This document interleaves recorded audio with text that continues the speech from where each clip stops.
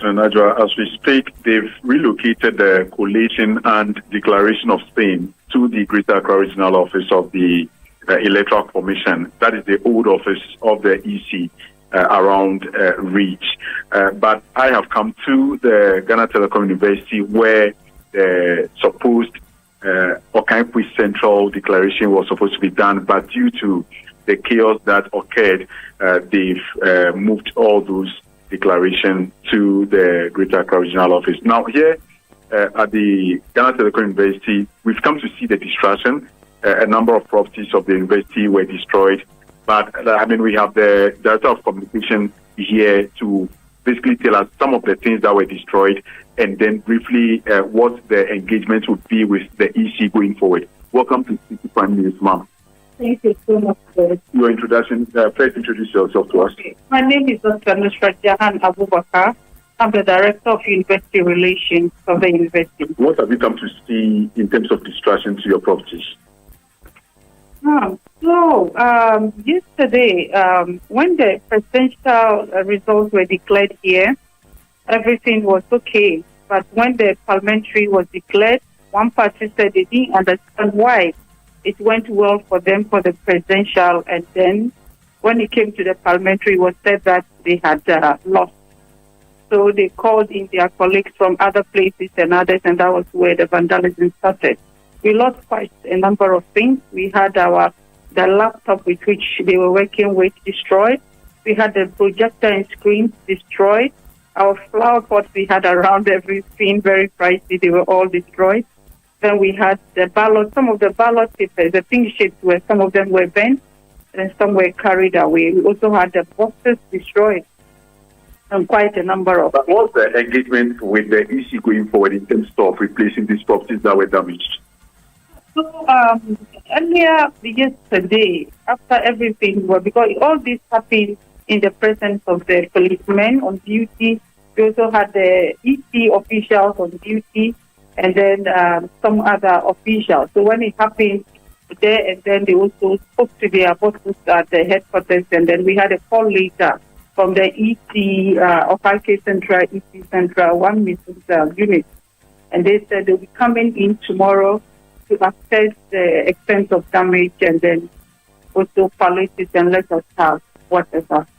So, Adwoa, that is just a brief from the Director of Communication at the Ghana Telecom University, indicating that they've had some interaction with the EC as to the way forward in replacing the properties that were damaged in the Okai Central Collation Center yesterday. But as we speak, the collation and declaration is yet to be done at the Greater Accra Region Office of the Electoral Commission. Very well. Thank you so much. That's Fred Duho, is my colleague here at Citi FM. He is bringing us updates from the Okai Central, the former Collation Center, which was the Ghana Communication Technology University, and the destruction that happened there yesterday. So what we are doing essentially is to give you a brief overview of what has happened since election day up until now. Now, from the Greater Accra region, let's move to the other regions. We start from Savannah region, and the Regional Electoral Commission has called a regional inter-party advisory committee meeting to address issues related to the delayed results for Damongo constituency. We do know that yesterday some angry youth set the Damongo Municipal Electoral Commission office ablaze, citing frustration over the delay. We are joined by Tajuddin Abdullah, my colleague, who's joined us from Damongo. Tajuddin, good afternoon. Thank you very much for joining us. What can you report today from Damongo? Is the situation calm? Right. Good afternoon, Adwoa. So far, so good. The situation is calm. There's military presence here. There's also police presence here to ensure that everyone is safe and everything is going on smoothly. As I speak to you, the regional EC has called for a regional inter-party advisory committee meeting to sort out the issues and to discuss and communicate the Commission's intention as regards the results for the Damongo constituency. And so the meeting hasn't started yet, but I've seen the leadership from the police, the army, the Ghana Immigration Service here, together with political parties, party representatives here to have the meeting so that we know the way forward. Well, which parties are there? Is it the NPP, the NDC, or are there other members of the other political parties in that meeting? Right. I have seen the regional chairman for the NPP as well as the NDC. I have also seen the regional secretary for the NDC and some party executives for the NPP as well. So they are the ones I have seen here at the regional Collation Center and the regional UP office. Very well, thank you so much. That's Tajuddin Abdullah reporting to us from Damongo in the Savannah region. You're still listening to the Citi Prime News. Still ahead, we'll bring you updates from Ashanti region, where we understand one person has been killed over disturbances related to the sharing of fertilizer. We have details of that and other stories coming up shortly. Please stay. Citi Prime News at 12 midday. Update you on all the running stories and connect you to the newsmakers. Channel 1 TV is live on DSTV, GoTV, and HD+. On DSTV, find us on Channel 363. On GoTV, we're on Channel 117. And on HD+, get us on Channel 108. On a digital TV, run a new search. But take note that without an antenna, you cannot access Channel 1 TV. Channel 1 TV can be accessed on any free-to-air digital box, like the DSTV and HD+ boxes. Channel 1 TV, telling your story, empowering change. Citi Prime News at 12 midday. Update you on all the running stories and connect you to the newsmakers.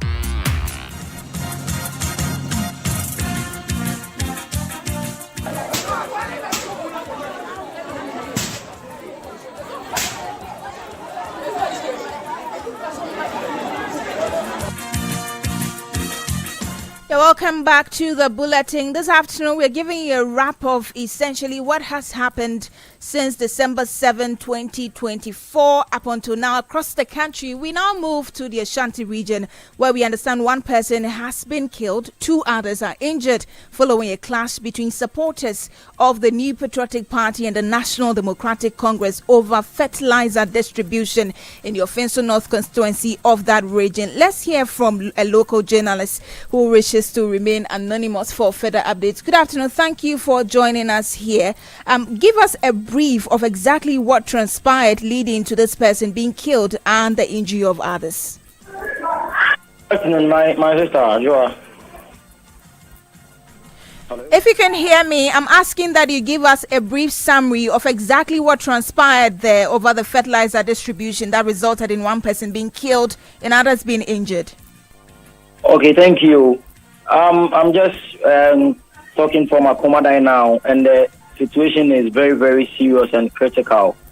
Just this morning, around 8 o'clock, we heard that there has been a chaos, so we rushed to the scene.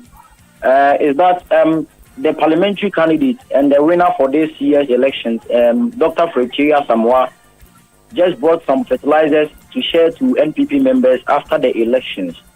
So this morning, we gathered some news that some NDC guys just went to the station, a cocoa station at Akomada, a place called in Kremum, to pick the fertilizers, telling the people that their president is now John Dramani Mahama. So the fertilizers, they have access and they can take it.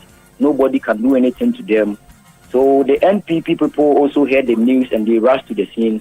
And in fact, just this morning around 8:30 to 9, one NDC person was beaten to death, and the other guy, there's another guy called David, who is known to be the one who is dead, his younger brother. He just also stabbed 2 persons whom we know to be NPP people. Right. He stabbed one person at the stomach and one at the head, and they were rushed to the AME Zion Hospital at Akomada Fancho. Around 10, we heard that the other guy is also dead, who is known to be an NPP guy. He's also dead at the AME Zion Hospital. And the police went to the scene. The guy called David went to a certain house to hide himself. The police came around to make sure they get the guy and take him to the station. But the town people were hesitating. They were very angry that they would not allow the police to take the guy. So they called the Offensive Divisional Police Command to bring in another man. So the former police unit from Offensive Divisional Command also came to the scene.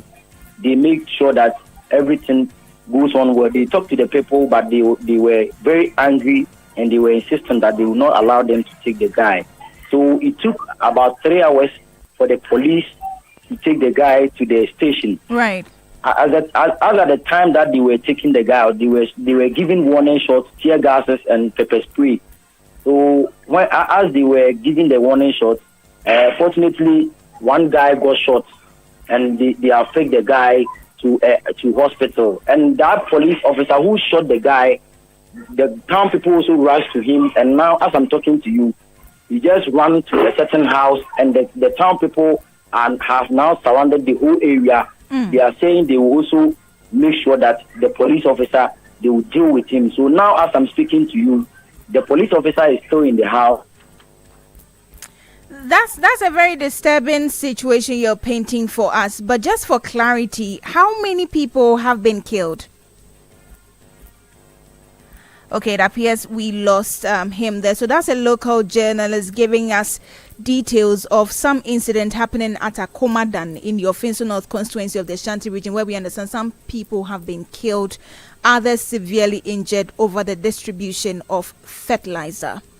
This is the Election Bureau. Let's now go to the Eastern region, because over there as well, there's tension mounting at the office of the Electoral Commission following reports that over 100 pink sheets, including originals and duplicates from polling stations in the Nsawam Adwoa constituency, were destroyed during a scuffle at the District Collation Center yesterday. Now, both the National Democratic Congress and the New Patriotic Party, along with their respective parliamentary candidates, are contesting the parliamentary results for the Nsawam Adwoa constituency. The NDC had earlier held a press briefing announcing victory based on its own coalition. However, the NPP's Frank Anodompreh, in a counter press briefing, challenged the claim and declared himself winner of the election.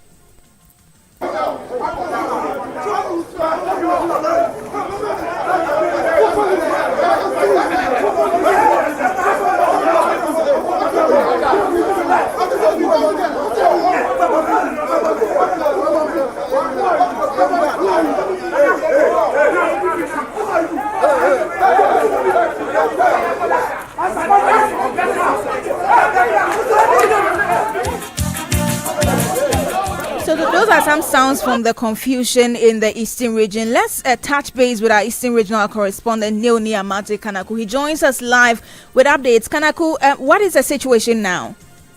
So tension is still building here at the Eastern regional office in Kokorivia. Now they just finished a meeting between Frank Anodompreh, who happens to be the NPP parliamentary candidate for the Adwoa constituency, with leadership of the NDC here. Now it was a protocol meeting, but I understand that the matter has been referred to the both leadership of their parties at the national level for redress. So the EC is trying to get the people out of their premises, but the NDC is saying they are not leaving this particular premise unless Anodompreh and his NPP colleagues leave at the same time. They all want to move from this particular place at the same time. They are indicating that they don't want to move from this place, and then later they will hear that the EC has connived in declaring Anodompreh the winner of the Nsawam Adwoa seat. So the police are currently here, and a number of them are here as we speak now, and then they are trying to make arrangements for both parties to leave the premises of the Electoral Commission at the same time, so that calm and peace will prevail. So I can see Anodompreh being ushered by the regional police commander himself, Timothy Accra, to his car now, and then the leadership of the NDC are also moving to the opposite side. Policemen are being called in to escort them as we speak now. Anodompreh is demanding for his car key, which has been given to him by one of his security details. So as you can hear from the background, there's really tension here. He's been joined by his municipal chief executive, and the NDC on the other hand. If you can move a bit away from the noise so we can hear you clearly. We know the situation is a bit fluid, but just move a bit away from it so we can hear you clearly. I want to find out if there's reinforced security there. Yes. The police called in for reinforcement, and some military detachment who've been patrolling the area are all here, and then they are also trying to assist in ensuring that they come here. The regional police commander himself is here with me, but I'm not sure he would want to. Okay, he's declined commenting on the issue. But the NDC here are hooting at Frank Anadom, indicating that he's lost the seat, and whatever he does, he's still a loser.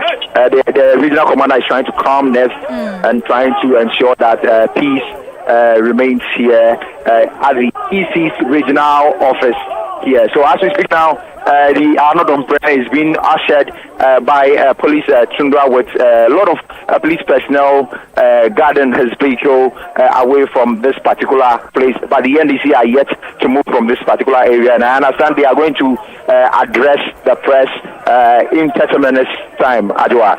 So, Kanaku, has the commission gone through all the pink sheets that were presented by both the NDC and the NPP? So it was a closed-door meeting, but the information I'm picking up indicates that they are not declaring anybody here. Because that was the initial plan, that the EC will go through the pink sheets. But I understand over 100 pink sheets from various polling centers were destroyed in the scuffle that ensued between the two parties yesterday at the Collation Center in Savannah. But the NDC says they have carbon copies of the pink sheets that were destroyed. The MPP candidate Frank Anadom during a press conference yesterday also indicated that he also has copies of the pink sheets that were destroyed. So the two parties would sit down and then ensure that they go through the process. But as we speak now, the matter, I'm told, has been referred to the leadership of the parties at the national level. I can see the Eastern Regional Chairman here in holding hands with the Secretary of the NPP in the region, and they are both walking from this place. I will try and see if I can get the Secretary on the line so that... Secretary, so you just came out from a meeting. Tell us exactly what went on in the meeting and what is the way forward now. What actually happened was that we were trying to resolve the 4 outstanding constituencies. But because of the tension, the PD advised that we should defer it to another day. So they are going to sit down and decide on the day that we'll do the second, then we'll come back.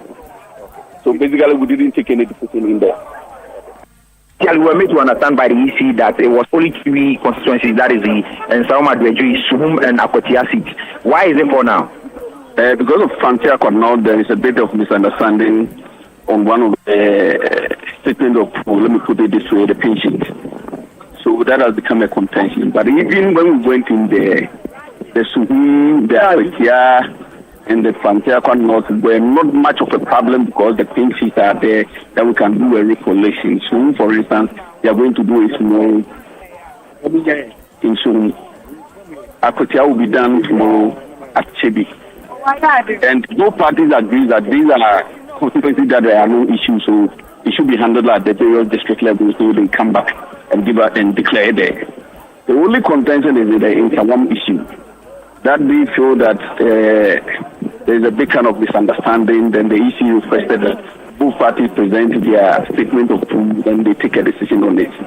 So the EC will communicate to us the appropriate date that we have to sit on that matter. Then we will resolve it. Okay. So with regards to the election in January in the Eastern region, how many seats do you have under your wings now as we speak? So as of now, we have 24 in Concession. So when EC finishes, it is all goes in after that we have 24. Okay.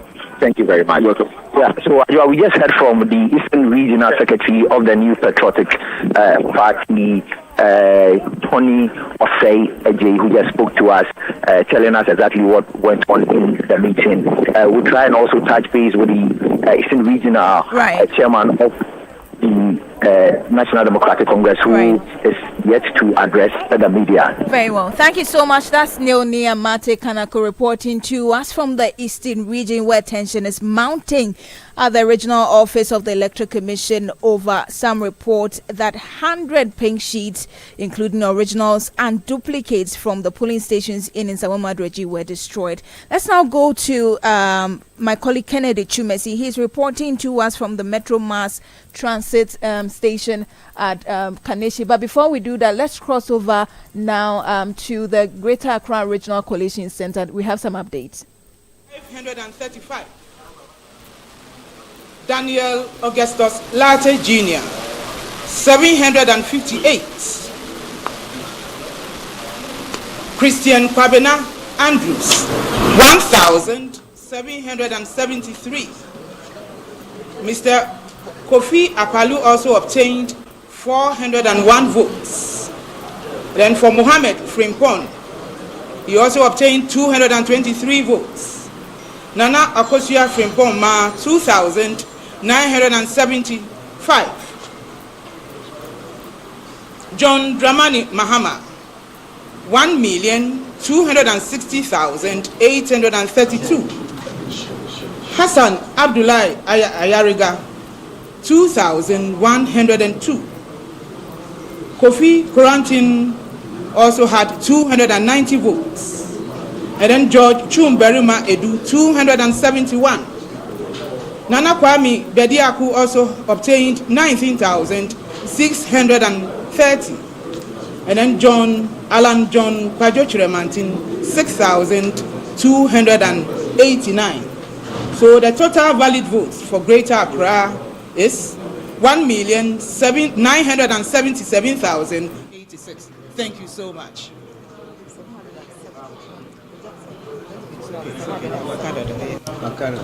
Okay, thank you.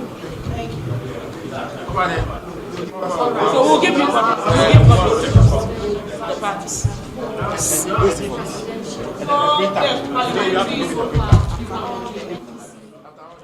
Okay, thank you. So we'll give you the parties.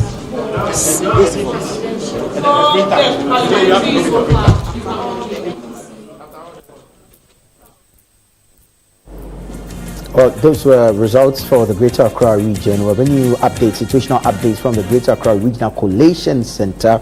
I think for presidential, less drama results, especially now that we're seeing that some results are being challenged in certain parts of the country, in certain constituencies. And I mean, look, Okai Central is where we are situated, actually. Yes. So it's important to know. So important to know where it's going to fall and what the figures are like. I don't know what your take on this is.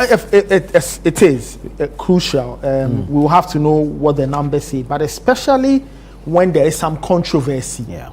You know, in prior elections, things have been slightly clearer. 4 years ago, it was a bit more straightforward. Now it isn't, right? Now it isn't at all. The margins are really thin. There's a lot riding on the election. So we'll keep an eye on that and we'll see how things play out. I was saying yesterday when we were transmitting on radio that a lot of these moments of controversy will come because there's no official declaration that is pending. The EC is putting its numbers together. And so in this space, people will make claims and counter claims and all of these things will come up consistently until we have a proper declaration and everybody is satisfied. There was some tension, for example, at Dom Kwabena, but eventually I think we've crossed the line there. A declaration has been made. So we are waiting for the EC in Okai Central to give us an idea of who's won, and then we will see what steps the candidates will take. For those who are disgruntled, we'll see if they want to go down a certain channel. For those who have won, we'll see how they will react to the positive results. So I guess we'll be seeing a lot more of these things as the day evolves, and eventually all of it should lead us into the declaration that the Electoral Commission will do. Mind you, we are still some distance away from it because the EC says it wants to take its time. It wants the numbers to add up. It wants the numbers to tally. It's working within a 72-hour window. So there's still a bit more time for the EC to do so. But in the interim, I think that keeping an eye on these parliamentary results, especially the ones that have some controversy, will be important because people just want to see what the parliamentary picture looks like. Like you said, the presidential is clear. What does the NDC have now in terms of parliament? What does the MPP have? People want to get an idea of the makeup of parliament, and then we'll see how governance will be rolled out by the new president. Let's cross over to Metro Mass Transit at Kaneshi. My colleague Kennedy Chumesi is there. He has some updates for us. Kennedy, good afternoon. Thank you for joining us. What's happening there? Okay, Adwoa, so at the Metro Mass Transit premises at Concession, following reports of some ransacking that happened at the NADMO office, where some persons were taking out proceeds in the office there. Some persons allegedly from the National Democratic Congress, as supporters of the NDC, also trooped in here at the Metro Mass Transit Limited to also come here and protect the property here as well. So that because the NDC has won, they do not want what's happening in some parts of the government offices to also happen here. So basically, they should be in their numbers to the station here and protect the property here at the Metro Mass Transit Limited. The security came here and we in their numbers, and as I speak to you now, calm has been restored. Kennedy, I want to understand, the people are there to protect properties where, and who sanctioned them to be there? So we've not got official information from these persons yet, but from my informal communications from the security officers here, I'm asked, they told me that the National Democratic Party, the supporters of the NDC, they came in, but we didn't know who sanctioned their coming in. But these people are supporters of the NDC, and they came in here to protect the properties here because of the change in government. On January 7th, the NDC won the election, and so they are here to protect the properties because of the instances happening in some other assemblies like the Adwoa East, where the NADMO office have been ransacked and properties have been vandalized and moved out. So these are members of which party again? These are allegedly supporters of the National Democratic Congress. Okay, thank you so much. Follow the updates for us. We'll come back to you when you have more for us. But that's Kennedy Chumesi reporting to us from the Metro Mass Transit.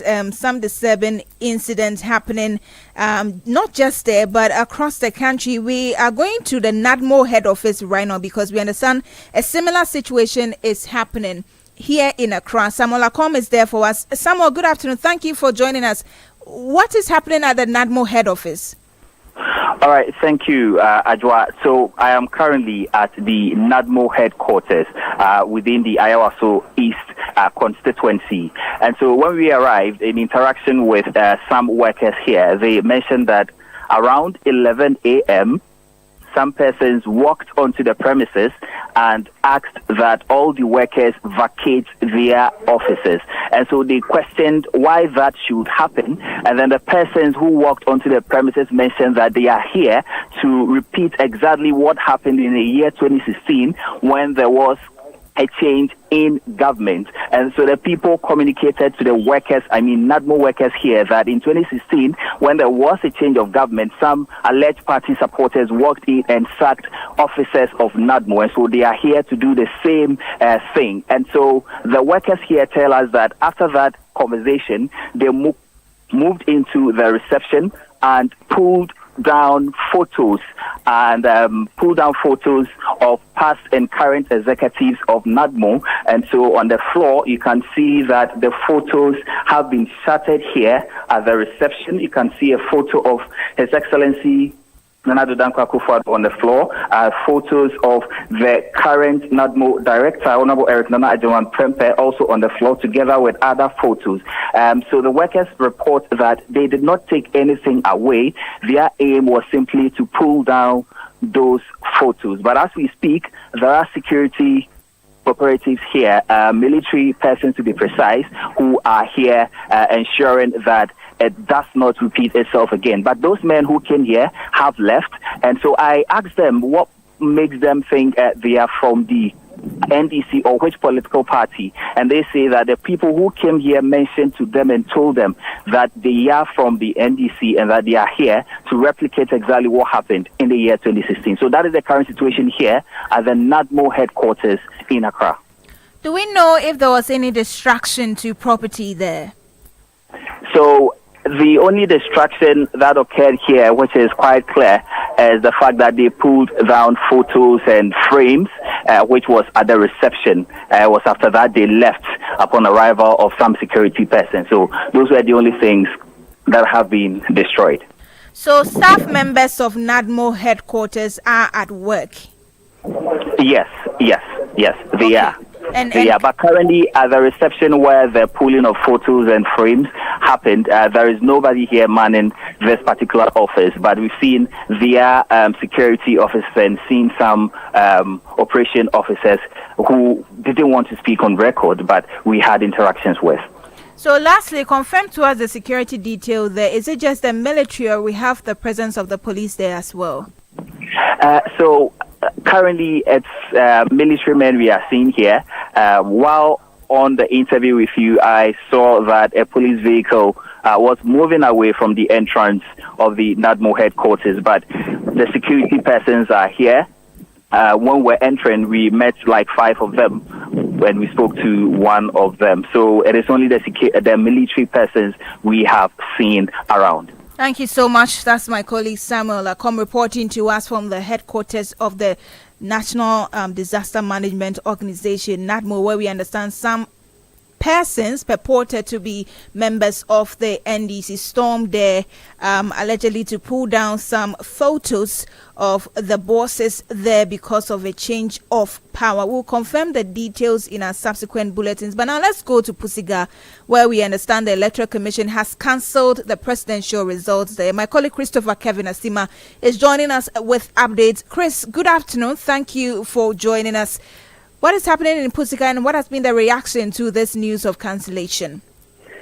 So actually, Adwoa, I am at the Regional Collation Center, which is in Boga, and this is where the constituencies have got their results so that we can have the summary of the regional for presidential. So what happened is we were expecting 3 constituencies, Pusiga, Okai Central, and Zebila. As of yesterday night, these constituencies have failed to submit their pin sheet for us to verify. And what happens is when you bring your pin sheet to the Regional Collation Center, the EC at the regional level goes through the whole sheet again to check all the figures that have been entered. So what happened is the figures for Pusiga just came in, and there are issues with it. So the EC went through it and recalculated, and that has led to some changes in the figures that were entered on the pin sheet. So they've been cancelling some of them and re-putting the new figures there. But it has not affected the votes of the New Patriotic Party, Dr. Mahmoud Bawumia, but it has also reduced the vote of John Dramani Mahama of the NDC by 100. And that is the problem the NDC has. They are saying that they need to be sure that what is recalculated here is the right figure, because their agents on the ground are not here at the Regional Collation Center. There's a whole team from the regional executive at the Regional Collation Center, and they were not the people at the constituency level that did the tabulation and had the figures. So they are standing by the pin sheet they have as duplicates from the polling station which their agents have brought to them. So they cannot sign any new document that, 1, has reduced their vote, and 2, they can't validate or confirm. But the EC says they need them to conclude that process so they can have original data to sum up. But the NDC is saying that if there has to be anything, they have to confirm from their executives, and their executives, their agents are not reachable due to network challenges, so they can't get to them to confirm, and they won't sign any new data being provided here without that knowledge. And the EC says they also have to quickly wrap up and send their data to the national level. That's the problem we have here at the Regional Collation Center. Chris, how is the EC and the Security Task Force hoping to resolve all that is happening there? So what has happened is the security is observing what is going on, but there seems to be tensions here and there, argument, people moving up and down. The whole place seems to be in a mess because nobody's understanding each other. The NPP have no problem. They said they will sign once the document is ready. But the NDC says no. They need to be sure that even though they are losing 100 votes, it is the actual situation, because that is not what is on the page they have. Very well, thank you so much. That's my colleague Christopher Kevin Asima reporting to us from Bolga in the Upper East region. Now, news just coming in is that some youth from the Akun electoral area in the Takwan Swai municipality, led by the assembly member Rudolph Pabite, besieged the premises of the community mining project in their locality this morning. Now, the group, we understand, is demanding the immediate closure of the site and its handover to the youth. For what purpose? We are joined by Nanesi Brumoni. She's a journalist with Space FM for more updates. Good afternoon, Nanesi. Thank you for joining us. Why are the youth there demanding a handover of the community mining site?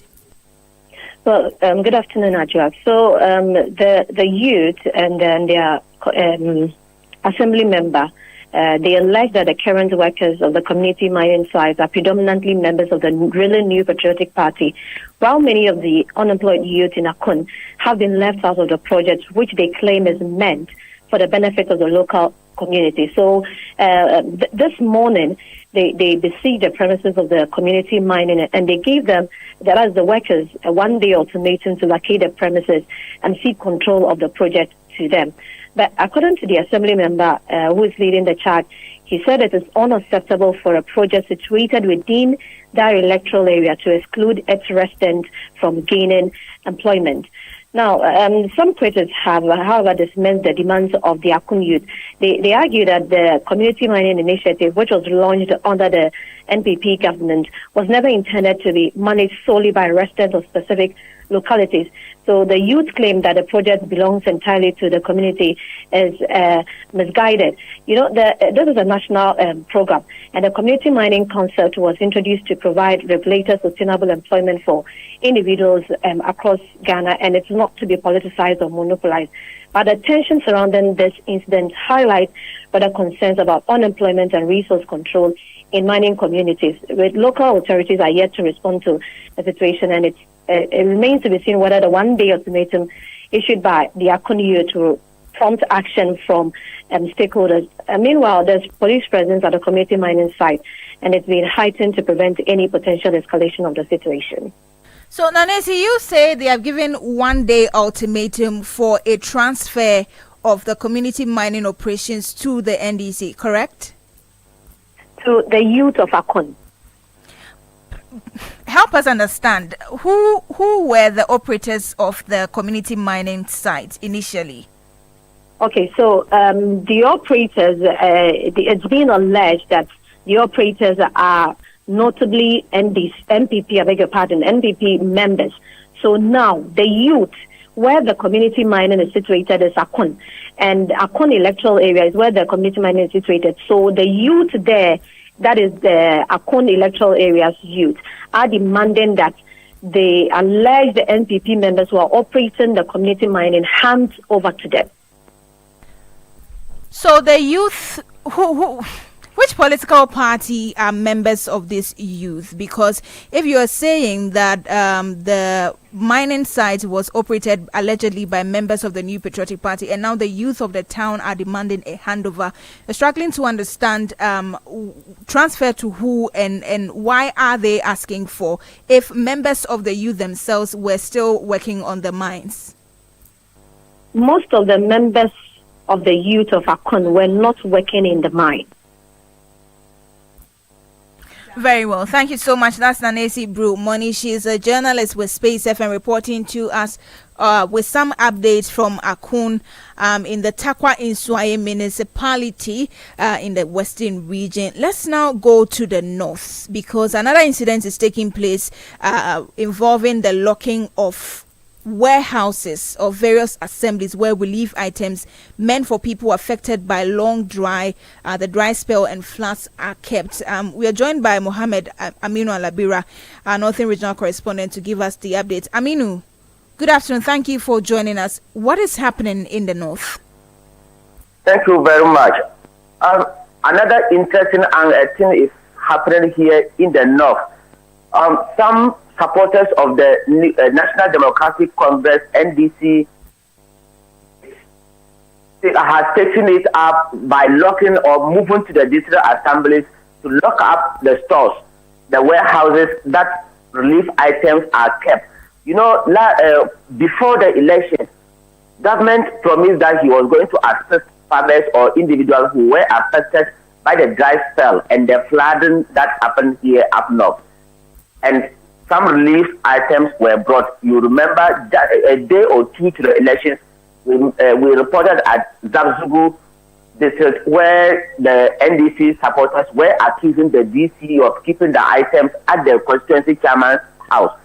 Yes, this time, because the National Democratic Congress, Mahama, has been declared the winner, the youth have taken it up and by going to lock up those warehouses. So currently in the Cherpura district in the northeast region, some supporters of the NDC as I speak with you, have gone to lock up the warehouse of the Cherpura district assembly. They say prior to that, they saw last night or so, they saw the brother of the current DCE moving to the warehouses, and they suspected that he might have taken out some items from the place. So that motivated the youth to go and do what they are currently doing in place. I mean, how about security? How is it looking like there? Yeah, security is on the ground. The police have come in to try to stop them, but the youth, they say, by the time they came, they have already put up some padlocks and other things to lock up the place. But security has come in now, and the place is they remain quiet now. The people feel that they have also now locked up the place. So whatever is going to happen in case of taking out anything, they will be aware, because they cannot also open the keys they have also put there. Very well, thank you so much. That's Mohammed Aminu Alabira reporting to us from the Northern region. So far, on the issue of ransacking of various agencies and assemblies, we brought to you the Northern region, that's Tripoli. We brought to you Akon electoral area in Takwan Swayem, the NADMO office here in Accra, and the Metro Mass Transit office here in Accra. Let's now go to Ayawaso East Municipal Assembly, where another incident is happening. My colleague Rachel Engman has joined us with updates. Rachel, good afternoon. Thank you for joining us in Ayawaso East. Where exactly are you and what is happening there? Okay, good afternoon, Adwoa. I'm currently at the Ayawaso East Municipal Assembly, where some unknown persons who claim to be from Mamobi have ransacked the premises. They actually broke into some offices, took some items like laptops, air conditioners, and other equipment. They also took some tricycles, motorbikes, and some concrete mixers. But then I have a staff of the institution here who would speak to us. Hello. Hello, Adwoa. Rachel, we are hearing you. You said you are speaking to a staff of the institution. Go ahead. Okay. Hello, ma'am. So kindly paint a picture of what happened. You're live on Citi FM and Channel 1 TV. Hello. Good morning or afternoon? Good morning. Good morning. What exactly happened? Kindly. No, I'm mentioning my name first. Okay. My name is Fatia Amadou. I'm in charge of waste management and principal environmental health officer at Ayawaso East Municipal Assembly. Actually, what happened yesterday was I wasn't around. I went to Boku. It was around 12:30. I went to Boku to cast my vote. I got back at the airport and I had a call that there's something happening in our office. Quickly, I called one of the assemblymen who is called Babalaji. When I called him, he told me yes, they were in the office. There were 3 assemblymen in the office. So I dashed down to the office. I came and met them. When I came, there was one told me a lot of people came. There were more than 30 people. They even climbed through the wall. They didn't enter through the gate. They climbed through the wall, entered, broke into the offices, collected laptops, took 2 air conditions, took 4 motorbikes with 2 concrete mixer, 3 concrete mixer, and 2 aboboya, the 3 ties motor, which we used in collecting our refuse. And that motors were for Zumilion. They are brand new and they have not been used. They took everything with our wheelbarrows, more than 20 wheelbarrows. They sent it away. So when we came, quickly, they broke into the finance office and at the administration and took the laptops and everything. They scattered the whole office. So I was there with the assemblymen, and they went and retrieved one concrete mixing machine and came back. When they came back, they went back again. They had one again with the Abokobi, and they brought it back. Before they asked me, and I made two of my boys went to the scene, and they saw one concrete mixing machine, and they brought it. So we were able to retrieve one motor, one Abokobi, and the 3 concrete mixing machines. But the air condition and the remaining 3, no, we haven't retrieved them yet. Right. Thank you so much, Rachel. Do you have an idea of who they are? According to what I heard, that they are from NDC people, but I have not seen them and I don't know them. Okay. So what's the next line of action? The next line of action was my director have reported the issue to the police people. So yesterday they came down here to take an inventory and they went back. So I don't know whether they will be arrested or not, but I'm sure they will be arrested. At the due time, they will be arrested.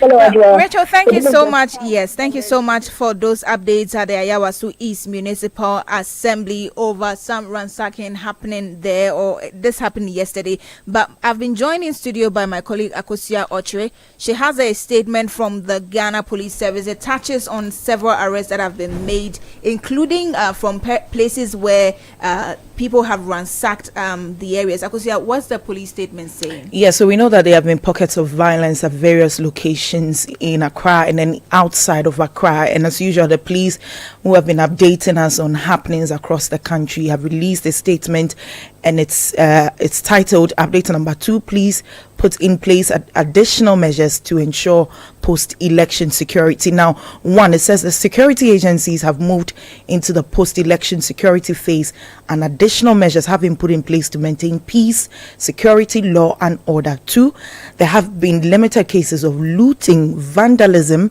and destruction of properties in some locations across the country. 3, 89 suspects have so far been arrested in connection with various offences during the electoral period. 40 of them are directly connected to the acts of vandalism, looting and the destruction of properties.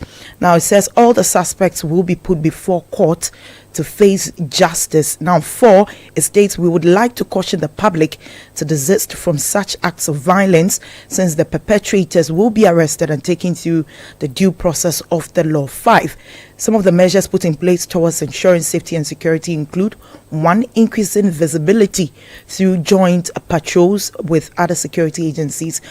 B, conducting intelligence-led operations within communities to identify and arrest perpetrators. 3, deploying static security personnel at targeted state facilities. 4, engaging government officials and other stakeholders through active outreach efforts. 5, establishing a special investigation team to review all relevant violence and videos that they have received and identify perpetrators and ensure they face due process of the law. And it concludes by saying we would like to thank the generality of all Ghanaians for their support throughout the process and urge all stakeholders to remain calm as we work to protect the lives and property of everyone. And this statement was signed by ACP Grace Ansa Akrofi, Assistant Commissioner of Police, Director of Public Affairs. So that's a statement coming in by the Ghana Police. So clearly the police is working, taking some action. Yes, and we hope to also get an update from or statements by the leadership of both parties, that is the National Democratic Congress and then the NPP, because it is alleged that these people who are engaging in the violence and vandalism are purported members of the NDC and the MPP in some cases, and so we hope to hear from them. But one institution that have been talking on issues relating to the elections and then the outcome is the Institute for Democratic Governance and then the Civic Forum Initiative, and they just released a statement titled Embrace a New Dawn, Exemplary Political Leadership in Democratic Elections and Outcomes. So I'll just take you through the statement. It says on the 28th of November 2024, when the presidential candidates signed a peace pact, they committed to play by the rules of the elections in respecting voters' decision to uphold democracy and the will of the people in a manner that engenders peace, stability, and national cohesion. The concession by Dr. Mahmoud Bawumia of the NPP, coupled with the NDC's affirmation and their internal data, aligns with the announced outcomes, reflect a mature and collaborative approach to our democracy. This moment marks an extraordinary milestone in the democratic practice of our nation as we witness an exemplary gesture of mutual acceptance and acknowledgement by key stakeholders in the 2024 electoral process.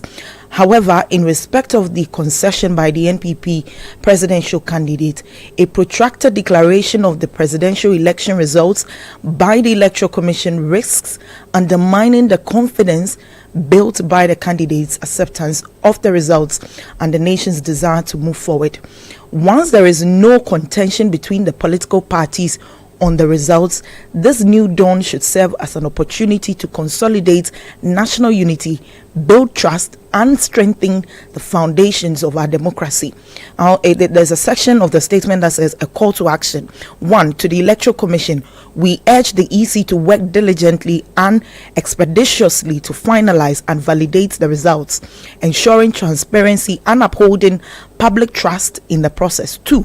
To political parties, the acceptance by both parties demonstrates a commendable commitment to peace and democracy. We call on the leadership of the NDC and MPP to call to order their supporters to refrain from acts of violence while the collation of results is being finalized. And then 3 says stakeholders.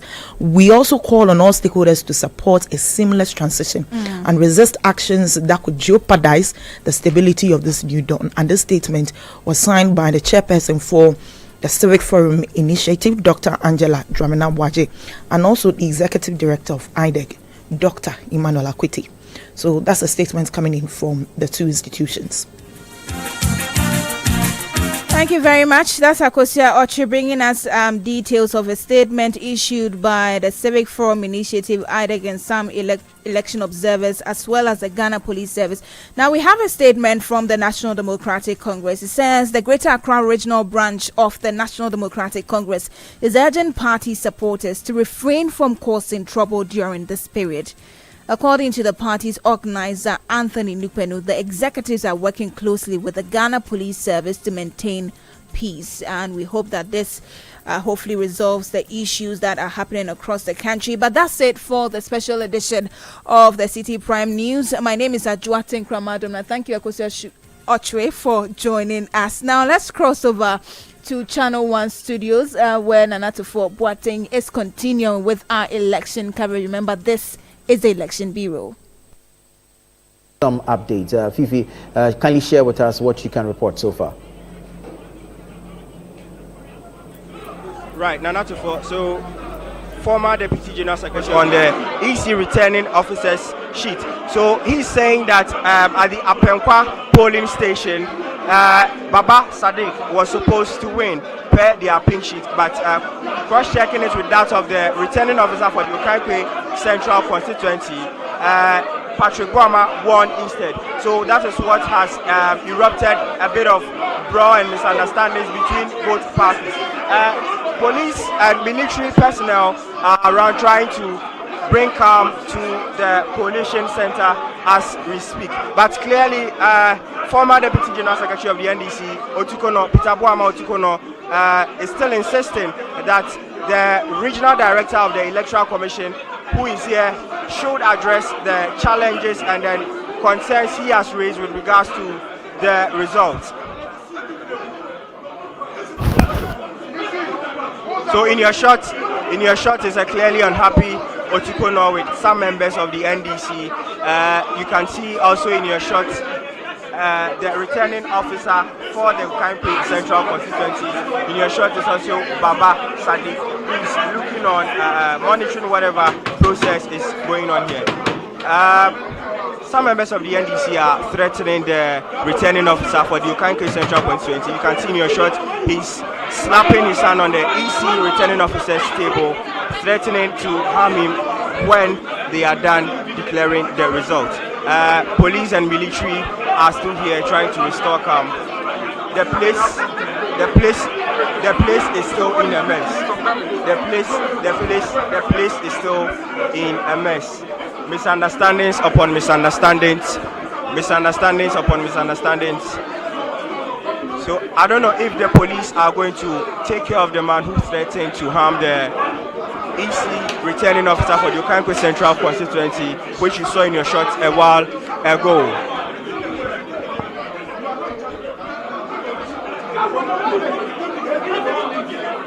Well, now some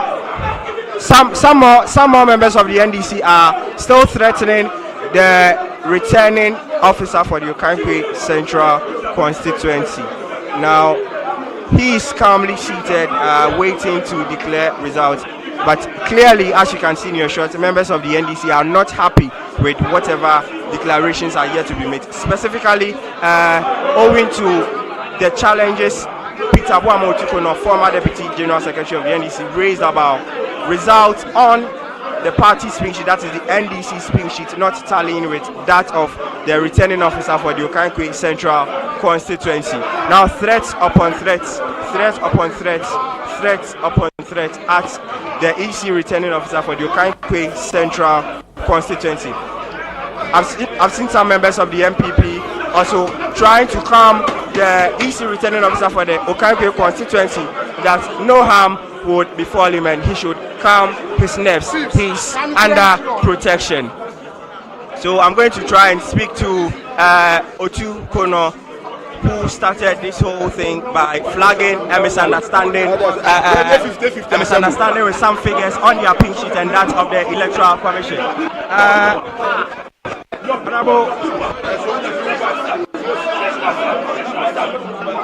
All right, so he's in a conversation with Baba Sadiq. I'm going to try and speak to him very shortly. So that clearly he can raise the concerns. Okay, he says he'll come to me in a few minutes. He's clearly trying to put the situation under control. He's calling for the Greater Accra Regional Director of the Electoral Commission to come address the situation. From the look of things, declarations are not going to be made any moment soon. The misunderstandings are still ongoing. Particularly members of the NDC and MPP for the Okai Central constituency. The concerns raised by Peter Otukono is what started this whole misunderstanding. Peter Otukono is requesting that the regional director of the Electoral Commission addresses the concerns they raised before he allows declaration to proceed.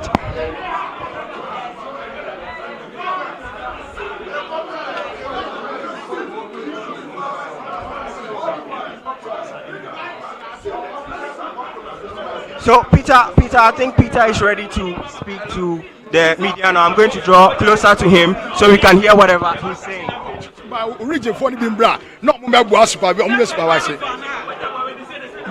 I want it to be sealed. We want it to be sealed. We want it. Oh, relax. Madam, my priority is sealing of documents.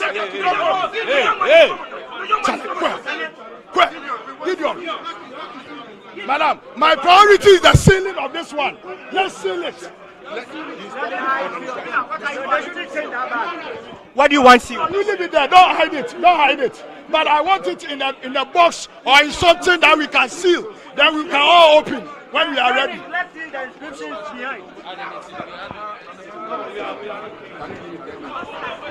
Which one? Open the bag before. Open the bag, let's see.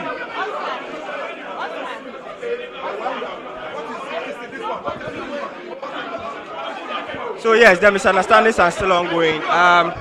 The returning officer is on a hot seat right now. Demands upon demands are coming his way. In your shots right now, it's pink sheets being sealed. So Otukono has called for more electoral officials to come around for the challenge to be addressed. Now, a while ago, you heard him speak to the regional director of the EC, wanting more people to come and scrutinize whatever results are yet to be declared. So I'm going to speak to the first vice chairman of the Okai Central constituency for the NPP to tell us what is happening and what he makes of it. Yeah, so I think basically, as we said earlier on, the whole issue has to do with the coalition, the regional coalition. Yesterday, what happened in the morning was that after we were done, we were almost done because we have 141 polling stations. So when we're done with 139, a group of people moved into the collation center and they started destroying pink sheets and every other material that was there, including the ECs, projectors and everything. So this morning we were called to the regional EC collation center, which we have begun with the collation. It got to a point and NDC has challenged about 32 polling stations. They have challenged 32 polling stations. According to them, the figures they have doesn't tally with what EC have. But do you have your pink sheet to prove that indeed what they have is different from what you have and that of the EC? So what happened is this. When we made our officers to come to the collation center with the pink sheets, they attacked the person, the officer who was coming with these pink sheets, beat him up, and they destroyed all the pink sheets. They destroyed all the pink sheets that we have. So as we speak, the pink sheets that we hold have been destroyed by the tags at the main entrance to the collation center. And again, this is the same thing that they did. They had to beat even our constituency secretary because he had a backup. All right, so that's the first vice chairman of the NPP for the Okai Central constituency, making some allegations against the NDC, saying that their officer who was in charge of pink sheets belonging to the NPP for Okai Central constituency got beaten and then had his pink sheets ripped apart. Baba, what is the situation? Well, it's obvious. It's obvious the point I've always made. I've always made the point. I've always made the point that we won these elections fairly. It's sad what is happening here. Honorable Patrick Obama lost this election, and you could see from their body language, from the lack of pink sheets, because they can't actually even present their pink sheets. And I'm surprised, Chief. I'm surprised you are having that to argue with us. What is your interest in this case? Yes, but we shouldn't get to the point where it seems like you are defending or trying to make a case for the NPP. You shouldn't do that, please. He is making your work difficult for us. We have done our part. We have procured all our pink sheets. We brought it here. We've made a strong case that if we follow our pink sheets and the coalition we have, we would have won this election with 52.92% of the total valid votes casted. So what do you want? What do you want right now, Baba? We just want the EC to affirm the results and the numbers and declare us victors. That is all. Be it as it may. He's been the one coming to media and putting out conflicting figures. Yesterday in the morning on his own on social media, he put out a different figure. In the afternoon, he put out a different figure. By evening as well, he and his supporters were touting a Citi TV figures that are put out. I reached out and made a protest. Citi TV, when Citi TV and Citi FM, when Richard Sky called me and we spoke, and I questioned the authenticity of the numbers and the source of the numbers, he couldn't provide. Well, those are only provisional results. Those are not official declaration from the EC. Those are provisional results. Those are only provisional results. I'm sure Sky made that clear. Those are only provisional results. So clearly,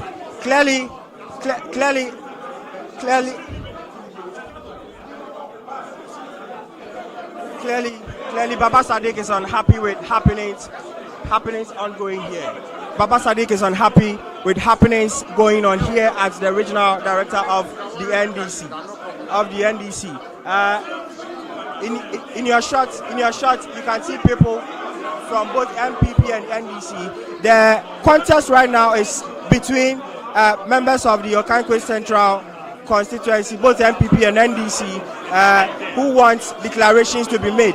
A while ago, declarations were about to be made when former Deputy General Secretary of the NDC raised concerns about figures on the NDC parliamentary candidate's pink sheet, that is for the Okai Central constituency, not tallying with that of the Electoral Commission's returning officer for the Okai Central constituency. And so due to that, declarations cannot be made. They are demanding that the issue is addressed. In fact, they've actually called on the regional director for the Electoral Commission to have this challenge addressed. We are going to go over to where a couple more of the misunderstandings are ongoing to find out what exactly is the concerns of these persons.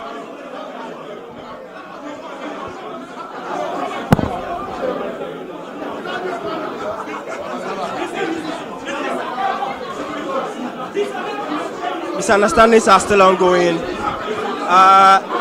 The returning officer for the Okai Central constituency is still being threatened by some members of the NDC. Now they are accusing him of taking money and rigging results in favor of the NPP. I can't tell whether or not these allegations being leveled against him are true. But what I can tell you is that a while ago, some members of the NDC were threatening to harm him after results are declared. You saw that in your shots on TV. There's still no calm. Calm has still not been restored. There are quite a number of security personnel here trying to bring the situation under control. Quite a number of security personnel trying to bring the situation under control.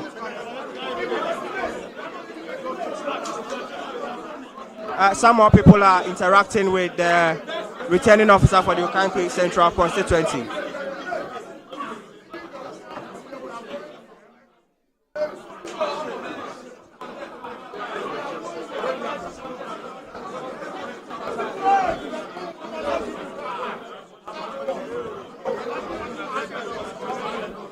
We are going to speak shortly.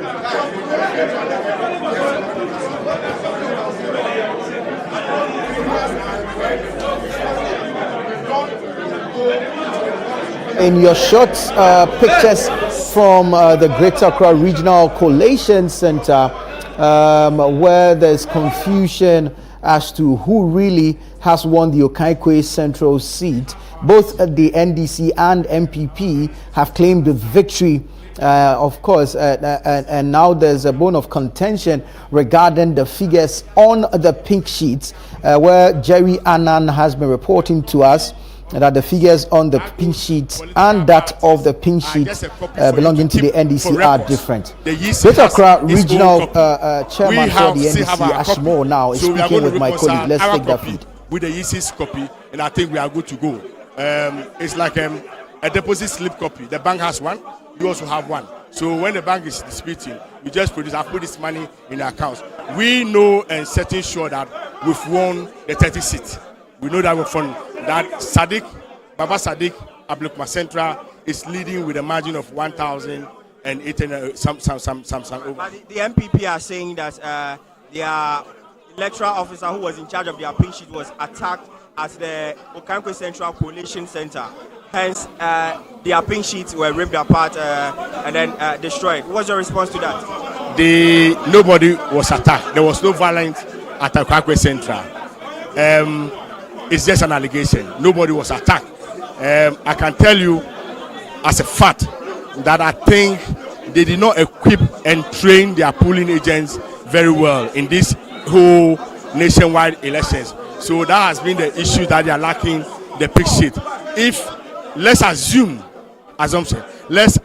that really the election director was attacked, but the district director of election or the concerned director of election was not attacked. So for him, he might definitely have his copy. The NDC might have his copy, our copy.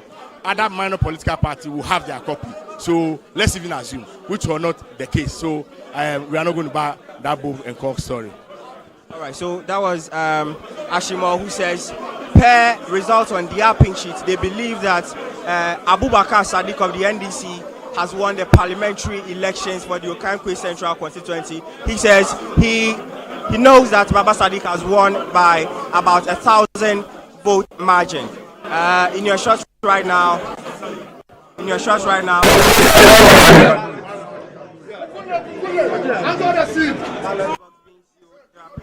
that particular ballot box, they are being sealed. I'm going to find out where it is being taken to. I'm going to interact shortly with Greater Accra Regional Director for the Electoral Commission to find out what is happening and then why some pink sheets are being put in a ballot box yet to be carried outside.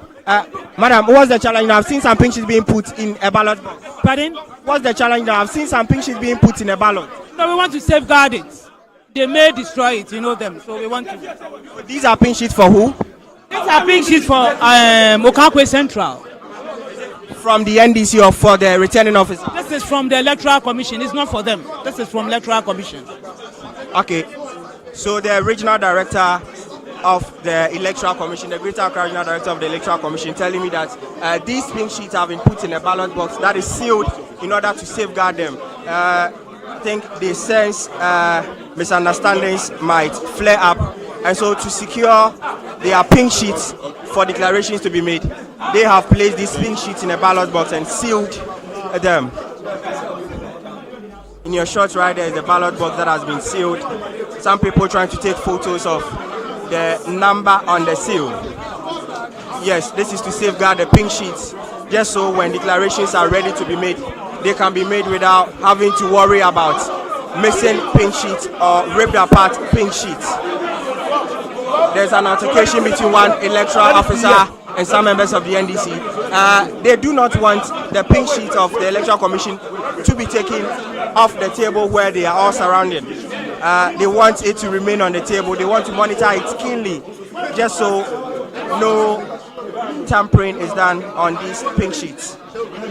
You can see it right there in your shot. And so now, for that is the situation here at the Regional Collation Center here in the Greater Accra region. All right, Jerry, thank you. And we'll be following and, of course, giving our viewers the updates as and when they come in. Story so far is that the results of the Okai Central 4 parliamentary elections is being contested. Peter Yabuama of the NPP and Abubakar Sadiq of the NDC have both claimed a victory, and the results are being contended. And so we are at the Regional Collation Center. Let's bring you some more live pictures from the Regional Collation Center.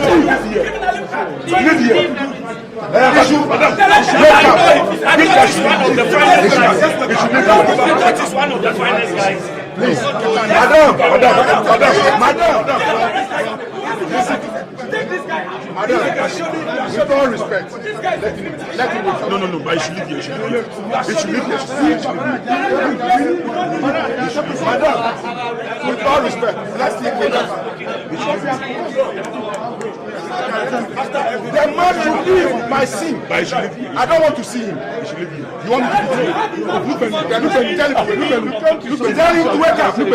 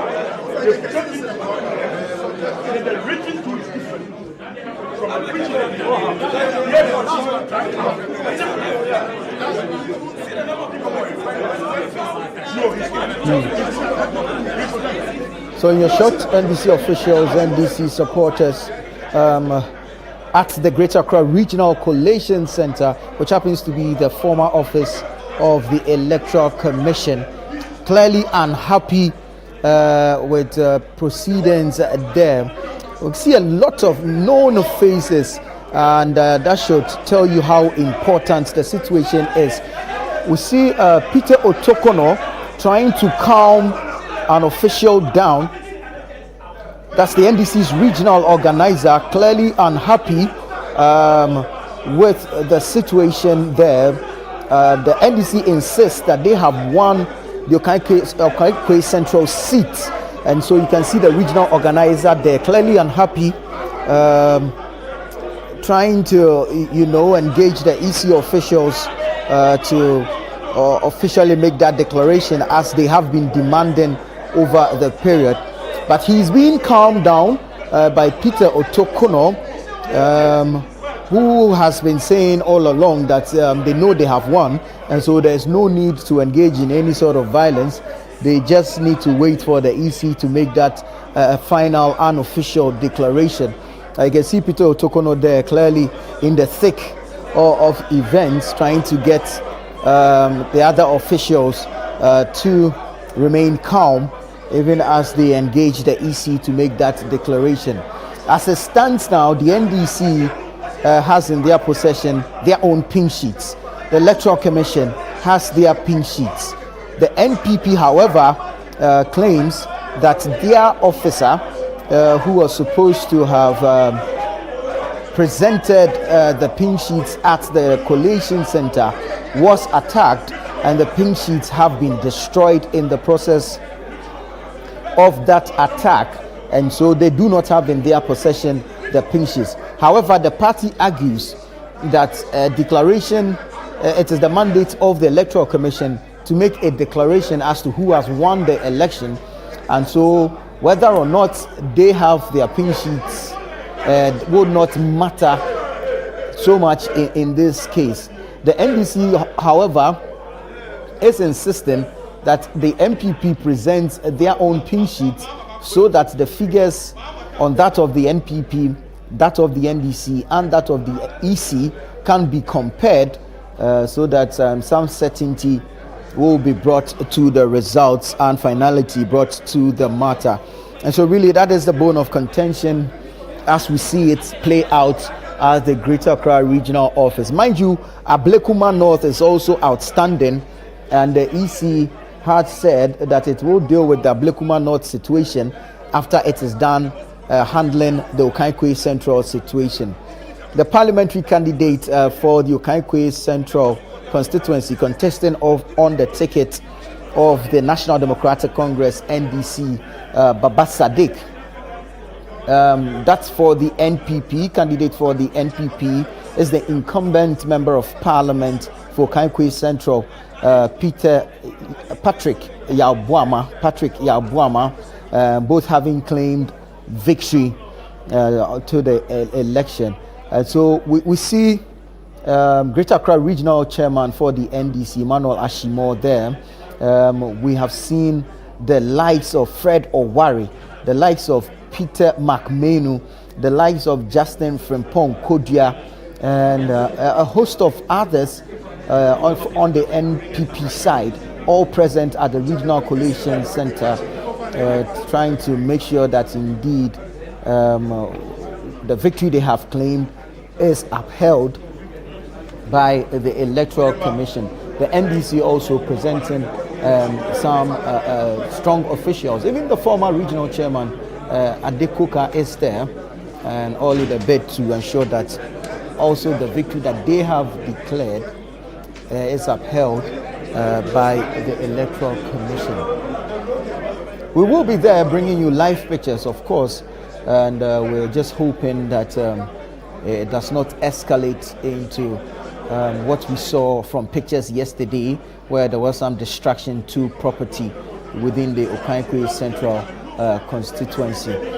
But this is your election bureau, where we're bringing you all the data, all the analysis, all the trends, all the facts, all the figures regarding the 2024 general elections and beyond, as well as all election related activities, news coverage on these and more. We've been coming to you from the Greater Accra Regional Collation Center, where there's a misunderstanding regarding who has indeed or actually won the Okai Central constituency at the parliamentary level. For the presidential level, it is clear, no contention there. The declaration has been made by the Greater Accra Regional Director for Elections for the Electoral Commission, and she puts the figure at 681,535 for Dr. Mahamudu Bawumia of the NPP, and 1,260,832 for John Dramani Mahama of the National Democratic Congress. And so, I mean, Nathan, for the Okai constituency, there are 141 polling stations. What we have picked so far, if you listen to that interview with the first vice chairman for the constituency, for the NPP, claims that their pin sheets were destroyed because their official was attacked and the pin sheets were ripped. The NDC insists that bring your pin sheets, let us compare the figures and tally that with that of the EC. Until then, we have won. I don't know how we're looking to progress on this matter, because this back and forth has been going on since yesterday regarding the Okai Central. You need all these different sources to come to a conclusion. So the NDC's pin sheets, the MPP's pin sheets, the EC's pin sheets, we triangulate, everything checks out, and we proceed. So it's a bit of a stalemate. Now, if the MPP, per what they are saying, that their pin sheets got destroyed, I wonder how we'll proceed with this matter. I don't know what the workings are, and I don't know what provision the EC has made to deal with some of these incidents. So, for example, in addition to having physical copies of the pin sheet, were there digital copies, were pictures taken? That could have served as at least an interim measure, at least to say that, oh, this was the pin sheet that was used at the polling station. These are all pin sheets. We check and then we proceed, because not finding a solution to this already feeds into the slow process of the EC in terms of declaring the results. You need everything checked out at the regional level for those numbers to be transmitted to the EC's collation center, and then it will work the numbers and then give us an official declaration. So there has to be a way forward from this point. And once we are here, I have one, you have one, I have one, you have one. Once there's no resolution to this, we cannot make any progress.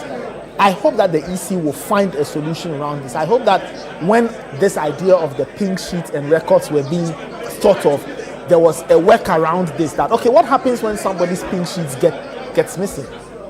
What happens when one pink sheet gets missing, or all of it from one party get missing? What do we do? So I feel that, again, it fits into my own thoughts concerning the elections, that when all of this settles, I know we've been doing this for 30 years. 2012 was a seminal year for elections. We went to court. There were some reforms around pink sheets and how we should conduct the elections. But I feel 2024 has presented very unique situations where we need to come back to the table and have serious conversations as to what do we do going forward. If it can happen in 2024, it can happen again going forward. So we need to find ways of working around these challenges. For now, we don't know what the way forward is. I hope the EC has a way of resolving this matter, because when you watch the videos, Nana, nobody is giving anything. The NPP are digging their heels where they are. The NDC is insisting that it has won. It's only the EC. And in your shots there, you can see lawyer Frank Davis of the NPP in a conversation with Peter Tokono of the NDC. There's Fred Owari also of the NPP there. It's quite an interesting scene. All of a sudden, it's turned out to be a very important seat. Look at the personalities there. Exactly. And you think that this is actually the EC strong room from back in the day, where you have all the big shots on both sides. This is just stationed there to ensure that really the agenda of their parties is really propagated and achieved. But we are waiting to see what the EC will say on this matter, what the final declaration will be, what the way forward actually is before even the results are declared. But the argument of the MPP so far is that it is the EC that declares the results, not political parties. And so if the EC has their pin sheets, then the EC should go ahead and make the declaration. But the NDC is holding back the EC, because the NDC also insists that, well, truly it is your mandate, but the figures we have recorded on our pin sheets do not tally with what you have on yours, and therefore there should be a third pin sheet, which will be that of course the MPP, for us to that will determine whether it aligns with the EC's numbers or ours or the NDC's numbers. You get it. And so that is where the issue is. But I'm wondering if any of the smaller parties presented a candidate And if they did they have an agent there who may have copies of their own pink sheets? Okay. That's an interesting perspective. And if indeed they stayed through for the collation so that they can have the same figures on their... Also, you get it. That's also a very key, very, very key thing. I don't know how the EC will approach this. If I were in the EC situation, I guess the most logical thing to do now may be to trace your steps back to the polling stations and see, because obviously, I mean, look, if all these pink sheets are coming from the polling stations, right? So I don't know whether there are additional copies of the pink sheets to say that if the MPP says they don't have, if the MPP says it doesn't have pink sheets for this constituency, there's another copy or there are other copies that we can fall on so we resolve this matter. Because at this point, it's a matter of 3 accounts and 2 of the accounts must tally for a decision, to be made. And really that's where we are. Yes, but indeed, I mean, all parties should have multiple pink sheets, actually, because there are carbon copies in there. So I'm wondering, that's the thing. That's what I'm saying, that when this settles, there must be another conversation as to, on this matter of record keeping in an election. The EC has designed a certain transmission structure. So it is polling station to the constituency collation center. Very good. And then we go to regional. And then regional will transmit to national, to EC, and then we have the understanding is that from polling from when you get to the constituency collation, what do? We add simple arithmetic. We are adding those numbers, we take them to the region. So now we will add constituency to constituency to constituency. In regions, we send a final number to the EC, and we are done. So in terms of the transmission, I think the EC has done well. I would personally would have eliminated a few layers, but that's a story for another day. The challenge now is, how do we ensure that we can all get access to multiple copies of pink sheets when they get missing? Because this is what we are dealing with. Of a set of pink sheets that allegedly are missing. The MPP pink sheets, and because of that, a process that should have been done maybe yesterday, maybe Saturday night or early Sunday morning. We are still here as of 12, almost 2 p.m. Almost 2 p.m. 1:36 p.m. We are still here. So, Nana, you are right. There should be a way of finding carbon copies of these said pink sheets. We check them. They will tally with either the NDC's pink sheets or the EC's pink sheets, and then we can proceed from. Because the tension is really, really high. Really, really, really high.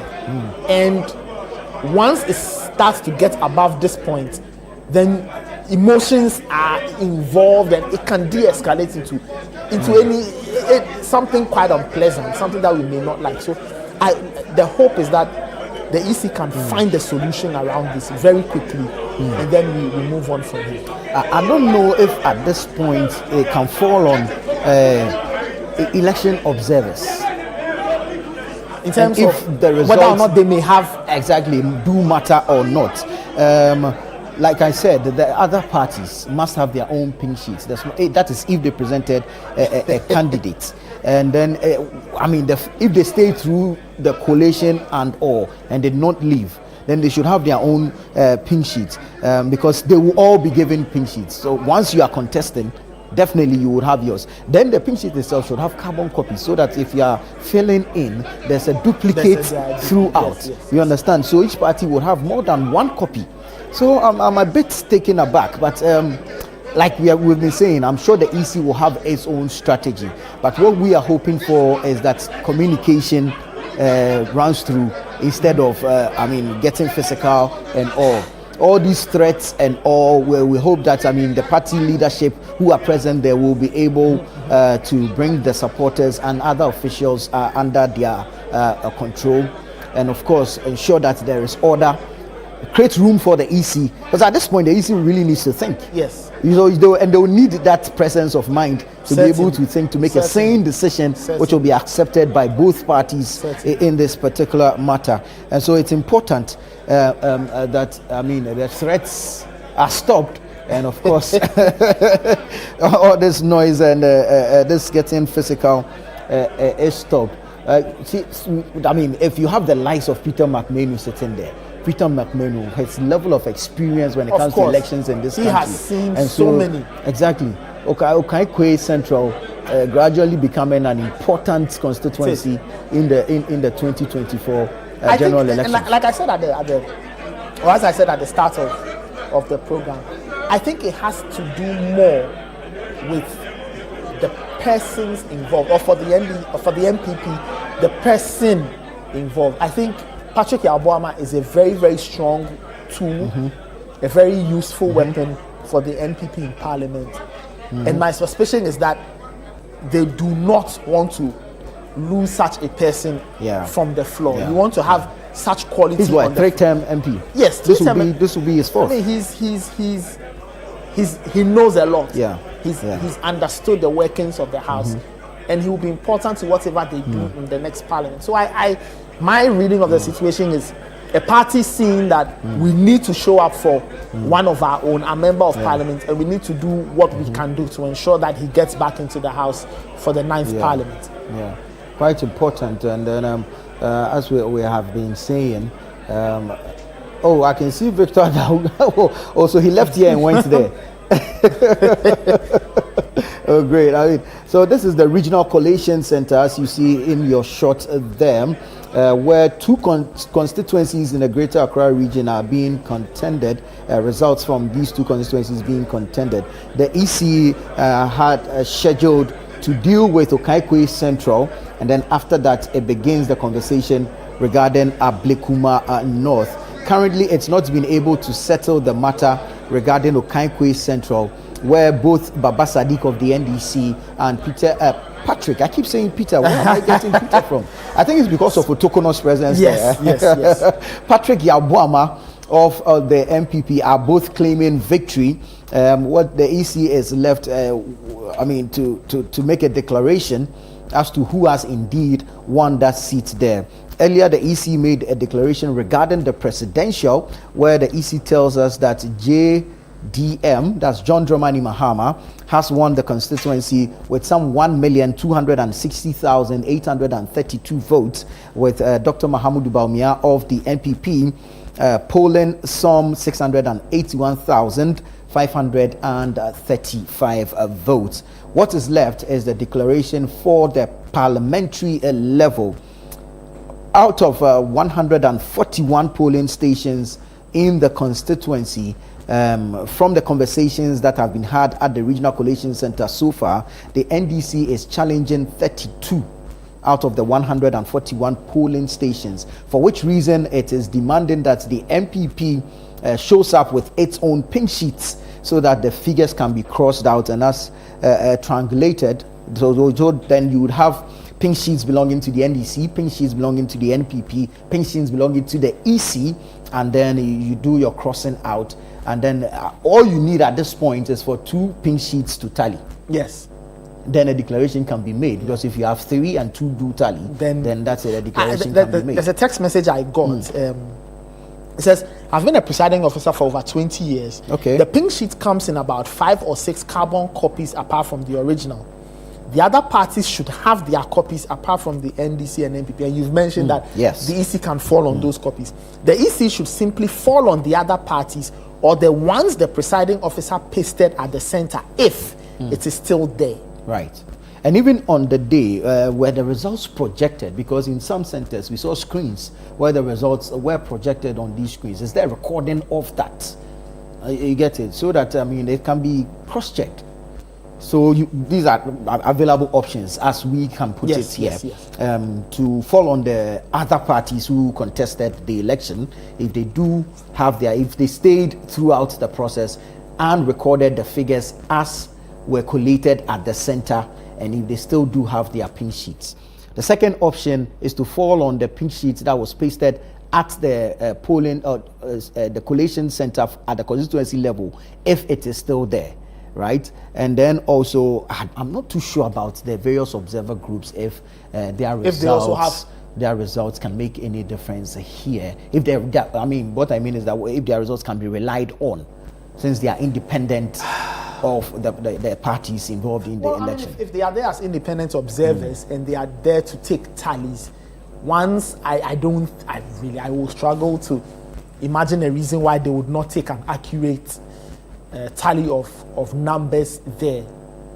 Maybe the only reason could be is that maybe they were not paying attention and there are errors in their records. But you are right. I think that's another viable source of this critical information. I really hope that the EC's main person at the Okai Central or at the Collation Center will quickly find a smart way of navigating this challenge.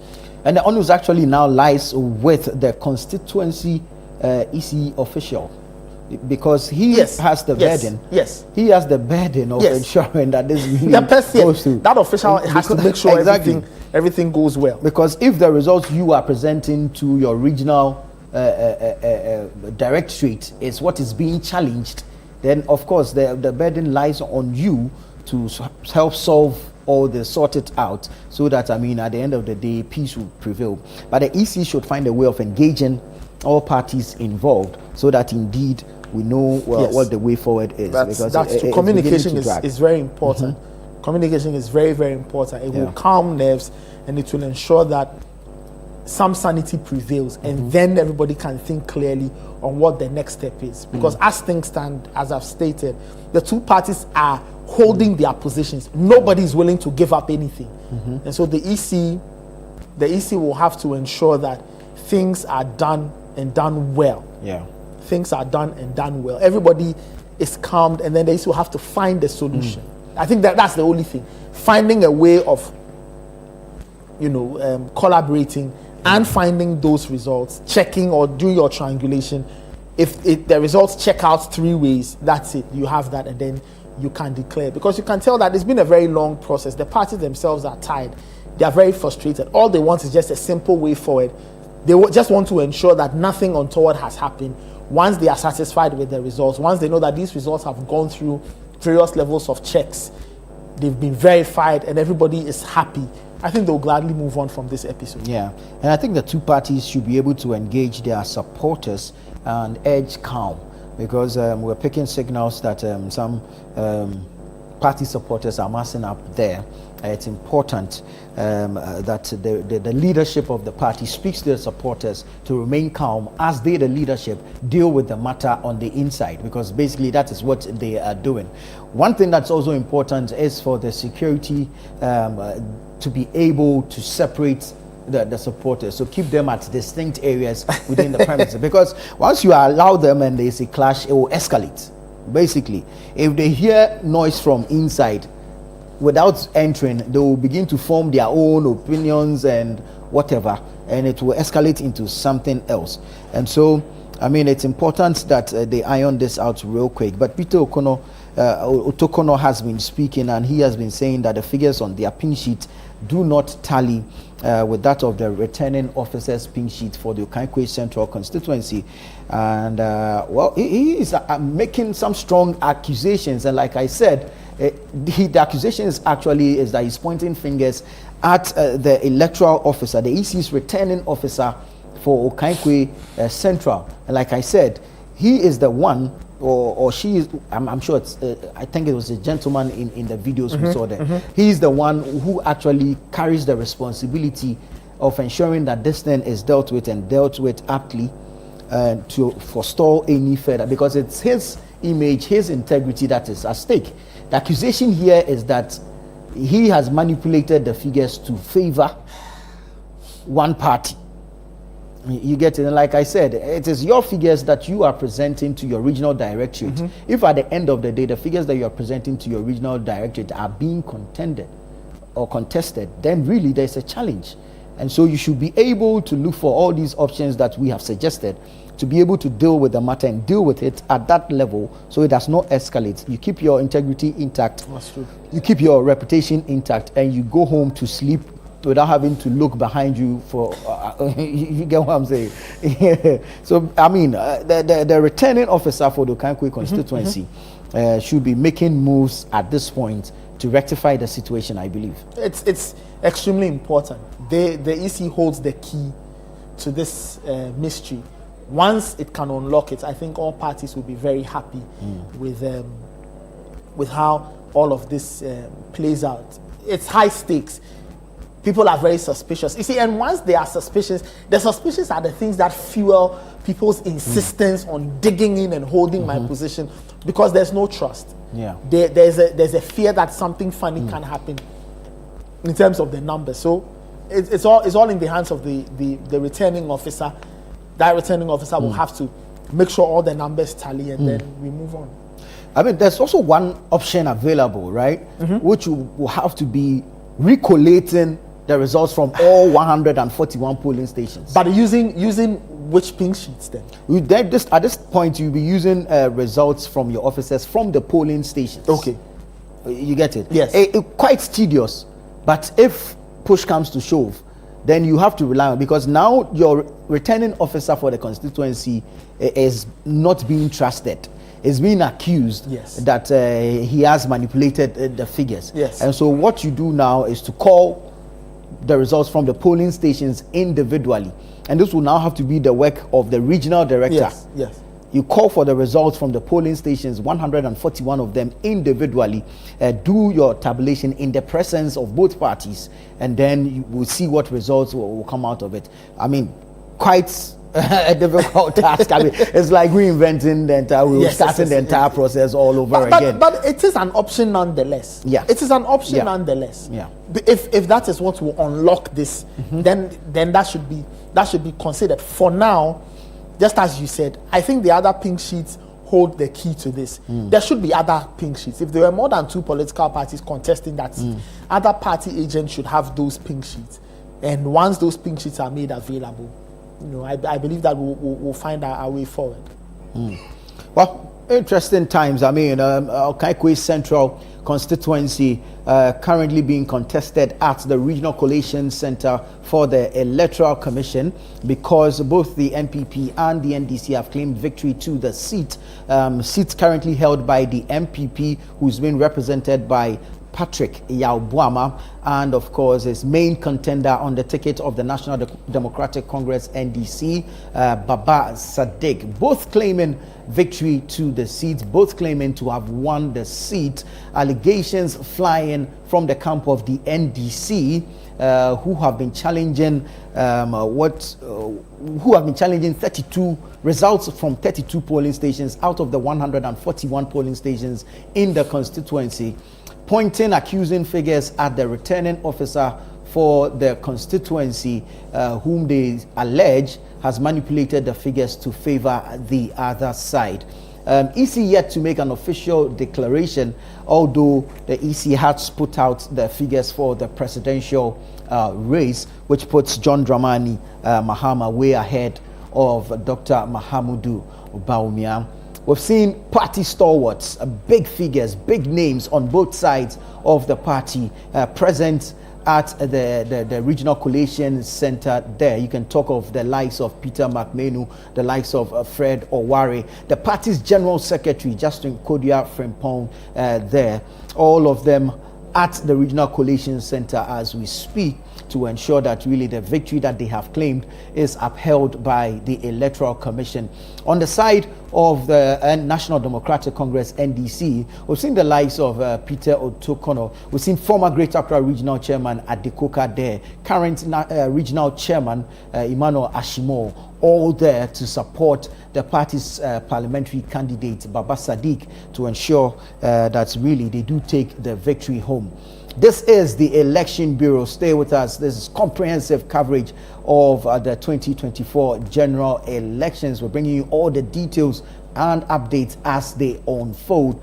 And of course, we'll be taking you through the data as well. On your screen there, we are displaying some presidential results, and this will be results for 183 constituencies that we have received out of the 276, and clearly you can see what the figures are saying there on your screens. My name is Nanatufo Boateng. I'm here with Nathan Kwao, and we're looking at all the issues relating to the 2024 general elections. Already presidential is settled, if you ask me. Yes. We're just waiting for the official declaration by the Electoral Commission, so we can see the numbers that she puts out to help us in our post-election analysis. We can look at the data and cross out and see the voter patterns, look for the apathy where it was, and then of course we can see the changes in voting behavior over the years. And so we're waiting for that official declaration by the Electoral Commissioner, who happens to be the returning officer for presidential elections. This will be Madam Jean Mensah. But clearly, we know that it's gone green. The NDC claimed victory early on, and of course, flag bearer for the New Patriotic Party, Dr. Mahamudu Bawumia, conceding defeat graciously and honorably to John Dramani Mahama. We are yet to hear him speak. That will be John Dramani Mahama. But of course, the party has been speaking over the period. We've heard its general secretary. Yes, Fifi spoke last. And of course, basically, they were bringing pressure to bear on the EC to officially declare. Yes. But like I'm saying, let's not pressurize the EC, because the EC's tabulation, the EC's collation is more elaborate. Yes. In my opinion, into the records anyway, that will be the final record. Because after this, for anybody who would want to run some analysis in the future, you will primarily fall on the EC's data from the Electoral Commission. So, and so they need to do this right, get it right, so that when it's put out, we don't want that previous situation where some results are put out and then later they are withdrawn that, okay, this was not. No, let's give the. She says she has a 72-hour mandate or timeline to work with. So, I mean, it's just what? 5 p.m. will be 48 hours. Yes. So 5 p.m. today will be 48 hours. Yes, 5 p.m. today will be 48 hours. So let's wait on the EC. Let's give her the room I think it's after the declaration that we'll be hearing from John Dramani Mahama. I think it's after that declaration that we will hear from John Dramani Mahama, because that speech will be a speech of a president-elect. Yeah. And so that speech will have to match in terms of decorum, civility, maturity, match that of Dr. Bawumia's, you understand, and then it will speak largely to the country and all of that. Right, and of course it should clearly depart from the tone and the language we've heard from the party so far, and by party I'm referring to the National Democratic Congress. At the level of Sami Jemfi, you can understand that he was clearly addressing Dennis Miracle Sabuaji, responding to Dennis secretary to say no, like comms guy. Yeah, I get it, and so you can understand some of the language. But for the general secretary of the party, Fifi Avikwete, when he spoke, well, a bit toned down from Sami Jemfi's own, but for a party that has claimed victory in an election as big as the national election, the general election, you would expect that, okay, you are coming into power, you be the ruling party. And so, I mean, I look, I agree with you largely, but I will cut him a little slack and say this. Was I surprised you had some of those subtle jabs in there? Not at all. Yeah. And not at all for two reasons. One, because of the person delivering the speech. That's Fifi Kwete. It's almost in his nature, right, to have a go at the opposition, a few subtle jabs here and there. It is his nature. So I wasn't too surprised. Two, and I think that press conference, you can, if you ask me, I think there were certain sections designed for certain audiences. So there was a part of the speech designed for the citizenry, or the voting population, or the country at large. There was that. And then there were portions that, if you ask me, were meant for the party base to excite them, to make them happy, and to remind them that we do have an opponent. And so in this quote-unquote war of an election or a political war, you will throw shots at them, you will go at them. I completely agree with you on the speech needing to have been a bit more elevated. But like I said, I think it was a speech that was constructed in several parts. One part of it had the elevation where he spoke to Ghanaians and highlighted the fact that the majority would be used responsibly, blah, blah, blah, all of those things. And then there were parts that would excite the party base. He would go at the opponent, use a few descriptors here and there, and then get the party people charged. Because when I look at it, I asked myself a question as I watched the press conference, that if the shoe were on the other foot, if it were the NPP organizing that press conference, would they have stayed away from shading the NDC. Exactly. That's a complete no. They would not. They would have done same. So once I look at it, find ways to mock you. Probably. So once I look at it from that perspective, I give Fifi Kwesi a little grace. Yeah. I would expect John Mahama's speech to be way above that. Way above that. Because it's almost like an acceptance speech. And in an acceptance speech, you have to come across as magnanimous, as civil, as mature as possible. I remember Daniel Kufado's acceptance speech from 8 years ago. Very, very good speech. I think John Mahama will have to follow suit. And then, because it almost like marks the start of your presidency, even though he will be sworn in 2025 in January. The first speech he grants after the EC declares him president is a speech that sets the tone for the rest of his interaction with us as Ghanaians between now and whenever it is his term comes to an end. Right. I mean, in that speech, Fifi Kwesi said that they won't use parliament for he said they would use the majority. The advantage or the margin responsibly. I'm happy. And last night I said it on radio that for me, saying it and doing same is different. But at least it is on record. And so we can you can always play it back to him and play it back to the party and say, this is what you promised. You have not done so. So for me, I'm happy he said it because it gives you a record to fall back on, something to always beat them with if they start going because receiving off such an rails. overwhelming endorsement might get you into your head. Of course, that's one. And if you are seeing all these new members who are coming into parliament, clearly we've seen from the body language of the party that JDM has an agenda to propagate. Of course. And so if you're coming in as a new member of parliament on the ticket of the party, which is led by JDM, you would also have to toe the same line. Yes. And so we'll see how they really are going to use that advantage responsibly as they say they will. And of course, we'll be here to hold them accountable to it. But on your screens there, we've been showing you the results out of 183 constituencies we have received from the 276. Dr. Mahamudu Bawumia, 3,154,772, representing 39.96%. And then you have John Mahama polling some 4,594,161, representing 58.19%. My name is Nana Tufuo Boateng. I have been doing this with Nathan Kwao. This is your Election Bureau here on Channel 1 TV. We're bringing you all the details, all the analysis, all the facts and figures. Stay with us. We have more coming up your way.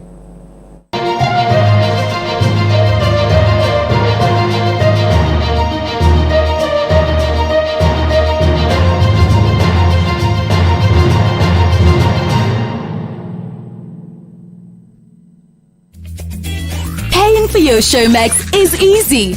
Just choose your preferred payment method from these easy and convenient options: MTN Momo, Visa or MasterCard, Showmax vouchers at DSTV or GoTV sales agents, or use a promo code.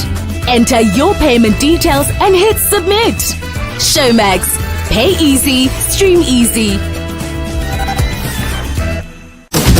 The Situation All-White Christmas Party is It's Christmas Eve for the usual. It's a celebration like none other. The Situation All-White Christmas Party is taking over the city with music, magic, and memories waiting to be made.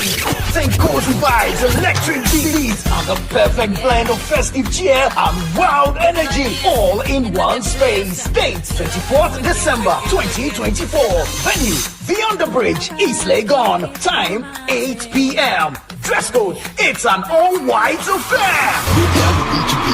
Come and dance like nobody's watching. Sip, mingle, make merry, and unwrap the ultimate Christmas Eve experience. Dress to impress, bring your holiday spirit, and let's make the Situation All-White Christmas Party unforgettable. Call 0205-973-973 for table reservations and get ready to party! It's going to be lit at the Underbridge. The Situation All White Christmas Party 2024 is powered by Channel 1 TV with support from 97.3 Citi FM and proudly sponsored by Carlsberg Beer, Kiss Drinks, Series, Bell Eyes, Verve du Vernet, Bushmills Irish Whiskey, and Blue Jeans Energy Drink. The Point of View. This is your favorite current affairs show on television. Here on The Point of View, we pick the right topics, get the right guests. We ask them the relevant questions on issues that matter to you. With the complexities of the issues happening around us on a daily basis. If you come and run and announce to us that you vote for me, vote for me because there are difficulties today. But by the way, when you vote for me, give me some time to think through the answers. You should be worried, Bernard. We need some time to think through my next questions. The advantage of having a John Mahama at this point in crisis is that he has been there before. He knows how to cut through the bureaucracy to make things move. If he didn't know before, now he knows. It's the hard-hitting conversations on The Point of View. That cannot be true. What cannot be true? The statement you made that 1D1F has been one of the most successful policies of the MPP government. You cannot talk about the fact that it means that the program has not been successful. The probing questions of The Point of View. For almost all the surveys, whether it's NCC, Afrobarometer, or even Global Info Analytics, health has featured in the top 5. The fact that you had 8 good years and you had 9 hospitals to complete. You spent 8 good years and you couldn't even complete a single one of them. So he's telling me that the Upper West Regional Hospital, which I cited, Bekwai, and the other hospitals that they came when we had virtually finished and just commissioned, they were able to build them from scratch. As well as religious and social discourse. The kind of education I have at Ashesi is one that makes the statement very true. Usually people say a jack of all trades is a master of none, but then the part they forget is that, but oftentimes it's better than a master of one. Wow. The Point of View airs every Monday and Wednesday at 9 p.m. only on Channel 1 TV.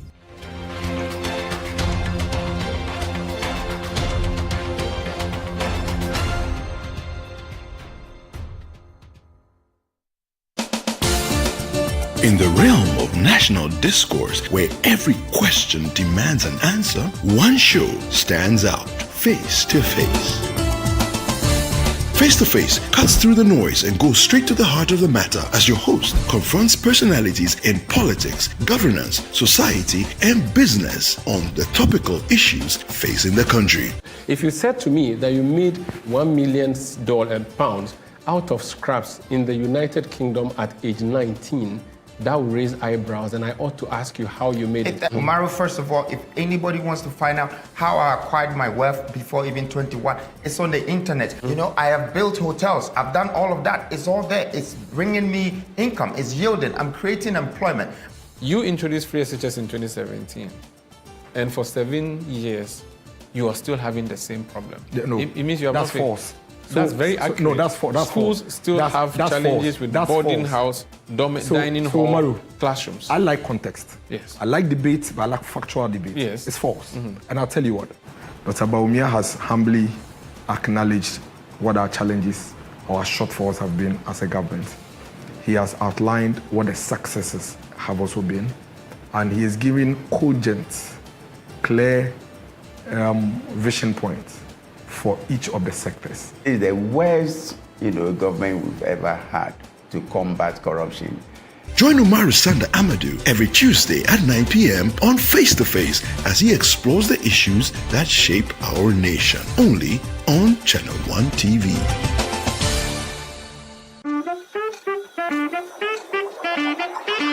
Wake up to your ultimate weekend morning experience with Breakfast Daily Weekend. Start your Saturday with us as we dive into the news headlines in our news review. Stay informed with all the engaging discussions and insightful analysis. Then join us as we discover what's happening around Ghana.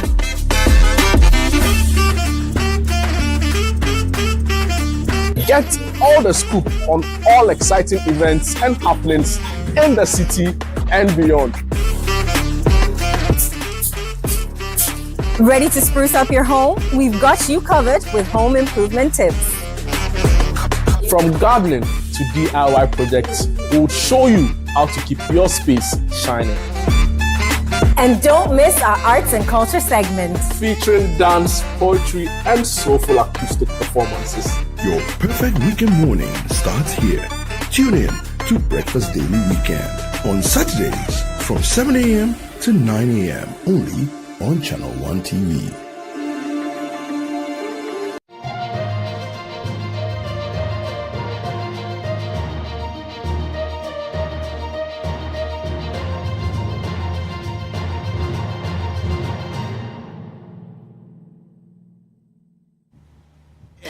Watch the declaration of the presidential election results by the returning officer. There is no need for supporters of political parties to besiege the National Collation Center. This is illegal and is unwarranted. The National Collation Center should be visited by only people with accreditation. All others can watch live the declaration of the results at 4:30 p.m. Thank you very much.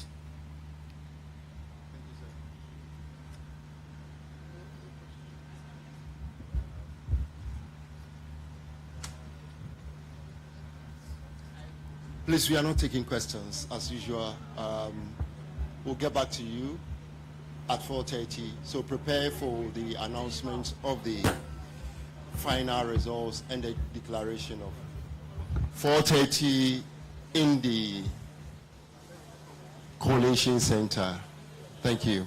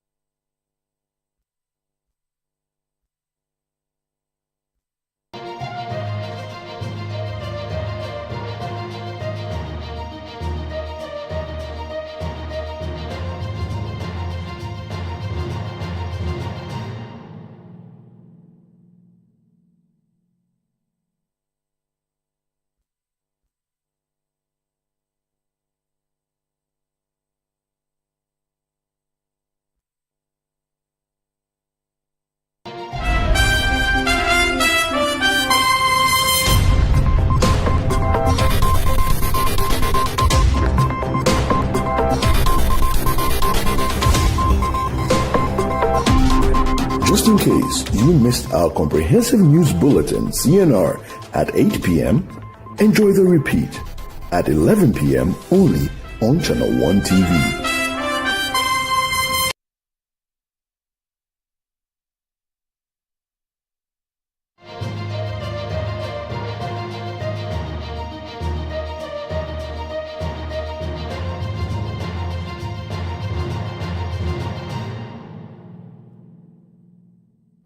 This is Election Bureau. You're live on Channel 1 TV as well as Citi 97.3 FM if you're listening to us via radio. We're continuing our special coverage of the 2024 general and parliamentary elections. It is clear that Ghana has turned green and the president-elect is former President John Mahama after the flag bearer of the MPP, Dr. Bawumia, conceded on Saturday. Now, this one will look at the elections being declared proper by the Electoral Commission and some pockets of violence we're seeing across the country, as well as takeovers of key institutions by some persons alleged to be supporters of the NDC. And later, we will take you to the regional election headquarters where the two contentious elections to do with Okai Central, where Tesano, the studios or offices of Channel 1 TV is located, on what will come out of that meeting between all the key stakeholders around that constituency on who won the parliamentary election.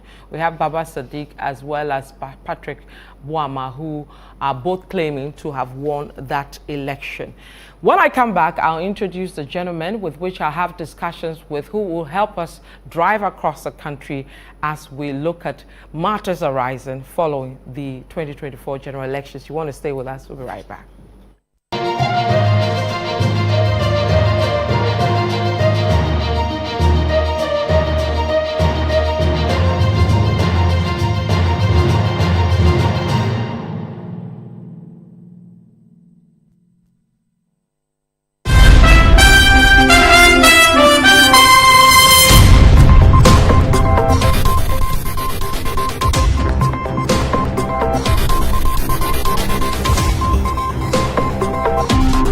Just in case you missed our comprehensive news bulletin, CNR, at 8 p.m., enjoy the repeat at 11 p.m. only on Channel 1 TV.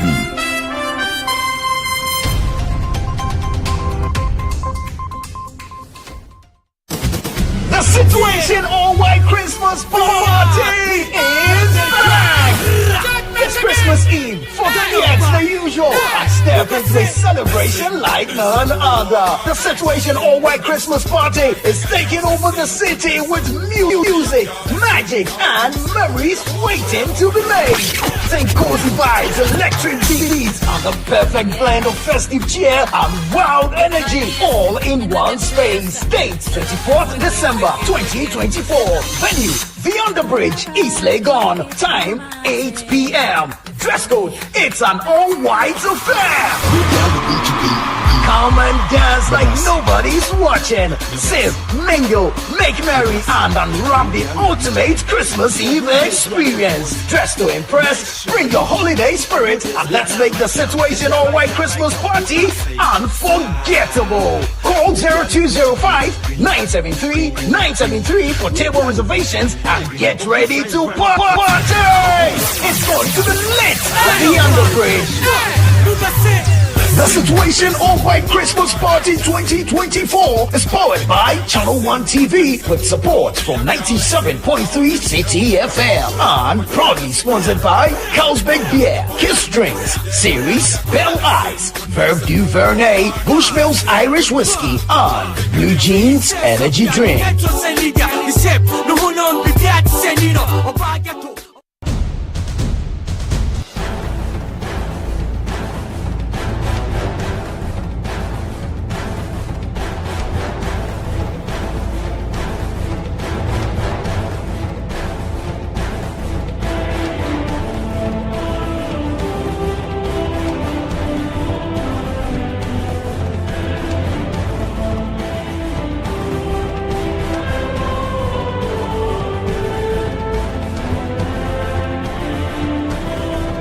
Complete this rhyme. Twinkle, twinkle, little star. How are you working how? Who's that?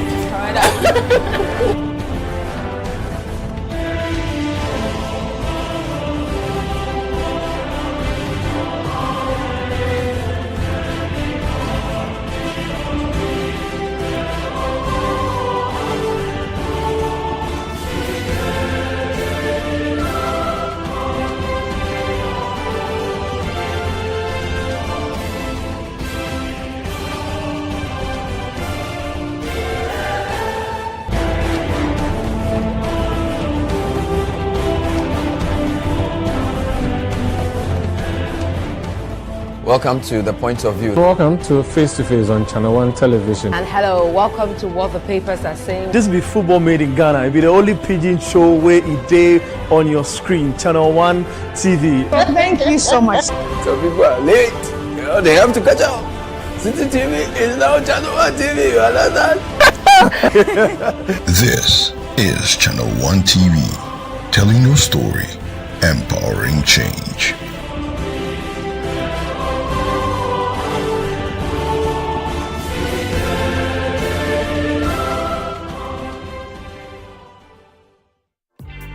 They are the trailblazers, the pioneers, the unsung heroines who break barriers and set new standards. Hello there, welcome to The Woman in You with me, Zoe Abubeduado.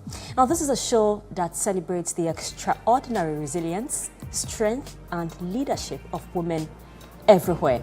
From the pioneers in enterprise, politics, and health, their stories are our stories. I was very satisfied with doing something very little. But when my mother introduced the eggs and I started, it kept me so busy that I had to be there in the morning, afternoon, and evening. I had been playing around with the different facets of it, and I realized, listen, I'm really onto something. I decided to formalize it, and I formalized it probably after, just navigating the space and doing different things and trying my hand at different things probably played around with it for like a good 5 years before I formalized it. Be inspired, be empowered, be the woman you were born to be. Join me, Zoe Abubeduado, every week on Channel 1 TV as we celebrate these women who inspire, empower, and lead by example. It's time to celebrate the woman in you. The Woman in You with Zoe airs Sundays at 6 p.m. only on Channel 1 TV.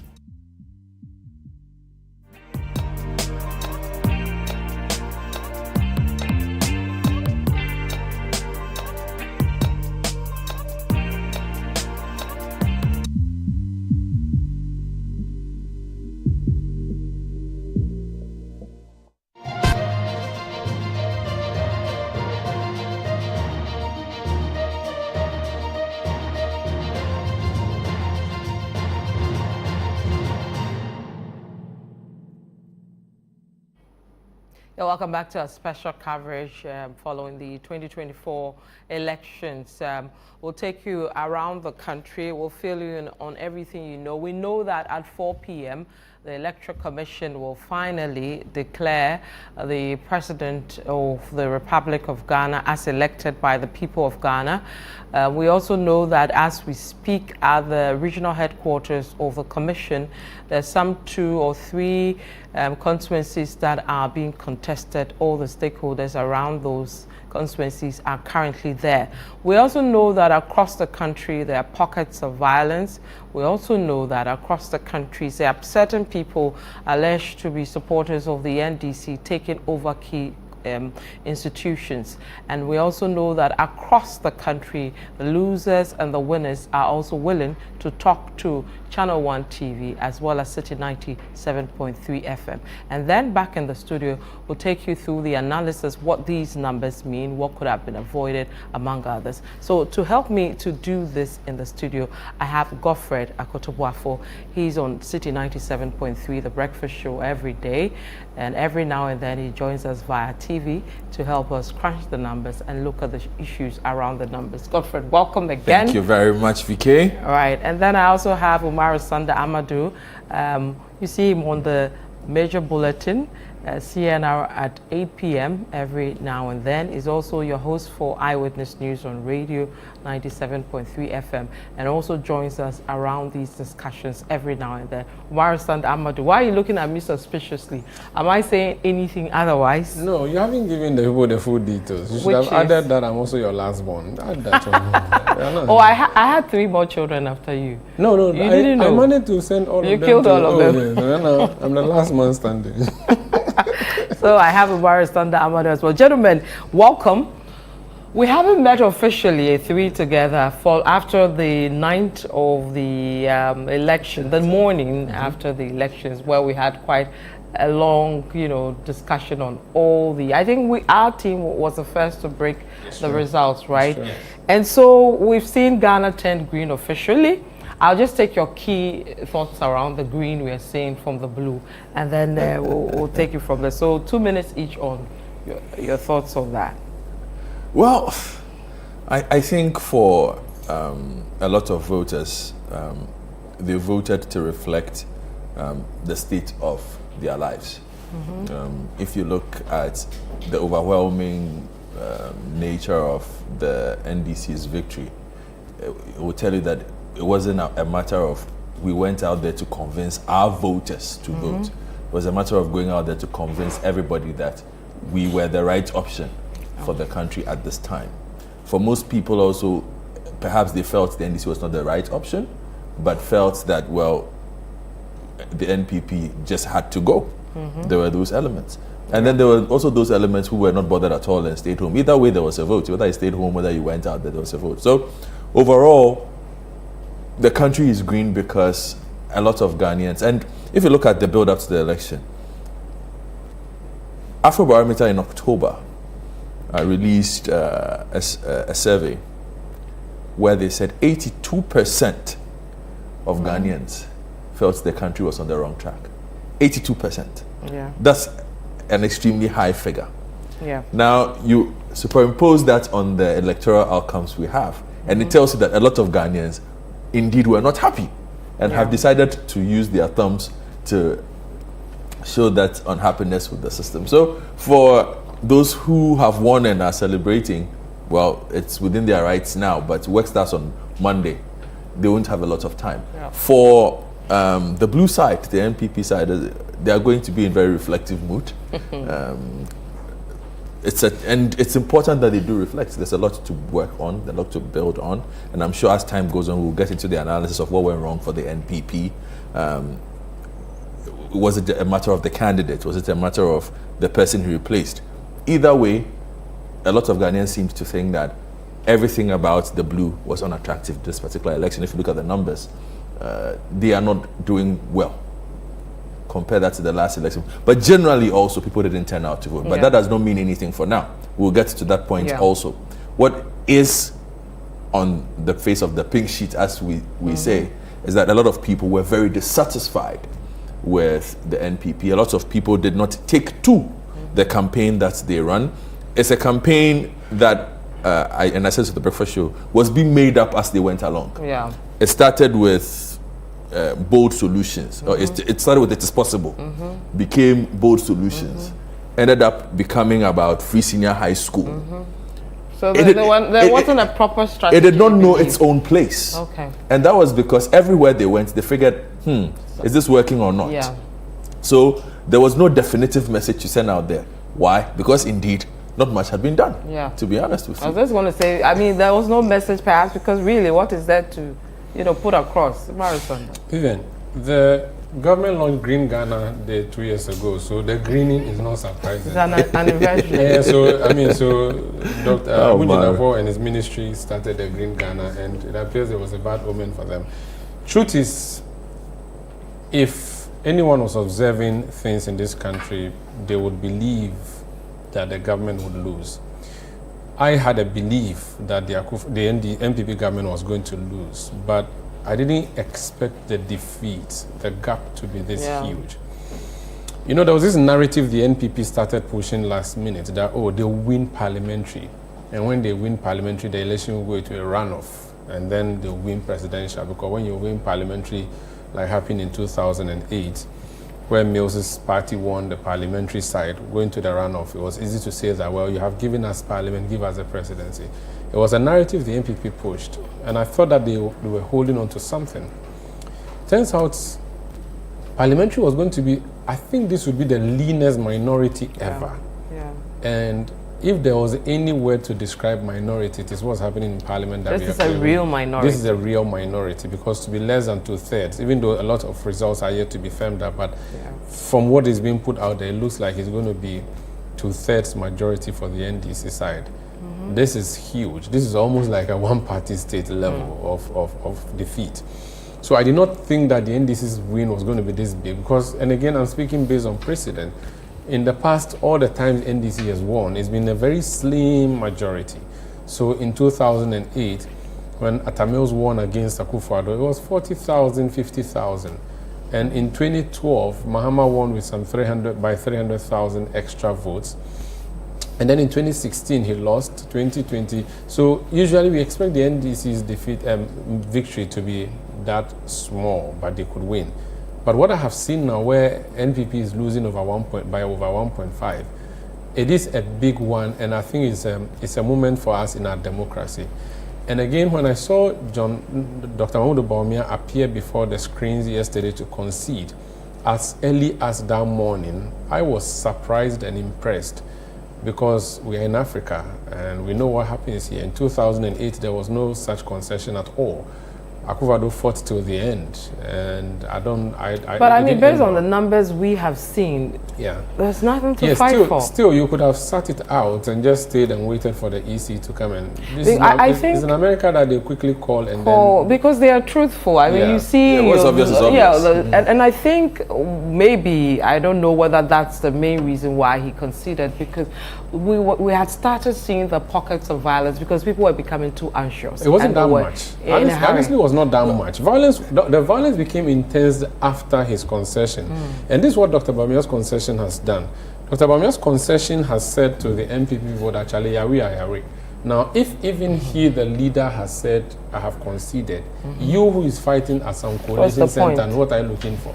Now, NDC then became emboldened. Now, if the driver himself has left the car, now we will passengers sitting at back seat, what can you do? And so that's why we saw what's happening in the coalition center, where NDC said, oh, a chance for Ghana. So let's go and take it up. So there are MPP people who would tell you that Dr. Bawumia's concession left them naked, left them hopeless, left them helpless, left them strengthless. And that's why NDC then said to its supporters that go to the coalition center, follow the boxes, make sure things are done the right way. So his concession was good, but I think it has affected one or two MPP people, especially MPs. So that if he was still stuck to his guns, then we would have a lot of standoff. But then again, that would also lead to chaos. So I think. But his concession had more to do with the presidential. Yeah, but when you... I mean, if you know that you have the pink sheets, but you also, as a constituency person, know your figures and all that, you stand your guns. Don't forget that Dr. Bawumia's concession was not just for the presidential. When he said that Mahama had won decisively, he also said that they lost parliament. Which was the truth on the ground. So when you say they've lost parliament, now it's a matter of NDC coming to tell you by what margin. Because I think the MPP shut down his whole coalition and just gave up. It is only after a point that they realized that, listen, if we do not take care, NDC would have 2/3 majority. So now they are struggling and fighting so that they have some of the seats, so that at least they have 92. Okay. So that is this whole fight we are seeing at Adwoa Central, Okai NADMO, and all those places, is because NPP believes that no, we should not.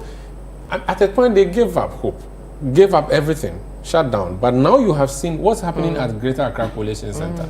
You have seen Peter all McQueen the big there. shots have gone. You have seen Fred Owari there. Fred Owari is like the, I don't even know the title in the Bawumia campaign. But all these people have gone to the Collation Center to fight for one seat here, Okai Central. It tells you how crucial that seat is. It has become like 2020, where before the MPP could realize NDC was winning parliament and decided, we have to sit up and fight. And that's how come we saw all the bloodshed that we saw in 2020. So for me, the defeat is too big and too surprising. I expected the NDC look at the guns, the big guys who fell, the ones you thought they would do better in a bit. But let me pick Godfrey's thoughts on the concession thing with what you are bringing out, another angle to it. Is it that the Bawumia team didn't see the other side of moving in too quickly to concede, especially with the parliamentary side? Is it that they looked at just one side of, let's just move on, we've lost, or let's keep peace and then move on? But the other issues to look at, you still have people at the Collation Center dealing with the numbers. You still have some of your key MPs still dealing with that. They didn't look at that. And do you think he considered too early? No, I think he conceded because it was pretty obvious that, look, he had lost. The numbers we have in front of us are pretty indicative of that. What was going to be the purpose of the hold up? Okay, because let's assume that he had held on and the numbers emerged and it was indicative of this kind of loss. Another question would then come up. If you knew you had lost by this margin, why were you holding on? Okay, so I can understand it is the responsibility of the individuals at the polling stations, the MPs and their agents, to police their ballots and make sure that the collation is done properly. That wasn't Bawumia's business. Bawumia's business was to make sure that the entire country was safe, the decisiveness of the victory was expressed. He congratulated whoever needed to be congratulated. That was the incoming president, John Dramani Mahama, and move on. So for me, I think the concession came at the time when it was obvious and he didn't need to prolong his, and also we must consider his own feelings in this matter. What would he be sitting there watching his screens for an entire day, knowing that he's not performing well and dragging himself up to go and concede? But you agree that this is not usual. This kind of concession that early is not a normal thing. Yes, because we've also not had this kind of bashing in an election before. That is true. This is okay, guys, hold on, don't lose your thoughts. I want us to go quickly to the Ashanti Regional's Collation Center, and they are going through all the results. Hafiz, if you can hear me, please take over. They attacked them, and there was some military intervention. Before they are aware, they have destroyed all the pink sheet, let me call it pink sheet of the constituency. So as we are talking now, we cannot trace the pink sheet of both the presidential and parliamentary elections in that constituency. We've indicated one to the headquarters, Accra. So Accra is aware that today we are going to announce this result, less the figures from TEPA. So what will happen? What will happen to this constituency then? As at now, we have not declared the winner of a parliamentary candidate there, and then we also don't have the figures for presidential. So it means that when we get the figures for presidential, we'll send to Accra, whether they will use that to update their record or that one is the commission that will decide. But the TEPA issue too, we also discussed with Accra. Accra will give us directives how we can arrive at that solution. So how we can conclude that solution. So we are still working around the clock to make sure that that constituency will get the MP. But for now, are you considering or ruling out a rerun of election in that constituency? For now, it's beyond me. So I cannot determine whether that will be rerun or not. I don't think we have reached that stage. That means a lot. So let's see how we can do. But whether that run should be run or not, that constituency should be run or not, I don't think that is beyond me here. But I spoke about the percentage, the voter percentage in the Ashanti region. Is that impressive for you? It is not at all. 64% is not impressive. We're expecting 80 plus because last year it was around 80 something. So this year 64. It was very disturbing. So the figure is not good at all. It's not encouraging. I think we need to investigate why. If it was a voter party, they will know how to do it. So, if you ask me, I can conclusively that the figure is very, very disturbing. In some constituencies also, we're recording over 1,000 rejected votes. How is the commission taking this? I've not gone into details, but the whole region, I think we had 29,000. I don't know whether I've not gone to which constituency had what and which gave us what. But on the whole, the figure is also high. 29,000 is too much a figure that we need. I think voter education should be done throughout instead of wait for 4 years before we go out to educate them. I think NCC, our partners in the game, I think they should also take that one up. That we don't wait until the election year before we go and educate the voters. I think they should know and we should keep on educating them. I think that's why we are doing it. So I think we have to take it up that the voter should be educated all year round instead of we always wait until the election year that we go out to educate them. I think that's might be one of the reasons. Finally, let me take you back to the Ahafano North. So, what is the agreement with the political parties, the various political parties? Well, we indicated to them, and we have signed undertaking. I mean, suggesting that everybody here is aware that today's figure less Ahafano North. So nobody will go and say why would not conclude or why we conclude. We did it without the figure of Ahafano, and we've signed undertaking that we have agreed that we should go ahead and announce this less Ahafano figure. So that one is binding. So everybody here is aware that we are sending the figures less that of Ahafano. Okay, thank you very much. So that's the director of the Electoral Commission in the Ashanti region, Mr. Oseinsia. Let me speak to the rep of the National Democratic Congress. You have been here at the Collation Center throughout. Your observations so far? So far, I mean, the process went on very well. It was very fair. Where every figure that was captured was agreed by all parties involved. And I think that the figures we got a true reflection of what happened at the police stations. Yeah. So there's an issue at Tepa. How is your party taking this? Now, currently there has not been any investigations on it, and as at now, I was busy at the Collation Center. I don't know exactly what the facts are. So until the facts are out, I'm unable to comment on that. But you have signed an undertaking to say that you have agreed that the commission should go ahead and declare the results excluding the Ahafano North. So if you don't know about the issue, how then do you go ahead? The point is that they are collating results. So we all know that 46 constituencies were collated. Less apart from Ahafano North. So I signed to the fact that we have collated 46 constituencies, and the figures that were captured is a true reflection of what was brought here. There's been some issue about turnout. The Electoral Commission mentioned it.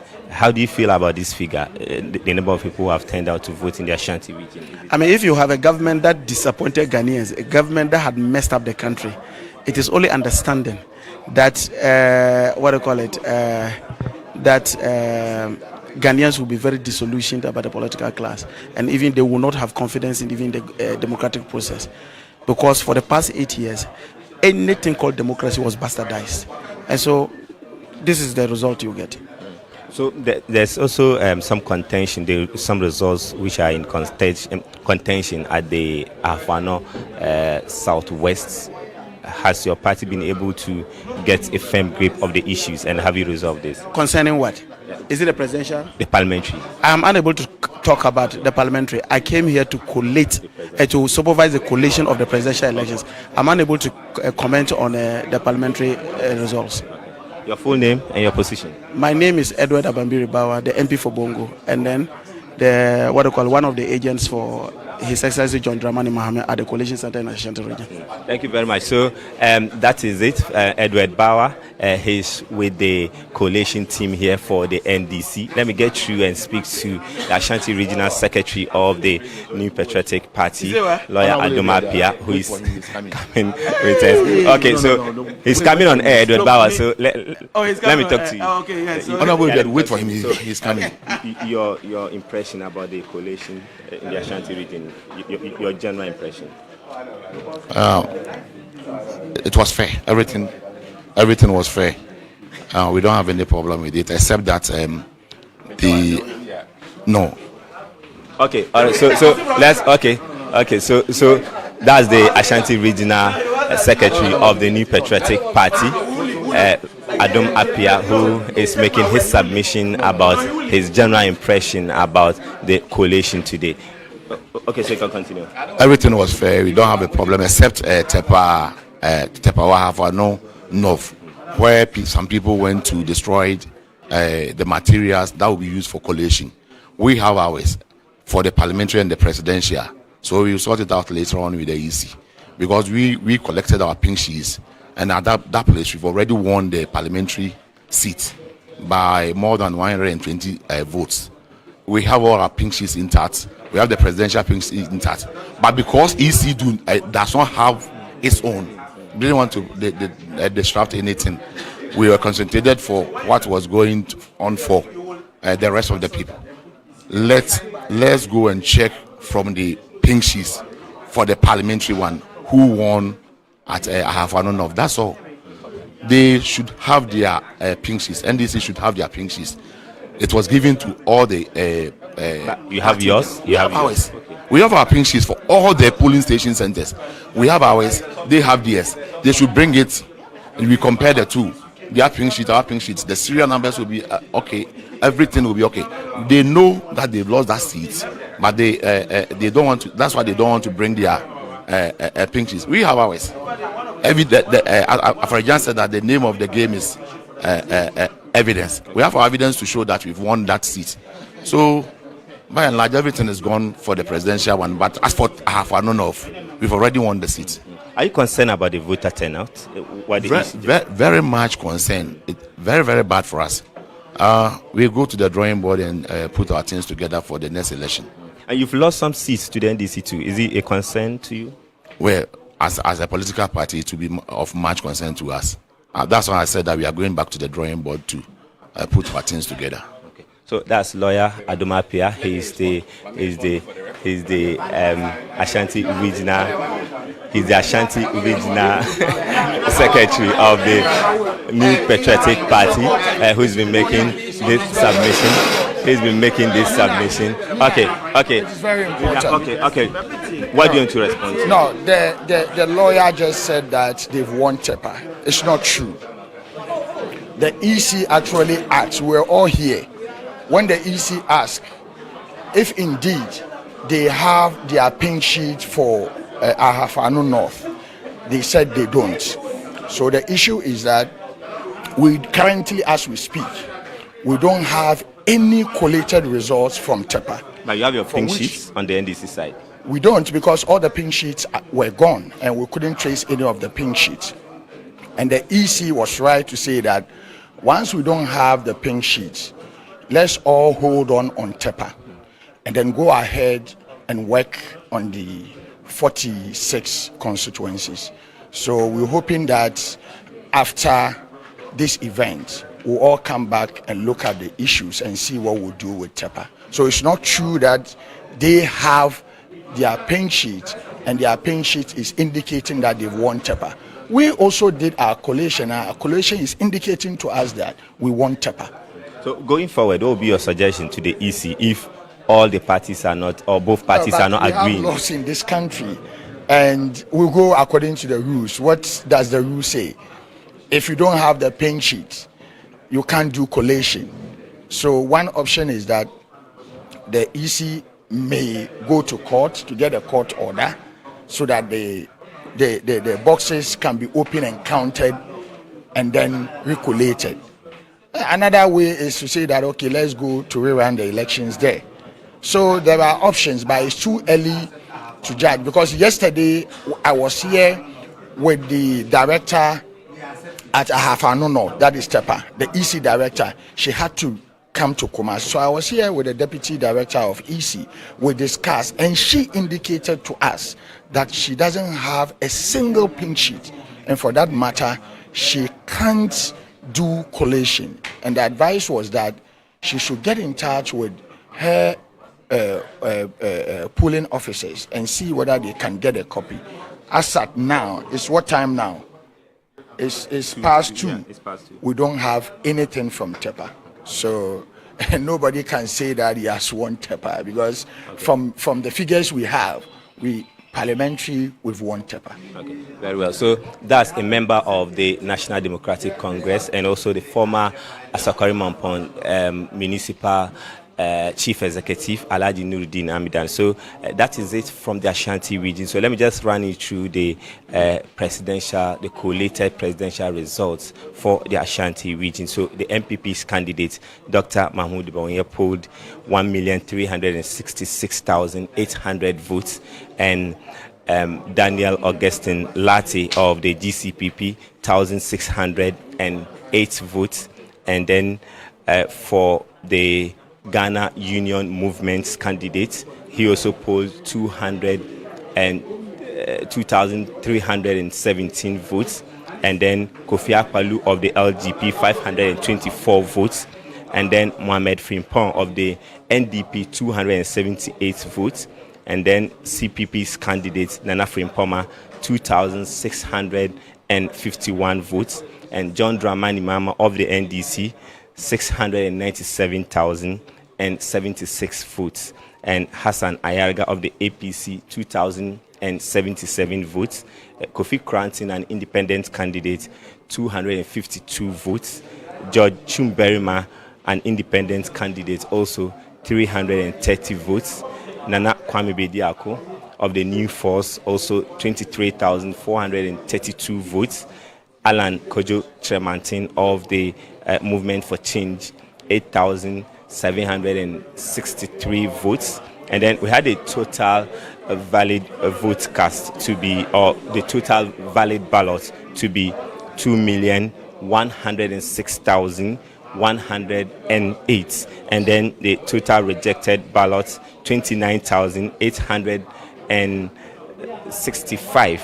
And then the total votes cast was 2,135,973. So these are the collated figures provided by the Electoral Commission in the Ashanti region, but to indicate that the Ahafo North constituency has been excluded. So it means that 46 of the constituencies have been collated, and these are the results, presidential results from the 46 constituencies in the Ashanti region. We have 47 constituencies, but because they have excluded the Ahafo North constituency due to the outstanding issue there, that constituency is not part. So the EC and the political parties would work on for the way forward.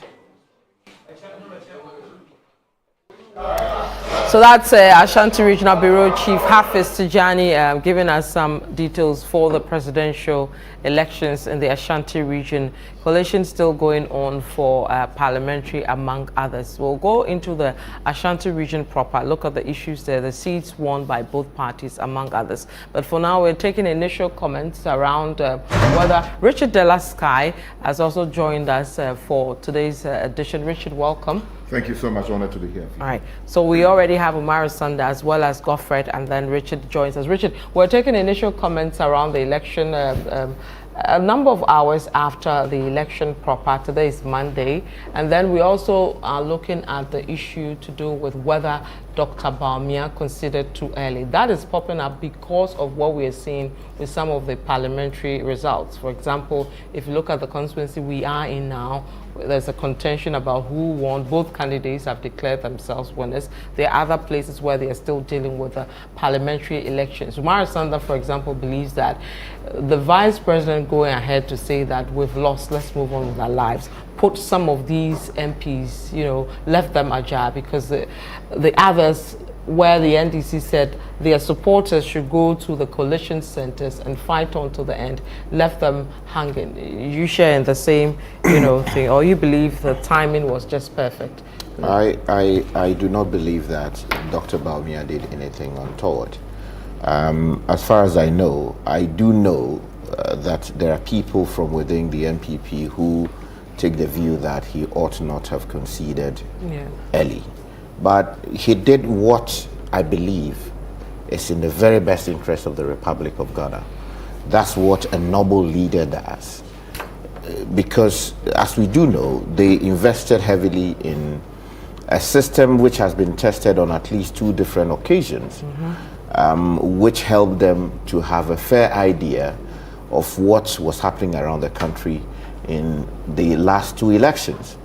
This election, that same system returned, an outcome that showed that there was no way they were going to win the elections, because, in effect, they had seen that turnout did not help them, right? Turnout, as we are hearing from the Ashanti region, particularly low, because 64% of obvious reasons. And you saw that in other parts of the country. Now, if your people are not out there to vote for you, there's no way you win the elections. So if you have the figures in front of you, and the figures show that, look, you have lost the election, and you have the opposition making allegations that, there are terms to do A, B, and C, undermine the result, they are working with the Electoral Commission to play with the result, a responsible leader steps out to say, look, on the face of the records I have, there's no way we are winning this. as a statesman, I am calling my colleague on the other side to congratulate him. I have come, I've addressed the nation, and I hope that we can move on from here. He's done what many could not possibly have, thought about. He did an act that is in service of democracy, that is in service of the people of Ghana, and that paints him in a truly great portrait, capable of evidencing him as a man who at some point Ghanaians should look at if he comes back to them asking that, look, he wants to be their president. Now, what cue should, the candidates of the various constituencies, take from that? Yeah.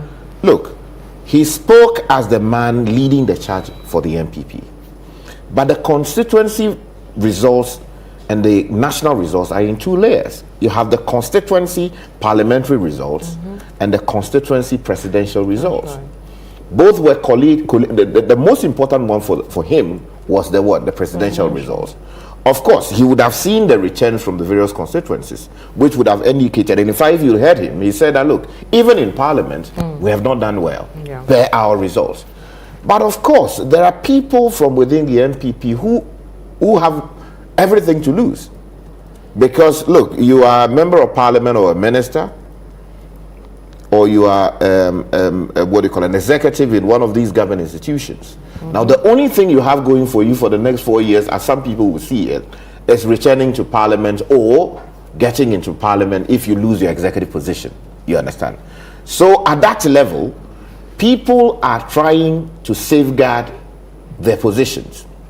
But also, there is some validity to the argument that maybe because there was a concession, people now assume that because he conceded, then it means that they also lost the parliament. No, it is possible for a presidential candidate to lose in a particular constituency, but his parliamentary candidate would have been returned to parliament, or the people who vote for the parliamentary candidate.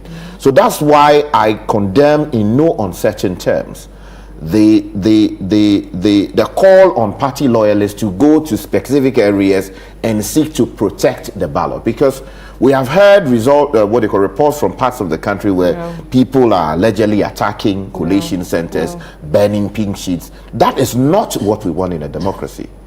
If you have won, you have won. On the face of it, there is evidence that the NDC has won the elections. But this is the time to show leadership.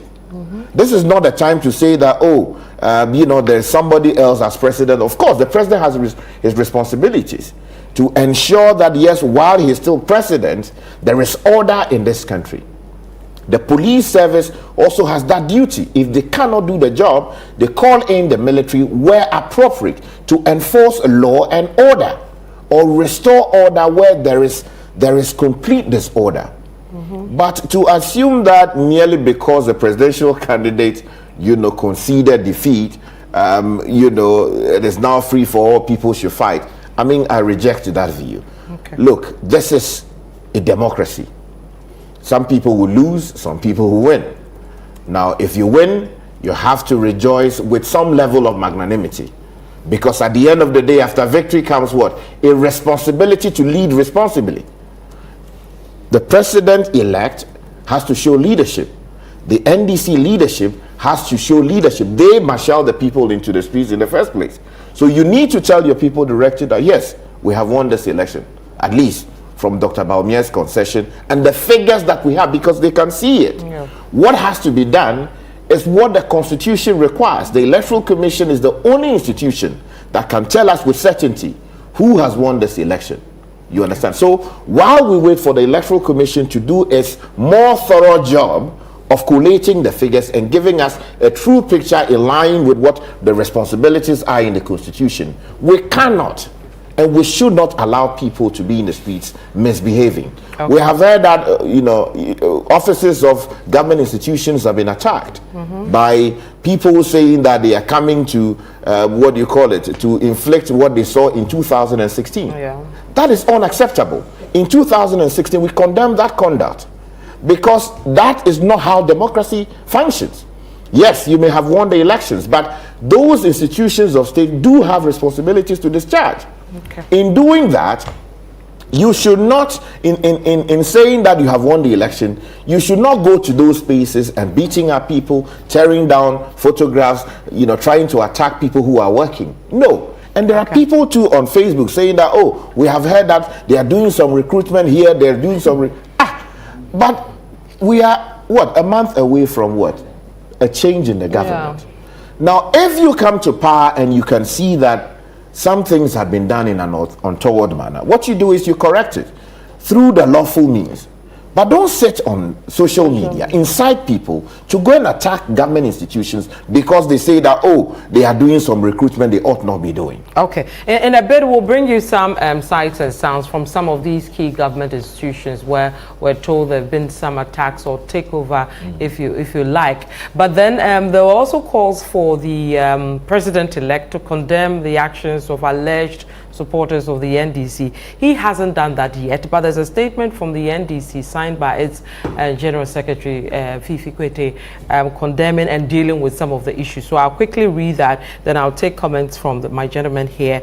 It says that the National Democratic Congress, the NDC, has noted with dismay the vandalism of state properties by some persons in certain parts of the country since yesterday, the 8th of December 2024. Some of these acts of vandalism and looting of state properties are reported to have been carried out by disgruntled supporters of the MPP who are of the belief that their party parliamentary candidates hoarded state-procured food items, fertilizer and other materials which were meant to be distributed before the December 7 elections as part of the MPP's voter inducement strategy.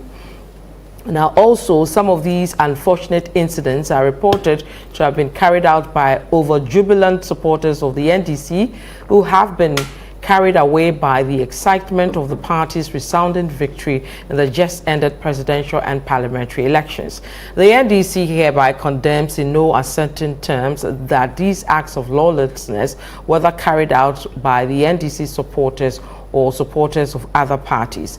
While we appreciate the legitimate frustration of the Ghanaian people against the Akufo-Addo Bawumia NPP regime, we wish to call on Ghanaians, especially the rank and file of the NDC, to exercise restraint and to go about their jubilations with a sense of responsibility.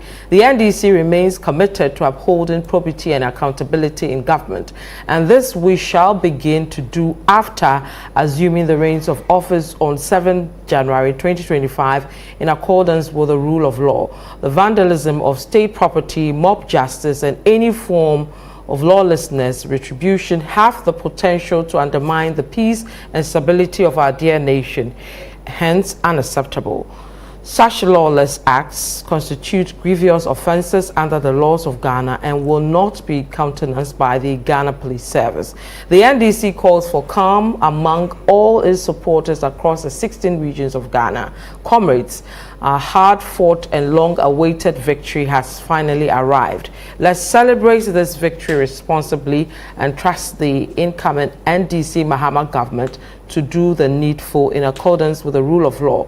The day of accountability is finally here. Our patience is very critical at this stage. So this is signed by the General Secretary of the NDC, Fifi Kwete.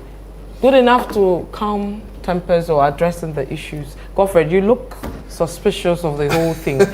No, it's the statement is in order, but the happenings we've seen is symptomatic of a larger problem with our democracy. And the reason why we have always spoken about the need to separate party from the state. Look, we expect these things to happen now. When Sky was making a submission, he said, we saw these things in 2020, we condemned it. We saw it in 2016, we've condemned it. I've heard reports of some of these people who have shown up at these places saying, you did it to us the last time, so we're doing it to you. Yeah. And it always happens with the same institutions. So no, they've not targeted public toilets yet. So, but sure by the end of you'll be surprised to see that. That usually is number one. Because I've heard reports of an attempted hijack. We've seen NADMO. We've seen. And I'm coming. You see, NADMO is one, and I've spoken about this several times, and it's a good opportunity to reiterate this. And the offices of the food ministry. Yes. NADMO basically became it's one of the biggest avenues of job for the boys when political parties change power in this country. If you know your politics well, most of the time, the constituency or regional secretary becomes the director of NADMO, almost automatic in the region. Then we move people around. So to manage the disaster of poverty among the party members. Yeah. So we've created an institution that has no professionals. It's simply an institution of politicians.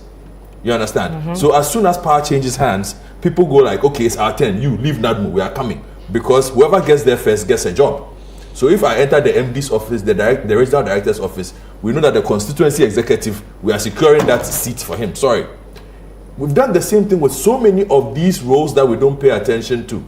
So the political parties now, as soon as there's a transfer of power, assume the responsibility of securing those spots because it is ours. This is the key reason why why didn't we have the supporters go to the Ministry of Finance? Why won't they go to sit at the Ghana Police Service Service and say we have come? The government has changed hands. Why aren't they going to other key institutions? But they are going to these ones because they know exactly what happens in these institutions every time there's a transfer of power.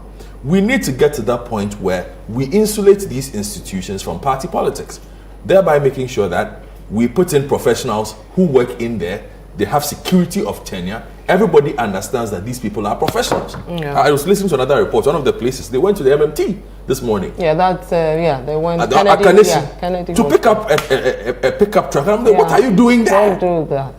What are you doing there? So the politicians themselves need to fix the system. Otherwise, we are going to keep on doing this retribution every 4 years or every time power changes hands where, okay, you did this to us, we've come, you cause all kinds of disruptions. It's an opportunity to misbehave. Also because there's a feeling that even if they are arrested, guess what? Our people will make a call. Why? Because all I have to do is identify that I belong to this party. They will tell you, Charlie, these are our people, let them go. So nobody actually gets punished. This time, I'm happy the police have issued a statement. They said they've got 89 people. I've seen the statement. Prosecute every single one of them. Make sure everybody goes to jail to serve the time that they deserve to serve, irrespective of. It will clear the system. People understand that there are repercussions for these kinds of actions. But it's happened so many times and nobody gets punished. The report I heard from the MMT this morning, where one driver was narrating the incident, he said his issue was when the police got there and dealt with the issue, they didn't arrest anybody. So they left and the people came back. Wow. You know, you see... Why did you not arrest them? People have what Sky will call... immunity? No. They were trespassing, basically. They were trespassers. You've come in, you've met the people, trying to take away a vehicle that doesn't belong to them. That is attempted stealing. Yeah. You see them, you stop them, and you say, oh, go. And then the people go, allegedly, and then they return. That is not how it's supposed to work. You see, now I can understand perhaps the police response because they're also used to dealing with this situation every 4 years or every 8 years. How it ends. So they know that if they are not going to even waste their time on the paperwork of writing a statement, they'll get out. But that them counter back. That's a big problem. What I find strange in the NDC statement is where the NDC says some of the people who were seen during the looting are actually members of the New Patriotic Party who are aware. If you look at the second paragraph, I think they say that it was foodstuff meant for relief to the, especially the one in the north, but the party executives or government officials who were supposed to do the distribution did not do the distribution, so they have gone there to help themselves. Now that means that we have already politicized and colorized the crime, and the moment we do that, we color a crime in this country, either make it blue or green, then we know that justice may not be seen.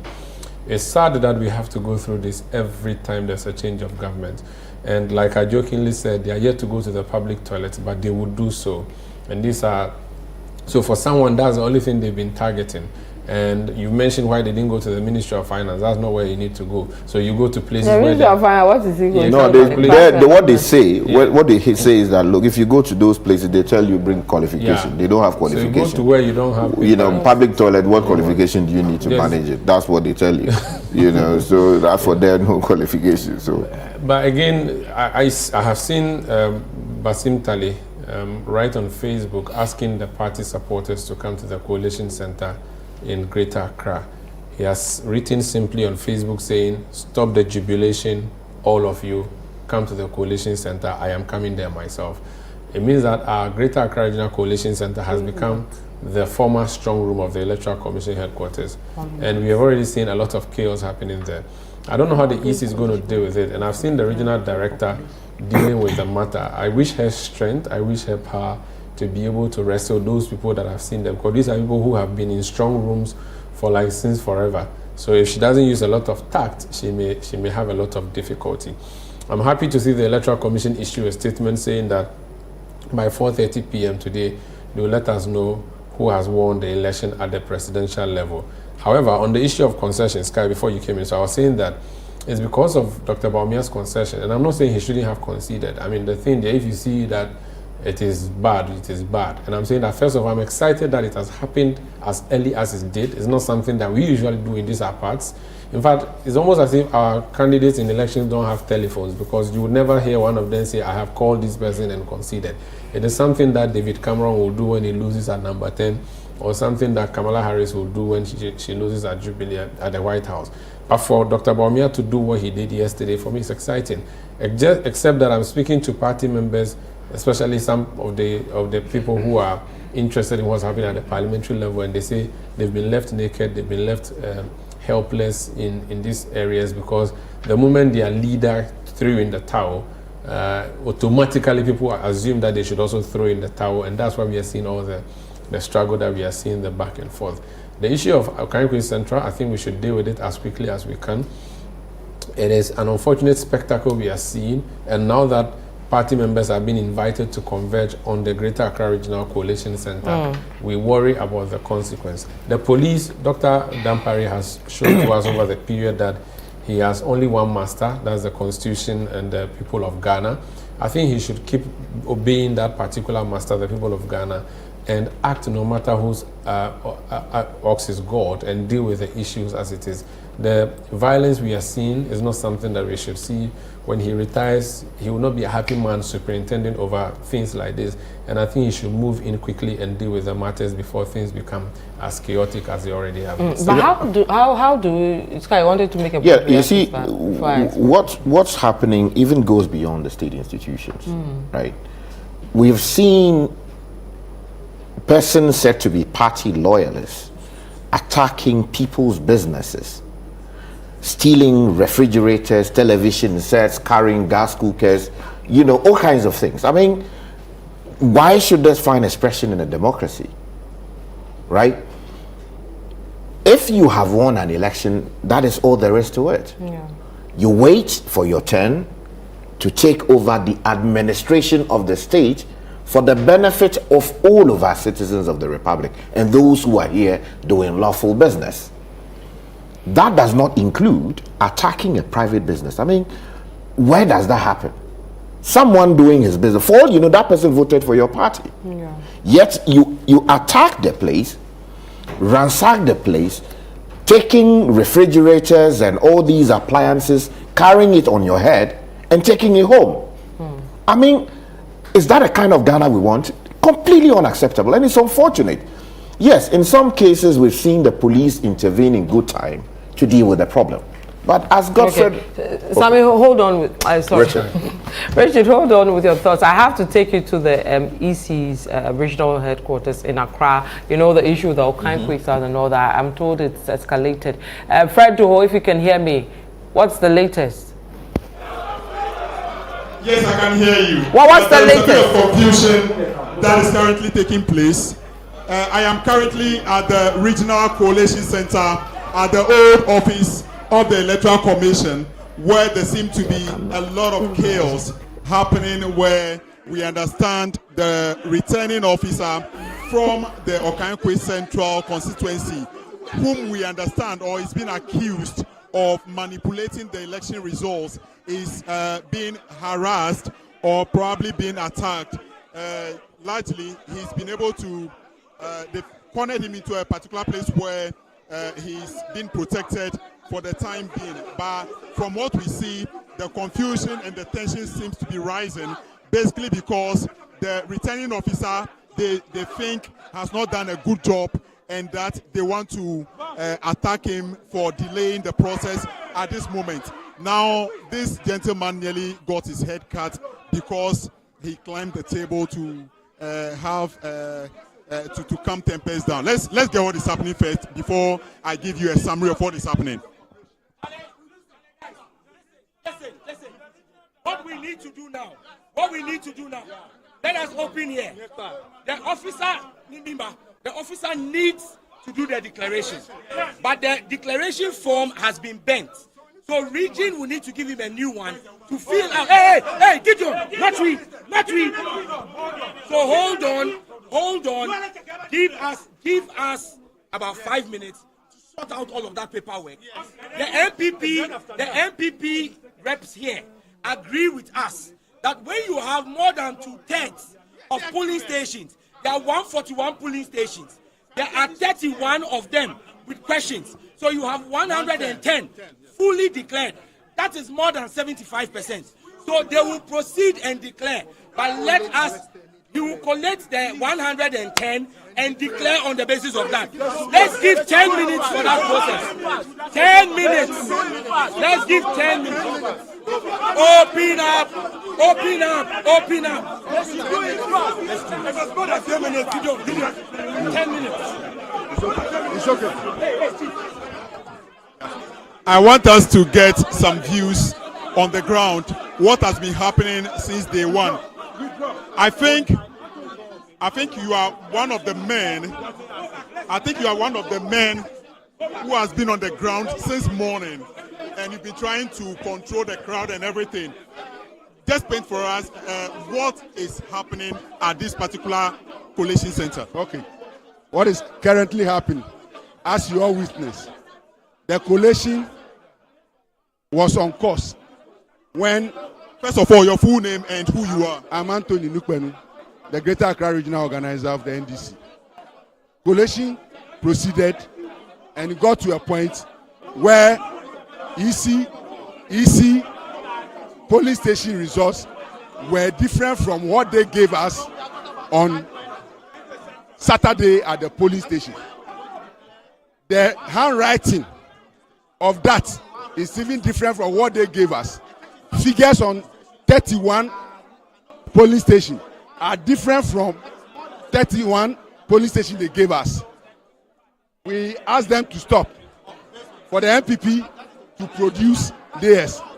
They did not come here with a single pin sheet.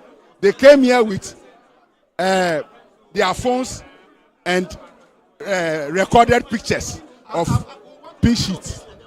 We said we are not going to accept that. By the law, by the CI, if you collect more than 65% of the polls, you can declare. That is the point we are. I tried to manage the situation for the exercise to be undertaken. The madam now says she needs orders from above. We are not ready to take any idiot advice from. No, you can't use that word. You can't use that word on live TV. Take any unguarded order before she declare. Now she's saying she cannot declare by the officer of Okai Central. And then we have brought him here. He also now telling us he need a collation sheet to put the results on to declare. We have given them 10 minutes. If they try any move, all of them have told them their life is in danger here. No. That is a threat. I think we need to end. I think we need to end this interview because this is not a platform to, make threats to anyone. This is supposed to be a transparent, free and fair election. And so you can have your say, but that should be without threats. You were in our studio since morning and you've been one of our panelists. What brought you to this particular center at this moment? First, introduce yourself to us. Yeah, my name is Victor Kojoga Daudu. The issue is that we've been hearing issues about the Okai Central issue. Now, the Okai Central issue is that there are some pink sheets that are inconsistent. Normally, when you go to the center, after it is done, they give you the photocopy. So your polling agents will have the photocopy. But what we have seen about 31 of the pink sheet is that they don't have their photocopies. They don't have it. But they have an original, the one that, is 13 booklets in all. So they have the other one that they have filled with pen. Now, the signatures, it is the same person that has done the filling, but these are polling assistants. So they have done and swapped the figures. So once we came, the regional director has seen it. They knew, and when they saw it, they knew that it was fraud. So now we are saying that based on the law, if you have 2/3, you can declare. So now declare, and she says she wants to consult her superiors. Because they don't have the picture, all they are showing us is the one that they have with the pen, and they are showing the screen, and they are saying that everything was bent. How do we proceed from all this confusion? No, you see, the confusion is happening is that they are saying that she's taking too long to consult her superiors. And if she's taking too long to consult the superiors, that means something may go on. And because they don't want any influence in this matter, that's why they want. So they brought, the regional director said she cannot declare. The returning officer should come and do that. That's why the people had to go for the returning officer to come and sit down and declare. Now, the issue is also the collation for in the summary. They are saying that it was bent. They are saying it was bent, so they don't have it. So now we need to get a new collation document. Then that is when we can go ahead with the 110, the 2/3 for him to declare. What does the CI say about collation of results? No, collation must be done at the polling station. Collation must be done at the polling station. So if collation has to be done and you don't agree to the collation from the polling station, then you have to make a request. Then that request, when we go to collation center, the ballot papers can be recounted. But this one, it has been counted. All the pink sheets have been given to the various groups. The MPP is saying that yes, it's bent. That's the issue. So now we have our pink sheets. Our pink sheets, we have it, and it's out of all that we have, 31 has been seen to be inconsistent, that it was done after the result. So they don't have the photocopy, the carbon copy, they don't have it. All they are showing is that they have what was doctored after the election on their phones. That's the only thing they are showing. Why can't we just agree that the EC is the referee in this game? The EC has copies, original copies of the pink sheets. Why wouldn't you proceed on the score of what the EC has? Exactly. That is what we are telling the returning officer, that if you have all those, so that's what is in the ballot box. So that's what is in the ballot box, and we have all used our seals on it. So we are saying that now that you have that one, use the 110. The 110 pink sheets you have and do it. Yes, to collate it. If you want to recollate again for the 2/3, then use the pink sheets that are in the ballot box. So at this point, the regional EC director says she won't declare. She's asking, or what feedback did she come back with? No, that's what she said. So now she's still saying she's consulting the people and will come back. But now she's saying that when she's giving the go-ahead, she will declare the results. Thank you very much for speaking to us, Kojogan Adaudu. He's a legal practitioner, but he's with the legal team of the NDC. Now, when I got here, what I've noticed is that the electoral officer, who is the regional director, was basically going through the pink sheets with the parties present, the NDC and NPP representatives. And they were going through until it got to a point where they raised contention with about 31 of the pink sheets. And so the EC director, from her mouth, noted that she can't really make judgment on the 31, and so she want to go consult with other, senior officers. As to whom she's going to consult, I have no idea. But as we speak, she's not present within the regional collation center, so she's out of this place. Now, what they are waiting for is that she comes back with a feedback as to how to proceed with this declaration of the Okai Central results, this has been lingering on for more than 48 hours now. We see, so far we've spoken to some people from the NDC. Let's get the side of the NPP as to what really the issues are and why they seem not bothered about the confusion that is happening in the hall. Please, what's your full name? My name is Owusu Charles. And what's your position in this Collation Center? I'm the new Patriotic Party Constituency Secretary for Okai Central. You are with the NPP, right? Yes, I'm with the new. Good. Were you there since yesterday from the Collation Center till this point? Yes, I was there. What is the story from your side? Our side is immediately we finish the pool finish, we tell it everything, and then we walk to the Collation Center at Ghana Telecom. But as we were going, somebody is handling our pink sheets. And immediately NDC saw that we are coming. They bounced on them, beat the boy, and took the pink sheets away.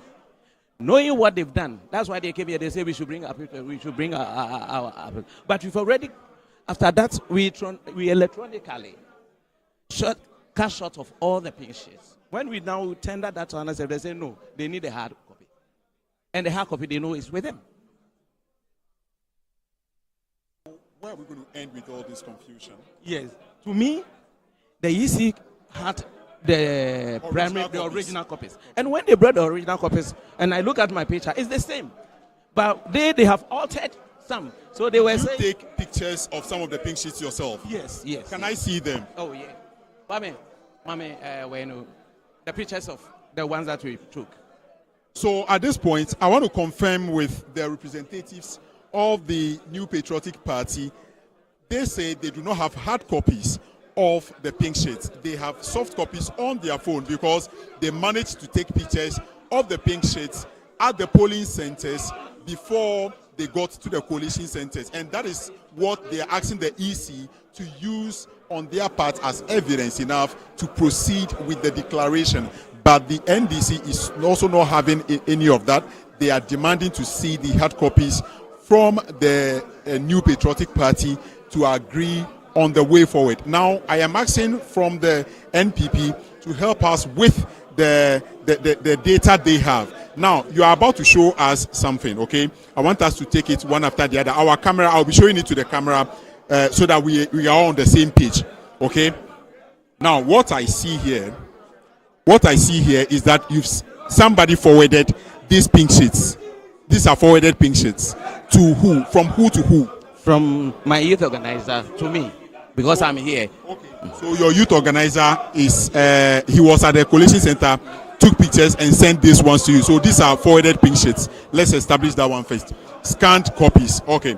Now, I am clicking on one of them, which I see that these were forwarded to, oh, come on. A number of messages are coming through. Okay. So I see that you have, I mean, this will be invasion of privacy, so we don't need to really show some of the messages that are coming on his phone. So I would crave your indulgence not to show what is on his phone, but I will read verbatim what is on this phone and what I see. So this is a forwarded pink shirt to the gentleman, and I see that it was forwarded at 12:54 p.m. Am I correct? 12:54 p.m. And the date is 9th December. Today is 9th, right? Yes. Good. So people are asking that why should the pink sheets be forwarded to you today? Not probably the very first time this whole collation happened at the polling centers. And the fact that if they can see pictures of pink sheets, okay, and then they check the details like I am checking now to establish that the photos were taken on December 7th after election, then in that case, they may have a bit of trust in what you have. But these are forwarded message, which they don't want to rely on. What would be your response to that? My response is, they have not, we don't know, because we have all the 140. But when we're here, they query the 31. So the query ones that I've asked them to forward it for me. Why not invite the officer who forwarded these images to you so that they can check that the pictures were taken on December 7th. And I think that may settle the whole confusion. It's because they kind of see that the date is today's date and it's a forwarded message. That obviously will raise some concerns. They have not talked anything about this forwarded message. Because it's on the phone in the first place. Yes, because it's on the phone, right? And I'm saying that to use details from the phone, you can keep the data, the digital footprint, the date, the time, and everything, okay, as far as we are in the digital world. If you invite that your officer who forwarded this to you to bring the original phone with the original pictures taken, that may settle it. Call him to bring it now. So why not suggest this to your counterparts in the NDC so you can make progress? They have already made up their mind because they know they have taken our pay sheet and they know they've altered theirs. That is why they are behaving like that. Because they don't seem to understand anything now. They are now calling for the EC to proceed on the basis of 2/3 of the pink sheets available. Do you agree to that? No. Why? If anything, we can open the box. The boxes are there. They can open it and see. Because what we are... It's only a competent court of jurisdiction that can give permission at this juncture for those boxes to be opened. So, but you know, we are in a collation center. So if there's something in doubt, why can't we... The law says... And they were having the EC is having the original copy. And the original correspond with us. And so it's not corresponding with the paper they have? It's the paper the NDC has. Yes, because they've altered it. So this allegation, counter-allegation, NDC, NPP, it's been more than 48 hours. How are we going to proceed on all this? If the EC should come out with asking you for a suggestion to proceed on your final basis, what would that be? So be that they have the primary document, so they should use this to declare, because they doesn't need, when they are doing the presidential, they never ask us to bring pin sheet before they were able to declare it. They use their primary document to declare. So, and the coalition, all of us were at the coalition center, and the figures and everything was there. And NDC was there. Why didn't they even raise those things that they are coming to raise it now? Because they were there and the coalition was down. Per your coalition in all honesty, what is putting you in the lead if that is the case? Come again. Per your coalition, you did your internal coalition. What is putting you in the lead if there is anything like that? Oh, we were. Are you asking of the figures? Yes. Yes, the figures we are 20,000 plus. 20,000 plus. From how many polling centers? From all. The 140. The 140 polling centers, yes. We put all together. I want to thank you very much. I see a senior party member who is from the... Now, they are not trying to allow anyone to enter. They are fighting vehemently to prevent anyone from entering the Collation Center when you are coming here, whether with accreditation or not. Now, there you heard it. Someone just banged on the door, trying to force him or herself into the Collation Center. And because they've refused that no one would enter the Collation Center, that is what is bringing the confrontations one after the other. Now, the police are present. Let me put that on record that we have policemen present before all these confusions are taking place. The NDC are within. Some NPP members are also within. There are others also outside. And those outside are trying to come in, and they are not being allowed to come in. As to the basis upon which they are refusing them entry, that we seem not to get close to appreciate. But we see the former chairman of the NPP present, Mr. Peter McMahon present. I want us to get his take on all that is happening. First, starting from what is happening within. He just came in as an elderly man and a statesman as he is. He's seated quietly, watching things unfold gradually. Chairman, are you satisfied with what you are seeing play right before your eyes? How can I be satisfied with this? Somebody who has been at various collation centers since 1992, and you want me to compare this to the others I have witnessed and taken part? This is chaotic. Simple. This is chaotic. And I see you so quiet. I mean, I'm observing. How do you want them to proceed on this? I know for sure you are privy to the details as to your party members. They briefed you on what it is.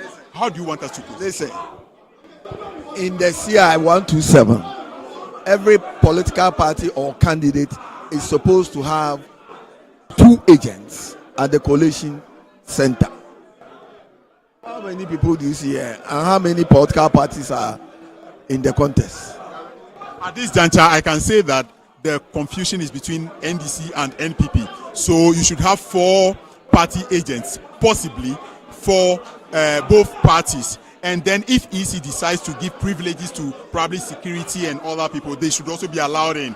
And here you are yourself. Good. So I've observed that now the numbers we see in are more than that. Obviously, it may be some mishap on the part of the security. I mean, that is not to blame them though. That does not put away the fact that we need to leave this collation center. It's been more than 48 hours. It can be more than 1 week if the writing is not done. If the writing is not done, it can be more than that. I understand there is going to be a bit of announcement at the moment. I want us to get there to hear what is happening. And so we are getting close where the returning officer from that particular center is here to announce. The returning officer from the Okai Central constituency is about to make a pronouncement. And we are waiting to hear what he has to say. So what is happening currently is that we see a gentleman using pen to write on the collation form, and they are asking for agents to come and sign. I want to try as much as possible to read the heading of the pink sheet he's trying to put figures on.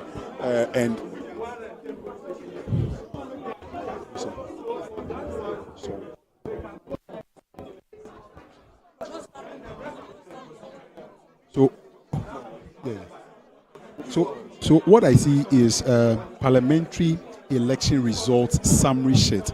That is what is being written on. And we see the first person, the name is Patrick Yaobuama, NPP, 14,949. Then I see the second person being Abdullahi Abu Baba, NDC, 15,383. So if what I am seeing presently, the form being filled by the EC, is anything to go by, then it seems that the EC is about to make a declaration with what the form they are filling right now, and that is like a declaration that is about to happen in favor of the National Democratic Congress, per what we've seen. And the understanding I'm getting is that the collation of the over 101 or more polling center papers is what they want to rely on at this juncture to make a declaration. The man you see in the blue shirt sitting beside the other man writing, that man in the blue shirt is the returning officer or the presiding officer at the Okai Central constituency, on whom the allegations have been made. The NDC has alleged that he has dotted the figures in favor of the New Patriotic Party, while the New Patriotic Party also makes counter allegations that the NDC is trying to bring about some machinations. And so that has been the heated argument in this hall since yesterday, and there seems to be no end in sight. But there is going to be a declaration soon, which we are bringing to our viewers and our listeners back at home, wherever you are on Channel 1 TV. This is your election bureau. The hashtag remains the Ghana Post 2024, and generally we see that the confusion at the Greater Accra Regional Office, Collation Center of the Electoral Commission, which is the old office of the EC, that is where this whole issue is happening. And we are bringing you live feed from the EC headquarters very soon, if what is happening on the table, that is bringing calm is anything to go by, then it seems that they would make a declaration very, very soon on the basis of the papers they have them. Now, the CI, I think we should engage Sam George on what they are doing right here. Sam George, what is happening right there? The returning officer is filling out the form to do the declaration. Based on what? On the pink sheets collated. All 141? 110 out of 141. Why is it proceeding on 110 and not 141? The law is clear that if you have 2/3 of polling stations fully and properly declared and there are challenges anywhere else, those challenges can go to court, but you can proceed to declare on the basis of 2/3. Seshiri also, for example, that happened with outstanding polling stations in the last election. They proceeded with it. 110 out of 141 is more than 2/3. So you don't have a problem. We are abiding by the law in its fullness. What you've said is anything to go by. It means that we may be leaving this hall very soon. Is that the case? Yeah, we expect him to finish declaring, and after that we'll insist that the same thing is done for Abokobi North, and then we finish on Abokobi North. See two men sweating just as I am. Which of them is going to make the declaration? The returning officer. The returning officer will do the declaration. It's the gentleman in the blue. But there has been a lot of allegations against him. What are some of the allegations and why that? I don't know of any allegations. He's doing his job. He has 78% of polling stations properly declared. He's proceeding in connection with the law. Anybody who has a challenge on the 31 can go to court. Now, I want to also say that I see some of the pink sheets that has been kind of bent, portions of it bent, and the gentlemen are looking on it as to whether those are genuine pink sheets. I don't know if the parties involved have any concerns with those pink sheets. Is the returning officer? Is the returning? I mean, the presiding officer. The presiding officer here. Returning officer, and he's doing his declaration. If there's a problem with the pink sheet, he would have stated so. The pink sheet is still there. He's able to declare all of his results. The agents are about to sign and authenticate it. This was something we agreed with Frank Davis and Fred Owari.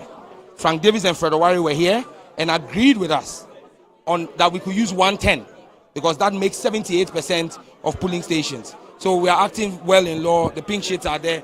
The form is there. So we are good. We are good. Thank you very much. And you heard the Ningo Pram MP who also retained his seat in his constituency, and he's currently at the Regional Collation Center in the Greater Accra region of the EC, and they are basically proceeding with some 110 pink sheet results to make a declaration for the Okai Central constituency, which has been a bone of contention for over 48 hours.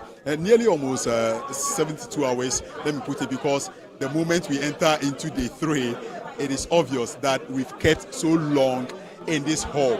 Now they are believing that this would settle it.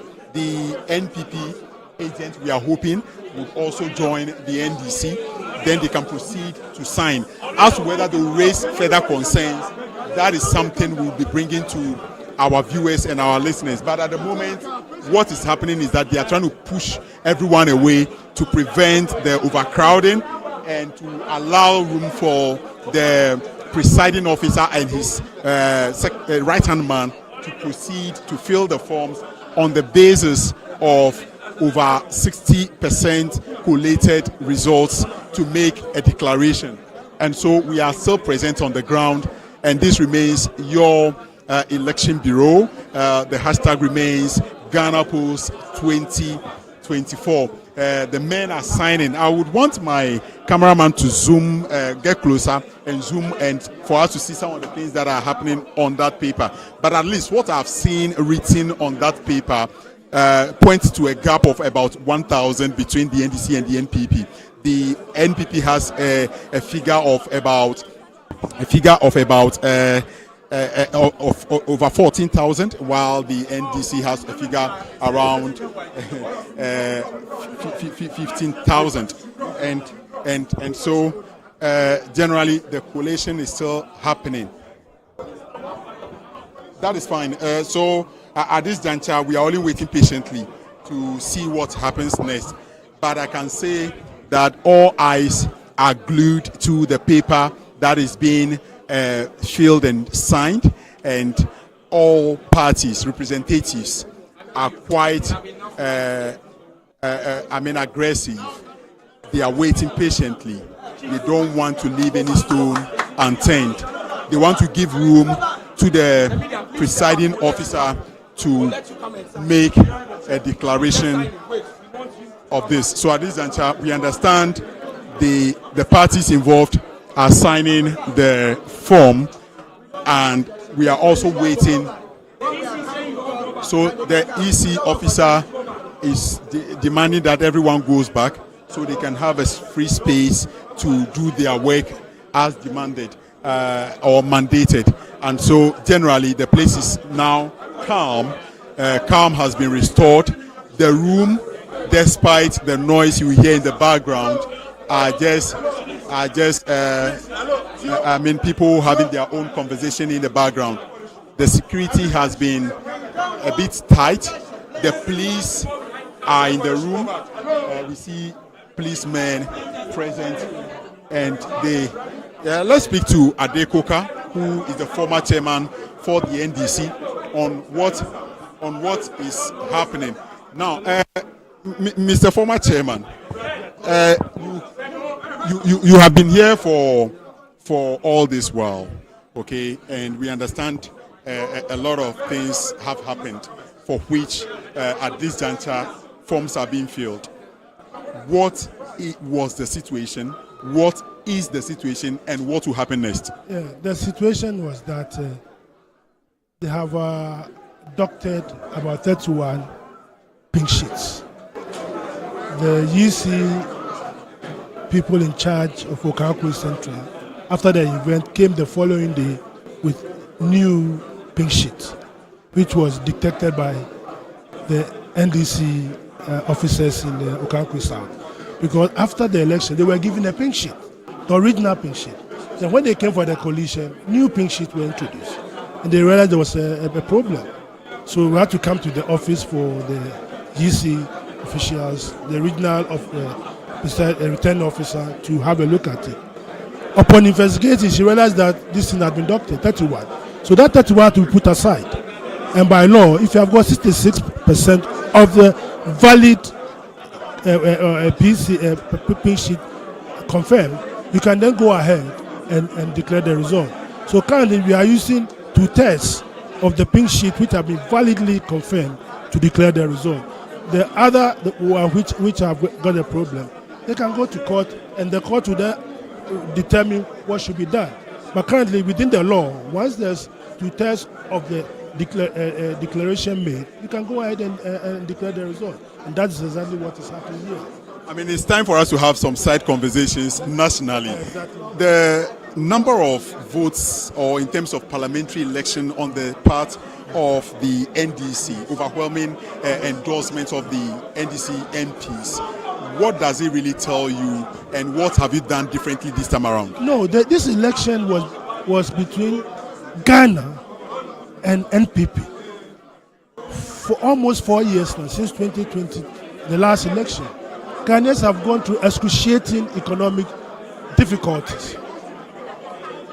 Look at the pensioners. There was this haircut which was uncalled for, because it wasn't their fault. It was because Oforiatta was borrowing too much. He was borrowing too much, and that was the problem. That has caused disaffection among Ghanaians. So a lot of Ghanaians have become disaffected. So the EC officer is about to make a declaration from what they have so far gotten on the pink sheet, and we will get closer to get what the outcome of this declaration will be.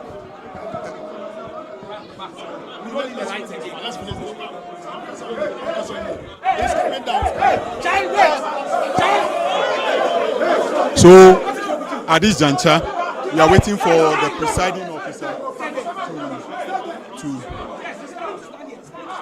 to make a declaration. So the presiding officer is coming to make a declaration for which. for which we are waiting. No, you don't need a candidate. Let him declare. Let him be flanked with the officers. Chairman, Proceed. What The officers are not here. They are not here. The officers are here. Come and stand here. Hey, media, you are all supposed to go back. If you are there, you will hear. Go back. Please, media, kindly go back.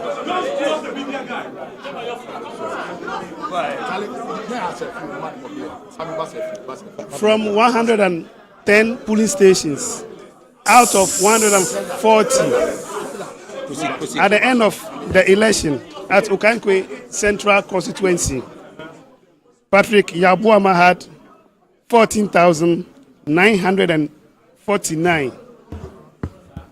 Abu Baba Abdullah Sadiq had 15,383. Total valid votes is 30,332. Rejected ballot is 130. Total vote cast 30,462. So from this election, this represents 110. This represents 78% of the election held at Okai Central. So from this result, Baba Sadiq has been elected Member of Parliament for Okai Central. Thank you. 2024. Hello, boss. What's your full name? Your full name, sir? No, wait.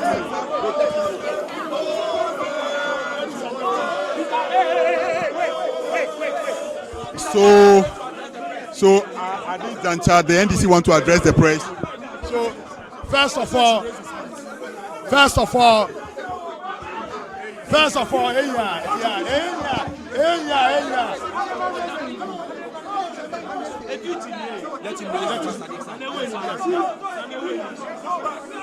So they are insisting that he holds Baba Sadiq's hand to make the final declaration, and so Baba Sadiq is here to show himself to the EC guy for him to be finally declared by the presiding officer.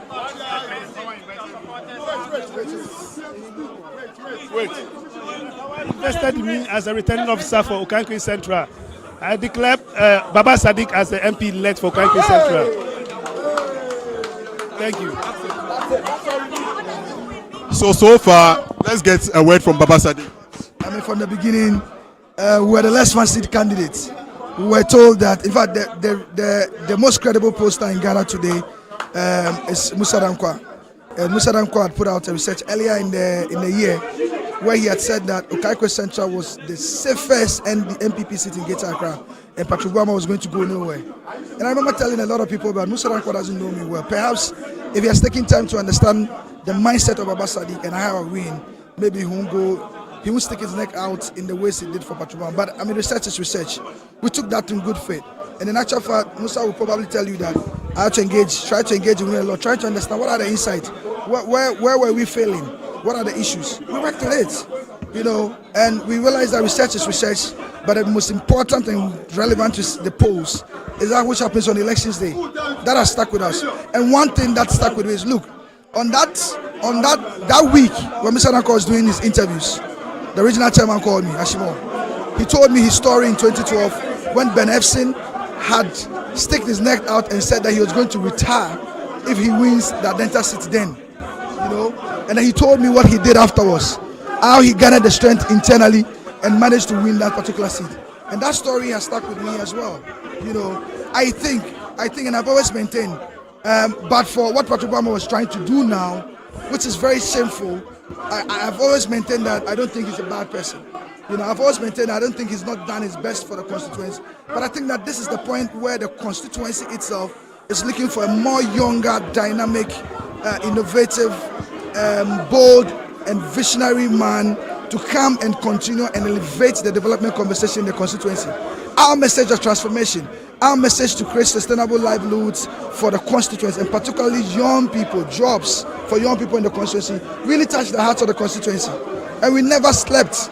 Morning, afternoon, evening, we were campaigning.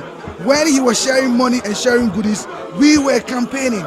You know, in the last few days, we had heard the report where he had told others, confided in others, that he was going to engage in fraudulent activities in the elections. We took it in good faith.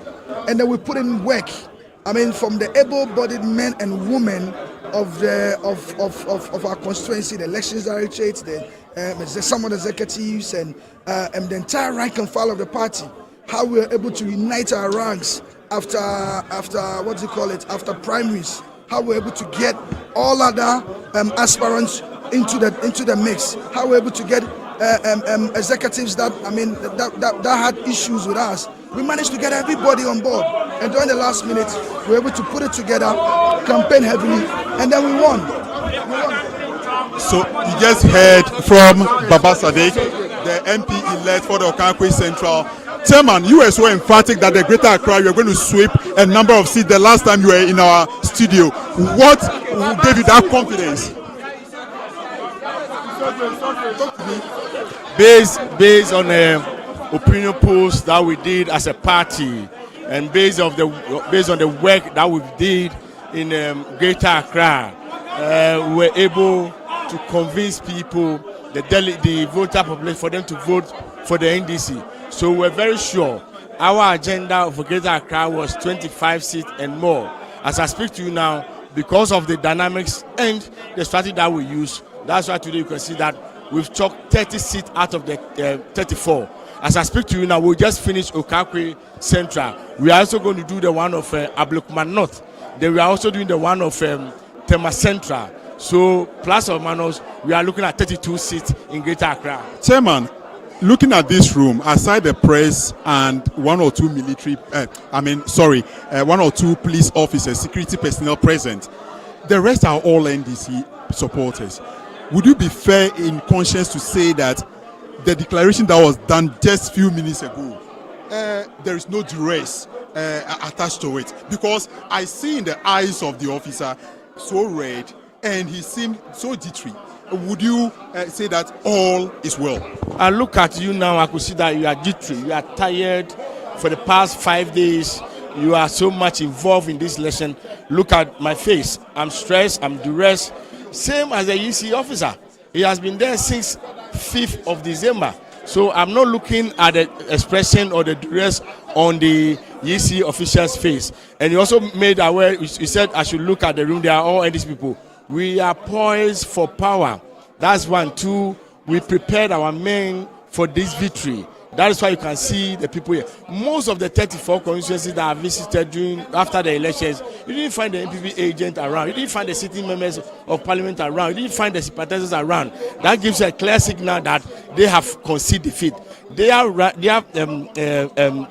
Fabula has conceded defeat. So I think this should be a line that they are towing. When we came, I saw the Concession chairman of Okai Central here. I saw the secretary. I saw their police agent. They said their pin sheet is missing. They are looking for their pin sheet. Their pin sheet is on their WhatsApp platform. So I am not looking at the face of the EC official. He's tired. That is why you could see we are all tired. You are tired. The police are tired. You can see how the police are come here, and it's all a part of the game. So don't look at that. He has done the right. Thank you very much for speaking to us, the chairman for the Greater Accra region for the National Democratic Congress.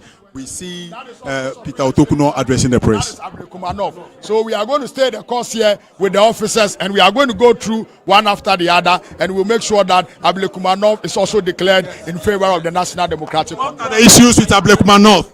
Employing that, the first one you did the over 60% rule. How are you going to do it? Are you going to do policy by policy? We didn't do the over 66% rule. It's a rule of elections. 2/3. When there are contention in some of the polling stations, and you have 2/3, you can stand on it and use it to declare. And so that is what we have applied. It's a law of the commission. All our elections, that's what we do. In fact, 4 years ago, it happened in Citi also, and Takwa, and so on and so forth. And so it's not a new law, it's an electoral commission law. We are yet to see the case of Abokobi North, but you can be rest assured. And all our party members in Abokobi North and Ghana at large, can be rest assured that we are going to use eagle eyes, if you want eagle lens, to copiously look at every single pin sheet, and where we find any fraud, we will eliminate the fraud and make sure that the will of the people prevail. Thank you. So that is Peter Buama Otokuno, former Deputy General Secretary of the NDC, who just spoke to us on how the election went so far with the Okai Central constituency. He said they've applied the laws of the rules of engagement by the Electoral Commission, and so this should be considered fair for them to proceed. Now they are going to Abokobi North, which is also under contention, and they have high hopes that they are going to win it, and so they are going to now deal with the electoral officers to proceed with the same rules of engagement to ensure that the Abokobi North constituency is also declared. Now we see a bit of confusion also right behind, and we want to catch up with that. We want to find out what really is happening at those areas, and we see that people are so exhausted and they are waiting patiently for okay, we see the regional commander of the Accra region of the police, DCOP Ahin, present, and he's engaging with electoral officers at the Collation Center. They are trying very well to ensure there is law and order at this center. Chairman, I was having an engagement with you when we went for that declaration. Are you aware they were going to declare the results in the first place? I'm not. Your agent signed it. But we are sitting here. How do you know we our agent has signed it? We are sitting Me and you are here. So far, what I have witnessed, maybe I can recount that, then I may proceed with questions on that. I have seen that the EC officer stated that because 31 pink sheets are in contention, that will be put aside, and then they will proceed on the basis of 110 pink sheets. And on that basis, he has so far recorded over 14,000 for the NPP candidate and did over 15,000 for the NDC candidate. Based on that, he's asked that they sign, and which was done, and they are now he's proceeded to declare the election in favor of the NDC candidate. Because it will depend on the number of outstanding polling stations, the quantum of voters on the roll. If that exceeds the difference, then it cannot be a proper declaration. They are saying that so the constituency has 141 polling centers. They've collated results from 110, and they say that forms a 2/3 of the entire vote. Now, what would be the issue from your side? I think you've got it wrong. Okay. We are not in a meeting where you need a 2/3 majority to form a quorum. No, these are number game. Okay, because parliamentary elections in Ghana is first past the post. So even if I beat you by 3, I have won. Okay, so the number of outstanding polling stations, the quantum of votes there, if it's being able to offset the difference, then you can declare the results. So to understand you clearly, there is that possibility that the 31 pink sheets in contention right now has the propensity to cause an upset or offset what has been declared now. Yes, exactly so. If it happens now that is the case and so becomes true in the near future, do you mind want to contest the declaration? Of course. But this is no declaration. You declare and leave a quantum. I don't know the specific number of voters on these 31 stations. But if you look at the numbers and you compare with the margin of victory, then you can be assured that it can overturn. So what did the law say when it indicates that you can proceed based on a certain percentage? There is no law. I mean, the CI you are working with. It's only when, after you have tallied the results, and there are 13 or 31 polling stations, you collate or tally the voters on that 31 and compare it with the margin. And if the margin exceeds that number, then you know that even if you give the entire 13 to your opponent, he can still not match or overtake you. Yes, that's how it is done everywhere. So you throw in the towel. Gentlemen, the essence is that you need also to find... First, introduce yourself to us. My name is Fred Awari, the chairman of the campaign. Now, the essence is that the 31 polling stations whose results are in contention, you must actually look at the number of voters in those polling stations and sum them up. If that amount is significant, and when added to any of the contestants, it can tilt the results, then you can declare.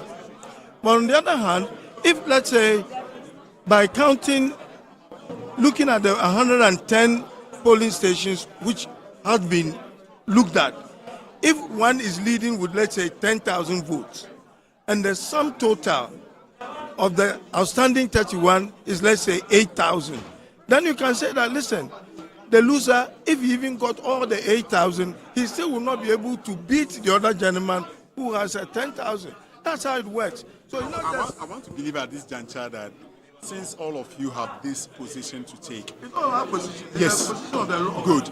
So the EC, what I have witnessed is that it's declared the NDC person. So are you going to go to court on right? The EC is on the siege. He's being compelled to do it. You know, you heard that if they don't do, they lock the door. NDC is locked the door. They're keeping the keys in their pocket and saying that even the police will not be allowed to go out. The EC officers will not be allowed to go out. All those of us, you see, you have a point to make. Introduce yourself first. My name is Frank Davis. You see, let's just even look at logic and common sense. Now, the declaration that they made, he's supposed to have won. I promise I will return to you, Frank Davis. I promise I just want to catch that because I will miss it. I will miss it. I promise I'll come back to you. I came back to you, Chairman. You understand? I came back, so I promise I'll come back. There is something happening at this side that we need to get it. So we understand that Blakema North is the one being worked on currently. Sorry. I'm going to mention them one. Everybody, you have your IT person here. When we were doing, everybody recorded it. So we are going to go over that first. We are going to go over that one first. When we finish with that one, then we can continue with the pinches that we don't have. So that is how I'm going to do the work. We are beginning with the ones we did yesterday. We are going to go over to see whether all the information we had yesterday were correct. If we have any problem with what I'm going to mention, then that one you need to produce your pin sheet for that polling station. But I want to put it on record that nobody raised any question on those polling stations yesterday. I'm talking about the ones that we did. But if you have any problem with the figures, we are starting from the beginning. So, okay, so we can start. Please, your full name and who you are. My name is Obevis and the returning officer of Abokobi North. We just want to know what is happening. So this is the Abokobi North constituency, the second leg of this whole lap of race being run by the two major political parties, and that they are going to start all over again from day one in terms of counting of pink sheets that were collated. They say they are going to now cross-check.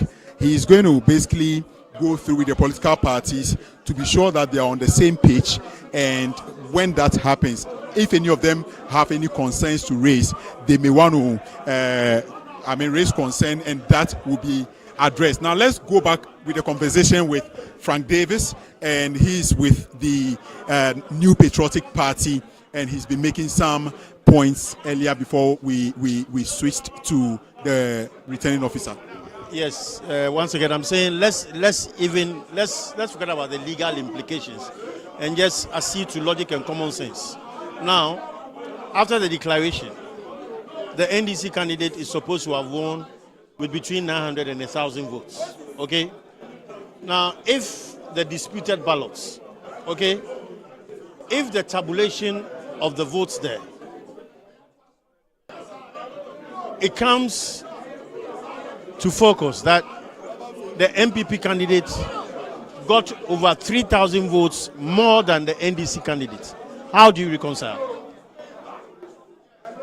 You see, so if there are ballots which are in disputation, there should be a clear agreement between the contending parties what should be done to those ballots.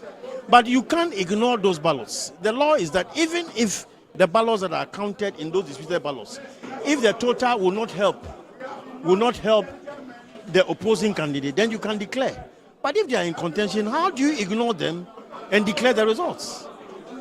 I mean, what is the fairness in it? Do you mind taking this issue further? Oh, definitely. And this is an illegal declaration. It is an illegal declaration. I mean, ask yourself, what happens to those votes? These are people who have cast their ballots. It's not that if they are invalid ballots. These are ballots which have been counted. And you want to sidestep them and declare?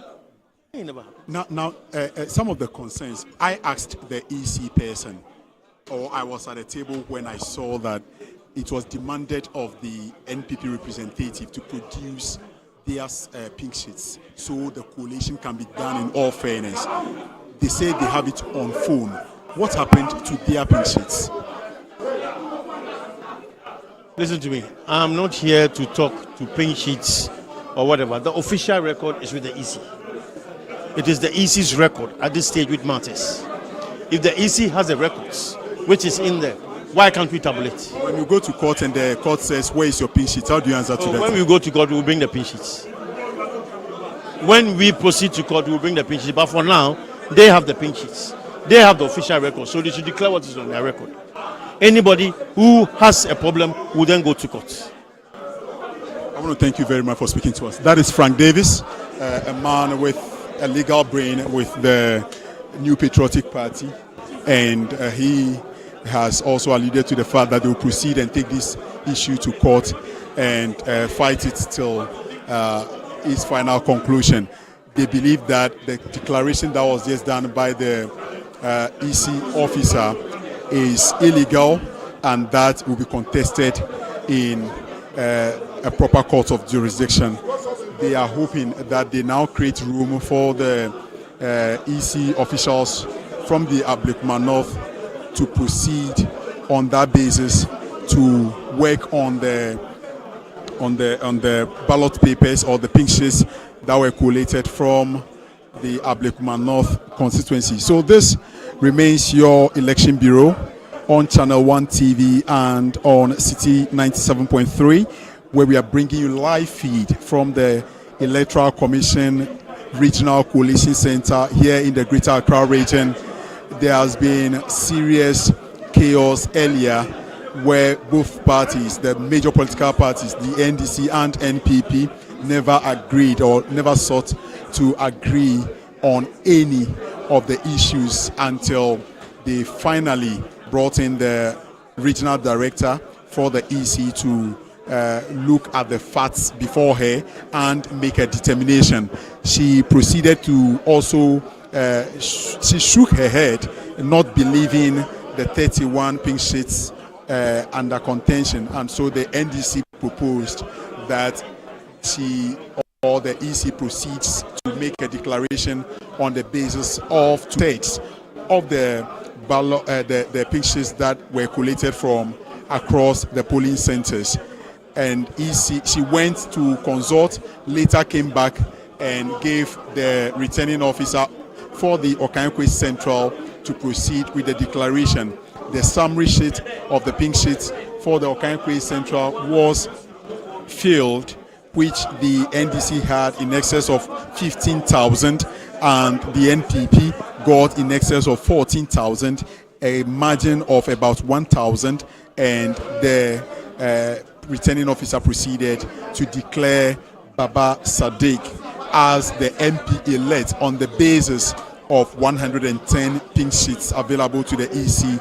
And so, as we speak, the NPP on the other hand says they are going to proceed to court because they find this to be an illegality perpetrated by the NDC. They allege that the declaration was done under duress and because the Collation Center has been locked. Now I can say that we have the police present in the Collation Center. The regional commander, DCOP Kwesi, is in the Collation Center with his men, also monitoring activities and seeing what is going on. They can now finally say they are done with the Okai North, and then they are now proceeding with Okai Central, and now they are going to do Abokobi North constituency. Eduji Tamaklo is the legal director for the National Democratic Congress, and he's been with his men on the ground. He should give us the legal perspective of what is happening here. Why is declaration not being done at the various constituency collation centers? Why are you here? So what happened is that we want. Let's now focus on the Abokobi North because we've gotten a bit of perspective on the Okai Central. Absolutely. So what happened is that we actually wanted this declaration to happen at the constituency collation center. Unfortunately, we have identified some discrepancies. So the regional director intimated that we all come to the regional office, which is the regional collation center, for the purpose of doing it. So you see Okai Central, they were here. We have Abokobi North currently going on.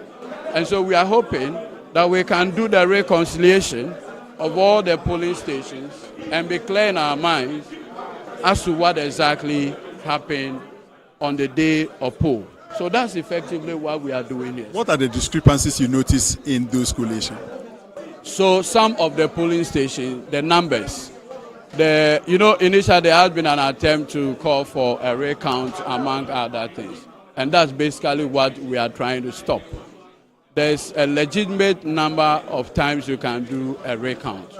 We do not want to go through that experience. So as you can see, the MPP are on this side, the NDC are on this side. The presiding officer, as you can see, is directly seated in front. Peter Otukuno, my good self, Adawudu, other lawyers, Sam George and co, we are here. The MPP side is also here, and we are trying to ensure that we'll do the reconciliation. You're pulling your pink sheet against our pink sheet. The Electoral Commission has a desktop. We'll do everything right here, and then we'll all go home with clear mind. Thank you. Earlier, the Domi Kwabenya PC was here, for the NPP was here. We understand he was trying to raise concerns about the results. Did you come to meet that? What about that particular constituency? No, you see, that's my constituency. That's my constituency. So the declaration was done at the constituency by the returning officer, returning, what do you call it, as the winner. And so that is what it is. The only record for Michael Quay is to go to court. Okay, at this juncture, we want to take the mic closer so that we can hear what the returning officer is doing. Exactly. They are not allowing the media there, so put the mic strategically there for me. Very well. Thank you. 1601 SPS.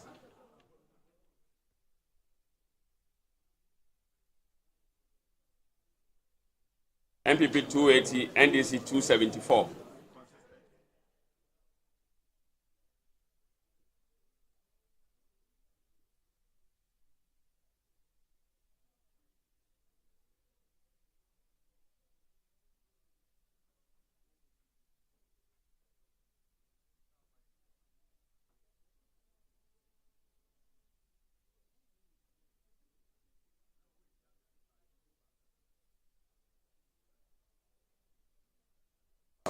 IT guys.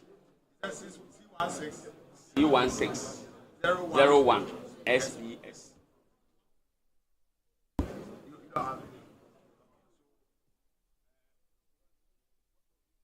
But you have your pin sheets.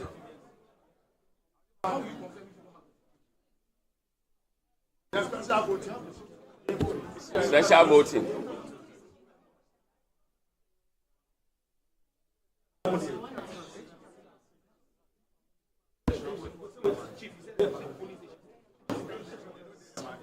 C16.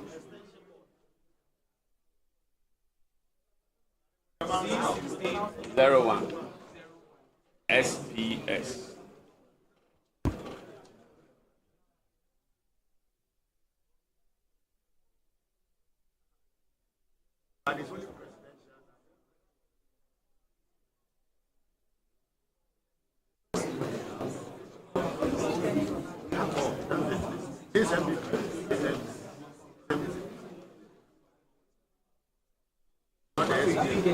They don't have it. They don't have it.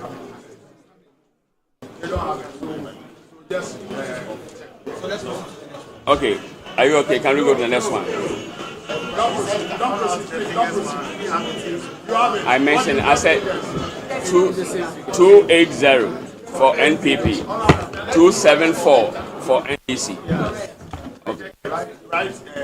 Let's go on with the numbers. Let's go on. If not, we will not finish today. Rejected are not going to affect anybody's. Are you getting it? Yes, please.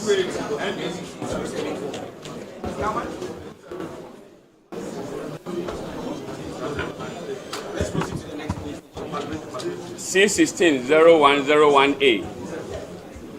NPP 101. This will come in a minute. Proceed. NDC 171. It's correct. C160101B. NPP 76. NDC 198.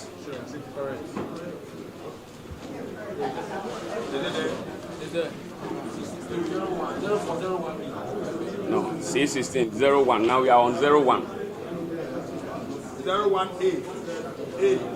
B. We are on B. We are on B.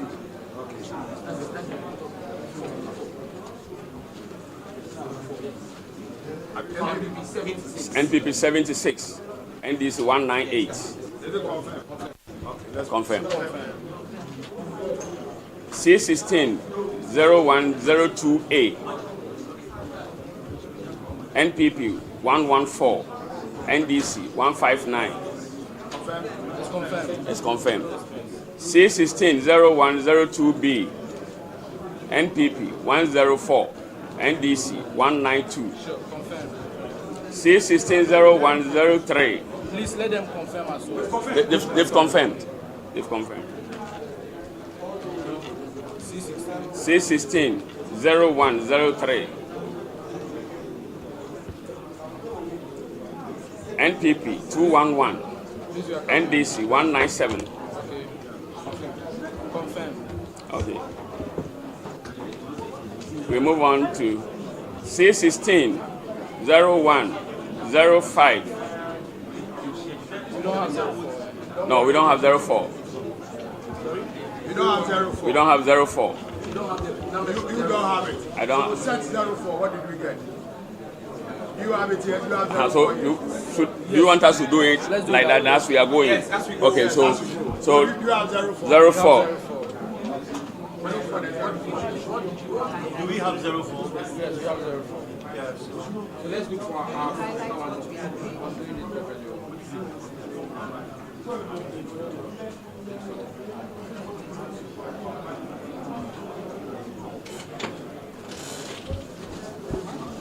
You know what?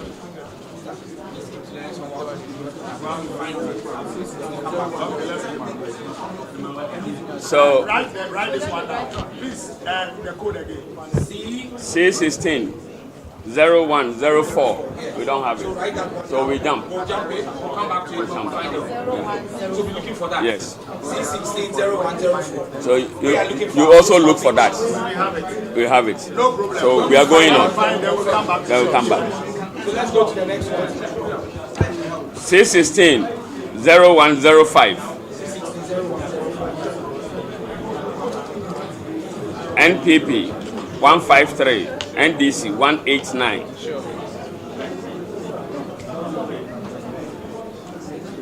Confirm.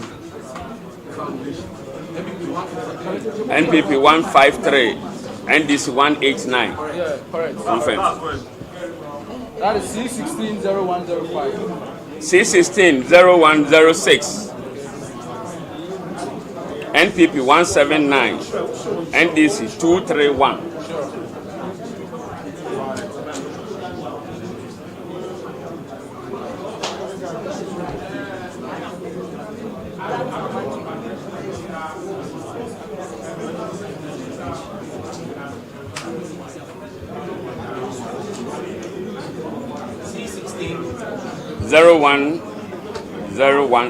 C16 0106.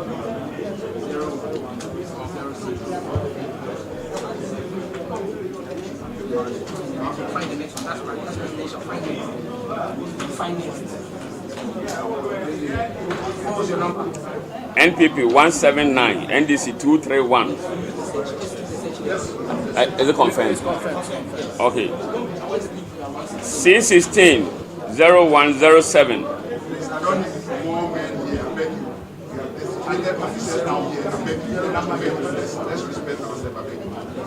Can we go?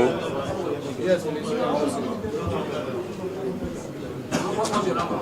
C16 0107. NPP 41. NDC 98. Confirmed. Okay. C16 0108.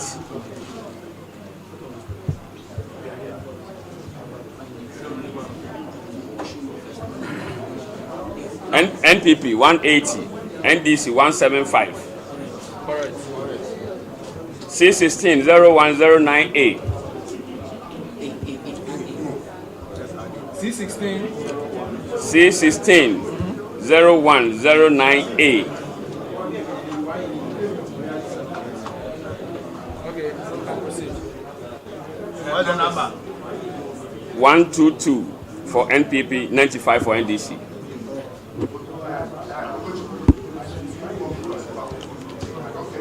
C16 0109B. Can I go on? 125 102.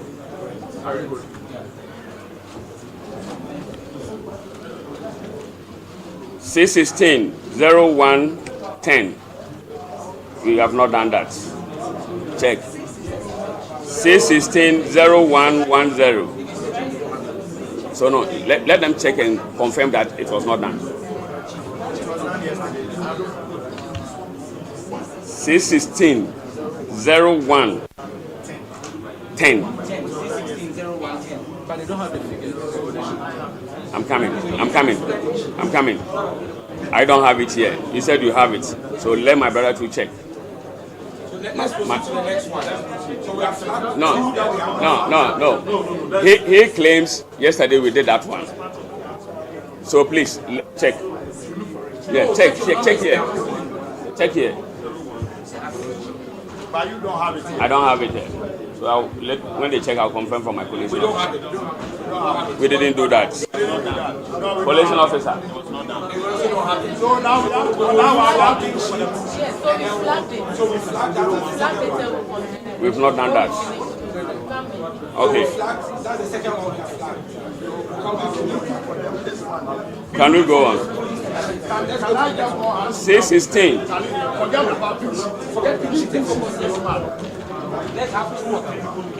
C16 0111.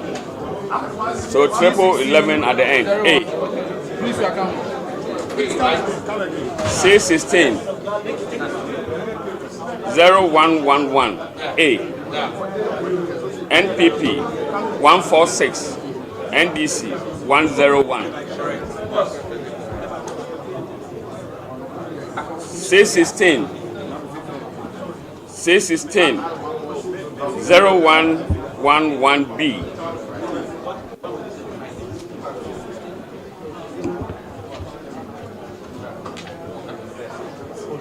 11B. I don't have it. 11B. C16. You did it yourself or you did it with me? You have it. I don't have it. So I don't have it. You are confirming from me. I don't have it. So check your pin sheet. See, please, if you have it, put it somewhere. When we get to the ones that I say I don't have, you bring it.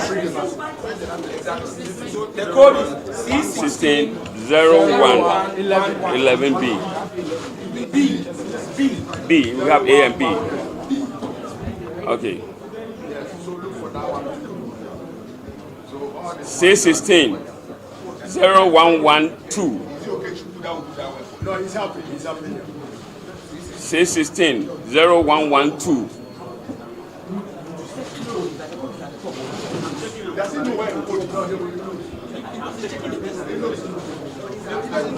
Can we go on? NPP 204. NDC 220. Okay. C16 0113.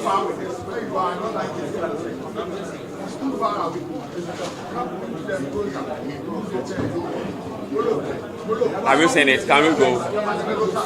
NPP 21. NDC 13.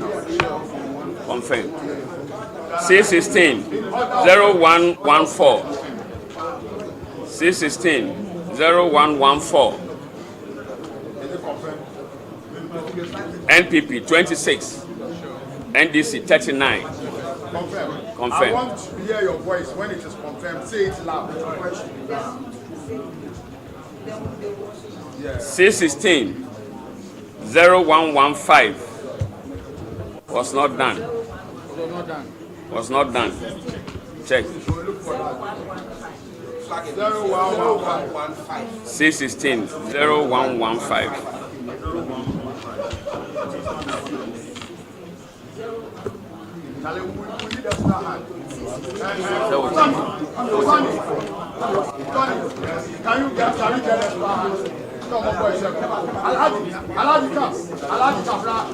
You are not getting me. You have the figures from your pin sheet. You have the figures from your pin sheet.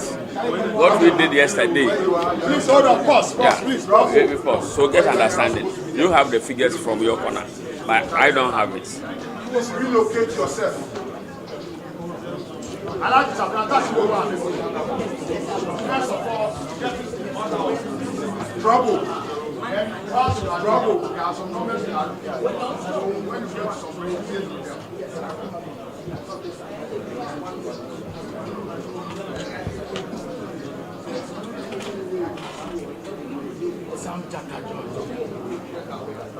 so just arrange it in order.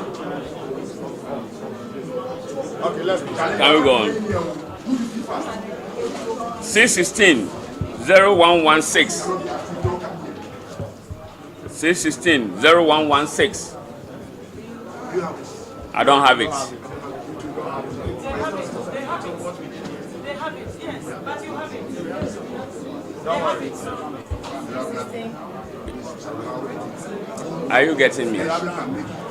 You have it, but it wasn't done yesterday. Then later I call for the princess. So if you say you have it, you have it. Then as if I mentioned it yesterday. C16 0116. So you write those ones down. So when we finish, we'll call for. So when we finish, then we'll call for them. C16 0117. NPP 118. NDC 99. Confirmed. C16 0118.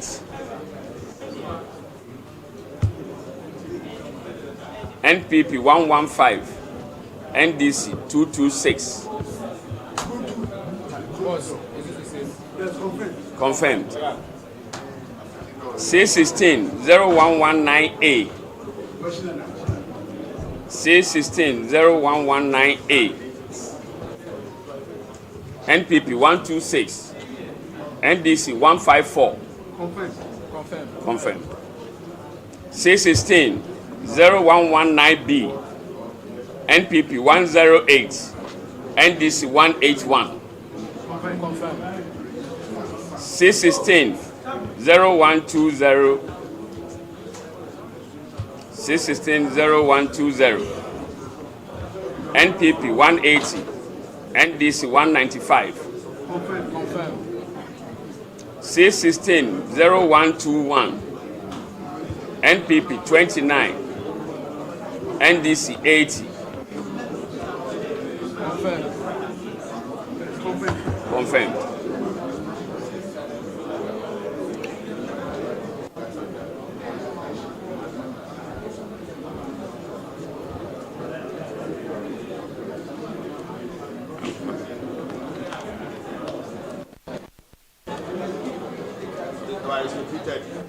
No.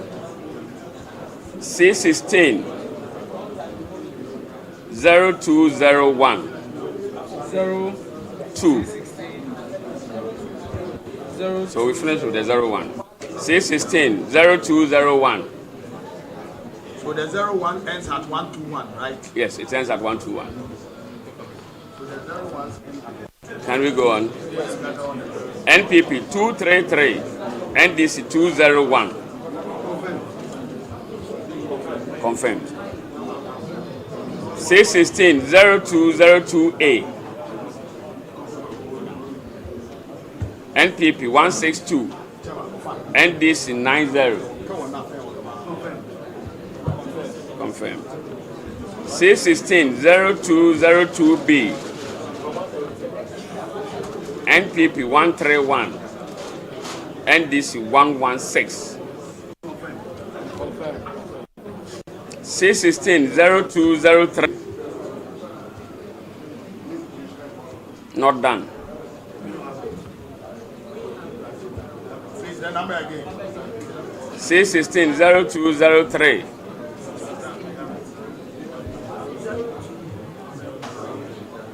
Do you have it? You have it. Do you have it?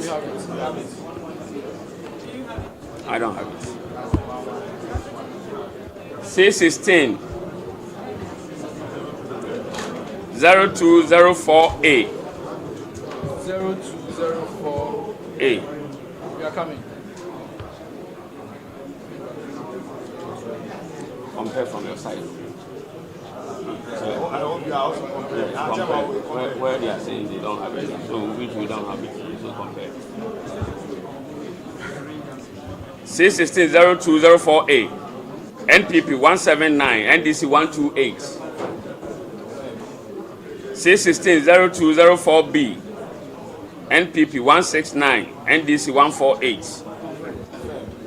C16 0205. C16 0205. 5. NPP. We are coming. Please wait. We are coming.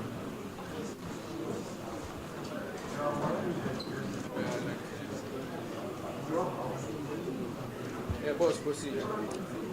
NPP 279, NDC 160. C16 0206. NPP 107, NDC 103. C16 0207A. 0207. 7A. NPP 182, NDC 153.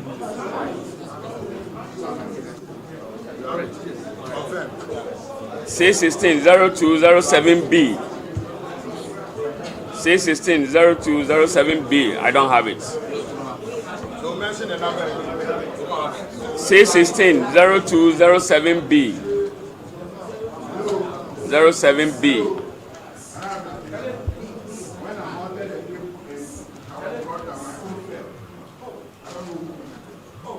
C16 0208.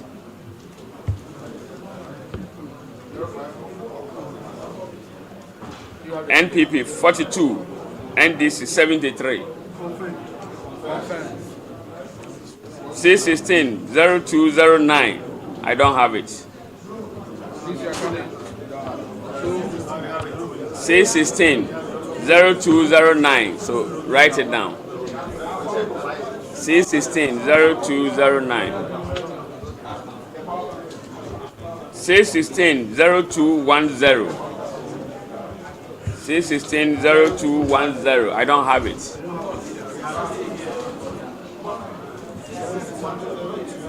The ones I say I don't have it, you note, just note them down. They say they don't have it. Just the one that I mentioned the figures, you confirm.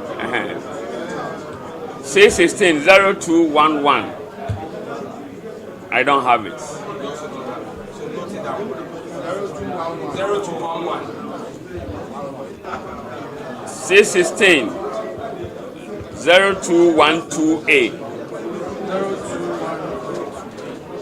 C16-0212A. NPP 142, NDC 124. Confirm.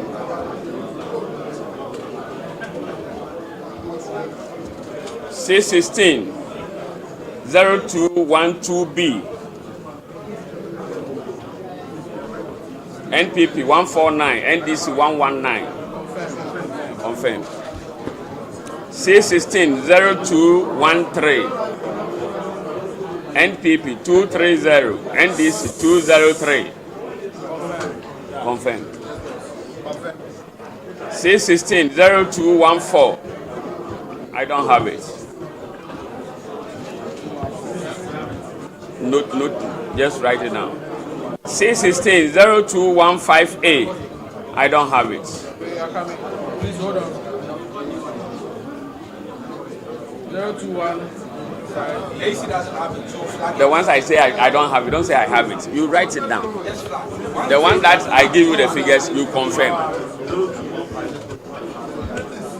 C16-0215B. I don't have it. Flag it. Yes, 15B. 15B. One have 15A, 15B. 14, 15A, 15B. So 14, 15A, 15B, you look for. C16-03. So we are done with the 2. We're now on 03. Yeah, now on 03. So C16-0301A. NPP 151, NDC 130. Confirmed. C16-0301B. NPP 114, NDC 174. C16-0302. NPP 44, NDC 54.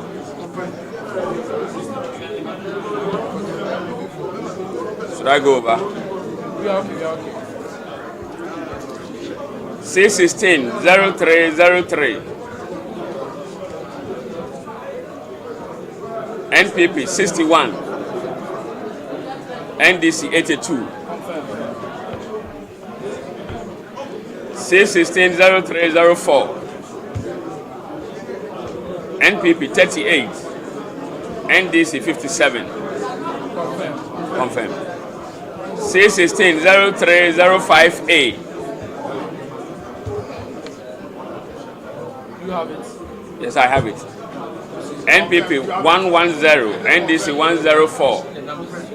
NPP 110, NDC 104. C16-0305B. NPP 116, NDC 101. C16-0306. NPP 139, NDC 144. C16-0307. NPP 144, NDC 196. C16-0308. I don't have it. C16-0308. 0308. 0308. Yes, please. 0308. 616 0309. You are coming, please, you are coming. 0309. 9. NPP 102. NDC 153. Confirm. 616 0310. 0310. You are coming. I don't have it. Flag it. 616 0310. 0310. You don't have it. Yes, I don't have it. 616 0311. I don't have it. Yeah, it's matching. It's matching. 616 0311. Mr. Watson, will you go out again? When come? I need water. I need water when we are coming. Thank you. 616 0311. I don't have it. What we don't have, the officer speaks and make it clear that he doesn't have it. Suspend the patches, they suspend it, then they move forward. 616 0312A. NPP 126. NDC 151. 616 0312B. NPP 86. 616 03 12B. 12B. NPP 86. NDC 173. Perfect.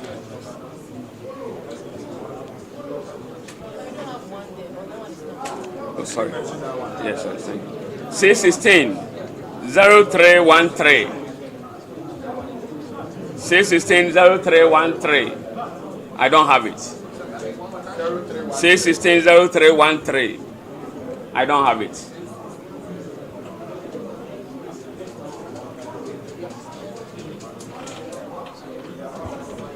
(616) 0314. NPP 250. NDC 176. Confirm. 616 0315. I don't have it. 616 0316A. NPP 163. NDC 173. Hold on. 616 0315. You don't have it. Yes. 15. I don't have it. 15. So mention the one you're doing right now. 16 0316 A. 16A. 16A. I have it. 16A is 163 173. Confirm.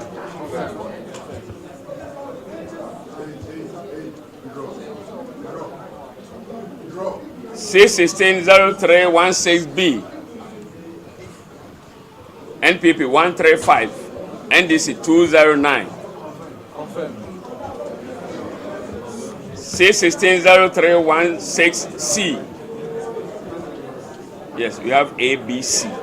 So C. NPP 174. NDC 179.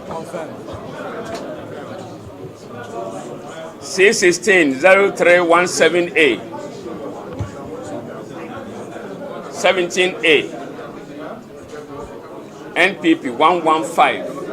NDC 109. 616 0317B.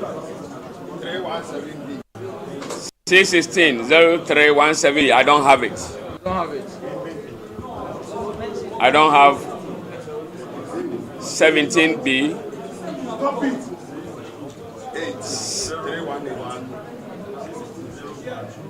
616 0318. I don't have it. Hold on. You mentioned a figure earlier on. Which figure is that? 317. So now we are in 3. So you don't have 616 0318. I don't have 17, 18. You don't have 17B. 17B, and I don't have 18. We are done with the 3. So we are going to 04. 1604. The A, B is not there. The 18 is not there. So we are moving to another electoral area. Sure. That's the question mark. So 401A, you don't have, did you mention that? No, we are now going there. Okay. That is a new electoral area. So C16 0401A, I don't have it.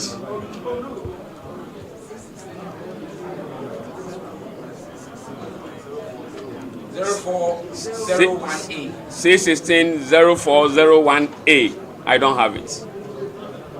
C16 0401B, NPP 126, NDC 266. Confirmed. C16 0402, I don't have it.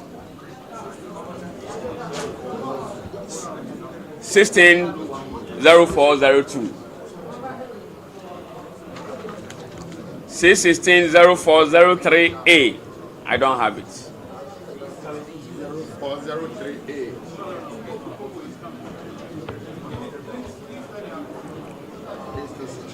C16 0403B, NPP 164, NDC 120.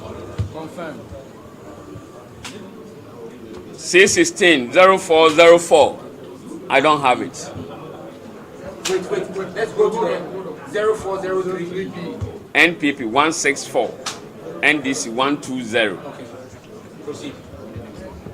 C16 0404, I don't have it. 0404.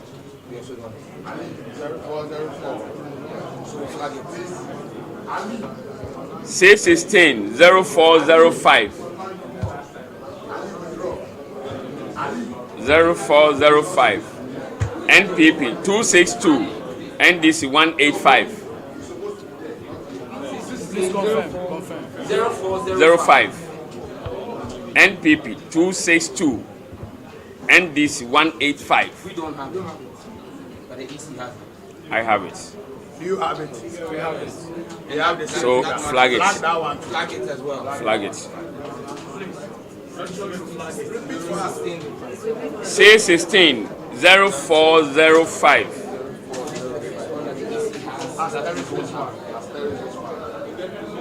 Standard one.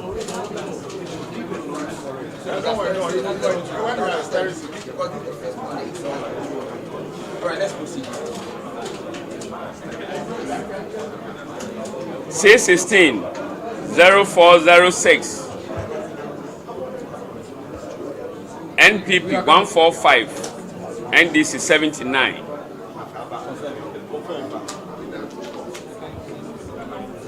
C16 Please, we are coming.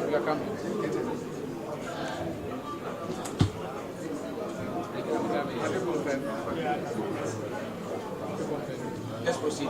Confirm. C16 0407, NPP 167, NDC 112.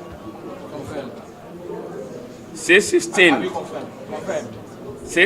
0408A, NPP 167, NDC 140. C16 0408B, NPP 149, NDC 114. C16 0409, I don't have it.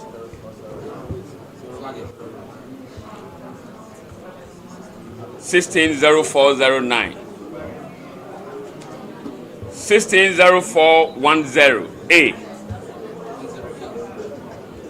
176 NPP 125 NDC.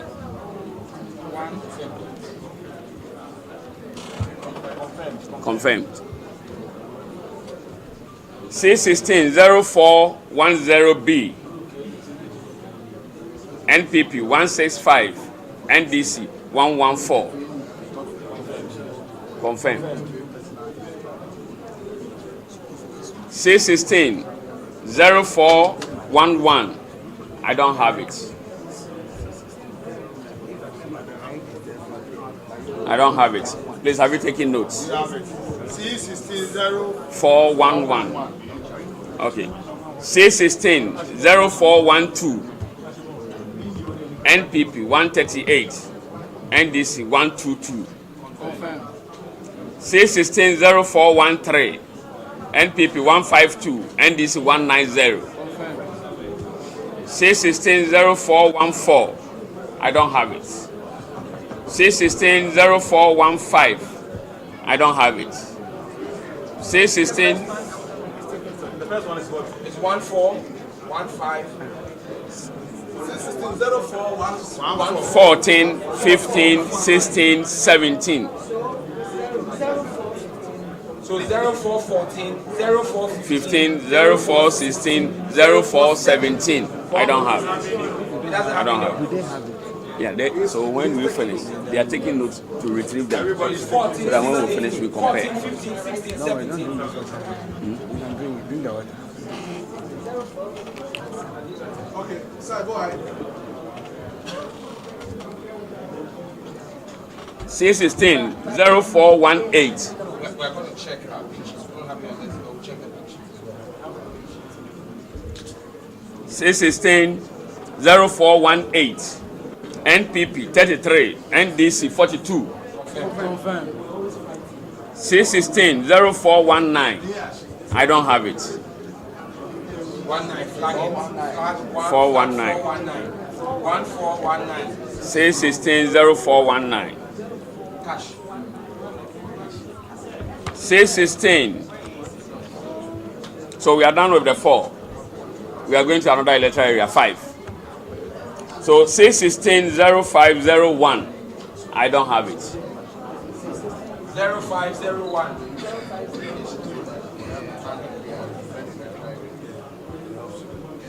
Can we go?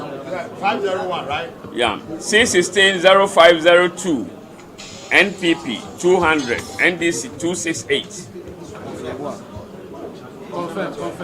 Confirmed. I'm working here. Please. Say confirm. C16 0503. I don't have it. 0503. 0503. I don't have it. Let's proceed. Okay. C16 0504.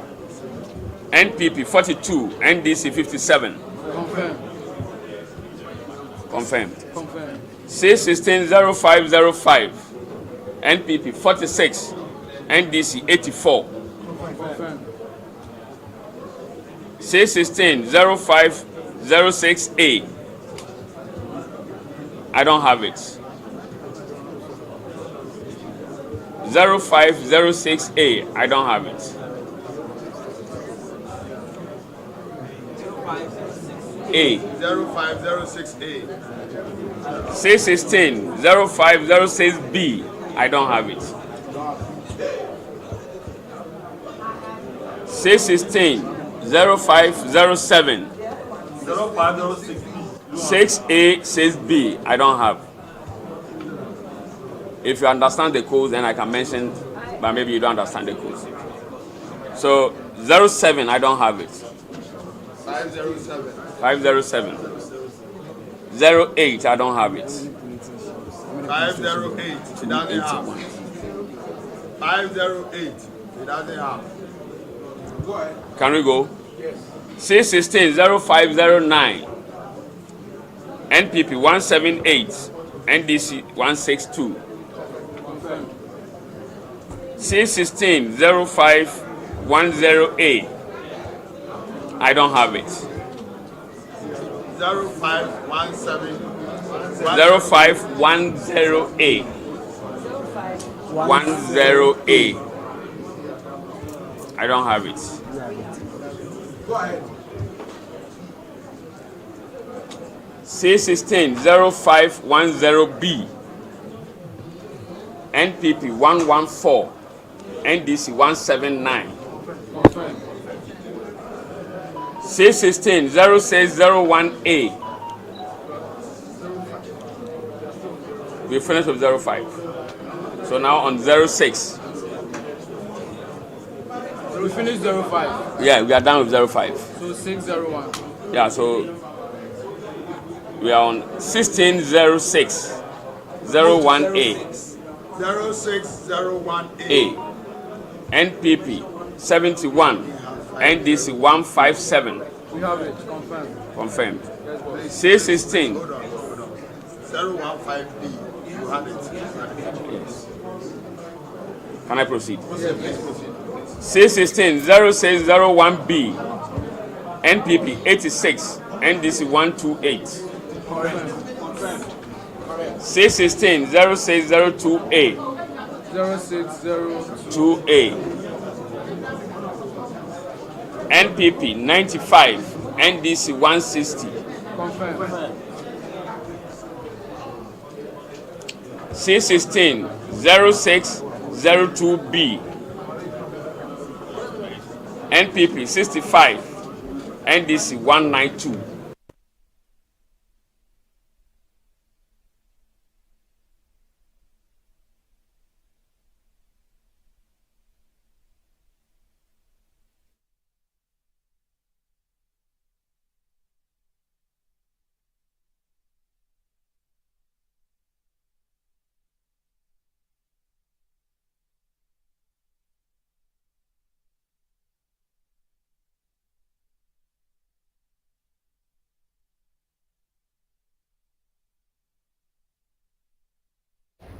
So those are some sights and sounds from the regional headquarters of the Electoral Commission. A bit of a technical jam over there, but we'll go immediately. We establish contact. But some interesting things we're seeing from the headquarters. The Okai Central seat, the declaration has been made.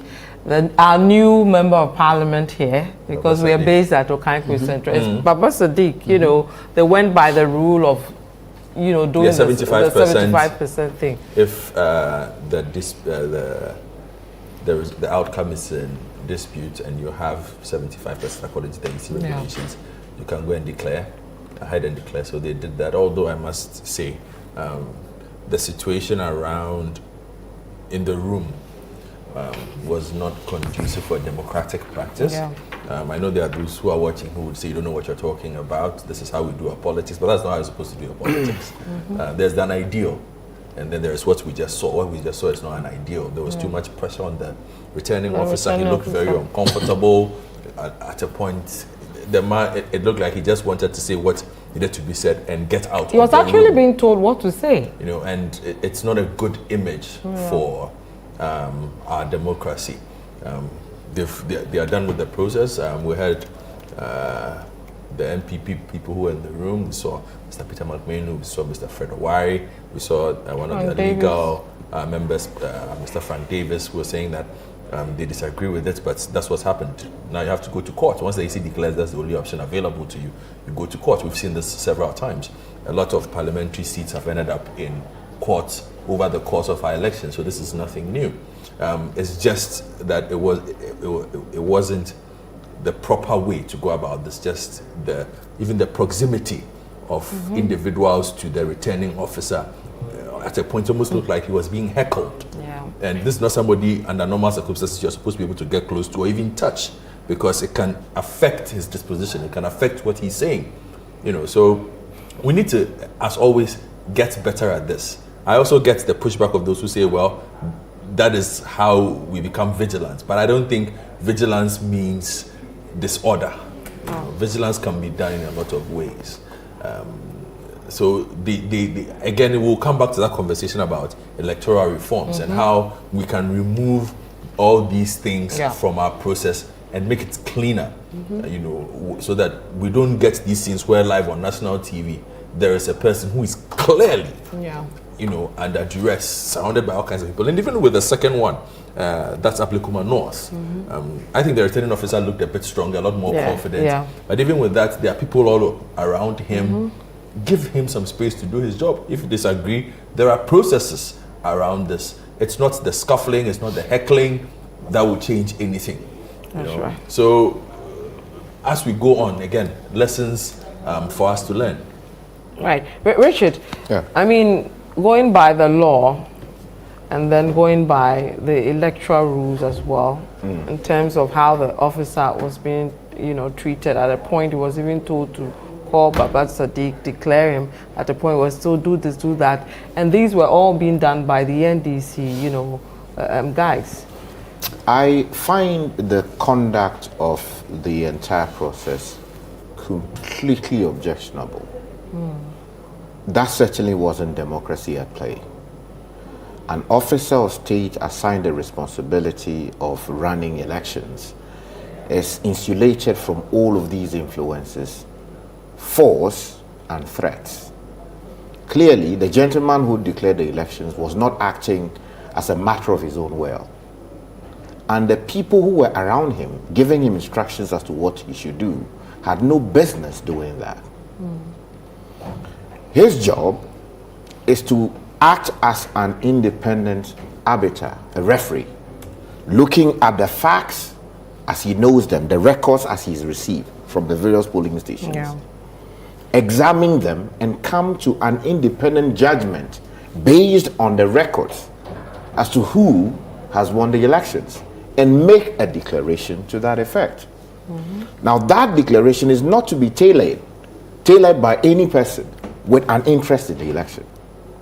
So that if you are making a decision as an officer of the Electoral Commission and that decision is clearly tailored by somebody else, that cannot possibly be, you know, flagged as your decision. Now, my colleague Godfred spoke brilliantly about what we saw on national television. Then you ask yourself, structures were put in place to insulate officers of the Electoral Commission from negative influences of this kind. We were told that if you do not have accreditation, you do not have access to the regional collation center.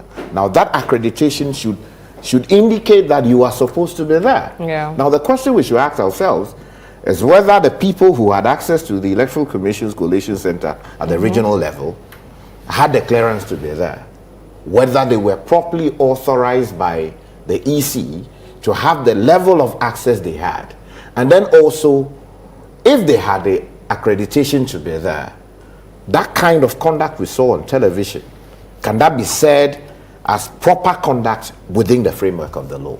Now I take you to PNDC Law 287. Section 40 says expressly, and this relates to all the conducts that we have seen on both sides, which in my respectful view undermine our electoral integrity. It says a person who willfully obstructs or interferes with an election officer in the execution of his duty commits an offense and is liable on conviction to a fine not exceeding 1 million Ghana cedis or to imprisonment for a term not exceeding 2 years or both. Now, look at all the things we've seen. Party people storm Electoral Commission offices, beat up officers of the Commission, seize materials from opposing parties, burn them in some cases, break ballot boxes, and then a declaration is made that have won the election. Now, the people who have been beaten and their records collected from them, they now say, if you have the records, so we are the people with the records. Now, you ask yourself, why should this happen? Now, the people who are to police these places, how did they allow these people to go into these places and do the kinds of things that they did? Look, we are building a democracy. It doesn't matter whether NPP did it or NDC did it. Wrong is wrong. It is wrong. Because if we continue like that, it will no longer be an election because the people have expressed their will. All we want to do is to lawfully put the numbers together. Now, when you hear, go to court, it is the expectation, we have declared the thing already. If you go to court, we'll see whether even you get justice in the courts. And it follows a certain narrative. You know, when the NDC lost the election petition in court, they made it clear to us, the Ghanaian people, that look, going forward, we are not going to do any court business because that's right. And it would seem to me that we have seen a pattern, right? That pattern is storm the Electoral Commission if you can, beat up people if you can, bend the records if you can, threaten people if you can, and let's see what happens out of that. I don't think we can build a democracy like that. But that also flows from a certain conduct of the MPP themselves. When they were in power, with all the support of the executive authority, we saw what happened in parts of the Bono areas or the middle belt of the country and in other parts of the country, where it was clear to at least to some people who were operating or monitoring the process. Sky, hold your guns. We are told there's some misunderstanding at the regional headquarters. Let's go there and see what is happening of the EC. I need the voice of the returning officer. That's it. We can only mention for confirmation. Very well. Very well. We mention for confirmation.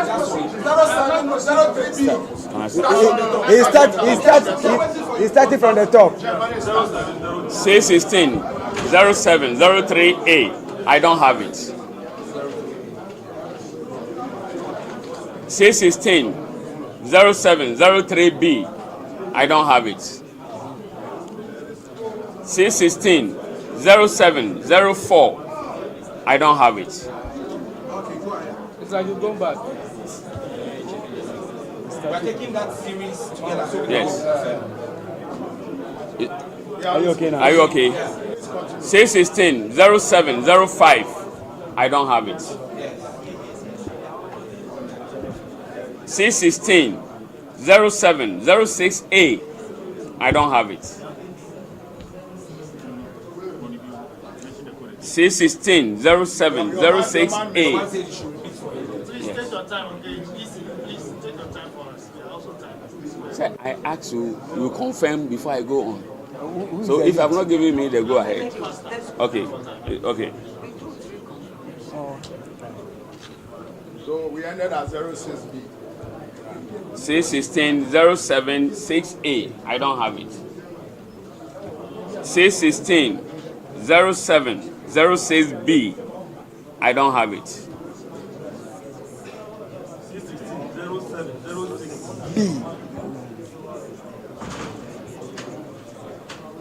C16 0707. I don't have it. Please hold on. Please, you don't have C16 0706A. Yes. And you don't have C16 0706B. Yes. So the next one is which? 07. 07. C16 0707. Okay. I don't have it. C16 0708A. NPP 178. NDC 124. C16 0708B. 0708B. NPP 151. NDC 136. We are working on it. We are working on it. You want to which scheme? You want to watch the E16? Oh, we don't have a problem. But stop where you are passing is where the problem is. You could have passed the other side.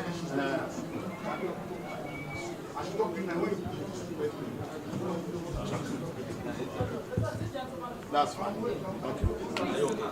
Can I go on?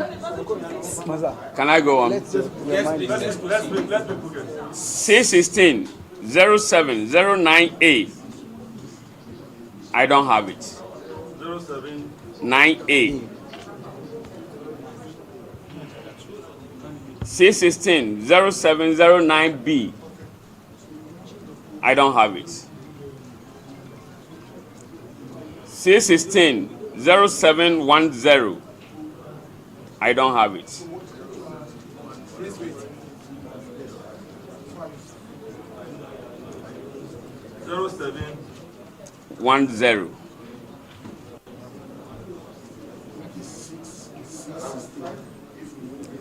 C16 0711A. 11A. NPP 143. NDC 99. C16 0711B. NPP 133. NDC 128. C16 0712. NPP 135, NDC 168. C16 C160801A. So 08. So we are done with the 7th electoral area. We are now on the 8th electoral area. So C160801A. So sorry. Is there a reason why you have not numbered this one, just for consistency's sake, so that we will know how many polling stations we are doing? Yes. If you can complete it for us, it will be exceedingly useful. Okay. Then let me do that. 127. But there was one. Let me check. The one that you jumped. There was. So it's at the back. It's after this. That was the 8. So after 127, you went to the back to do someone. There's. I started numbering, and then there's one I cancelled. So you let me continue numbering. So that you can. You just continue. Let me continue numbering, then we can do that. So 127. 128. Yes. You get it. You get it. You just want to number the number so that we know the total number of police stations we have done so far. You can see what we are doing. Just so that we're on the same page. 135, 136, 137, 138, 139, 140, 142, 143, 144, 145, 146, 147, 148.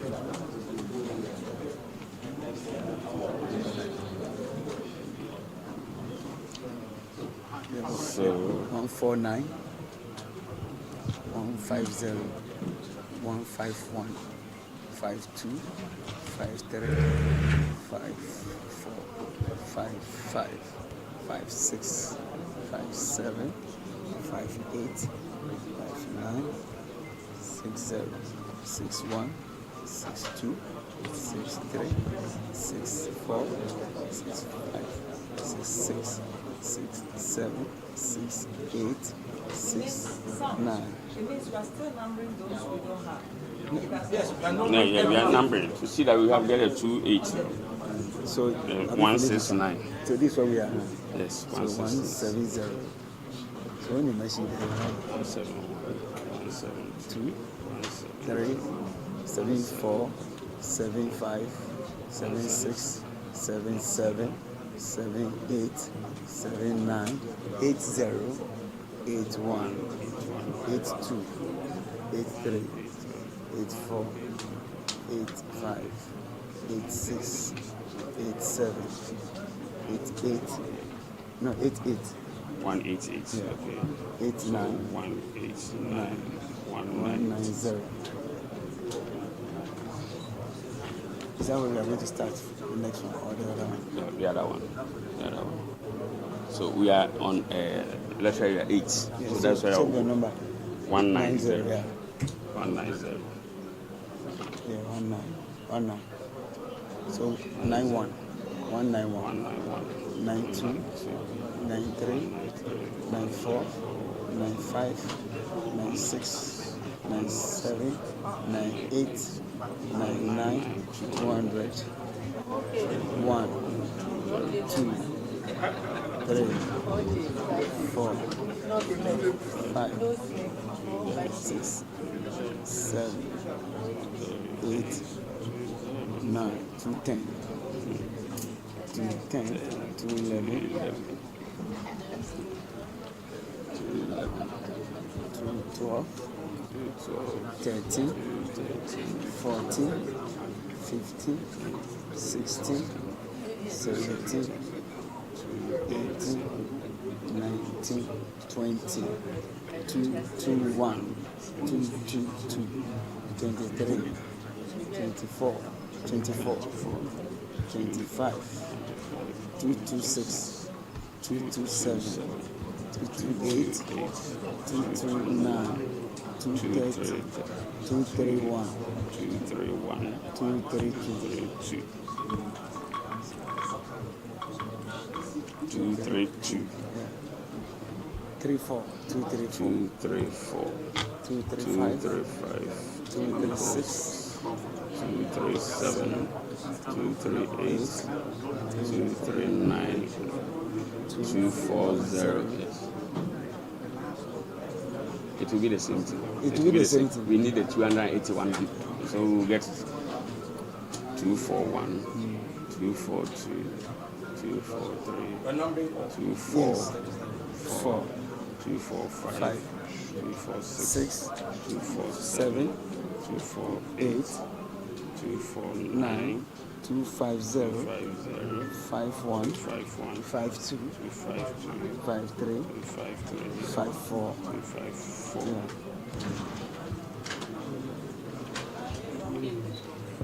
I don't know. They want to prevent crowd. No, don't worry.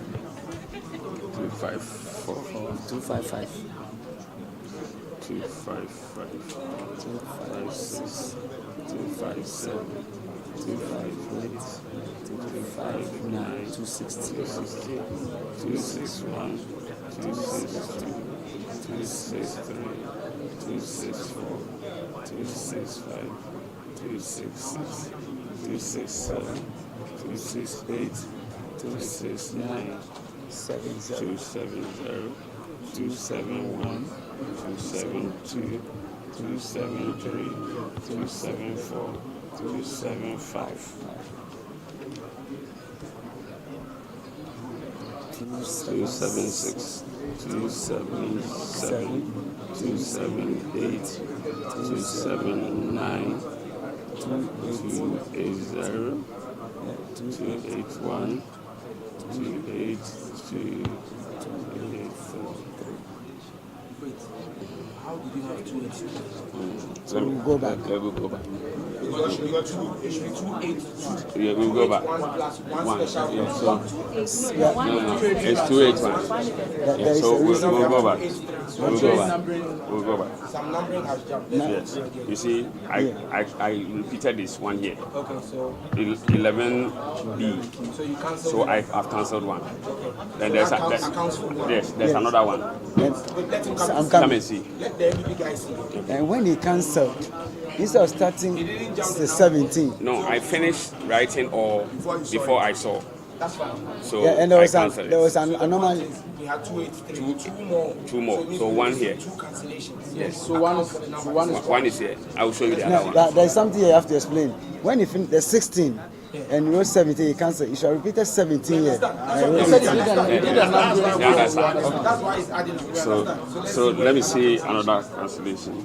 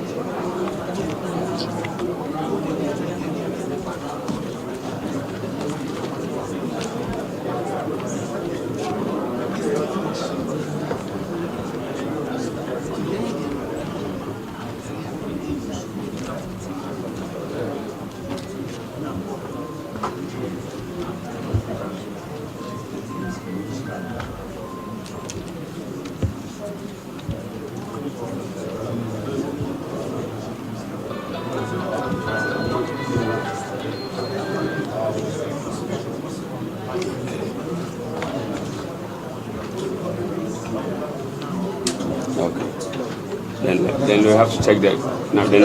Let's check the numbering. Let's check the numbering. That was what I was emphasizing on that. Let's check the numbering. So 1, 2, 3, 4, 5, 6, 7, 8, 9, 10, 11, 12, 13, 14, 15, 16. So should we count, and when we finish we subtract? Yes, continue. 17. One more. Yeah. You have to see one more mission. Forget about the cancellation. Continue. So 17. That place is 17. No, we have to see a problem. So let's see 17. Yes, we have subtracted 2. 17, 18, 19, 20, 21, 22. 23, 24, 25, 26, 27, 28, 29, 30, 31, 32, 33, 34, 35, 36, 37, 38, 39, 40, 41, 42, 43. 44, 45, 46, 47, 48, 49, 50, 51, 52, 53, 54, 55, 56, 57, 58, 59, 60, 61, 62, 63, 64.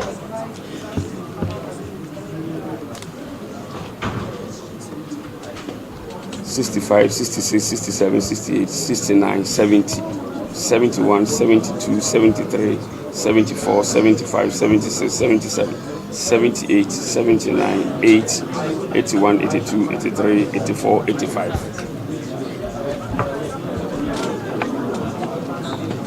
86, 87, 88, 89, 90, 91, 92, 93, 94, 95, 96, 97, 98, 99, 100.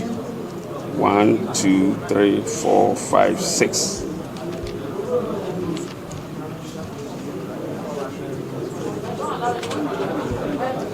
7, 8, 9, 10, 11, 12, 13, 14, 15, 16, 17, 18, 19, 20, 21, 22, 23, 24, 25, 26, 27. 28, 29, 30, 31, 32, 33, 34, 35, 36, 37, 38, 39, 40, 41, 42, 43, 44, 45, 46, 47, 48.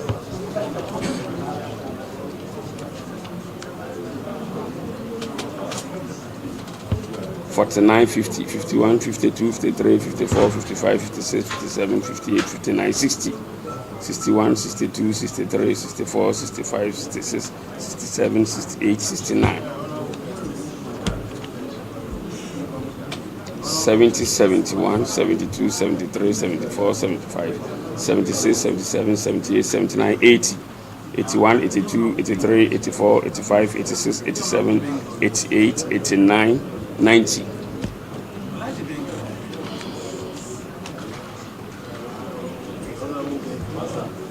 91, 92, 93, 94, 95, 96, 97, 98, 99, 200. 1, 2, 3, 4, 5, 6, 7, 8, 9, 10, 11. So that is 111. So those are some sights and sounds from the regional headquarters of the Electoral Commission. We'll go back to them when they're ready to properly declare that. But also remember that in a bit we'll go to the EC also on the presidential declaration as well from Madam Jean Mensah. And then we'll be going across the country where we've seen some destruction of property, invasion of key institutions, among others. And then some of the outstanding areas where we've seen some bit of violence, example, Techiman South, we'll be going there as well. But we're back into the studio looking at what we saw at the regional headquarters where some members of the NDC as well as the MPP at the regional headquarters for the first declaration to do with the Okai Central seat. I believe Sky was on the floor talking about the nature of what we saw with regards to the EC official, and I wanted you to also dig out that law that says yeah, that's 70%. I've heard a claim that there is a legal provision that says that where you have 75% of the collated results, you can declare the outcome of the elections. With the greatest respect, I've not seen a provision like that. I'm yet to see it. Okay. And in all humility, if there's someone who knows the provision, the person can make it available to us, so that at least we can all interrogate it. Because I'll find it particularly curious. Because ultimately, what gets done when there is an issue as to whether it is possible to declare a result, we need to first of all establish the results that are outstanding. Are they such that if they are collated, they have the potential to impact that which you currently have? So for instance, in 2008, when there was a big issue as to whether NADMO had won or Males had won, after collation, it was clear that Males was in the lead after the runoff. But what do you call it?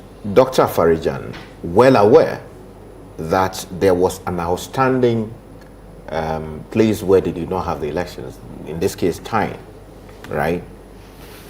Tyne did not do the elections because there was some issue in the constituency. People had gone there to burn, electoral materials, and there was some issue. So on the day that we were all having the elections, Tyne could not do the elections.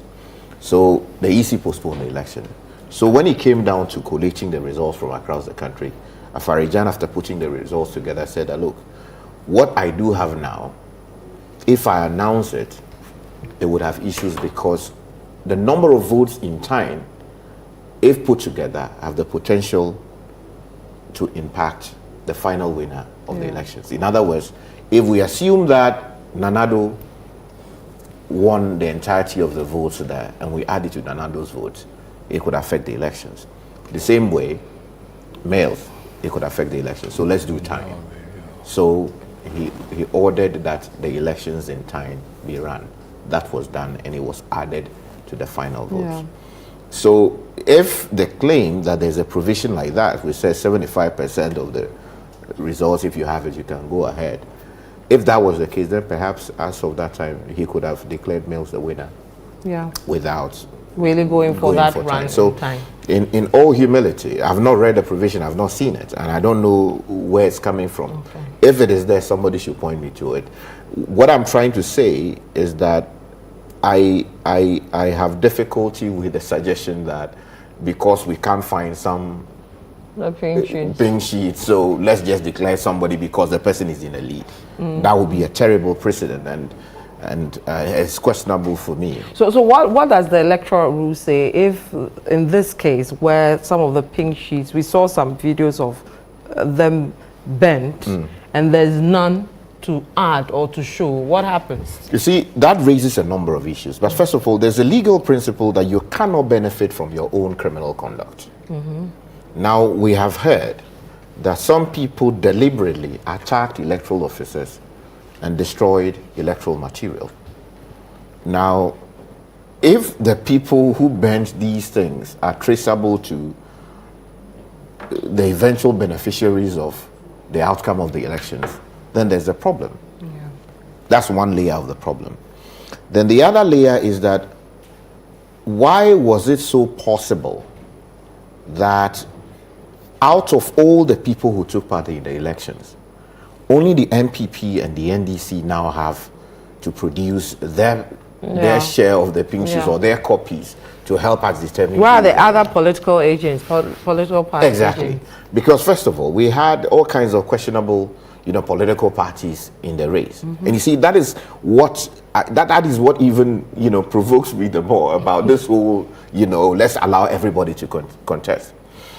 We do know that there are people whose only business in this country is to wait for elections to come, and then they quickly dust their documents and say that, they are registered political parties in the country, not having satisfied the requirements of the law, and for some reason the Electoral Commission allows them to contest. Now, if these political parties properly had agents on the ground, perhaps we could have gone to them to ask them that, Charlie, where is your, what do you call the share of the whatever it is, and then we'll look at it. And then also, it raises an issue as to whether it is possible to rely on technology to take care of issues like this. Now, what am I talking about?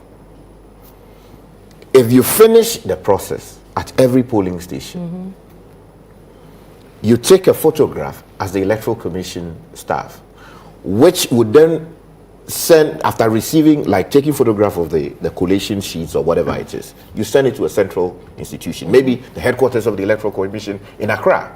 And that is stored in a secure server, right?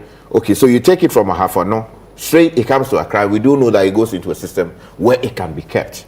So that when there are issues like this, that your officer has been beaten, collation sheets destroyed, and you cannot have the physical copy, we can go to that digital copy and then look at it and be sure that, this is what came in from the ground.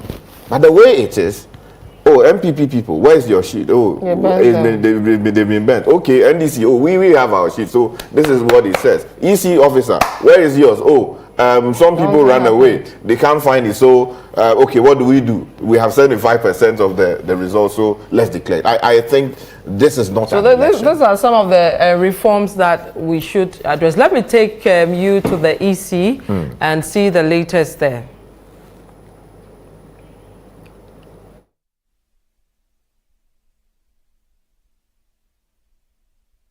The chairperson, Madam June Mensah, has taken a seat together with her commissioners by her side. It's a full house. All of them are there, isn't it?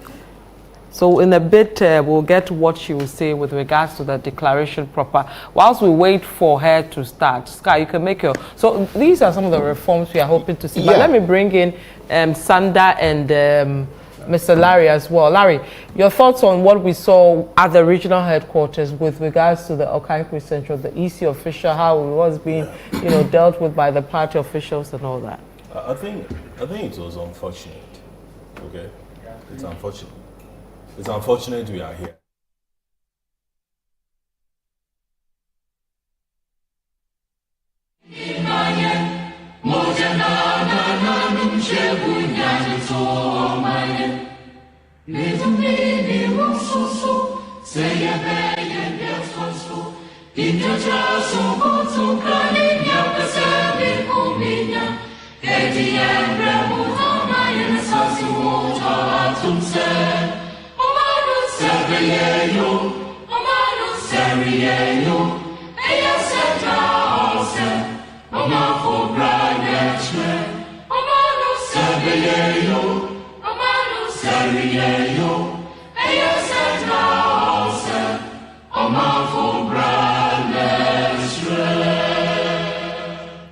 Thank you very much. Shall we have our seats?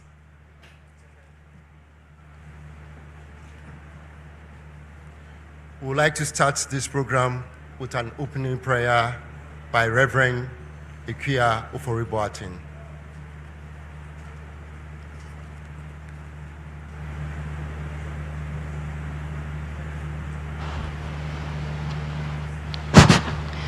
Let us bow our heads and pray. Heavenly Father, you have said in your word that many are the plans of men, but it is the counsel of the Lord that will stand. We thank you, Lord, that you have spoken in our nation today. It is our prayer that as you have commanded us, that it is you that establishes leaders, that you will pour out your mercy and your grace on all of us as a nation, on our leaders. We thank you, Father, for this time where we declare what you have spoken. We ask, Lord, that your presence be with us. May the words of our mouths and the meditation of all our hearts be pleasing and acceptable to you. O Lord, you are our strength and you are our Redeemer. Amen. I would like to acknowledge the presence of a few dignitaries. I'll start with the special representative of the Secretary General, UNOAS, Mr. Leonardo Santos Simao. We have with us the Deputy Head of Mission, ECOWAS delegation, led by His Excellency Babukar Blaise Jani. We also have with us in the National Collation Center, the UN Resident Coordinator, Ghana, His Excellency Mr. Charles Abani. We have delegation from ECONEC. We also have with us the USA Ambassador. Accompanying the USA Ambassador is the British High Commissioner to Ghana. Now I'm coming home. Before I come home, we have delegation from the Commonwealth. Head of delegation, thank you very much. We have a team from the Association of African Elections Authorities here with us. We also acknowledge the presence of ECONEC delegation if they are here, as well as the AU reps here. Thank you very much. Now I'll come home. With us, we have directors and deputy directors from the Electoral Commission of Ghana. Can we see you? Can we see you and wave? Please be on your feet. Be on your feet for Ghanaians to applaud you. for the wonderful work that you've done. Thank you. Now I go to the commission members. Here with us is Commission Member Professor Peter Apiahene. Also here at the high table, we have Commission Member Hajia Salima Sani Mahama. The one who said the prayer is a commission member, and she is Reverend Ikuya Ofori-Boateng.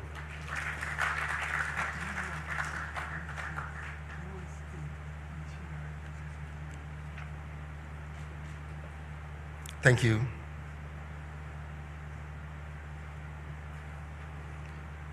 I'm told the EU ambassador to Ghana is also here. And the director of USAID is also here.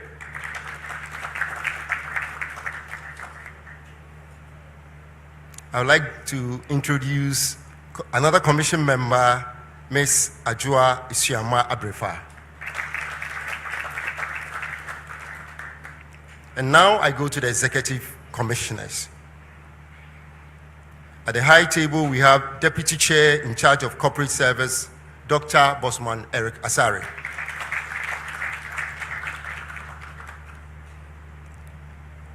Deputy Chair in charge of Operations, Mr. Samuel Tete, is also here with us.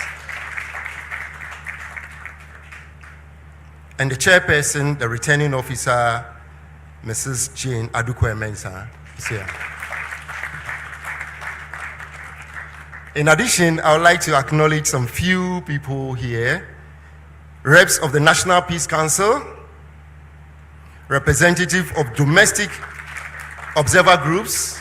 I can see Mr. Ayin here, the National Coordinator of CODIO, reps of other international observers, members of both local and international press and media houses. Shall we see your hands? The local and international press houses with us. And last but not the least, I would like to acknowledge the supporting staff, members of the security services, as well as the members of the ambulance services that were able to come on short call. Thank you very much for coming. And now, the reason why we are here. I have the singular honor to cede the podium or the mic to the chairperson of the Electoral Commission and the returning officer for the presidential elections, Madame Jane Mensah.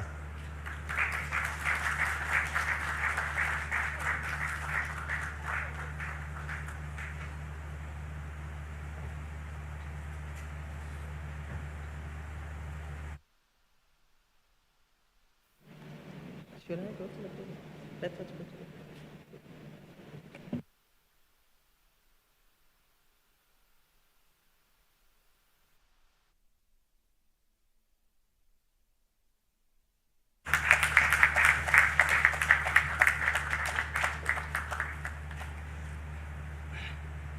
A good evening to all of you, our distinguished guests.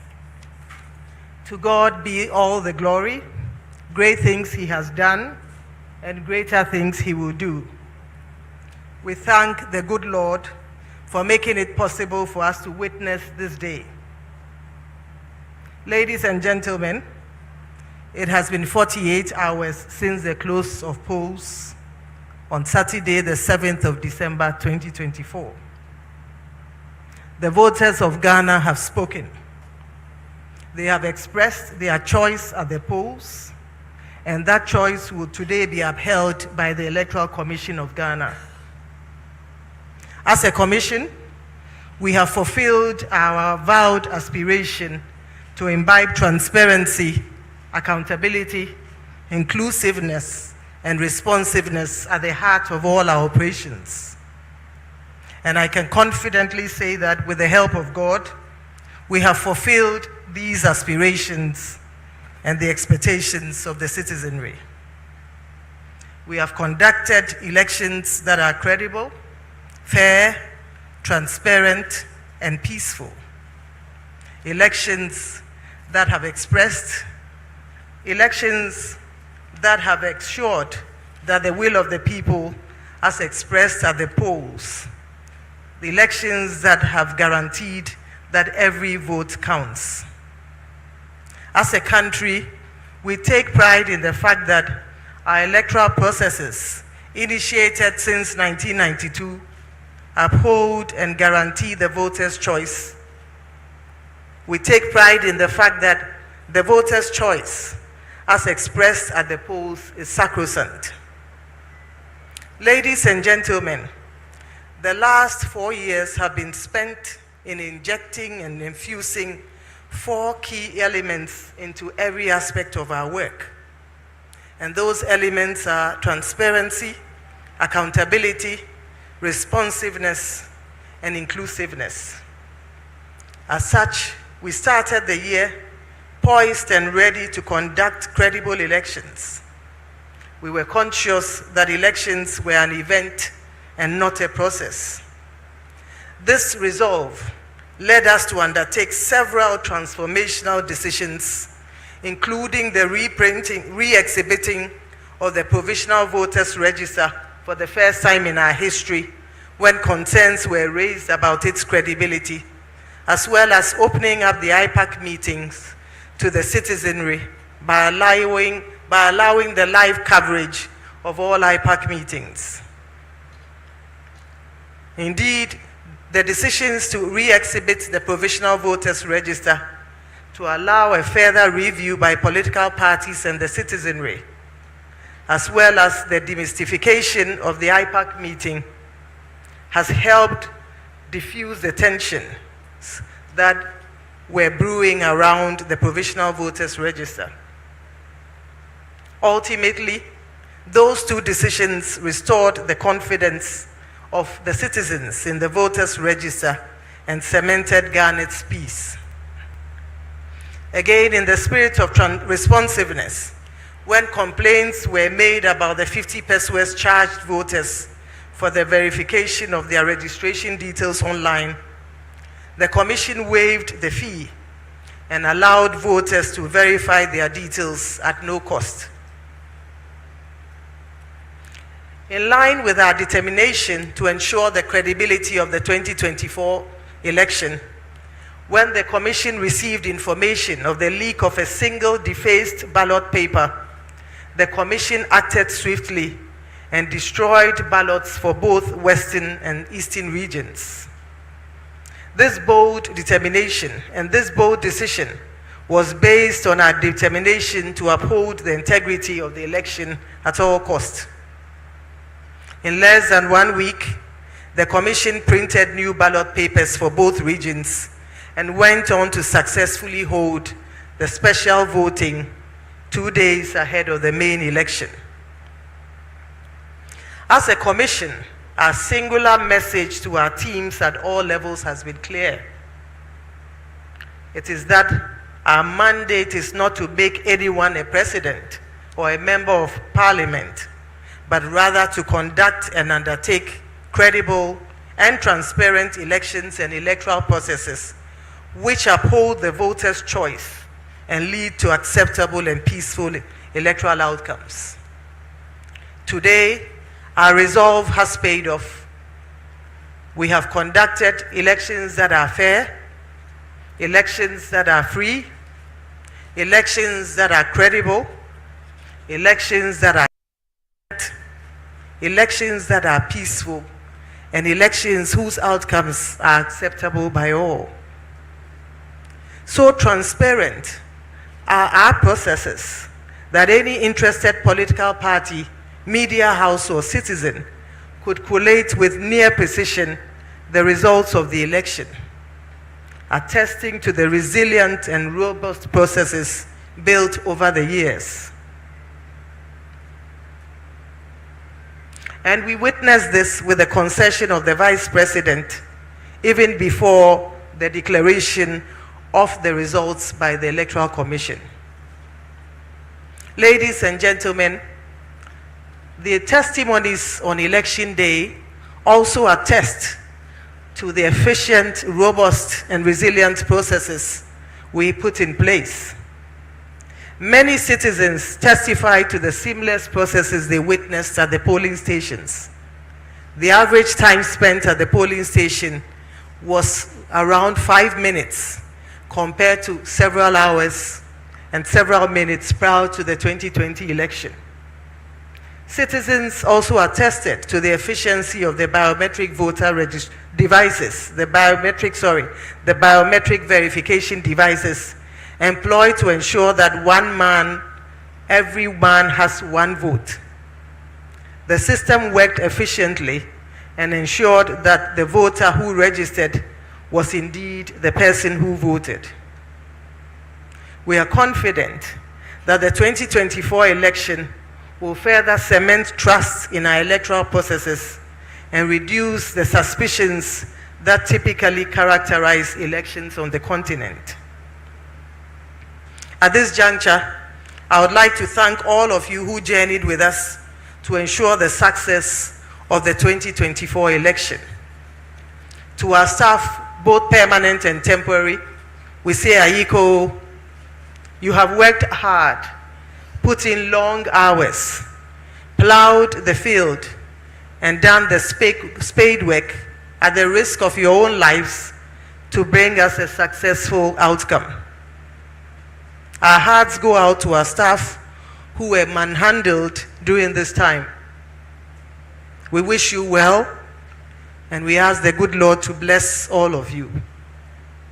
To our media partners who have journeyed with us and enabled us to bring the commission to the doorstep of every Ghanaian, we say thank you.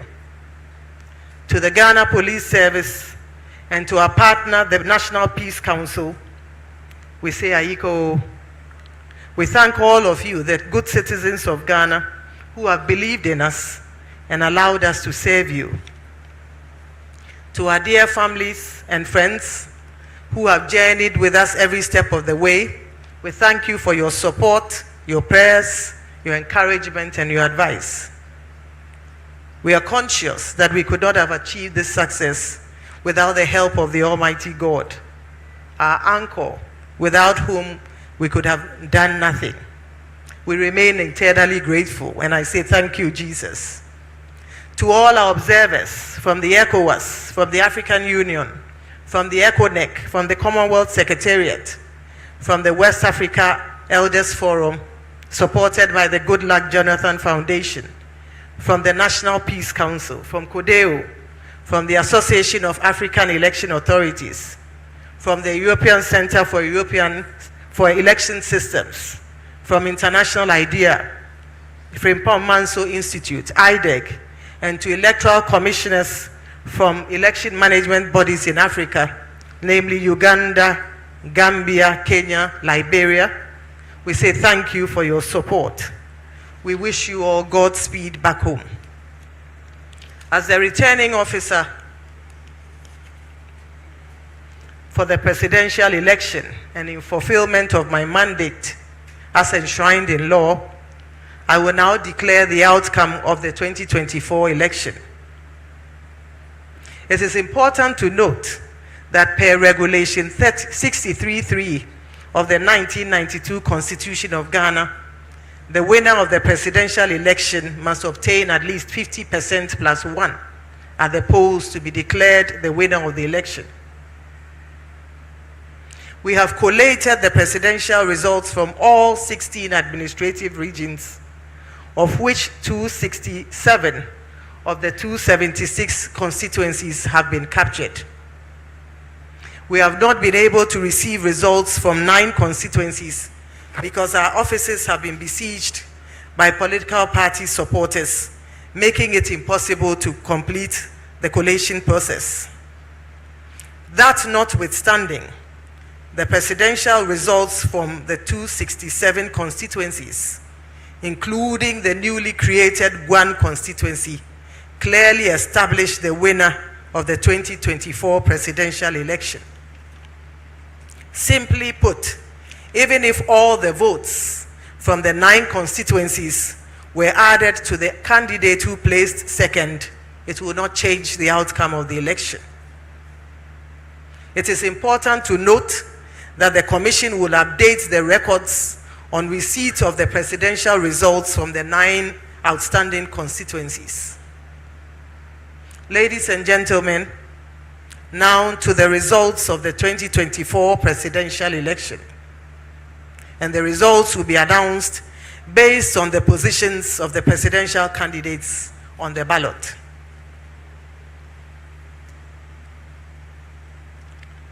Mahama Bawumia of the NPP obtained 4,657,304, being 41.61%. Daniel Augustus Latte Jr.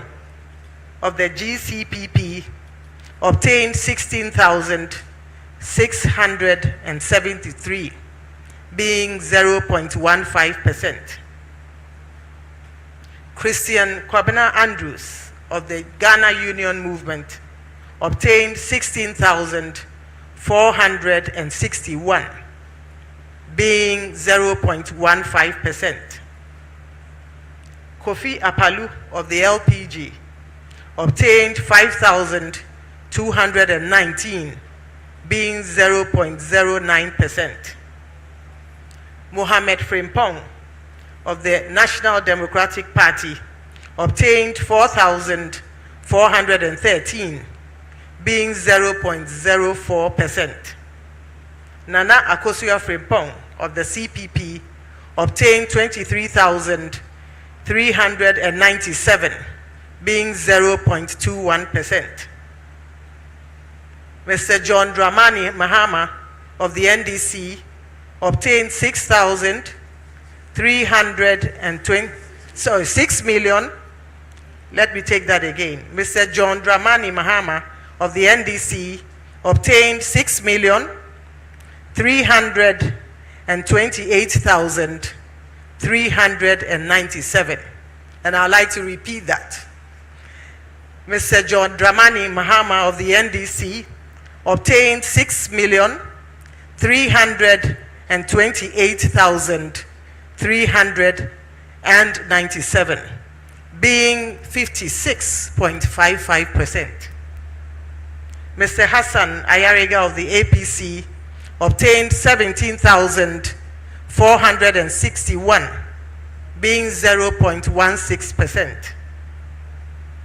Mr. Kofi Kranting, independent candidate, obtained 3,320, being 0.03%. Mr. George Chumberima Edu, independent candidate, obtained 3,091, being 0.02%. Nana Kwame Biediaku, independent candidate, obtained 84,478, being 0.05%. Mr. Alan Kojo Tremanting, independent candidate, obtained 31,202, being 0.28%. The total valid votes cast add up to 11,191,422. Total rejected votes 239,109. Total votes cast 11,430,531.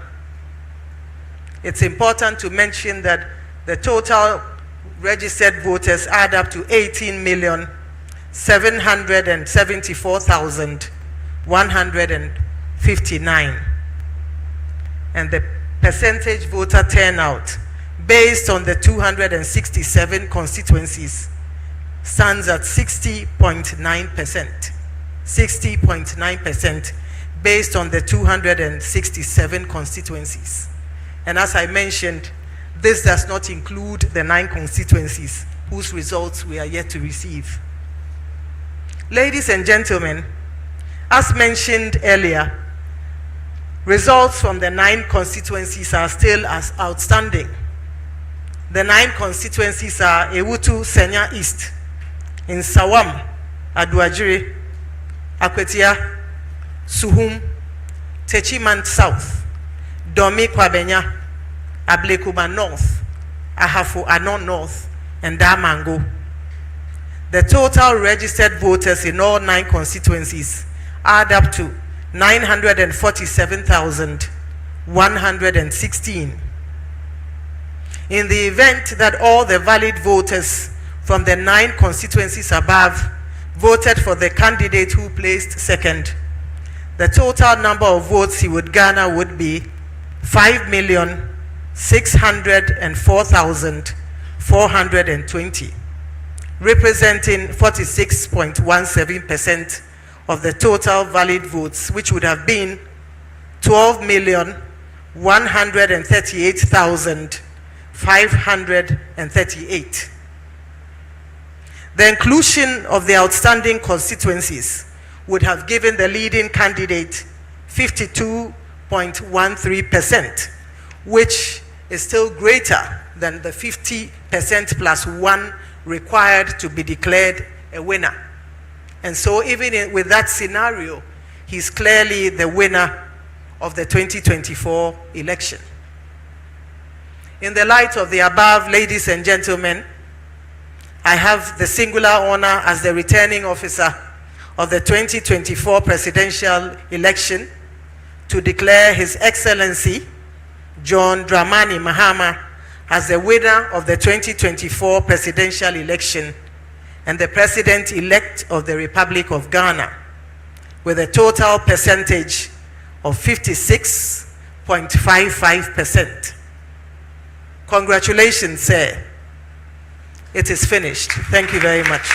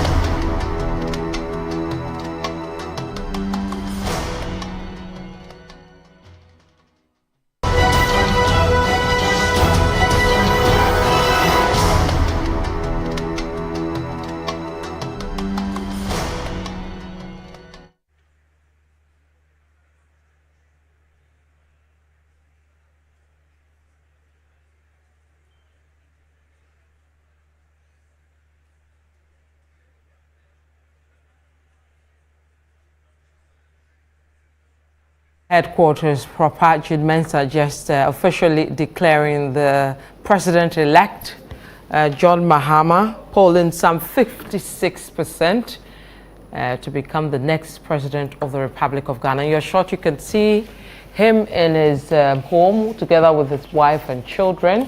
Obviously, they were watching proceedings from the Electoral Commission as well. So that's it. The Electoral Commissioner, Jude Mensah, has officially declared Mr. John Mahama as the president-elect for Ghana for the next 4 years. Gentlemen, In the words of the commissioner, it is done. Well, it is finished. Yeah. A couple of things for me. So congratulations first. Yes, I said a couple of things for me. Calm down, Mario. So congratulations to John Dramani Mahama. He makes a return to the presidency. He'll be president of the Republic. Godfrey, let's go back to the EC. We're told she's still speaking. Jane Mensah. So return to the Electoral Commission.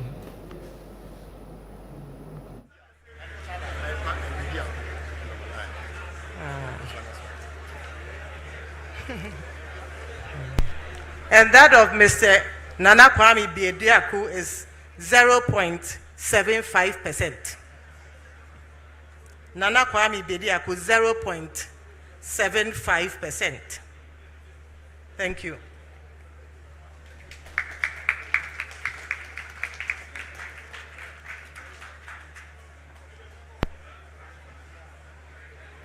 Right. Godfrey, you're on the floor. Yes, I was saying congratulations to John Dramani Mahama, returns as president of the Republic of Ghana. It will be it will be a rare feeling for him, you know, somebody who has experienced this before, experienced the lows of losing after just 4 years, and then back in the seat again. He has 4 years ahead of him. But looking at the results, a few things stand out for me, as read by Madam Jane Mensah. The 60% turnout is something that will need to be discussed. 11,191,422 valid votes cast. Total votes cast, 11,430,531. Two interesting figures. If we are to compare that to what we saw in the year 2020, and we'll get to our board later on to have a look at what happened. So in 2020, yes, Sanda, your board is working magic for me. He had 6,265,266 in that election. Of the total votes cast, that is what he won.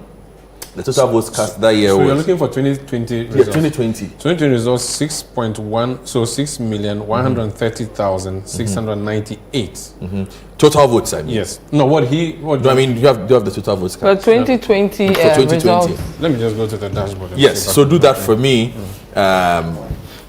So that again is interesting. The turnout is interesting for me, but the most important thing is a clear mandate from the Republic of Ghana and its citizens for John Dramani Mahama. This is your 2020 results. Yeah. Yes. So we had 13,535,043 total votes cast. The total valid votes was at 13,218,076. So if we do our mathematics, and we will do that later on, you can immediately even tell you are looking at something in excess of over 2 million votes reduction in the total votes cast and total valid votes as well. Again, like I said, we will discuss this. The NPP will look at this and will consider this one of the worst losses that they have experienced. 4,657,304, according to Madam Jane Mensah, representing 41%. Godfrey, so just to help you with the number, so if you're looking at the total votes, there's an outstanding of 947,000 from the constituency. Yes, the 9. So you may want to add that to the what has been declared, which is the total votes cast currently is what? Total votes cast as we have is 11,430,000. So if you add 900,000, that will take you to 11 plus 1 million, so that's 12 million. Okay. So we're going to have 12 million. So maybe that should be the figure we should work with. The figure we work with eventually. Yeah. Okay, thank you very much. MPP at 4 million. Again, if you look at what they did nationally in the year 2020, Sanda, can you help me with that? So you want to look at the national, what yes, national for NPP in 2020. Yes. So Nana Addo Akufo-Addo obtained 6,776,066 votes. That's what he obtained in 2020. And then in 2016, Nana Akufo-Addo obtained 5,767,076 votes. So a lot for the MPP to chew on, looking at the numbers because, again, this would be a performance that they would not be proud of. I again look at some parties. You didn't refer to the percentage, or you did? 41.66%, 41.6%.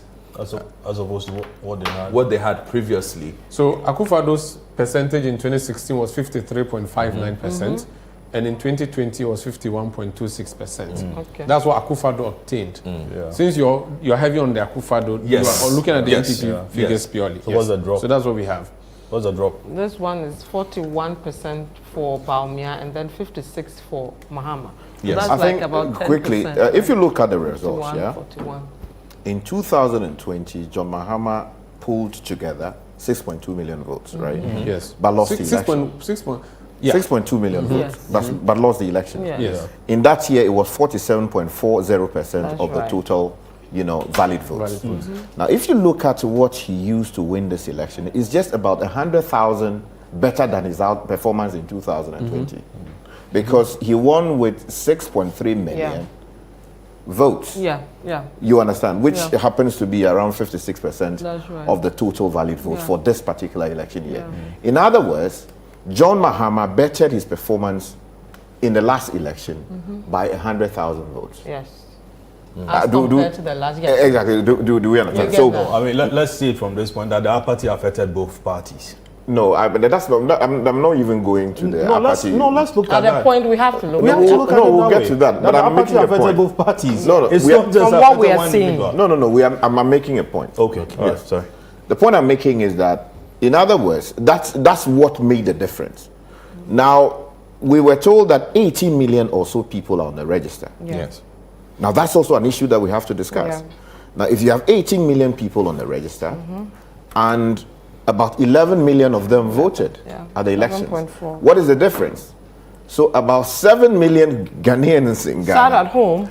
Either sat at home and did not take part in the process. Of course, you don't expect in an election. Ballots as well. Exactly. No, I understand. But what I'm saying, and there are certain results that are supposed to be come. And then what we have agreed on is to deal with what 12 million, isn't it? Yeah. But okay, even significant drop. Even if we assume that not about a million or so. I'm saying it's still Which a significant drop. Exactly. So you were talking about a gap of about, say, even if we say 12 million for it, we are generous, say 12 million. 6 million. That's 6 million people. Now, first of all, 6 million. Yes, that raises a lot of issues. First of all, is it that we do not have that many? As in the 18 is not what it is? Yeah, is that what it means? Or that people were so 6 million Ghanaians did not show up to vote. Exactly. In actuality. Yes. Or that they would then lead us to Larry's point about apathy then. No, you see. No, I'm just saying, once we graduated. Yeah, I understand that. Now. But there's a reason I'm raising it. Yeah. Because some people, and I have had cause to believe that our voters register is bloated.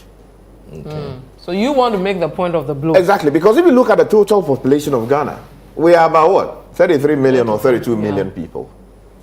And we have 18 million people who are above 18.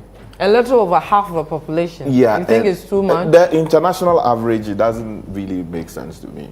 Okay, so that's your point. Okay. So we need to look into some of these things. Okay. Because again, while I always reject the idea that you should produce a Ghana card as basis to determine whether you're qualified to vote and some other forms of identification, the issue also of people guaranteeing for others, if you look at the makeup of the register, it would seem that the people who guarantee for other people is also particularly high. But let me take the opportunity, just as Godfred did, to congratulate. You are talking too much. Let's talk. Please, Harry, please. Larry, you are in a hurry. Let me take the opportunity to congratulate John Dramani Mahama on his re-election as President of the Republic. This is an overwhelming mandate given to him by the good people of Ghana. It is a mandate that requires of him to fulfill his social contract, with the people of the Republic. He's told us expressly what he intends to do within the first 100 days in office. And we want to believe that after 8 years in opposition, the reasons that led to his defeat in 2016 will be things that he's learned lessons from.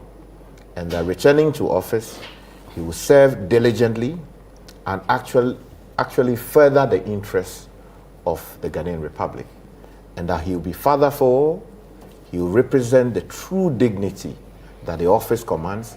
And if there is anything about politics that has made people stay away from the process, if there's anything about our democracy that has actually undermined the confidence that the people have in these institutions, I'm appealing to him to consider these issues and serve in a way as to become the gold standard for how a president should conduct himself in office. We do not want to see a repeat of the mistakes made by his predecessor. And similarly, we do not want to see him repeat the mistakes he himself made when he was president of the Republic. These are some of the things I will say immediately about the outcome of the elections. Okay, let me take Larry, then I take Sandra. Initial comments from the I think declaration. First of all, we need to congratulate the president-elect. I was going to say former president. There's something funny that I think he and I used to suffer from, because we knew him as when he was a parliamentarian. So for a very long time, even when he became a vice president, you meet him and then you greet him, Honorable John Mahama. Yeah.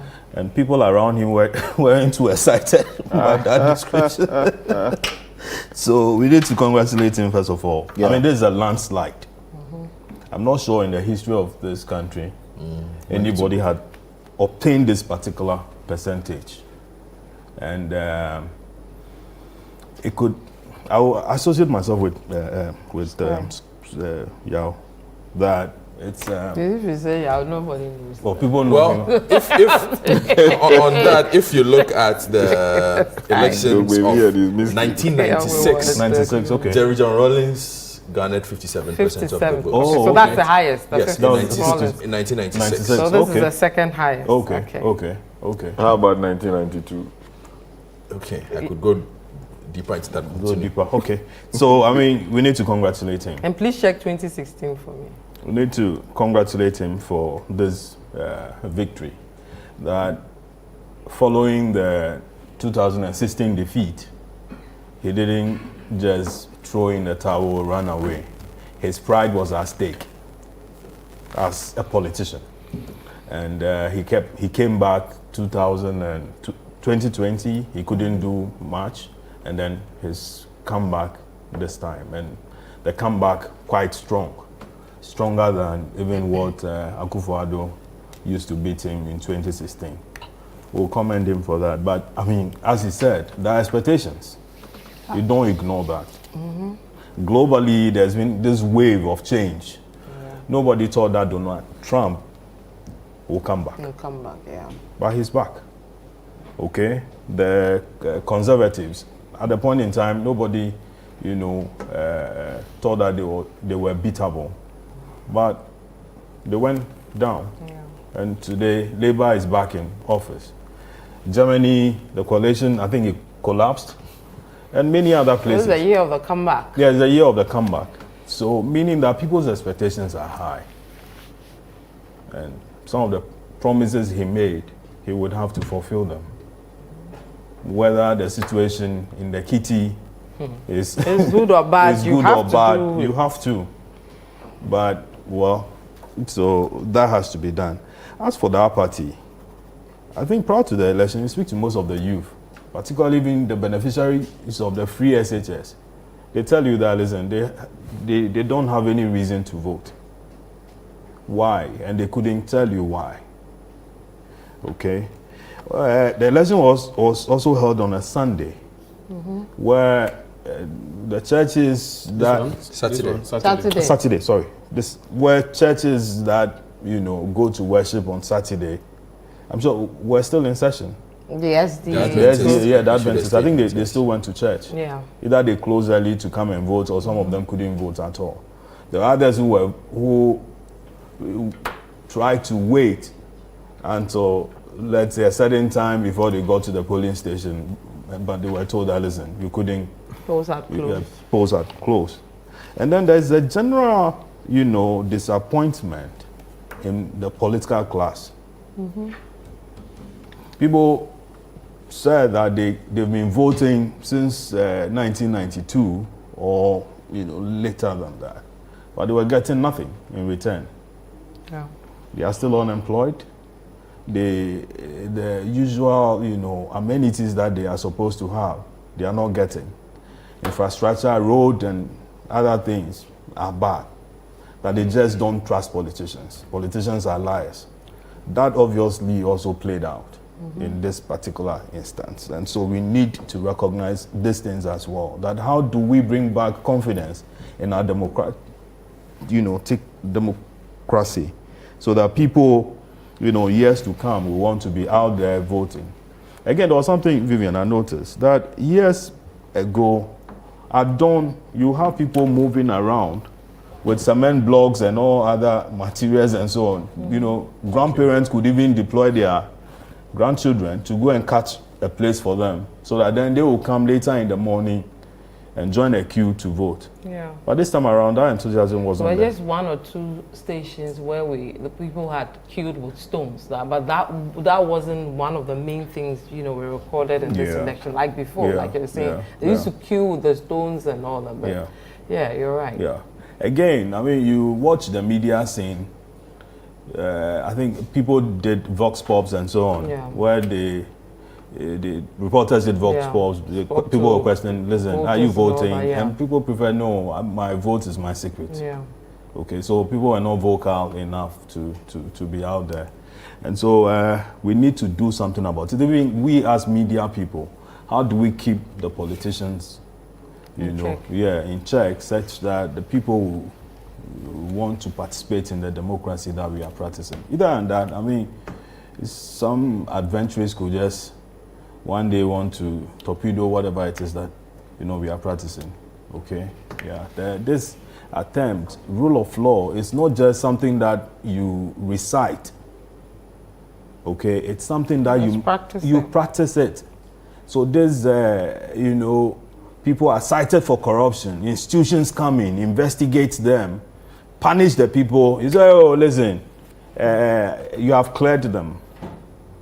Okay? People misbehave. Like this Untumi's presenter, for instance. The police got him. Or we all watched the video. Institutions, EC issued a statement. NCCE also issued a statement. People condemned this guy. The police invited him. Later, he was let to go and continue his work. Another guy who threatened the IGP was quickly processed for court and even jailed. So as we speak, he's in jail, now. Now, should the change happen, or eventually when the handing over takes place, I'm sure people will go and pick up that guy and put him before court. What would people say, or his people say? Would it be because his party is not in office? It's a change in government. You get it? So, we need to be even and fair and firm in all the things that we do, such that people will have confidence in the whole process. That we are just shouting at each other in the name of freedom of expression, which doesn't go anywhere if what's in the book is not being, practiced.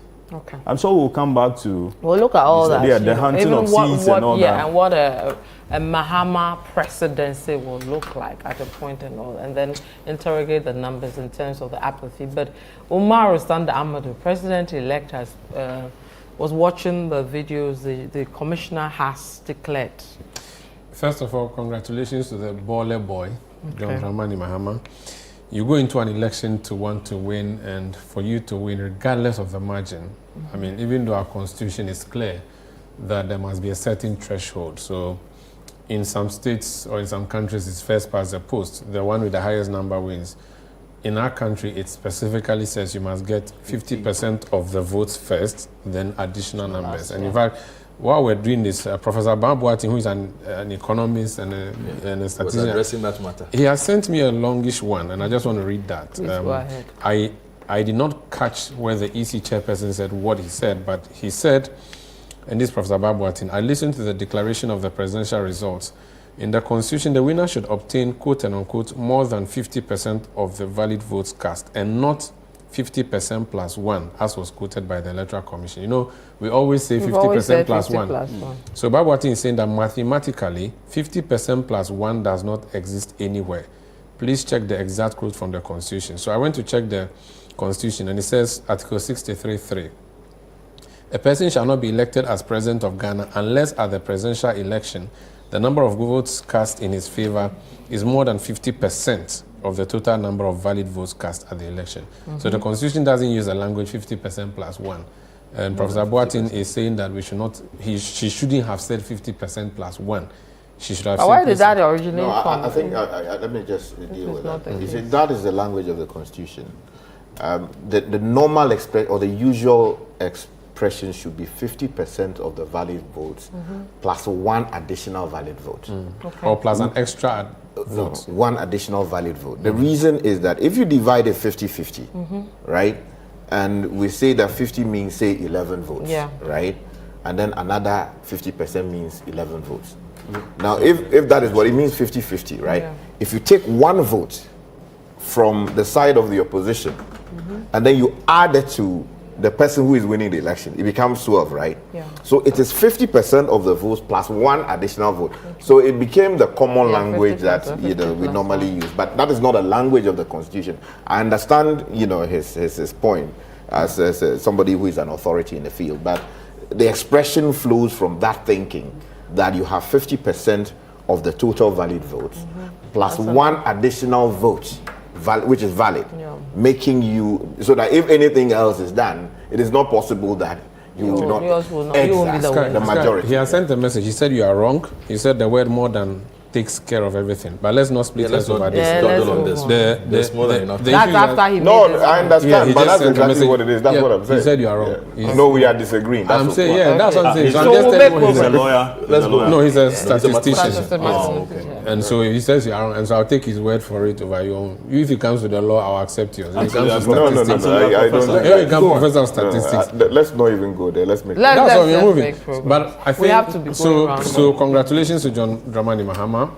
He has won the elections, regardless of by what percentage, and regardless of whether there was voter turnout. And I see that not showing up to vote is actually not voting, and it's also a vote. And if in the stronghold of the New Patriotic Party, there are people who do not show up to vote, that's essentially not voting for them. So maybe for the person is hardcore blue, hardcore elephant. The person would curse themselves if they ever put a thumbprint close to the umbrella.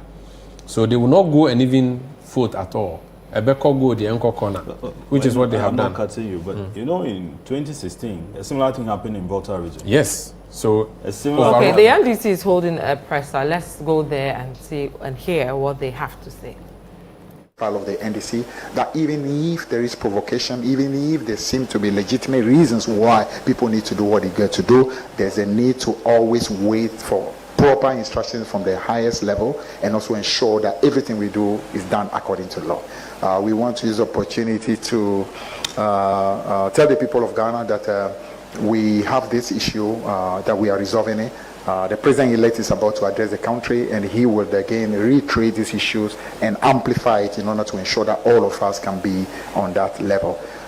We as a party want to let the country know that this victory for us is not a victory for the NDC. It's not a victory for the NDC to show the country that the country now belongs to us, as we have seen over the last 8 years, which unfortunately MPP has done. We want to use this victory to work for the people of Ghana, and one of the ways to do is to ensure that there is law and order. So our rank and file, we are urging you, pay heed to what exactly we say. The country belongs to Ghana. It doesn't belong just to NDC. Let's do what is right to ensure that we can have a Ghana that is truly great and strong. Thank you so very much.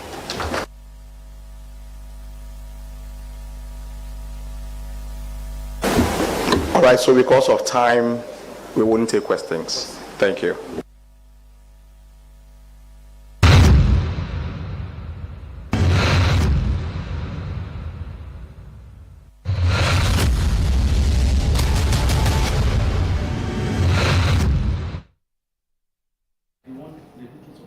So So that's the General Secretary of the NDC. I was about to say the opposition, which they still are, till they're swearing in. Our very good friend Fifi Kwete, assuring the police that they are dealing with their supporters as well, trying to call them to order, whilst they also go about their work to ensure there's peace and order. We'll come to this whole misbehavior and all that, but then you Yes, and Vivian, congratulations to Fifi Kwete, to new General Secretary. They've delivered the presidency. He and Johnson Asedu Nketia and the new crop of executives. They delivered the Jubilee House, which is really the ultimate. A political party is set up primarily to win electoral power, and they have done that. So for them, congratulations. 32 years, they would be the longest party in office if you add the next 4 years. And so I think they deserve to be applauded. The numbers or the people who showed up to vote, we did not get enough. And I was saying that the fact that you as a party could not get your people to come out to vote is also an indictment. And since you are the governing party, generally when there's apathy, you know that it's going against you. Over the past few weeks, Bernard and I have been doing the numbers on the Situation Room, and there's data to support apathy. In fact, he even showed us a data that was put out by the National Commission for Civic Education, which showed that Northeast people were not coming. Northeast people were the only ones. They were the only ones coming out to vote. Ashanti was not interested in coming out to vote, and the percentage was scary at the time when we did it. And this was just 2 weeks or so ago. Bernard and I did on Situation Room. Greater Accra region, the numbers were not coming out. The apathy. So that should be something that has. It would be nice if we can pull that picture, Fred. If you can hear me, if you can pull that out for us. So that should have been the first warning to the government. Now, on election day itself, when I went to, for instance, the Kakasunaka polling station, and I saw the voting in the Ponkatamansu constituency, the people were not voting. In fact, Electoral Commission officers were just idle. And Sky makes this joke about seeing some people playing dummy or draft at one of the polling stations because nothing is happening. I thought that as of midday, as a government, when you saw that people were not showing up to vote, especially in your strongholds, knowing that the low turnout means defeat for you, that is when you should have worked on your mobilization skill. I remember some of the party agents there saying, okay, we are going to the town to go and bring some of them. People are in their shops, but you should have worked hard. But then again, looking at the difference, 2 million votes, that is a huge blow. What, Baumia's percentage is what? Is it 49? No, 41. Yes. That is a big defeat. That is regardless of everything, just on face value. In 20 years from now, or in 50 years from now, when we are looking at the data and the statistics, we would simply say that when Bawumia first attempted to be president, he obtained 41%, and that's bad. Sandra, hold on with that. I think with that, we'll delve into the apathy proper, but I have to go to the police headquarters where the police are addressing the media. A lot of issues to do with violence and, agitations across. Let's see what they will say to those things. And security of our nation. The Inspector General of Police also informed the party leadership about the measures that have been implemented to safeguard the nation's security and peace during this critical period, and assured the public that they are collaborating with other security agencies to maintain law and order. I would like to go over some of the measures that have been so far put in place to safeguard the peace. One, there's an increase in visibility through joint patrols with other security agencies. Two, conduction of intelligence-led operations within communities to identify and arrest perpetrators. Three, deploying static security personnel at targeted state facilities. Also, engaging government officials and other stakeholders through our active outreach efforts. Establishing a special investigation team to review all relevant videos, identify the perpetrators, and ensure they face the due process of the law. With these additional measures in place, the Ghana Police Service wishes to assure the people of Ghana that the security is guaranteed. they can go about their duties without hindrance, as the police remain committed to ensuring the safety of all persons. Thank you very much. IGP Post Inspector General of Police on in the pump for Asia NDC Amanyoko na nipa odi party nani mobile omu General Secretary any party nimpanyifo bi a eka ho no IG Emma mpanyifo ya so te say suben bi a. So that's from the police headquarters, where they've outlined measures they're put in place to ensure the security is in place, so we don't see the incidents we are seeing in some parts of the country. Yeah. You see, that is very important, because I sat here and raised critical issues about what I thought was complete lawlessness being exhibited by certain people following the concession speech delivered by Dr. Baumia, and then also the really irresponsible call on party loyalists to step out there and seek to enforce the verdict of the people, even though we did not know as of that time what exactly the people had said precisely. There was only an indication. And I hope that going forward this will not repeat itself. I insist that the police, beyond telling us that they are doing A, B, C, D, must have their presence on the ground felt. Of course, I commend them for having done a number of things, arresting people and putting them in jail. And we are hoping that they will be processed quickly for court, and that they will actually be dealt with by the courts on the basis of the evidence against them. And then when that is done, we should see them in the cooler, because we want to send a decisive message to the people out there that merely because your party has won or lost an election does not give you the license to misbehave. It is a democracy. You either win or you lose. But where you misbehave in the name of losing or in the name of winning, there must be consequences for that. In fact, that's why ahead of the game, we all know the laws. The laws say when you lose, go home peacefully. If you have difficulties, go to the courts and protest. But you cannot take the law into your own hands and misbehave. Similarly, if you win, wait your turn. 7th of January 2025 is the beginning of the tenure of John Dramani Mahama. If he comes to office, there are rules around the game. And those rules must guide what he does as president and what other people do as citizens of the Republic. But where they take, they use the opportunity to misbehave, undermine democracy, there must be consequences for that. So I commend the police for inviting the NDC leadership to the NDC, the police headquarters, so that they can engage, because they were the people who sent the people out to go and defend the mandate of the people, supposedly. And in the name of defending the mandate of the people have misbehaved. Now, what is the consequence of that? The Electoral Commission tells us that 9 out of the 76 exactly, they could not receive because of what had happened. Their people attacked, they are under siege and all of that, so they don't have the results. Now imagine if the results were very close, and that the results from these 9 constituencies will help determine the winner of the elections. You understand? So then we would have undermined the process. What it means is that we would have been sitting here waiting for the Electoral Commission to give us the outcome.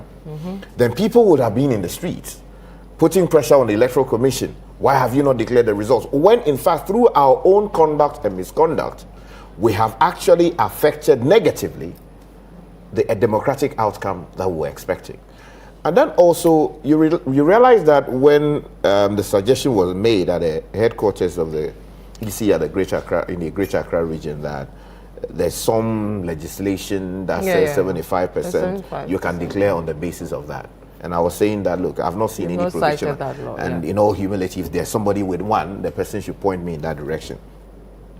And what I said about Afarijan happening to be true was repeated by the commissioner. Exactly. That, look, this is the position. We have now 9 outstanding constituencies.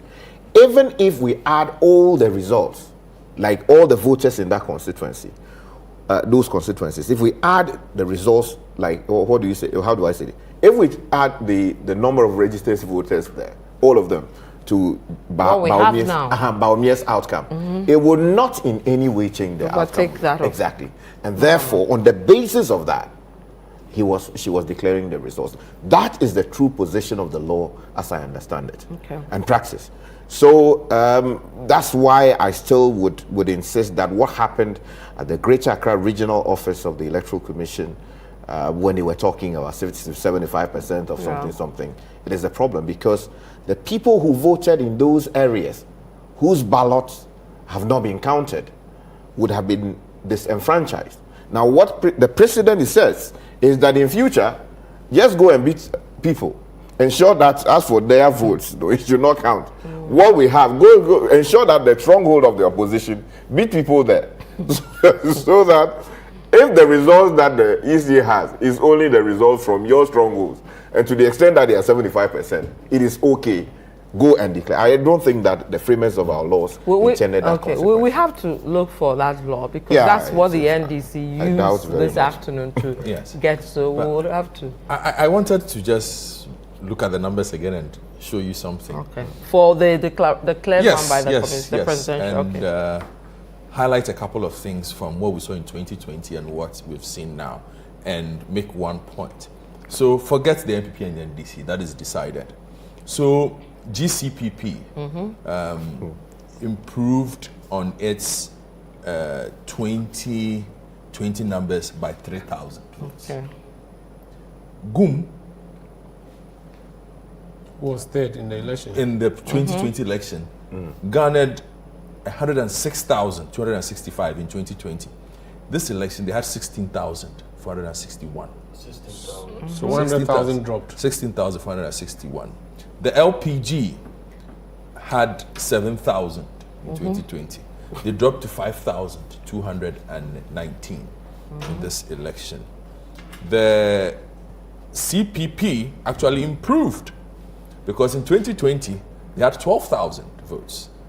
They moved to 23,000. APC 17,461. Then in comes Nana Kwame Bediako, who will be the best performing individual because he's an independent candidate in this election at 84,000. Now in 2020 that position was taken by Christian Andrews, GUM, at 106,000. So if you look at the third performing party from 2020 at 106 and the third best performing party from this election at 87,478, it tells you what you need to know. Then of course comes Allen at 31,202. It brings me to the point of the state of independence and small parties. And we've been discussing this for a while. And as part of our electoral reform, the numbers keep indicating that most of these parties that get on the final ballot for the presidential election do not have the capacity. It's different if you are an independent candidate. Independent is independent. The requirements are different. So Cheddar, Alan, that's fine. But for the APCs of this world, the NDPs of this world, the LPGs of this world, the GCPPs of this world, the GUMs of this world, either the EC ramps up the entry points for what a national political party should look like and how it should function in the years before an election, not in the week of the election, not a month to the election, in the years before an election. We should be able to get these parties to either merge, strengthen themselves properly, so that we... Or be wiped out. No, you see, because what they've done basically is help grow a duopoly.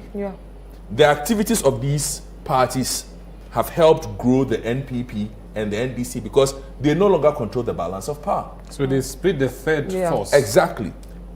When my laptop is not here.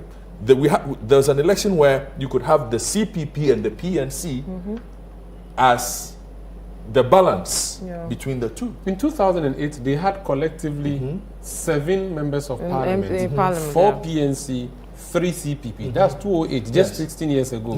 Today, not a single one. It's all gone.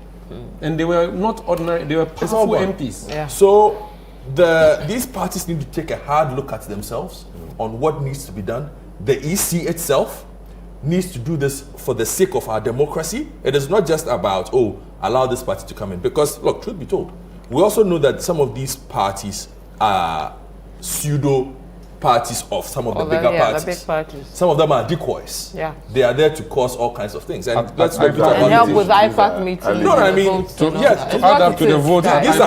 These are conclusions we can come to based on years of coverage of procurement parties. Elections. For IPAC meetings. Yeah. You've had, we covered an election where we had some of these parties basically campaign on the skirts of the incumbent. Let's not hide it. Yeah. But, okay. So we need a situation that can only be carried out by the EC, where they put in place measures where these parties either strengthen themselves or get cut off. Otherwise, it's an effective duopoly, and we don't think we want our EC encouraging a system where they, by their actions and inactions, are actually not by the will of the people creating a duopoly, but they are the ones setting up the system towards a duopoly. I don't think that is the way to go. And when we say the EC needs to contribute to the quality of elections, and that's always been an essential thing for me, the quality of elections. Ghana always does smooth and fair elections, but the quality of the elections has always been a matter, because we never show an interest in anything else outside of the process of campaigning, voting, counting, and declaring, which we just did. Yeah. We are very good at that. But the little items in which are the ones that actually prop up a democracy that lead to the situation that Sky talks about, where a returning officer should be able to declare an election without looking as if he's about to get shot live on national television. Does not come in. So these are some of the things that I gleaned from just looking at the numbers. I saw Nana Kwame Bediakun's statement earlier on. I think he spoke earlier on. Yeah, there's something I just wanted to add quickly, if I may. Yes. You see, I've been harping on this whole thing about the EC's failure to live up to its constitutional obligations. If you go to Article 55 of the Constitution, it sort of deals with what Gottfried was speaking about.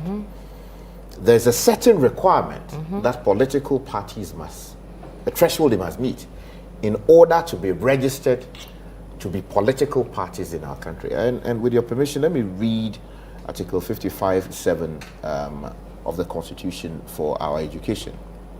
It says that for purposes of registration, a prospective political party shall furnish the Electoral Commission with a copy of its constitution and the names and addresses of its national officers, and shall satisfy the commission that A, there is ordinarily resident or registered as a voter in each district of Ghana at least one founding member of the party. B, the party has branches in all the regions of Ghana and is, in addition, organized in not less than 2/3 of the districts in each region. And finally, the party's name, emblem, color, motto, blah, blah, any other symbol, and it goes on to talk about some of that. Yeah. Now, can we be sure? Yeah, because these are really significant entry points. Yeah. So it means the laws exist. Yes. The question is whether the EC is enforcing them. Yeah. That's the question. And I have been telling people that one of these days, you go to court. That's exactly I don't like how your friend who calls you Yao, and he's the only one who calls you Yao. You didn't know you're a Thursday born. I don't like how it's been predictable. You can predict you. He's my brother. He's my brother. Their heads are the same. Don't go too far. So those were my observations from just the numbers. I have some views on this whole thing about the thuggery that we are witnessing. Yeah. Okay, particularly over the parliamentary results. Now, I think there was an initial shock after the counting. So people left. Then they woke up from and came back. and came back.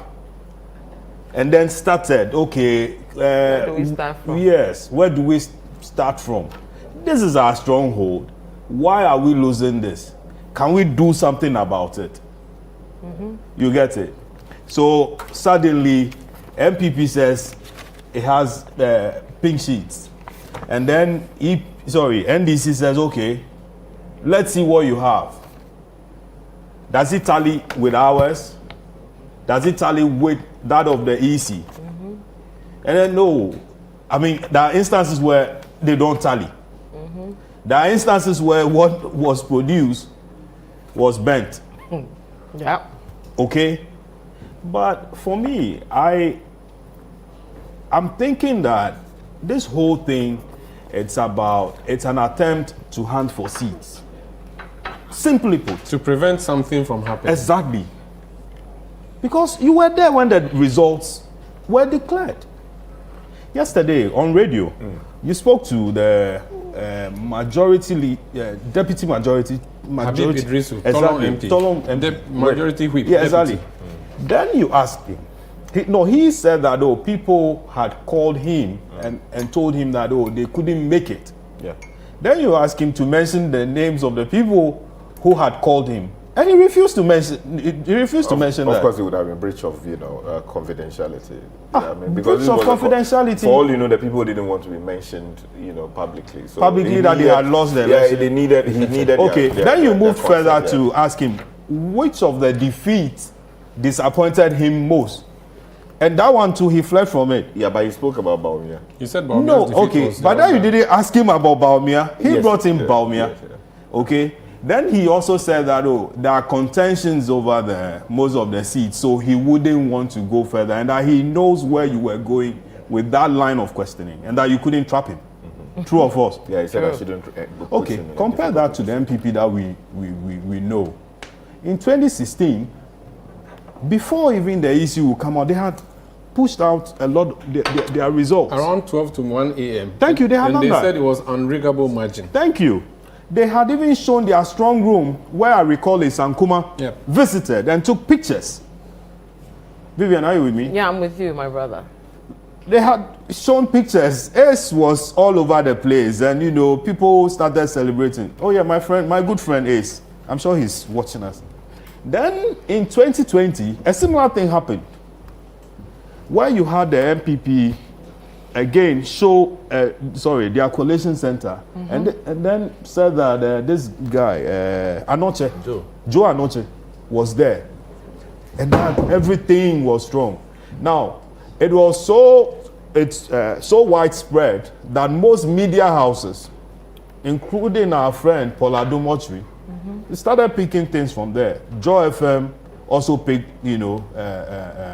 numbers from there, to a point where the NDC had to do a press conference asking, where did you get these numbers from? Okay. When the EC hasn't come out. Eventually, when the EC came out, things started happening. Okay. Subsequently, NDC went to the Supreme Court with an election petition, whatever that means.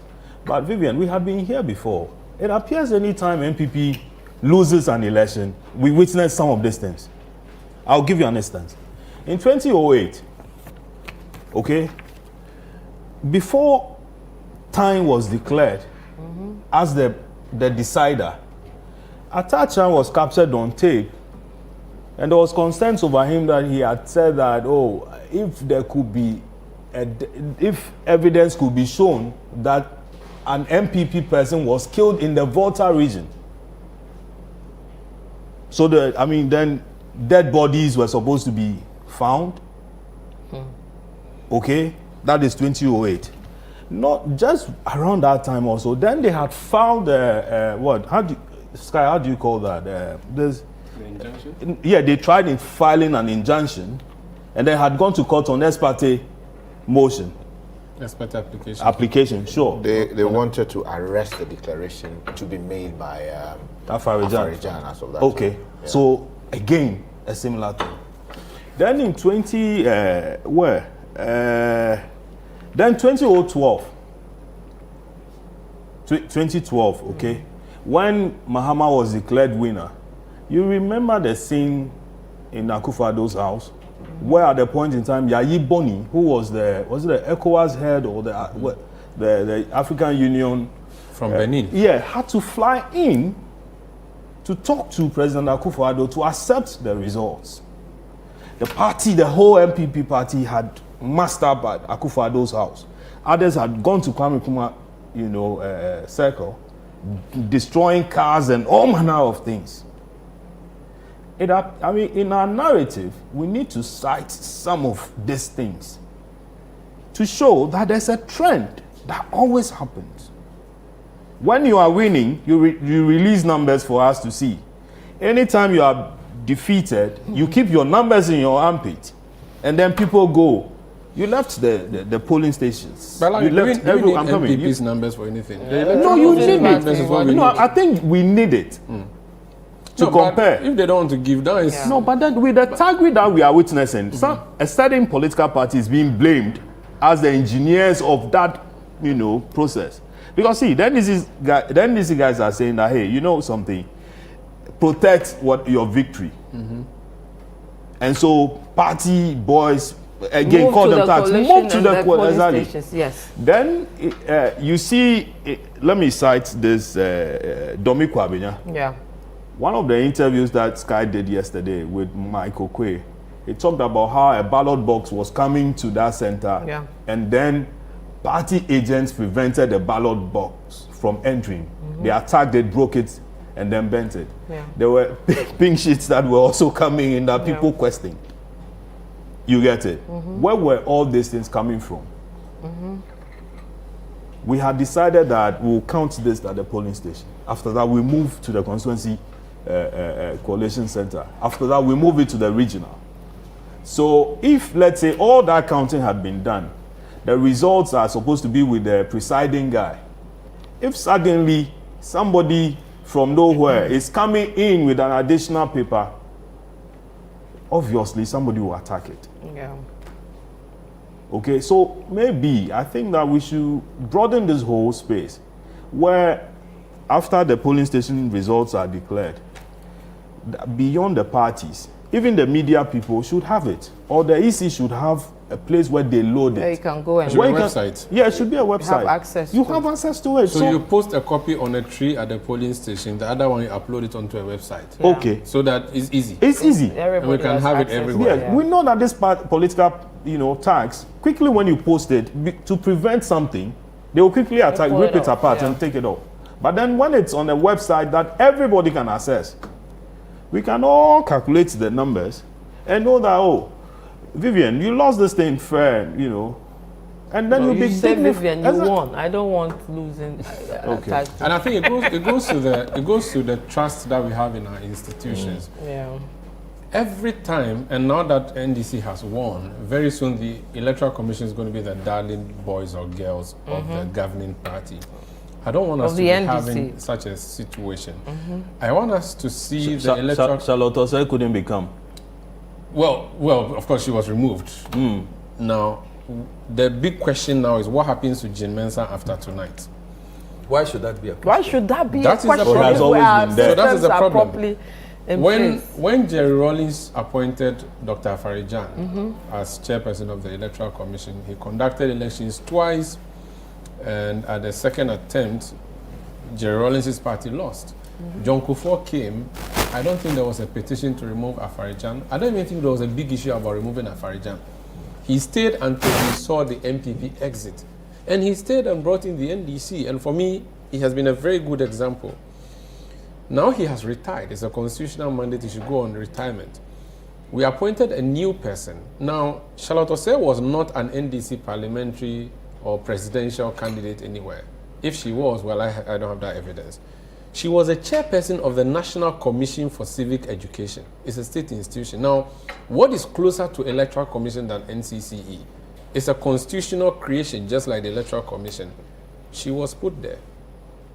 She supervised an election in which the person that is supposed to be her favorite lost. She could not save John Mahama in 2016 if there was any saving at all to be done by any Electoral Commission person. When this government came into office, just like they did to Domelovo, they removed her. Of course, there was a process that was gone through. but we know things behind the scenes. And I'm saying that that was a big low on our electoral system and electoral cycle. We have Jean Mensah. She's not coming from NCCE, but she's coming from the IEA, which is a very respected institution in this country, has organized presidential elections for us since 2000 or so. Clearly, the parties believe and submit their candidates to IEA because they thought that it was a credible platform. Let me chip in this for our own education. There was a time NDC boycotted IEA platforms. Yes, they both did. Both MPP and NDC did. Oh, really? Yeah, Okay. Nana Akufo-Addo refused to go for the debate in 2020. No, that is not the debate. But they issued a statement saying that they were not going to participate in any IEA program. Yes. Yeah, because they thought IEA was biased. I think that was John Mills's time. I'm coming. At the time, Jean Mensah was Okay. secretary. Yeah, but my point is that notwithstanding, in 2012, we saw John Mahama stand at the IEA platform. All right? And I think that was the last time IEA did anything like this. So my point is that the person who chairs the Electoral Commission, based on everything we have seen and know, cannot manipulate an electoral process in the favor of one person or another. At least that's what I think. Because our election process is a very transparent one. Every polling station, you can send observers there. In fact, you can decide that as an individual, you would hire people to take photos of every polling station result that is posted everywhere. So, Savannah, hang on. As we know, President-elect John Mahama will be addressing the nation at 7. We'll be bringing that live. It's 7 o'clock. Immediately they are ready, we'll go to that address. So for me, one of my advices or requests, not advice, I can't advise, my prayer to John Dramani Mahama as he takes over the presidency is that I know there will be people who will be baying for blood, who will be baying for Jean Mensah's head. They want her to be out. If that comes to his attention, of course, constitutionally he's obligated to pass it on to the Chief Justice. If there's a prima facie evidence, should be removed. I think we should start growing out of this. Let's stop removing people. It did not go well. When Akufo-Addo removed Domelovo, it was a horrible thing, the process that was done. And we need an auditor general who can take care of the government purse for us to make sure that things are not being abused the way they were abused. If such petitions start coming under John Mahama, I do not think he should be accepting them. Unless he has nothing, he cannot do anything constitutionally. If there's a way to save the Electoral Commission, let's save it. If Jean Mensah is the chairperson of the Electoral Commission, already the MPP will trust the Electoral Commission because they appointed her. The NDC should know that if there was any saving, Jean Mensah and her chair EC would have saved Dr. Bawumia if there's any such thing as saving of your candidate. So for me, my point is that let her remain there. In fact, if she's truly biased against you as NDC, leaving her there makes it more difficult for her to do anything because she would be looking over her shoulder as she sits there. So she'll be extra careful. And we saw that carefulness leading up to this election, where a single ballot paper was found flying somewhere, and because of that, 2 regions have had their special voting result or some printing redone.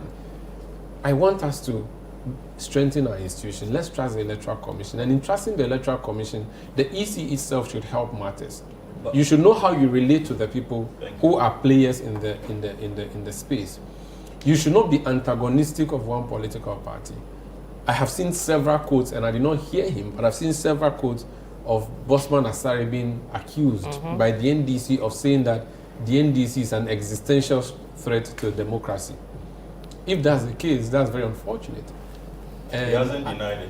Well, I haven't seen a denial from him, but I haven't seen the audio, but I'm saying that it's something that has been repeated 1,001 times. He said it on Joy FM. Good. So someone like that should start thinking and say, oh, these people are attacked, today they are the ones in office.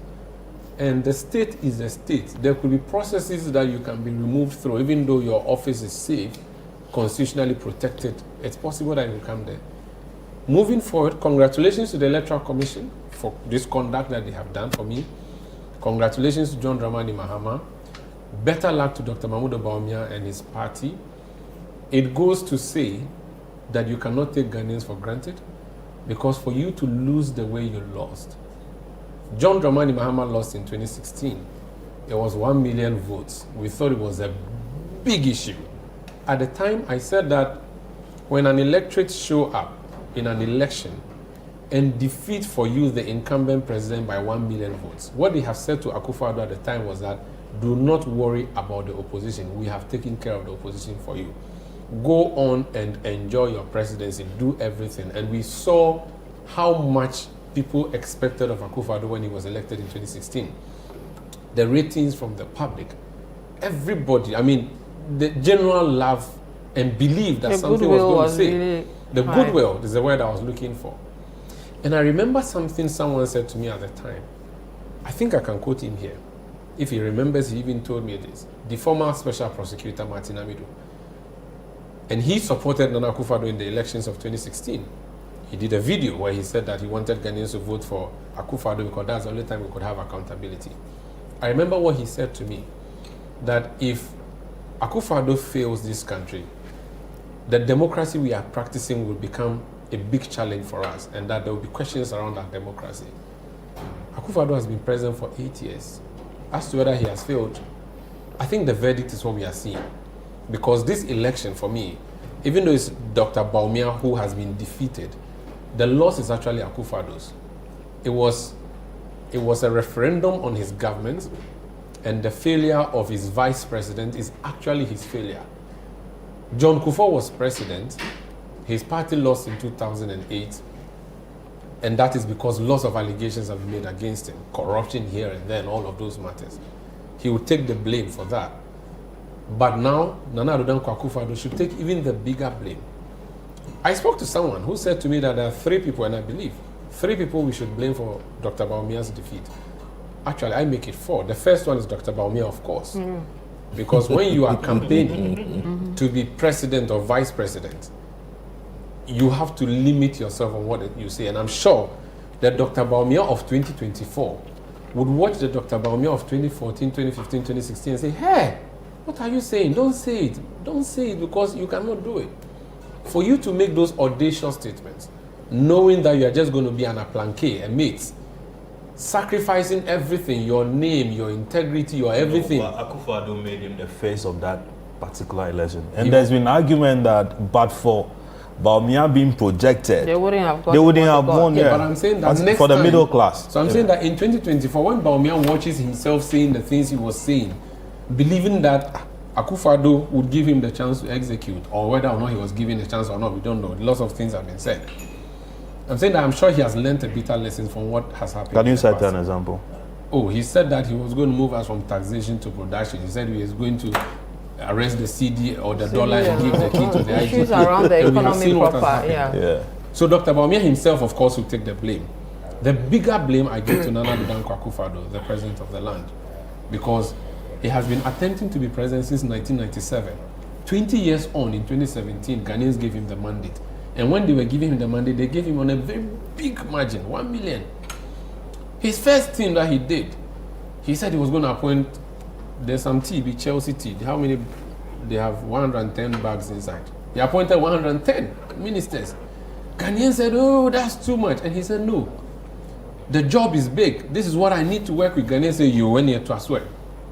If that will make you succeed, go ahead. He created ministries for all manner of things. He decided to divide, and I thought a lot of them were bureaucracies that were not necessary. I am a wash advocate. SDG Goal 6 is my specialty. But I did not think that he should have created Ministry of Water Sanitation out of Ministry for Works and Housing. Allow it to flow. Procurement. You don't need to create a new ministry. He created Ministry for Zongo. He created Ministry for everything. At a point, I'm not sure the president even remembered all the ministries he created. Appointed everybody as a minister, rewarding people after all these years. You created a huge government, and then we know how much it costs to run a government. A lean government is difficult to manage. How much more a government that was bigger than the elephant? And that was when we started to go down. And we saw the evidence in 2020 where Akufo-Addo lost 500,000 of the votes that he gained. So that was the first sign to him. He should have seen that something was happening. Oh, you know mine. For the first time in my life, I saw a judge, not just a common judge, a judge who has risen to be Chief Justice, who has retired, go on a demonstration holding a placard to demonstrate. I had never imagined it. Judges, they don't They don't even go to parties and go and dance. You need to add that is his relative. Yes, whom he appointed. Appointed, yeah. For you to have appointed Justice Sofa Akufo as Chief Justice, for her to have retired, for her to come and join people to demonstrate for 3 days in Accra against you, you should have seen that the writing. There's a Bible story where there was some writing on the wall.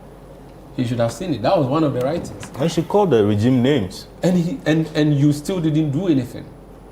Then again, you saw for the first time as many as 98 out of 137 members of parliament from your party hold a press conference. That day I was driving when I heard the press conference. Okay, what was that? Hang on. We'll interrogate the Akufo-Addo government and all that. But I want to take viewers and listeners to Akosua Otre. She's a lady who would lead us into that speech from President-elect John Mahama. Akosua, if you can see me, I can see some pictures already from the former president's house. If you can see and hear me, hi to you. That's his office.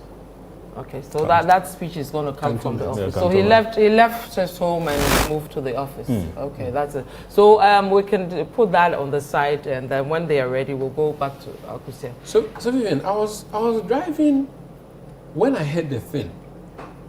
NPP members of parliament call a press conference to say sack the finance minister, who is a member of your government.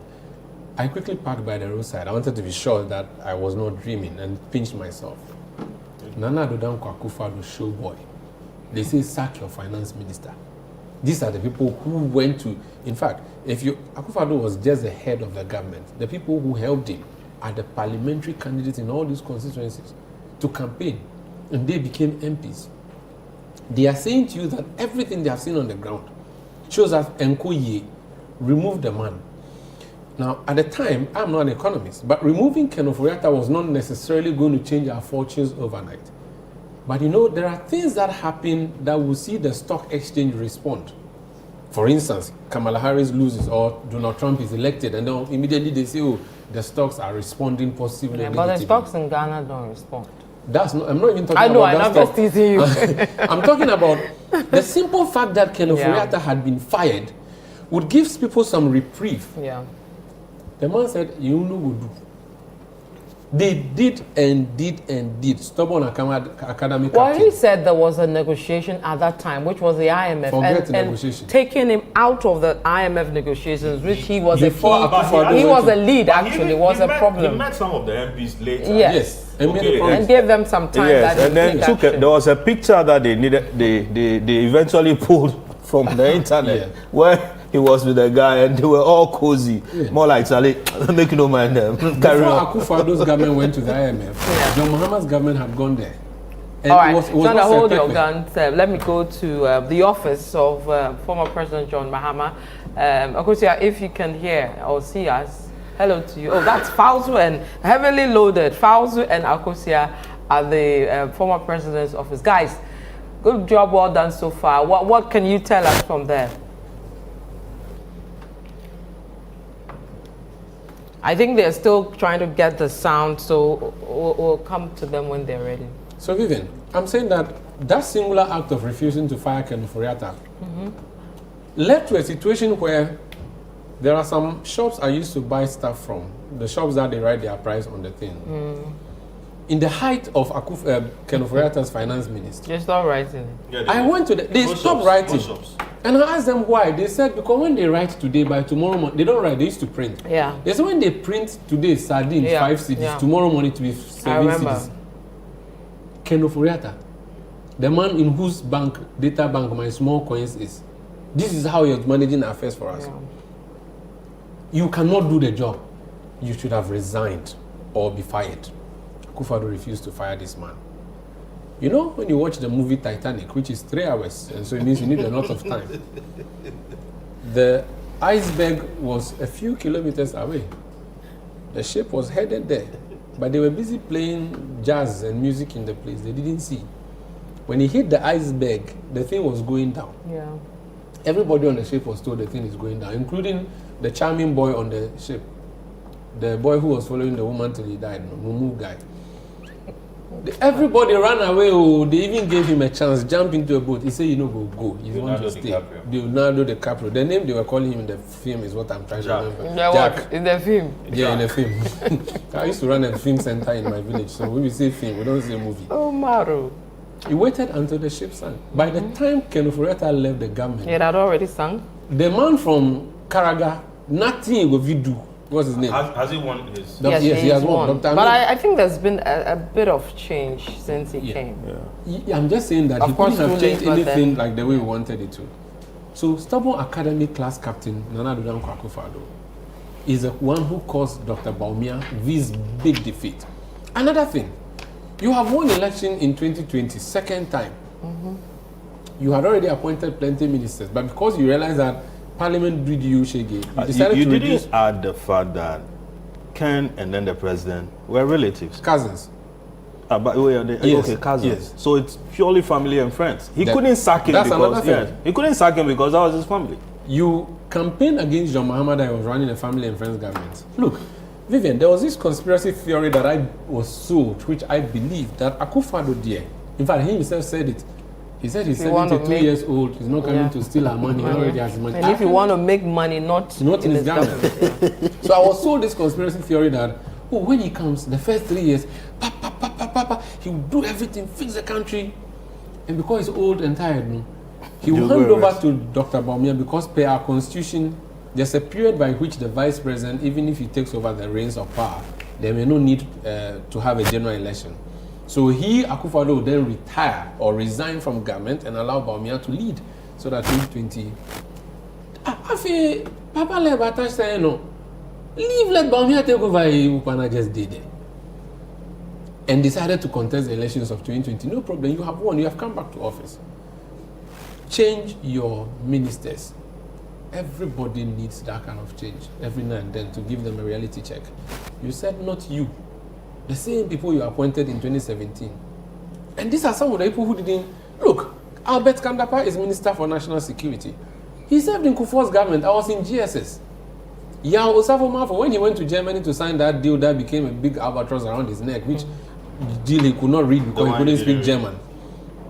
I was in junior high school when Kufuor was president. So these people... CNTC. That's what I'm saying, that the German thing. No, the CNTC I wasn't in German. You come the barber shop one. Yeah, there was one barber shop. You come into office and these are the same people you appoint for the first time, and they are still, and as we speak, Osafo-Mafo is senior advisor. I'm not saying don't have senior old people in the government. Senior minister. Yes, senior minister, which is a creation again that was totally unnecessary. And in fact, another point, as we speak, we still have Minister for Parliamentary Affairs. The Honorable Osei Chairman Sabosu. He did not dissolve that. Meanwhile, there's a majority leader. What is Osei Chairman Sabosu doing as Minister for Parliamentary Affairs? He's a minister. What do we need this for? Reshuffle your government to everybody who had mouth. Told Nana Akufo-Addo to say, reshuffle your government. And this demand for reshuffling was from regional party executives, constituency executives, polling station executives, even national office. In fact, even the general secretary, I think at a point said that Opana will not listen. And these are the people that drive your party. I think the national organizer also, suggested saying. There should be a So when they say NPP, Nana Addo Dankwa Akufo-Addo was just a symbolic head. There's a bigger base at the bottom. The people who went on all these campaigns, demonstrated, they formed all manner of groups, AFAG, all these things to help you win. When they speak, you ought to listen. But he will not listen. And I don't know why everybody was afraid of him. That when he says that he won't do, nobody can do anything. I don't think. But I think he was told based on, but he decided not to. I don't think people were afraid of him. If they were afraid of him, they wouldn't have spoken. Yeah, because they did speak. There was just disrespect across board, impunity to the high heavens. Someone said to me corruption reports were happening by the day. Okay, scandals upon scandals. And the man wouldn't do anything about it. He would rather organize a press conference and clear them. And that became an issue to a point where he started fighting that, listen, he wasn't a clearing agent because Mahama was calling him clearing agent. You get it? So there was disrespect across board. impunity to whatever. I mean, somebody has been citing this thing where they were carrying a chair and following him wherever he went. Okay? Because apparently there was an issue with one of the chairs at a point, leading to that trusted chair being moved. There are some things you don't do, Vivian. There are things you don't do. Moving your chair. There was a car whose booth was just dedicated to carrying that seat and the podium. The thing, is it lantern they call podium? That thing that they stand by, which has the president of the Republic. Big money. One of the politicians, Vivian, one of the politicians I have known and related closely with for more than a decade is Martin Alamisi Benskai's. He's one of the persons I would say is a politician who I trust so much in terms of credibility, no corruption, all those matters. You came in office and appointed him as special prosecutor. Everybody was excited. We have a very clean man coming to run the affairs. This man resigned and left the office and told you that you are the mother serpent of corruption. This one didn't pinch you. You are the president. He said, this man, you brought him to come and fight corruption. You told us that you are going to use Anna's principle to fight corruption. You came and used Matiamido. He resigned and said that you are interfering, you yourself a mother serpent of corruption. Because your family members were involved in this. And you couldn't do anything about it. And the list keeps going. And when you say it, oh my. Okay. This is the Election Bureau. We are bringing you a special coverage of the 2024 elections.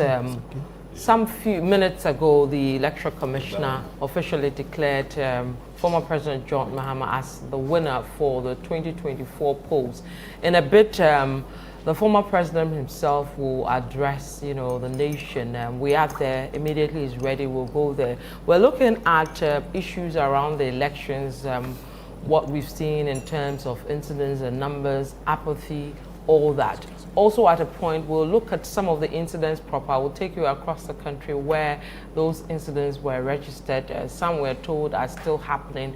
The NDC has called its members to order, also showed up at the police headquarters where the security task force is still sitting and assured the security that it had put in place measures to call its members to order. We'll interrogate that at a point in time.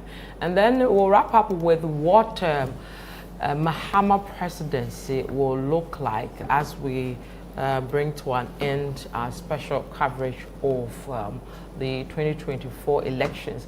In the studio, I have Umar Sanda Ama, the host of Eyewitness News. I also have Larry Dogbe, editor-in-chief of the Herald newspaper. I have Godfred Akoto, who is a co-host of the City Breakfast Show on 97.3 FM, as well as Richie Sky, also a co-host of the Breakfast Show on City 97.3 FM. If you're listening to us via TV, this is Channel 1 TV. Via radio is City 97.3 FM. My name is Vivian Kai Loko. So gentlemen, we'll take a quick break. I'll let you sip some tea and some water. When we come back, we'll bring you more. Don't go away, stay with us.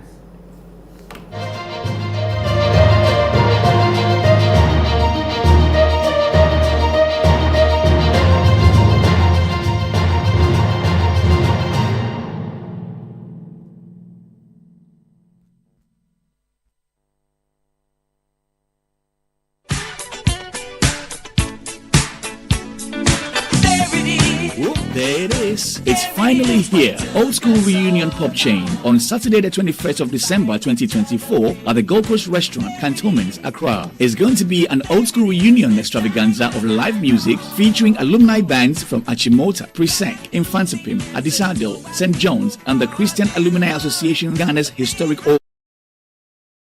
Since the close of polls on Saturday the 7th of December 2024. The voters of Ghana have spoken. They have expressed their choice at the polls, and that choice will today be upheld by the Electoral Commission of Ghana. As a commission, we have fulfilled our vowed aspiration to imbibe transparency, accountability, inclusiveness, and responsiveness at the heart of all our operations. And I can confidently say that with the help of God, we have fulfilled these aspirations and the expectations of the citizenry. We have conducted elections that are credible, fair, transparent, and peaceful. Elections that have ensured that the will of the people as expressed at the polls. The elections that have guaranteed that every vote counts. As a country, we take pride in the fact that our electoral processes, initiated since 1992, uphold and guarantee the voter's choice. We take pride in the fact that the voter's choice, as expressed at the polls, is sacrosanct. Ladies and gentlemen, the last 4 years have been spent in injecting and infusing 4 key elements into every aspect of our work. And those elements are transparency, accountability, responsiveness, and inclusiveness. As such, we started the year poised and ready to conduct credible elections. We were conscious that elections were an event and not a process. This resolve led us to undertake several transformational decisions, including the re-exhibiting of the Provisional Voters Register for the first time in our history, when concerns were raised about its credibility, as well as opening up the IPAC meetings to the citizenry by allowing the live coverage of all IPAC meetings. Indeed, the decisions to re-exhibit the Provisional Voters Register to allow a further review by political parties and the citizenry, as well as the demystification of the IPAC meeting, has helped diffuse the tensions that were brewing around the Provisional Voters Register. Ultimately, those 2 decisions restored the confidence of the citizens in the Voters Register and cemented Ghana's peace. Again, in the spirit of responsiveness, when complaints were made about the 50 pesos charged voters for the verification of their registration details online, the Commission waived the fee and allowed voters to verify their details at no cost. In line with our determination to ensure the credibility of the 2024 election, when the Commission received information of the leak of a single defaced ballot paper, the Commission acted swiftly and destroyed ballots for both Western and Eastern regions. This bold determination and this bold decision was based on our determination to uphold the integrity of the election at all costs. In less than 1 week, the Commission printed new ballot papers for both regions and went on to successfully hold the special voting 2 days ahead of the main election. As a Commission, our singular message to our teams at all levels has been clear. It is that our mandate is not to make anyone a president or a member of parliament, but rather to conduct and undertake credible and transparent elections and electoral processes which uphold the voter's choice and lead to acceptable and peaceful electoral outcomes. Today, our resolve has paid off. We have conducted elections that are fair, elections that are free, elections that are credible, elections that are elections that are peaceful, and elections whose outcomes are acceptable by all. So transparent are our processes that any interested political party, media house, or citizen could collate with near precision the results of the election, attesting to the resilient and robust processes built over the years. And we witnessed this with the concession of the Vice President, even before the declaration of the results by the Electoral Commission. Ladies and This is the Election Bureau. We're still bringing you a special coverage of the 2024 elections, matters arising following the election. We're taking you to the office of former President and President-elect John Dramani Mahama, where our correspondents Falsu Masawudu as well as Akosia Ochre are stationed. Guys, if you can hear me, welcome. Falsu Masawudu, I can see you in my shot. What's going on now? Is the former president ready? Of President-elect John Dramani Mahama, the extent and the pomp and pageantry you are seeing here all points to one thing and one thing only: the unprecedented victory of presidential candidate for the National Democratic Congress, John Dramani Mahama, in the 2024 general elections. Well, the president-elect will be here in a bit, but we see here currently some notable figures in the party. Akosia, I'm here with my colleague Akosia. Akosia, we've seen the likes of Honorable Okucheto Ablakwa, the fifth heavy general secretary for the party, and others within the rank and file of the party. And who else do you see around? All right, so let me talk about that crowd that we are seeing behind this barricade that the police have put in place to ensure that there's adequate security on the ground. So there are hundreds of supporters behind the barricade coming all the way from different constituencies, different regions to adjoin this particular premises, the private residence of John Dramani Mahama. And there are hundreds of members of parliament of the NDC, parliamentary candidates who won of the NDC who are here. I can see the chairman of the National Democratic Congress, Johnson Esiedun Ketia, director of elections for the NDC, Dr. Adwoa Tenkoramaa. I can see Julius Deborah, former chief of staff. I can see the campaign manager of John Dramani Mahama. I love you, but the one who worked all these. Yes, he's been with him throughout the country. And I could say at the moment, the NDC and the voters who chose President-elect John Dramani Mahama is finally here. The NDC presidential candidate and now president-elect for the Republic of Ghana, John Dramani Mahama, will be making an entry here at his office in Cantonment in a time. Well, John Dramani Mahama's victory was unprecedented. It's unprecedented. In fact, if there is any superlative to qualify the word unprecedented, that will be the word. Over 56%. Has not happened in the Fourth Republic before. Yeah. So, ladies and gentlemen, John Dramani Mahama will be making an entry here at his office where party supporters and party executives have drawn to be part of this historic moment. It's an electrifying atmosphere. Well, 56%. John Dramani Mahama, many have described his victory by and large and as unprecedented, and so to speak. Well, and I would say that John Dramani Mahama denied Bawumia every opportunity at the presidency. Over 56% is unprecedented.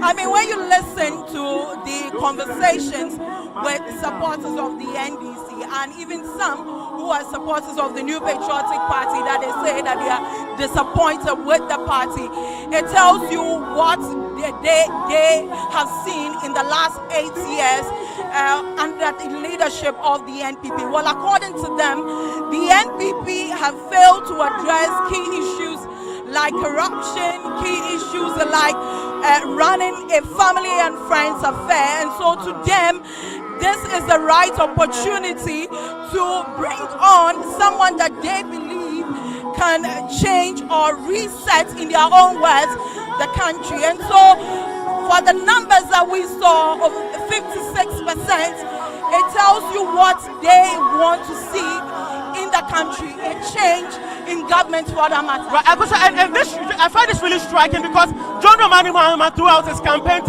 mentioned that he has friends in the NPP who tell him a time without number that they really want Bawumia to lose this election so they can put their party in order. And Peter McMenu, when I spoke to him earlier at the National Collation Center, that was way before the final declaration, he mentioned that a possible defeat for the NPP could offer an opportunity for the party to reassess itself and correct its wrong. And I'm tying this with the submission you made about persons within the NPP who, for some apparent reasons, were disgruntled. And for Bawumia to have even lost in Kennedy Japan's constituency, Okai Central, tells you some form of acrimony within the party. But it's about John Dramani Mahama this evening. So John Dramani Mahama ran his campaign on a number of promises, but key amongst them was the 24-hour economic policy. Do you think that really worked the magic for John Dramani Mahama?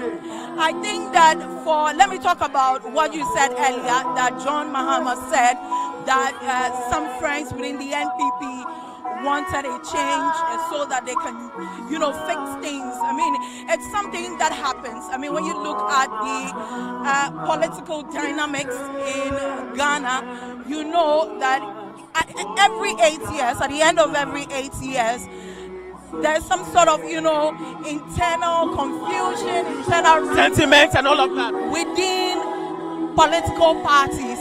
And so on the side of the NPP, this is a time for them, even though they may not come out to show that there is an internal wrangling within the party, but that unity to put in the force to win the numbers is what is reflecting. And so it is normal. It's an 8-year trajectory that, happens in every party. Now, to talk about the policies of John Mahama, the 24-hour economy is something that in Ghana we haven't really heard before.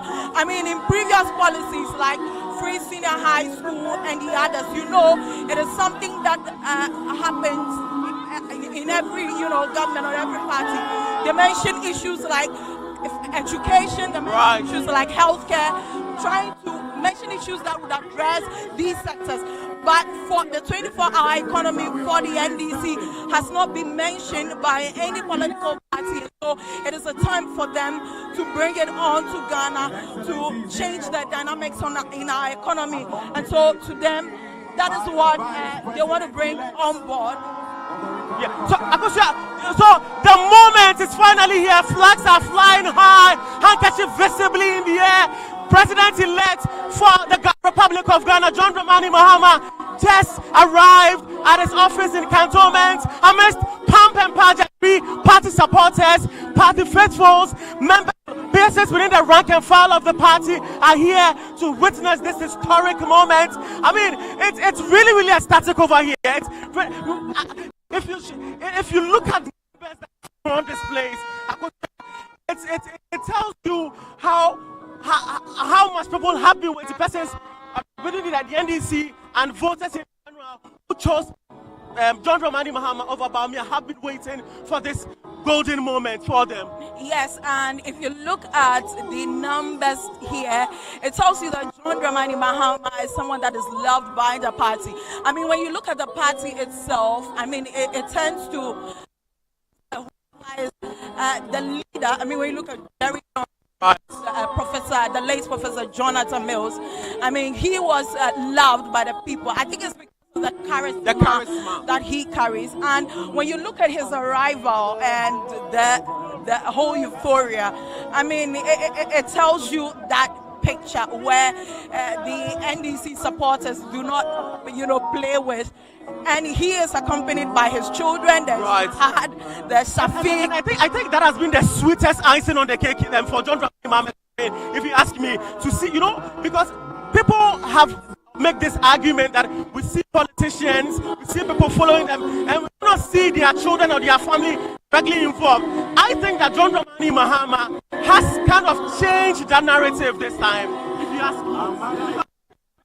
We saw Sharif single-handedly touring to campaign for his father. We saw his elder brother doing so. Even Farida, who seems to be the younger one, we saw Farida following her father on his campaign tour. I mean, yeah, what you're saying is the truth. But when you look at former presidents like Jerry John Rawlings, you look at John Ajekum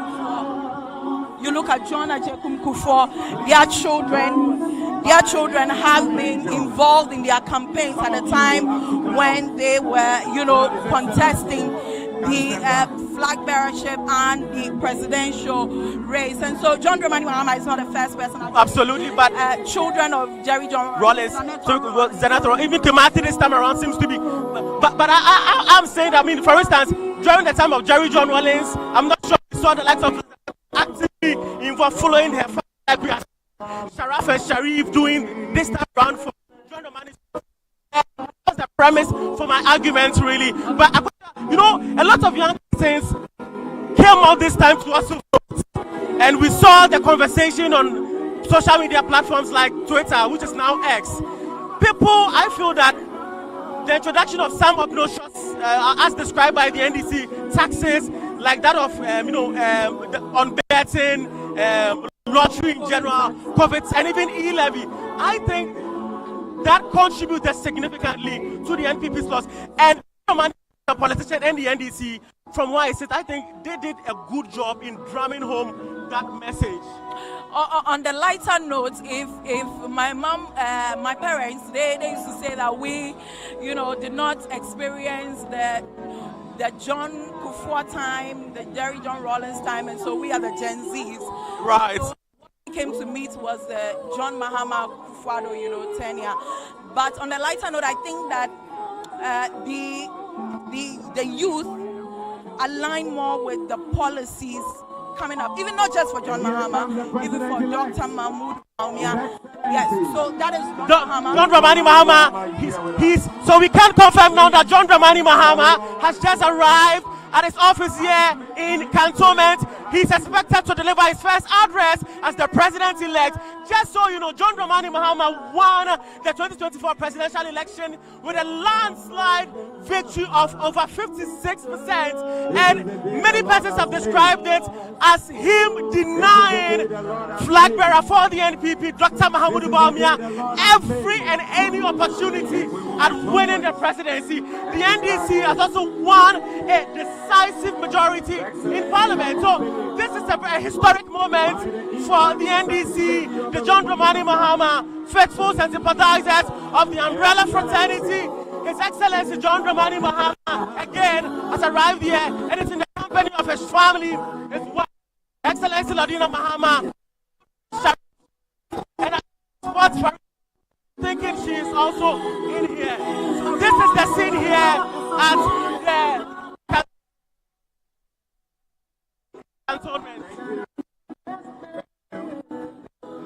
So that is what you see in your shot.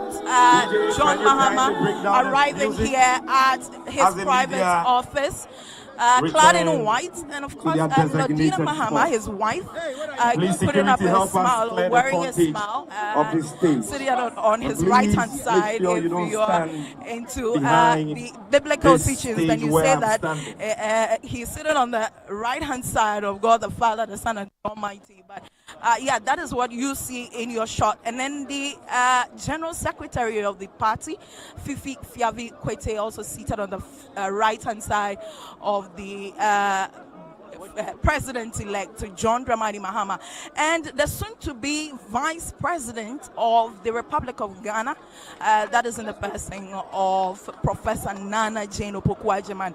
Well, she has come under heavy criticisms by some members of the New Patriotic Party when she was announced as acknowledge the presence of all branch executives who are here, John Mahama. Well, some said that of the NDC who are she here, was old regional enough, executives of the NDC who are here, not fit national for executives that position, of the NDC but who are that here. is her.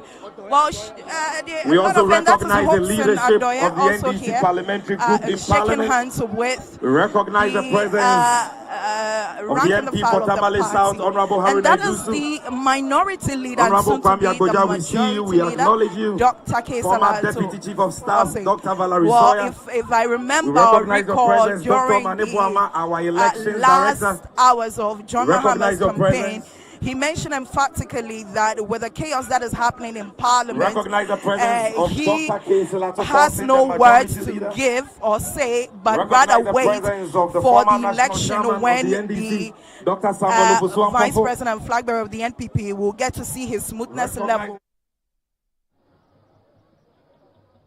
Recognize the presence of Dr. Kesela Forcing, the majority leader.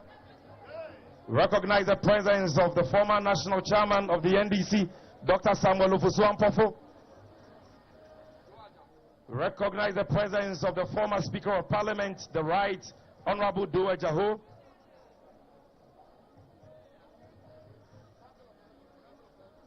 Recognize the presence of all Council of Elders and members of the political committee. recognize the presence of all former appointees, and we specially recognize the presence of the Chief Executive Officer of the great NDC, our General Secretary, Honorable Fifi Fiabikwete.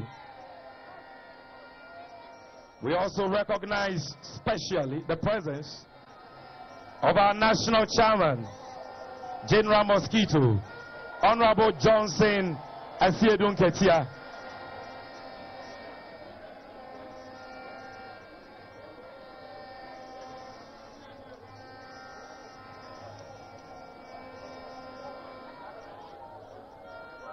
We recognize the presence of the manager of John Mahama's campaign team, Professor Joshua Alabi.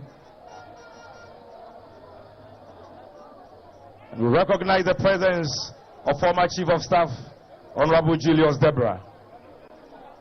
All dignitaries and leading figures of the party are hereby acknowledged.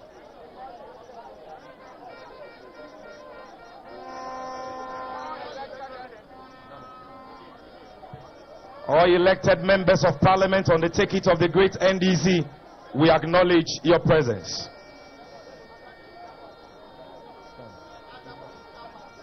At this stage, we are going to start our program. And so I'll crave your indulgence to be decorous so that we can begin. And to set the ball rolling is a man who has been very instrumental in the campaign leading to the victory we are celebrating today. Our national chairman. Ladies and gentlemen, with a rousing round of applause, welcome to the microphone our national chairman, Honorable Johnson Asiedun Ketia, to give us brief remarks. No, I can't hear your shouts. I can't hear your applause. General Mosquito is coming. This man went to all the 276 constituencies of Ghana. He went to over 1,000 communities. He's our national chairman, and we are proud of him. Another round of applause for him as he climbed the stage.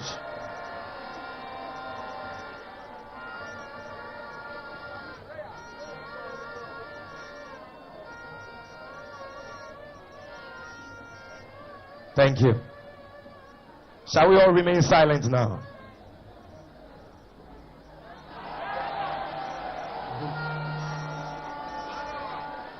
Your Excellency,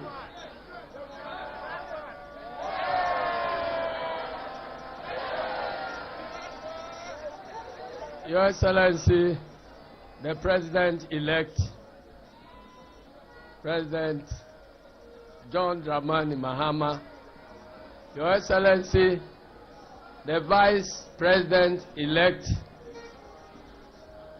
Professor Nana Jane Opoku-Agyeman,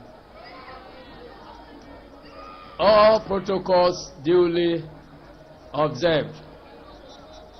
I believe that today is the day of President John Dramani Mahama, and there will be no space for long speeches at all. So I've just come here to thank all of you and thank the foot soldiers of this party, the branch executives of the party, the constituency executives of the party, regional executives of the party, and the national executives of the party, and by extension to all previous executives of the National Democratic Congress. As I said in Medina some 3 days ago, I believe that the party has never seen this level of total mobilization of its rank and file to fight and achieve a purpose. And at long last, the battle has ended. And the great elephant has been slaughtered mercilessly. But as we enjoy the victory, I want to specially mention for special commendation the technical staff of our headquarters who managed this election very, very successfully. I mean the directors of elections, the directors of IT, and all other persons who played a role in managing this election. Let me advise that we should be modest in our celebrations, because I can almost feel the weight of responsibility on our shoulders. Ghanaians have given us this mandate to accomplish the task of national reconstruction. And so nobody should tell us the weight of responsibility that we have. We cannot afford to disappoint them. So in the coming weeks, let us try and cut short our celebrations and begin planning seriously how to rescue our dear country. I thank you very much, and may God bless our homeland, Ghana, and make it great and strong. Thank you. Thank you, General. A round of applause. A round of applause for the National Chairman. Thank you. Thank you very much. Thank you. Distinguished friends from the media, ladies and gentlemen, fellow Akatamansonians, it is now time for us to hear from our mother, a woman of substance, a woman of valor, the pride of the Ghanaian woman, a woman of great accomplishments, the first female vice president-elect of the Republic of Ghana, Her Excellency, Professor Nana J. Opoku Ajema.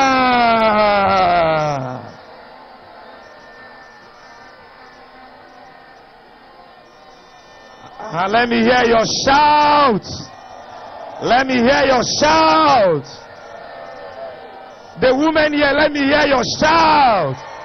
It's a great day for Ghanaian women. A great day for Ghanaian women.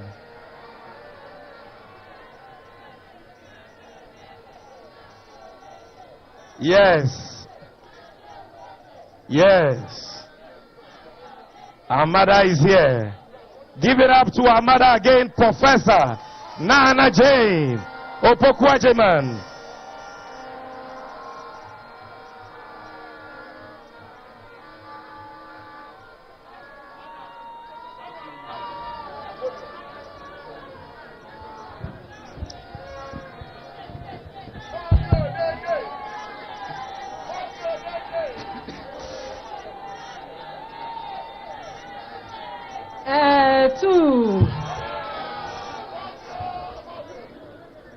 What an interesting journey it has been. And you know, nobody sets out on a journey by herself or even by himself. It has been a very, very interesting one. And I want to thank all of you, those who are here, those who are not here. I want to thank all of them for their good wishes, for their prayers, for their contributions in many, many ways, and for bringing all of us to this site. All I have to say is thank you very much. Thank you very much for everything you have done. And whatever you did, as our chairman has said, the fun is over, the work is about to begin. And as we journey together, we need to realize that we have to move forward also together. Again, I want to thank you. My nomination has many, many implications. You know, normally, no one even expects you to err in any way. If this will happen, and we know it will happen, it means all of us are on board. The victory is for all of us, but especially for our daughters, for our youth, for our women. Sorry I have to appear in a mask because I have a very, very bad cold. But the cold will disappear too. I know this is a big responsibility, and I don't intend to travel this journey by myself. You are all part of it. NDC is an inclusive party, and we are demonstrating it in many ways. My job was to have opened the door, and it doesn't end there. Actually, that is where the work began. I will hold the door open. The method of opening the door, the method of holding the door open, so others wish to travel that door, is what I'm implying. It is not a self-aggrandizing position.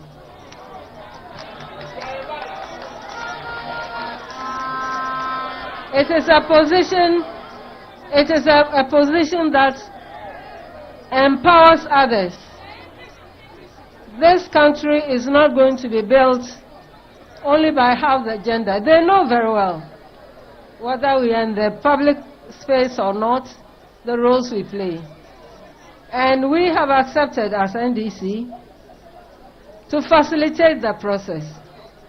I'm counting on all of you, that you all come along, you all work hard in your various spaces, and finally, that we put smiles on people who either have no access or who are not very respected.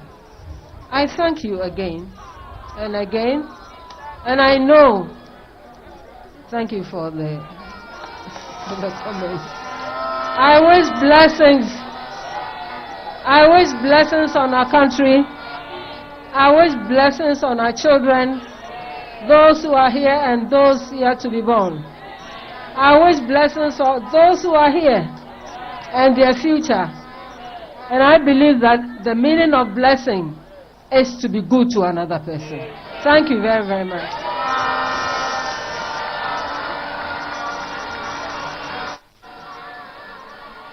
You can do better than that. Thank you. Thank you very much. Shall we all remain silent at this stage? We've gotten to the moment we've all been waiting for. We've gotten to the moment we've all been waiting for. We've gotten to the moment we've all been waiting for. Our next speaker, ladies and gentlemen, is a man who has served this nation throughout his life. A man who served as president of the Republic of Ghana between 2012 and 2016.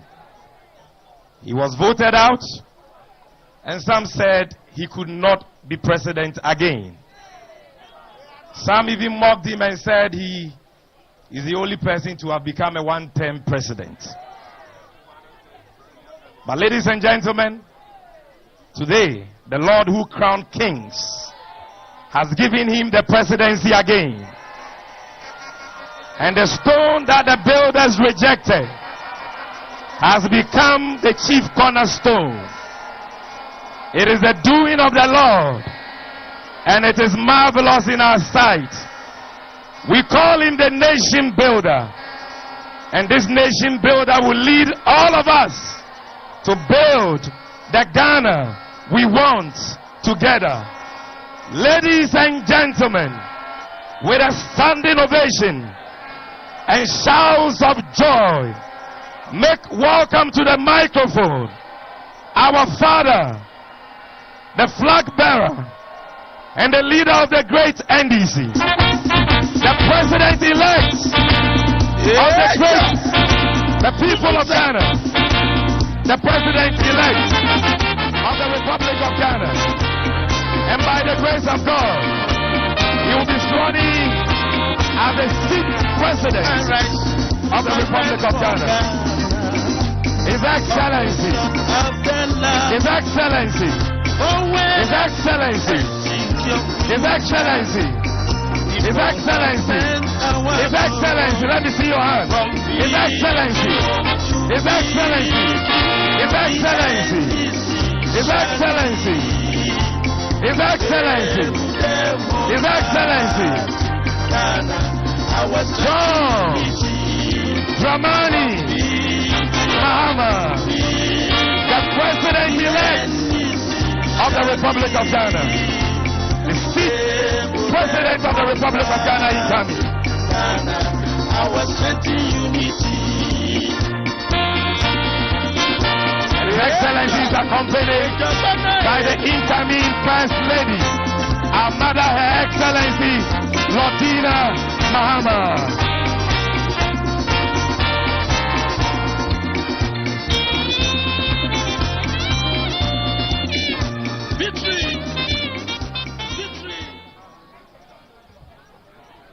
Thank you. Thank you.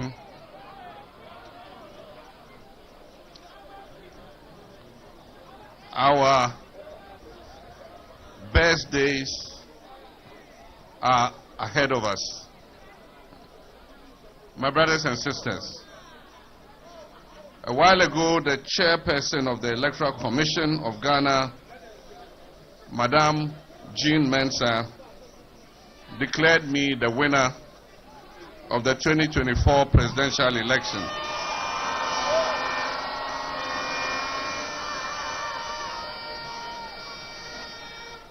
I give thanks and praise to the Almighty God, because this successful outcome can only be the doing of the Lord. I'd like to thank the Vice President, Dr. Mahmoud Bawumia, for his statesmanship in conceding the election long before the declaration of the results by the Electoral Commission.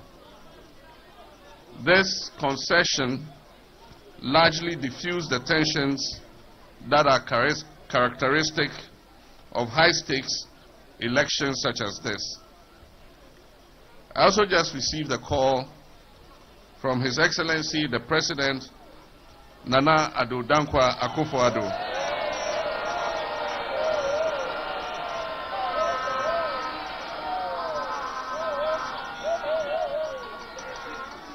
He graciously extended his congratulations to me, and we had the opportunity to discuss matters related to the joint transitional team. We agreed on an early inauguration of the joint transitional team as early as Wednesday, the 11th of December. I conveyed my sincerest regards to him and expressed my readiness for us to work together to ensure a smooth transition in the best interest of the Ghanaian people. The results of this election, as declared today by the Electoral Commissioner, show that the National Democratic Congress, with me, John Dramani Mahama, as leader, has just chalked one of the most emphatic victories in the electoral history of the Fourth Republic. We have therefore been bestowed with a very outstanding mandate by the good people of Ghana. I'm deeply honored and humbled to receive such an overwhelming endorsement from the Ghanaian people. And I wish to thank all who made this possible by going out to vote for me. I thank all Ghanaians, both at home and abroad, for your continued belief in our democracy, despite the severe crisis our nation is going through. I also congratulate our parliamentary candidates who have also swept the electoral landscape with a very resounding victory. I have a legion of thanks to give for this emphatic electoral success. And let me begin again by thanking the Almighty God, the creator of heaven and earth, for protecting and preserving us through this whole campaign period. And to paraphrase the psalmist, I also give thanks to God for preparing a table before me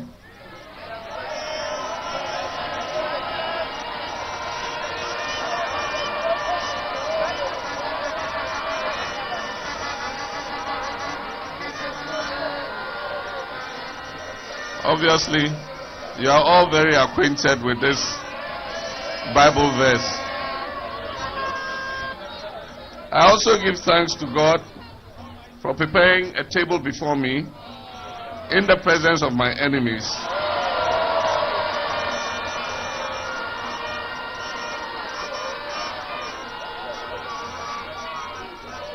And for anointing my head with oil.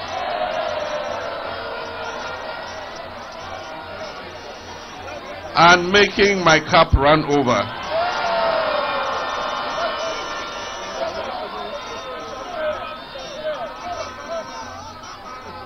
I next have to give my thanks to my wife Lodina,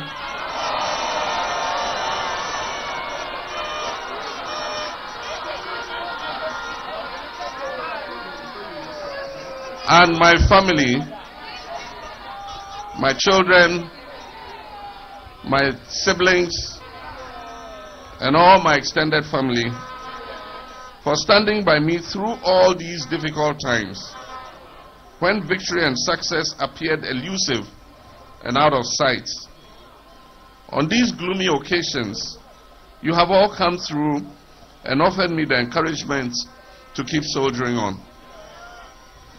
I'd like to thank the Vice President-elect, Professor Jane Nana Opoku-Agyeman,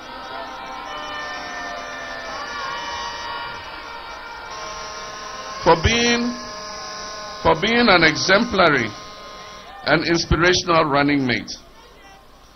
Nana, your decency, your humility, and your sense of responsibility added so much to this campaign. The eyes of every young girl and woman, not only in Ghana, but in nations across this continent and the world, are going to be on you from today.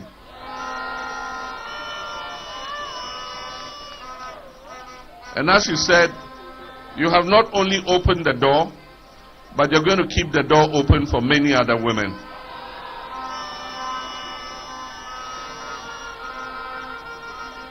Your name has become synonymous with breaking boundaries. And like I said, you have opened the door of opportunity for many of our female citizens. Because of you, the people of Ghana can today celebrate the fact that we have made history by electing our first woman as Vice President.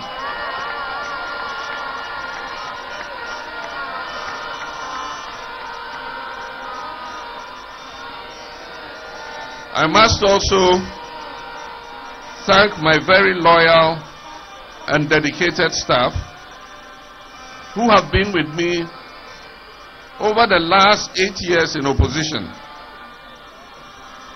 for the sacrifice and hard work they have put into this endeavor.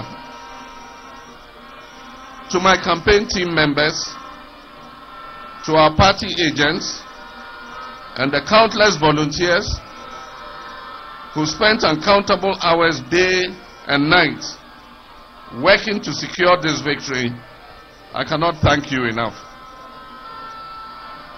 To our Council of Elders, the gallant leadership of the National Democratic Congress, led by Chairman Johnson Asiedu Nketia,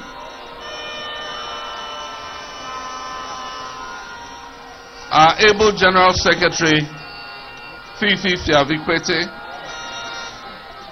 and our general membership, I'm deeply grateful for your dedication and commitment to this cause and your willingness to give everything to ensure success in this election. To all the religious leaders who prayed for me, and there are too many to mention, at the appropriate time I'll acknowledge them individually. To all the religious leaders who prayed for me, to all the prophets who prophesied my victory,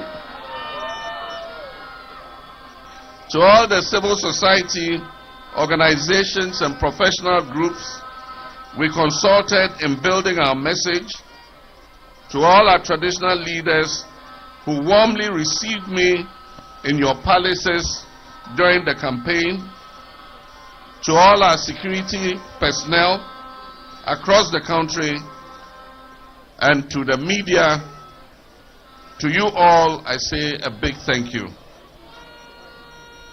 To Mrs. Jean Mensah and her staff of the Electoral Commission, the IGP and his Election Security Task Force,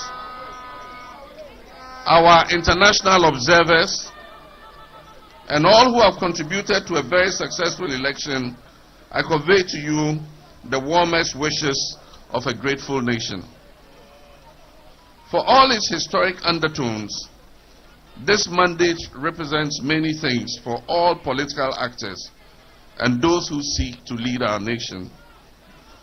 It shows that the Ghanaian people have little tolerance for bad governance, particularly of the sort witnessed in the last 8 years, and that they are willing to take decisive action at critical moments when it matters most.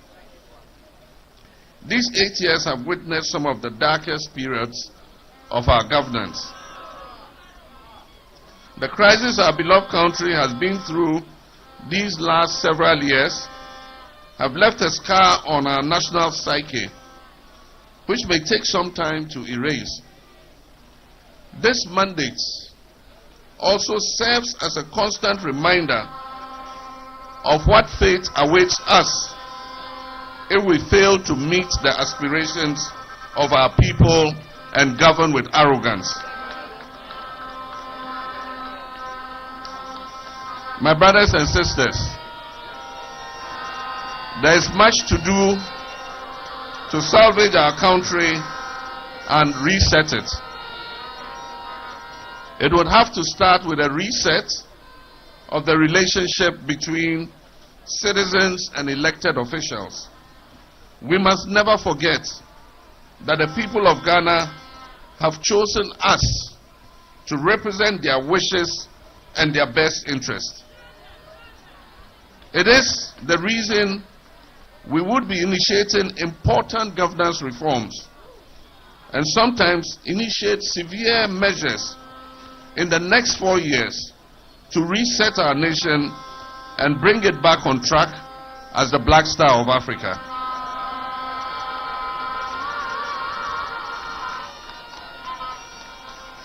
The journey is not going to be easy, my brothers and sisters, because the outgoing government has plunged our dear nation into an abyss. However, we are determined to work together with you to build the Ghana we want. And I am certain that we shall win the battle. We intend to work together to restore the shattered confidence in our politics and governance system. This election and its outcome represents an opportunity for a new beginning as we can begin to write a new chapter of our collective story. We need to consciously set the tone for the new direction in which we will be traveling. My brothers and sisters, I want those words, my brothers and sisters, to be a reminder to all of you, a reminder to me, and to every individual who has just been elected or re-elected, that no matter what office you hold, no matter what your political affiliation is or has been in the past, the one thing we share in common is the nation Ghana. And it is that we want a much better Ghana. We want a Ghana that works for everybody and not just a few people. We want a Ghana that considers the well-being of all her citizens and affords them each the ability to live a life of dignity, a life of limitless opportunity.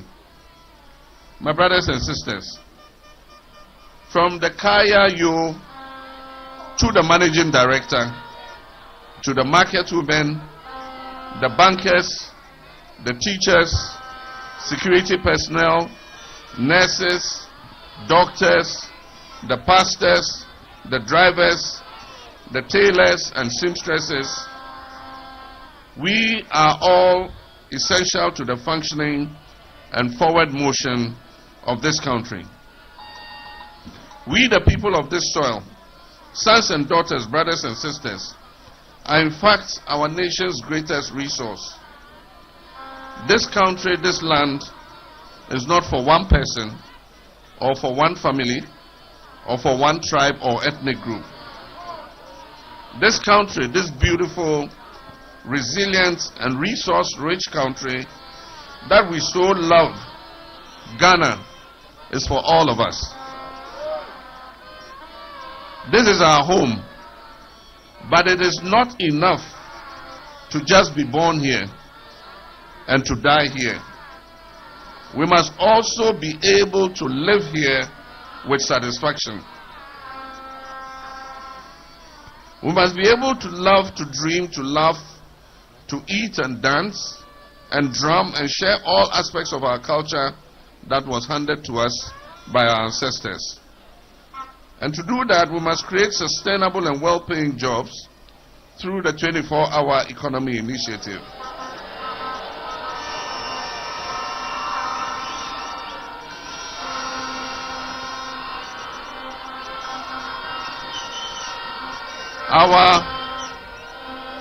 Our most basic needs must be met.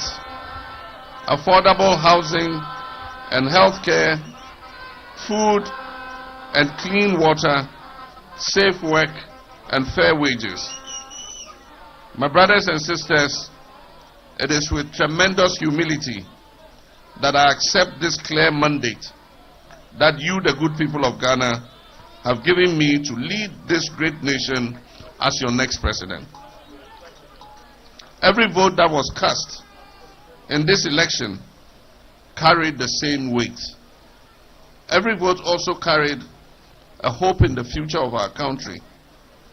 I promise you that I will assemble and lead a government that will carry the weight of those hopes and dreams, whether you voted for me or not, because every victory is a victory for the people, all of the people.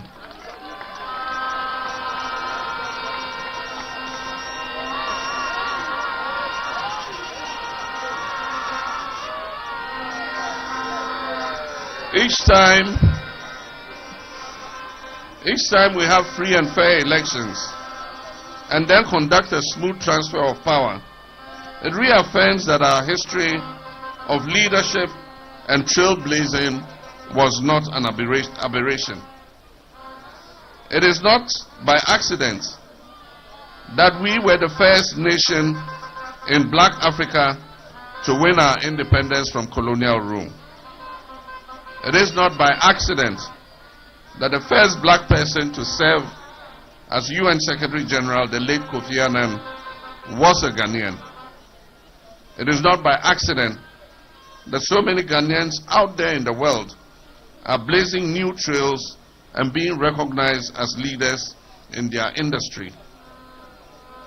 Despite being a relatively small nation, Ghana has been and will continue to be a mighty force on the world stage.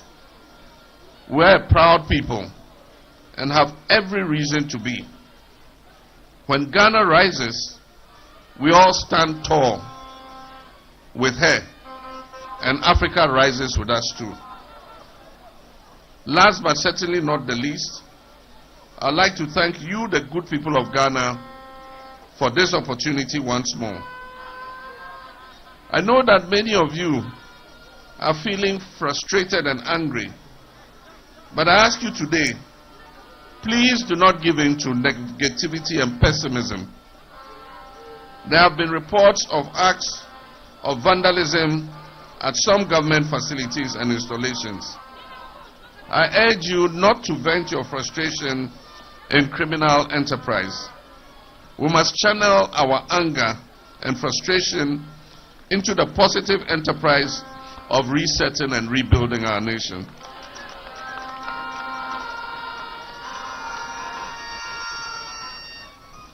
Let us be brief in our celebration, for the weight of office will be an onerous one.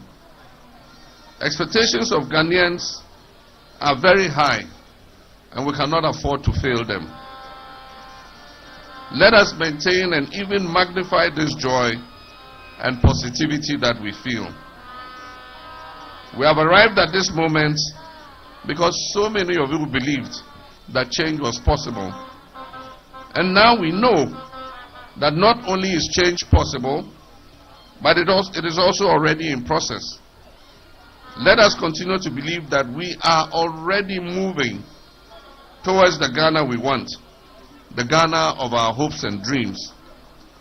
And in this Ghana where we have turned a new chapter and are setting a new tone, our best days are not behind us.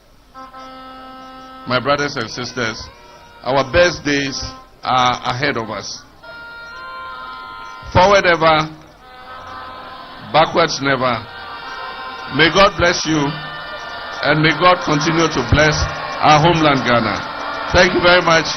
God bless all of you. Give it up, give it up, give it up to His Excellency.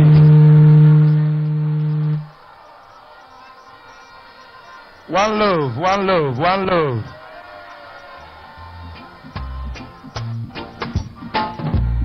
One love, one heart.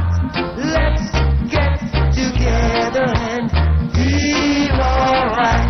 Hear the children crying. One love. Hear the children crying. One heart. Saying, give thanks and praise to the Lord, and I will feel alright. Saying, let's get together and feel alright.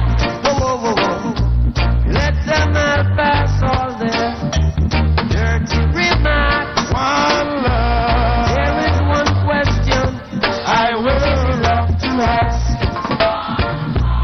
Is there a place for the hopeless sinners who have... Please remain in your positions. Remain in your positions. Please, we are not done. Remain in your positions.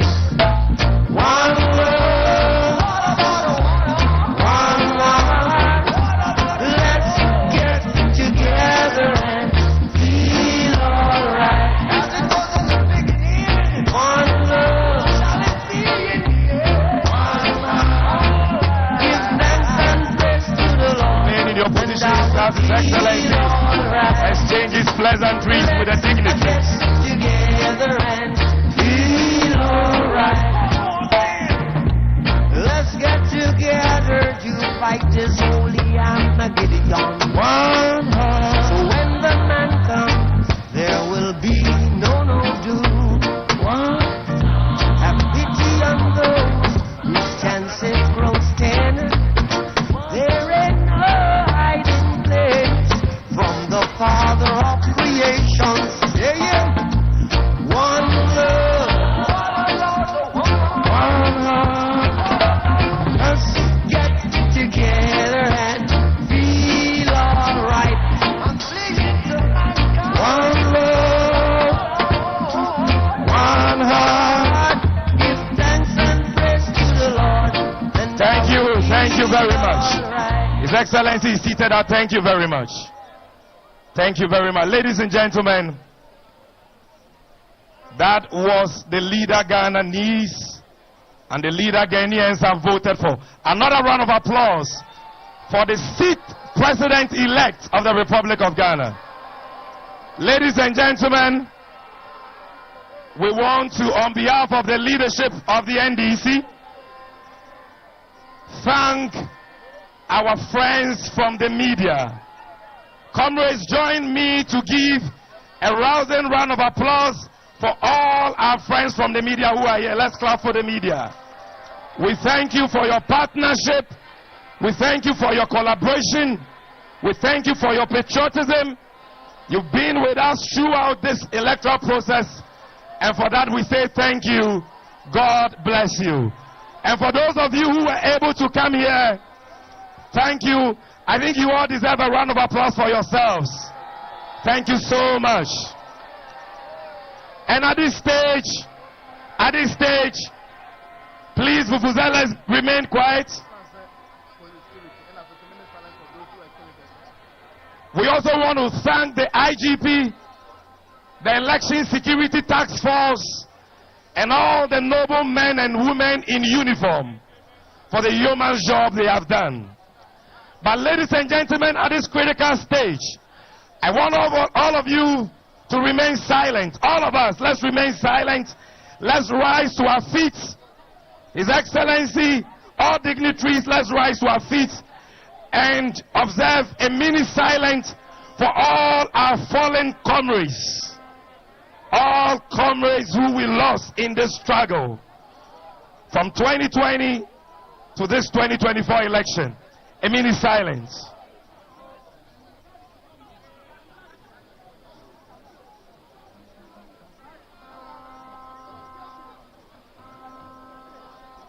May the soul of the departed rest in perfect peace. We conclude with Aseda by Nasi, even as the President-elect takes leave of us. For those of you who want to party, His Excellency has given you the right to party, but he has told us to be very brief and to be very responsible. DJ, let the music flow. Aseda by Nasi.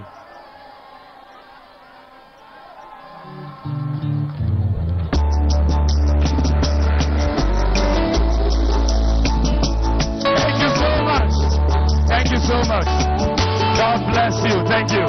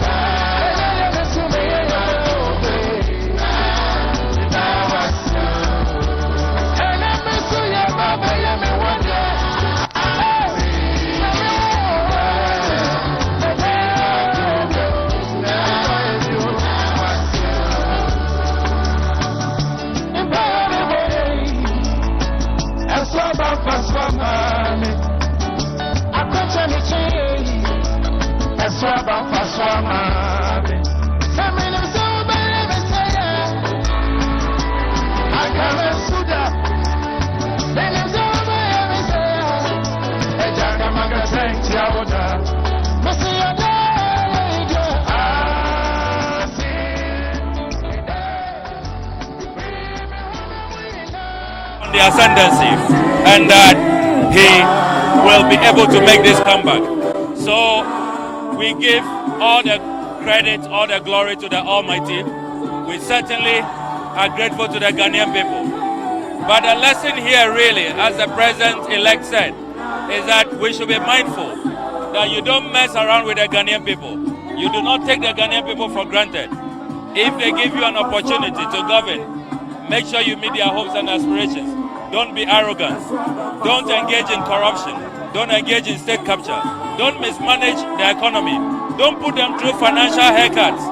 Don't take away their life savings. When you do that, they will punish you. And that must be the lesson for all of us. And I think that the president-elect has set a tone.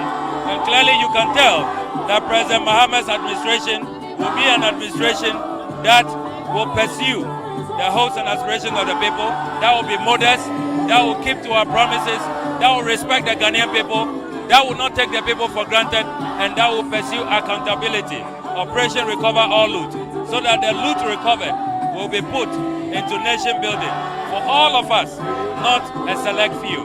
I know this is not the right time to ask this question, but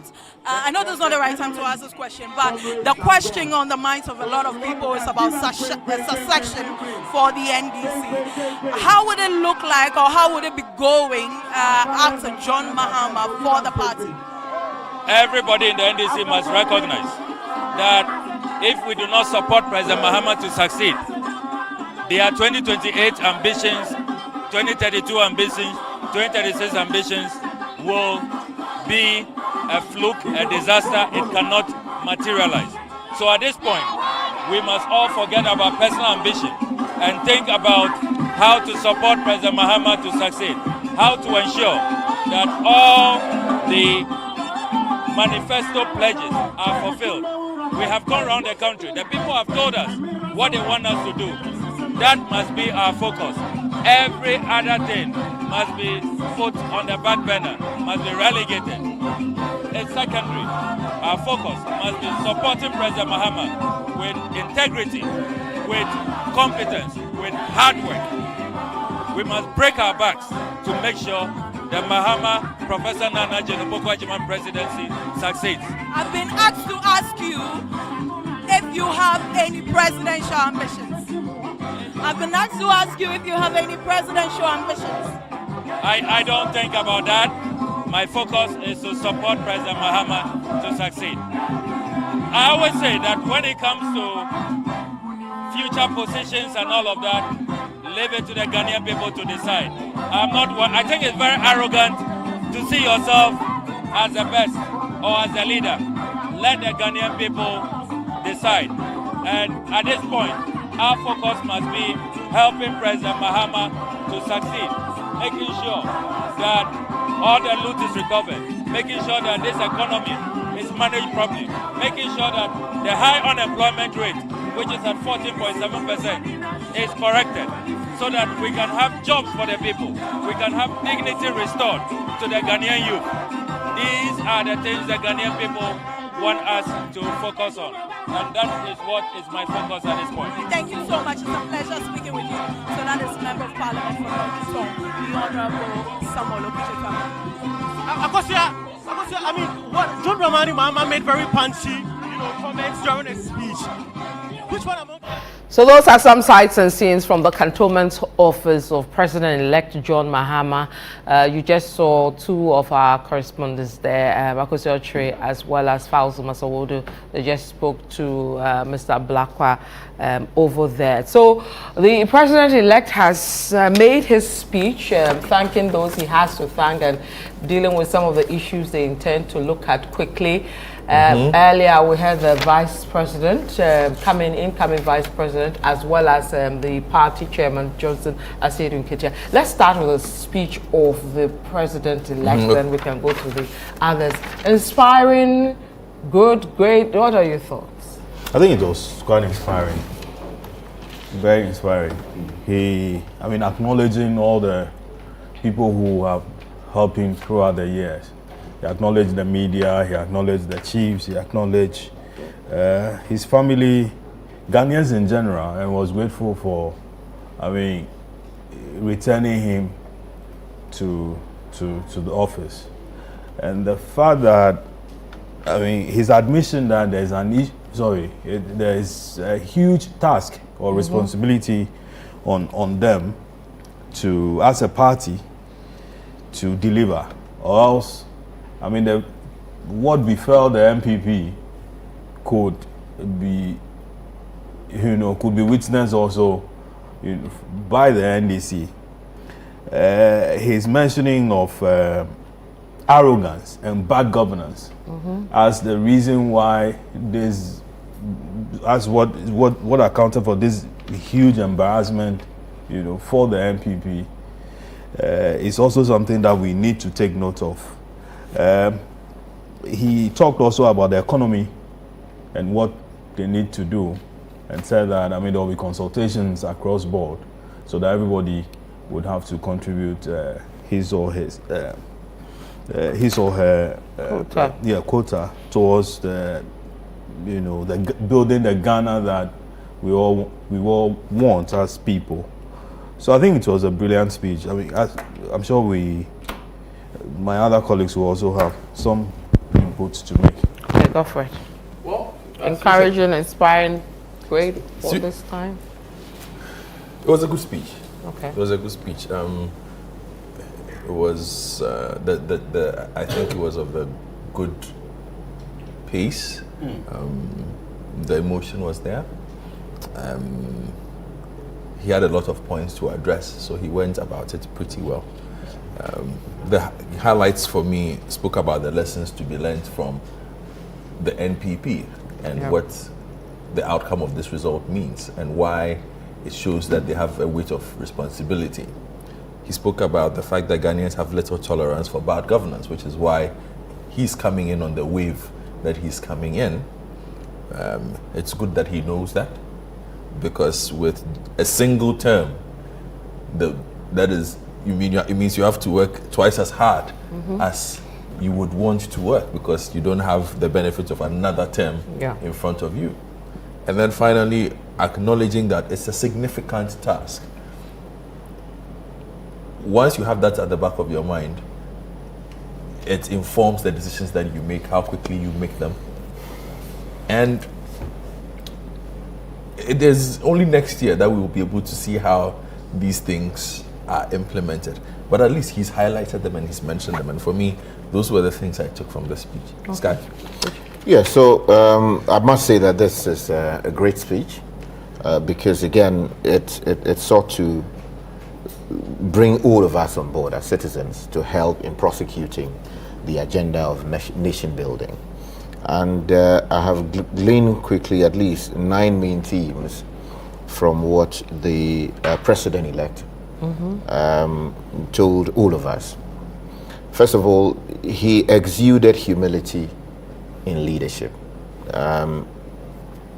And he repeatedly reminded the people who will be serving the people of Ghana upon his election that the offices they are going to occupy should be seen as offices to serve the people, and that the arrogance that sometimes comes with occupying such offices should not become the order of the day, because we are just seeing a government who's been a government that is being thrown out of office because of on the basis of how they conducted and or misconducted themselves in office. So he spoke about the need for that constant reminder to be on the minds of the people who will be chosen to lead and those who have been elected to serve as members of parliament. Then he also spoke about national pride and legacy. Of course, we've seen great Ghanaians in the past. Kwame Nkrumah of old, and Kofi Annan, he specifically mentioned.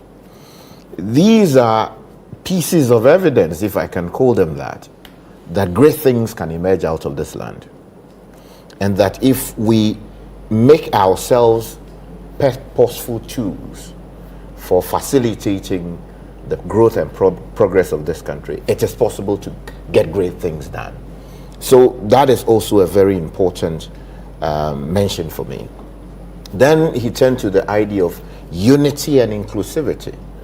Of course, we hear presidents speak about this even when they are getting inaugurated.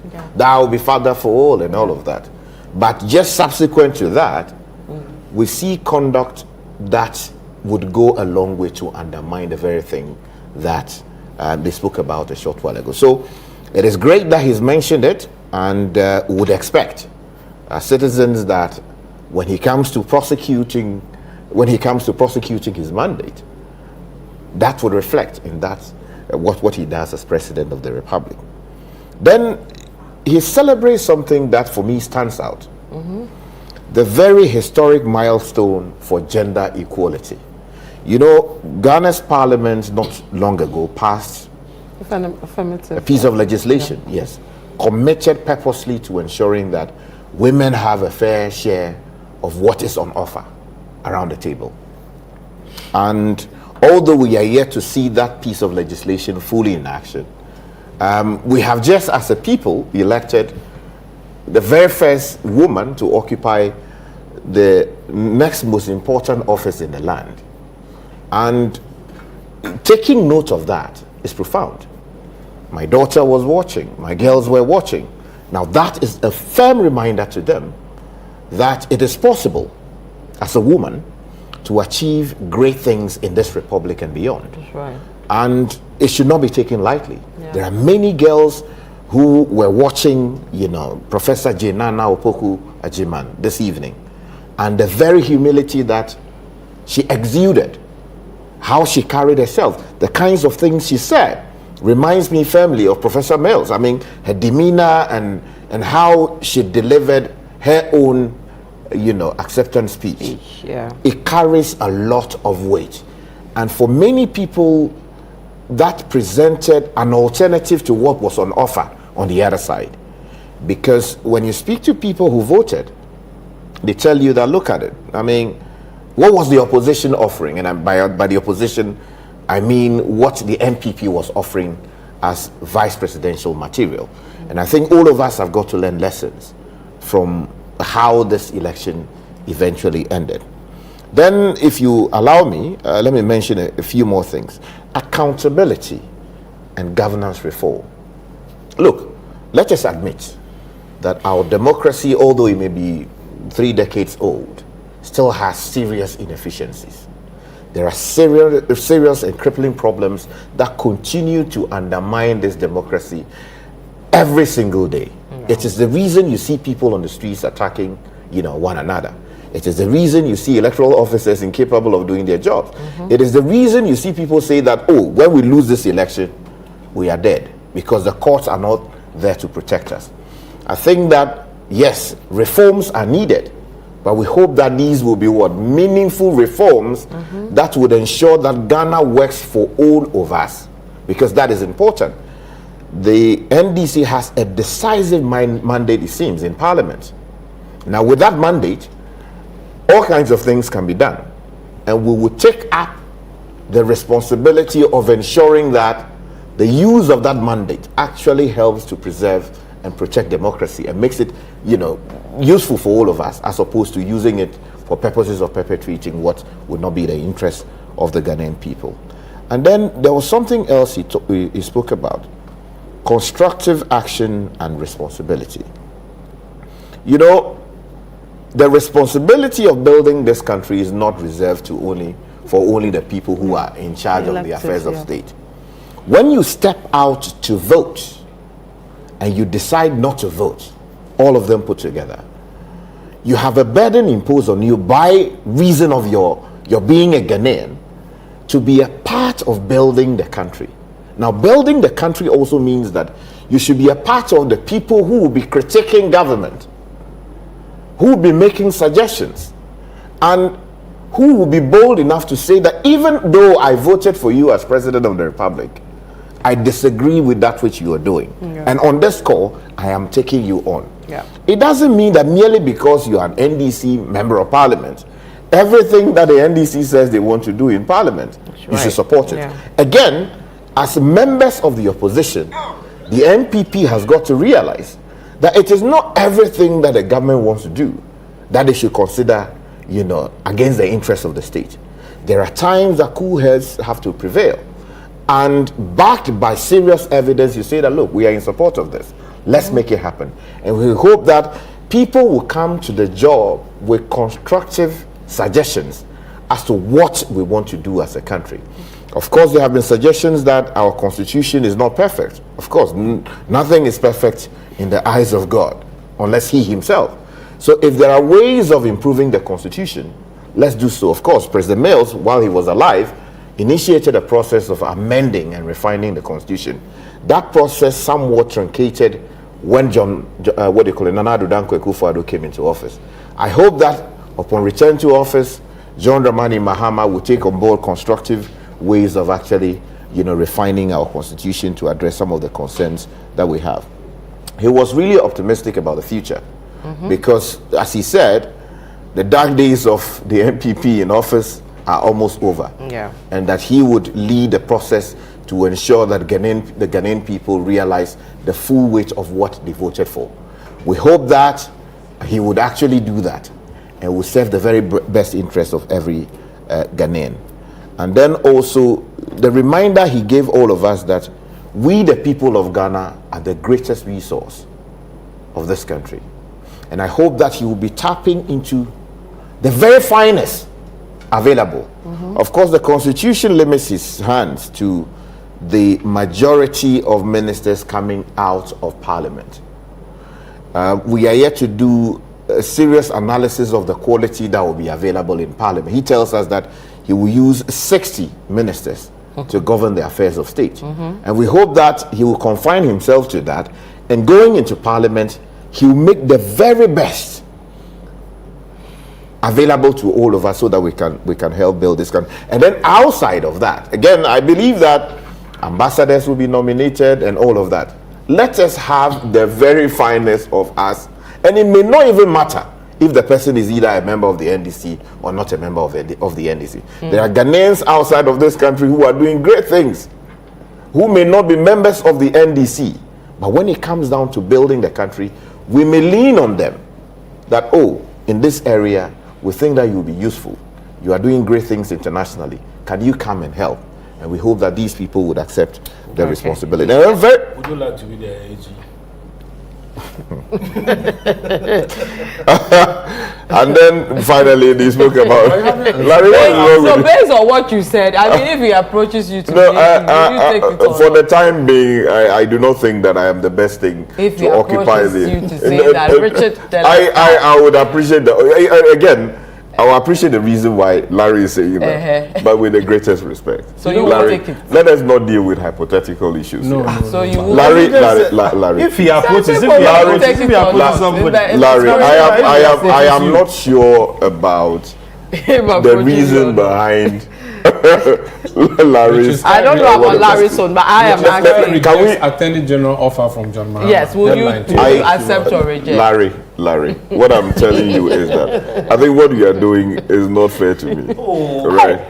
I have made a statement, right? I do not think that I am the best thing to happen to the legal profession in Ghana as to even be considered for the position of Attorney General. The people want so let's okay, you continue from I don't think that it is fair to the point that I'm making. Okay.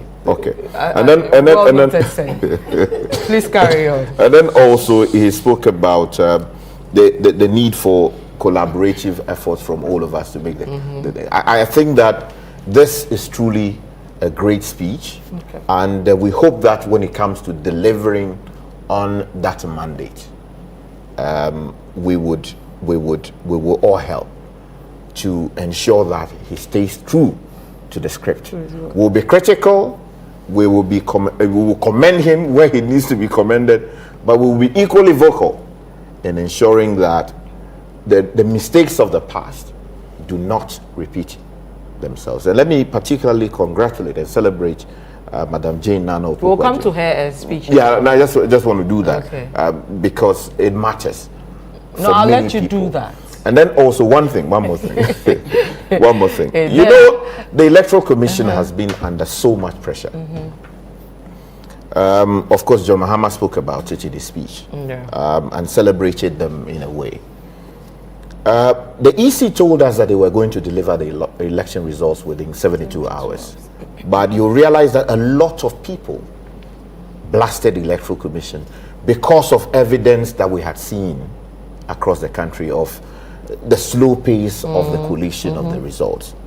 I think it is just fair to celebrate the Electoral Commission for keeping to the record that they said they were going to, if you like, meet. Because it is not easy to be able to pull together, what do you call it, results from across the country, given what we had seen.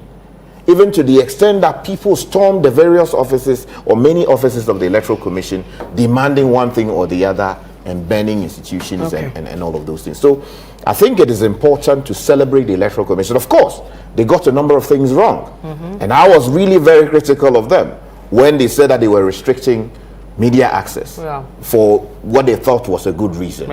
Of course, they eventually backed off that. If the media was not present covering many of these things, perhaps we would not get, it would have been murky. So it is great that they were able to pull it off within 48 hours as opposed to the 72 hours that they promised us. But there are serious reforms that have got to be made. And I hope that in the fullness of time, we'll take full audit of what has gone on and hopefully help in refining the process for our own benefit. Okay. Sanda, your thoughts on the speech of President-elect? Yes, I think Larry and Ska have done justice to the speech. What I want to just simply say is that in the US system, they call their president by the number that they represent on the electoral cycle. So 46 president, 47, that kind of thing. I think if it comes to Ghana, John Mahama was 6th president if you're looking at just the 4th Republic, and now he's the 9th president. So if you look at the figure 6 and you look at the figure 9, it's a mirror of each other if you are looking at it from opposite ends. I think 8 years has been long enough for 6 to reflect properly on 9. And that's what I would say to John Mahama, that let your 9 not be your 6. The errors you committed when you were in government, you have learned from them. Ghanaians gave you 8 years reprieve. Go on the mountain like Moses did and go and bring down the 10 commandments. You would have been properly cooked. You would have learned a lot of lessons. I'm sure he has sat down and done a reflection, an introspection to see why he was rejected in 2016 and why he was rejected in 2020. And he would definitely know why he has been accepted in 2024. He was not accepted in 2024 because he was more handsome or anything, but because Ghanaians believe that he represents a better alternative than the one that they thought was the best alternative. And I want to say that the NDC and John Mahama has a theme which I believe they copied from the AU, which says leave no one behind and building the Ghana we want. In 4 years from now, I pray that we do not regret tonight, and that tonight should be the best night ever. I mean, one of the best nights of Ghana, if not the best night ever. It should be the night of reset, like he has said, and that in 4 years, when we are taking stock, we would give glory and honor to God and also to John Dramani Mahama. I think what he has been given is a huge mandate, and it's a big trust. Ghanaians have trusted you by giving you this job, sir. And may this trust not be a disappointment in the future. He should deliver on everything that he has said to us, everything he has promised to us that he will deliver. We look forward to seeing them. We want to see a different John Mahama than the one we saw in 2016 who was rejected. He has all the experience as a politician. If he was not that bad, he would have been rejected by 1 million votes. So if he was rejected by 1 million votes, definitely he was bad. And if he has been brought back by 2 million votes, rejected for various reasons.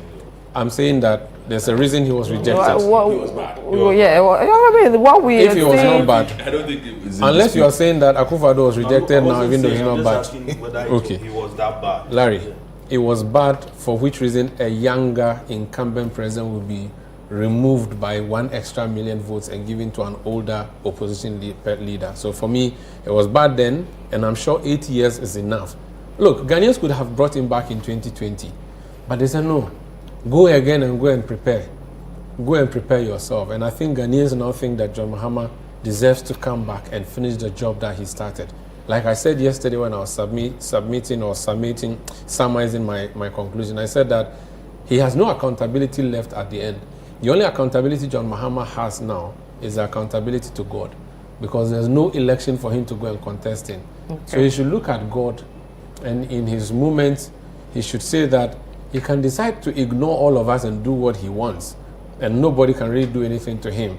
But he should rather say, let us deliver this, let us change Ghana, so that one day, when we're talking about Kwame Nkrumah, the Osajifo, and saying that this is one of the best presidents we've had, we should list him amongst the people who have been great and who have transformed this country.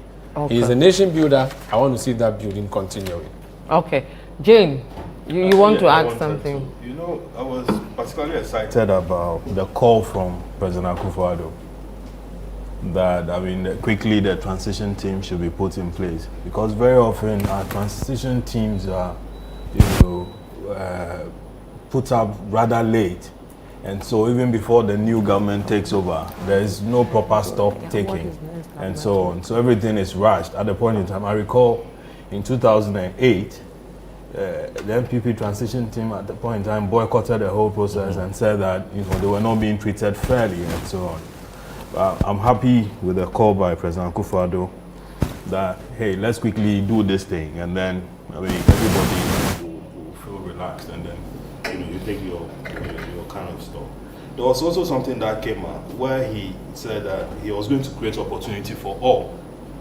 Okay, that is very, very critical. And retrieve all loot. That one too. You need. Oh, he mentioned that one too. I don't think he mentioned today, but that is important. And said that regardless of whom you voted for, he's going to make sure that everybody benefits from his policies and so on. Particularly, he mentioned the 24-hour economy again, and says that he promised hope, he promised dreams, he promised hope for everybody, and then also appeal to his party people that they should rather pipe down. The emotions should be down so that we can all reset the country and then rebuild it to whatever state we all want. So I think that the speech was good. I wonder what he will be saying during his inauguration day. Yeah, inauguration day, because they sounded more He's like... a good speaker. You should just put the speaking or whatever he has said to action. I mean, for me, I'm saying that he's not coming here as he's not coming to do trial or trial. I think he should have his government ministers already. He should already know who he's going to put where. And please, he should not try and satisfy everybody. He should just satisfy the nation. He should know he already has a purpose.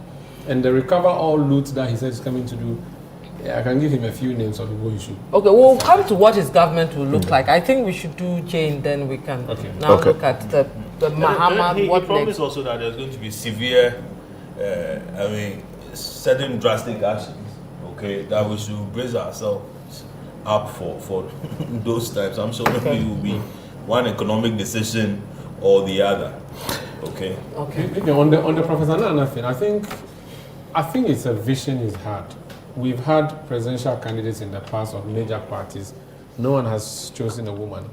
He decided to take the risk, and I'm using risk here advisedly.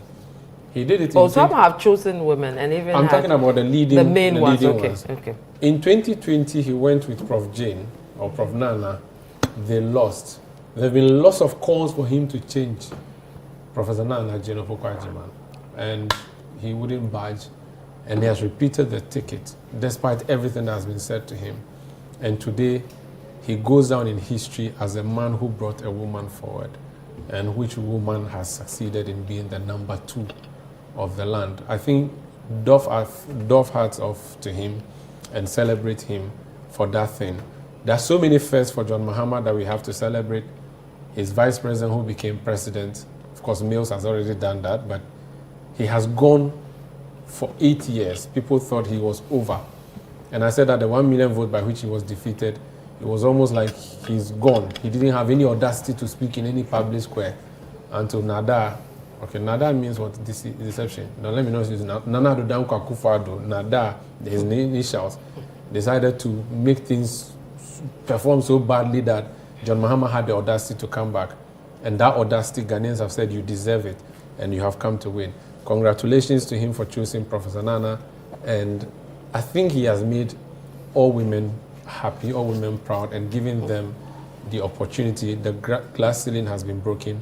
I have 2 daughters, and I think my daughters are watching tonight, and they are happy. People with daughters are throwing things at us. They should ask their dogs to protect them. You don't want any. Declaring the assets. On the women thing, I think in 2008, President Akufo-Addo wanted to choose Haji Ali Mahama. And then the party came at him. Also, we heard. Ultimately, he's the one supposed to choose. He could have chosen another one. When the party said he should reshuffle his people, did he reshuffle? He refused. No, but... Massa. No, I'm saying that he wanted to. I'm saying he didn't want to. If he wanted to, he would have chosen. When he wanted to appoint 110 ministers, did he not appoint? When he wanted no, not but to this was before he got into government. And power got into his head. And he became the Alpha and Omega. Okay, but at the party level, he was going into an election. Even Baumia, people had issues with you know him. And he insisted. That's why he said that if he really wanted to carry it, he would have.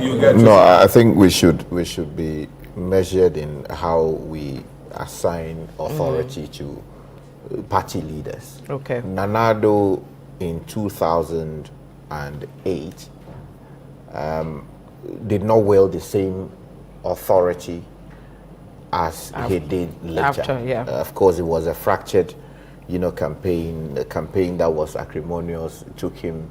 He didn't really even win a clear mandate, at least because Alan decided that he was going. So at that point, John Kufuor was still, influential, and the party structures, had a lot of authority.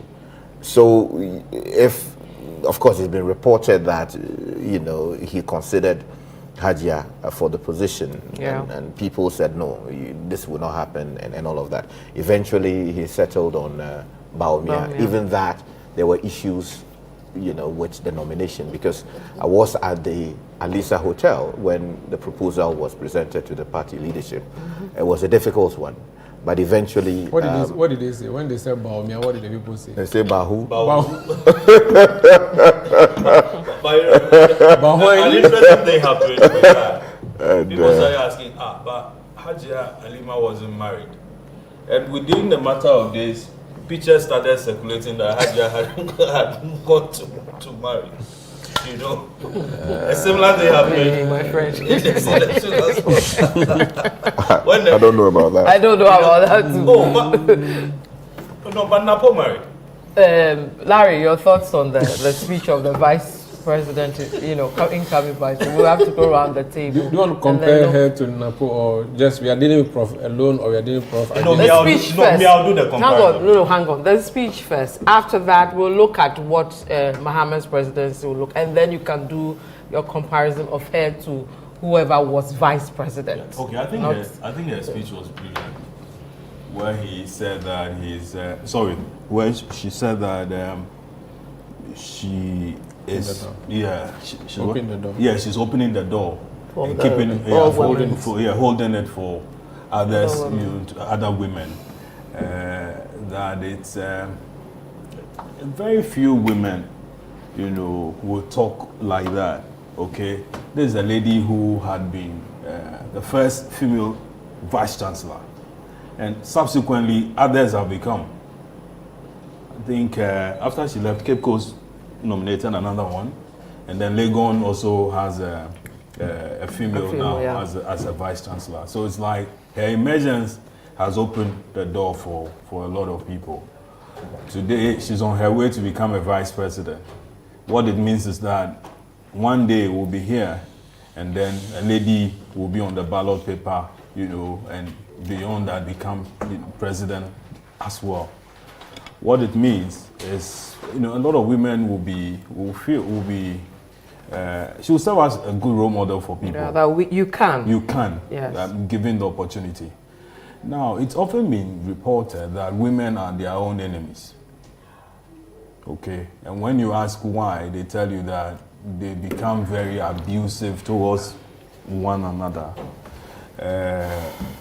I would expect that she would bring everybody on board, and she will get the kind of support that she will need, so that the two of them can deliver on the promises that they made to the people.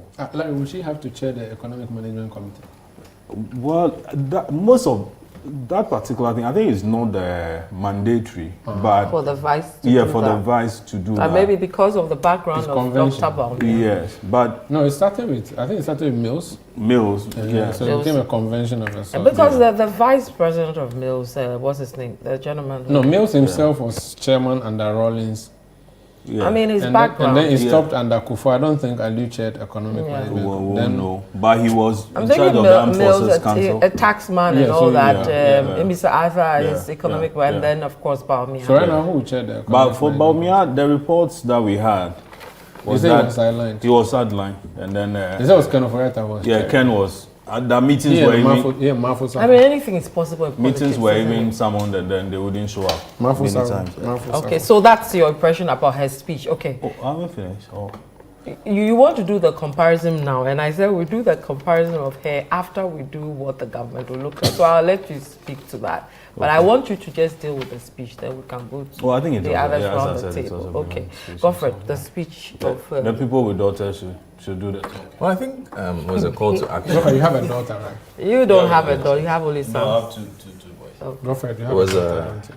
let me say what I'm saying. Say Let me say what I'm saying. It's it was a call to action by I tend to keep my private life private. No problem. Yes. Yes. Shots fired. Yes, sir. Please go on. She spoke about when we go. she spoke about the fact that there's a need to work. The fund is over and the work is about to begin. That was a poignant quote for me from Professor Jane Nana Opoku, because it sets the tone for what President-elect John Dramani Mahama came to say about the need to speed things up and the fact that Ghanaians have a very low tolerance rate now for bad governance. Again, she made a big point about breaking the glass ceiling and who she is and what she represents. And that's Larry and Umaru have said. She's a woman of first when it comes to what she brings to the table. First female vice chancellor of a public university in this country. Yeah. First female running mate on the ticket of a major political party in this country. And now, first elected female vice president of the Republic of this country. And she says that she's going to ensure that that door is not closed, that others come through. It will be interesting to see how she does that. How strong her voice will be within the party. Considering that 4 years ago, a lot of people did not think she had the capacity, she had the temperament, she had the status to do that for this party. John Dramani Mahama maintained his confidence in her. And truth be told, she's improved significantly. And I think her status within the party and her capacity has also improved. And that means that this is a promise perhaps she can keep when she says that she will hold the door open for others to walk through. It's a sound message on a night when the eyes of the entire country were on her. And I think it's a line that a lot of people will go home with, opening that door. That's it for me. Okay. Richard Scott, you have some points. But that door shouldn't be just for the women. Yeah, but I think it's understandable. But mainly, you know, I understand. Because gender has been defined to include men as well. Yes, but not just the limited feminism. But if you look at the difficulties, there is. Let's not deceive ourselves that there aren't significant barriers for women. That's what I'm saying. That she's the first, and her being the first means that others can go through the process. You spoke about when you brought up the Hajia Halima Mahama issue, for instance. She's the first for a lot of many things as well. Yeah, okay. You understand? Okay. But that door wasn't held for her. The barrier was removed. The barrier was removed for her.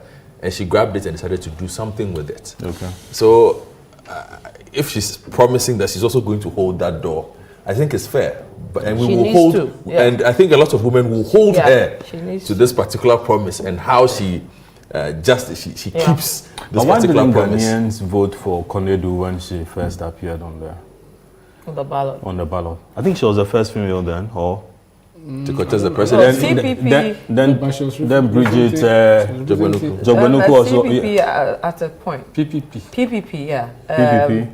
That's Bridget Jogbenuku's. Yeah. No, Madam Loco was. Local. Yes, Eva Loco was with been Papa on there. Kwesi Ndu. No, but was with Papa Kwesi Ndu. Yes. Yeah. Okay, so she was vice. Yeah. Yes.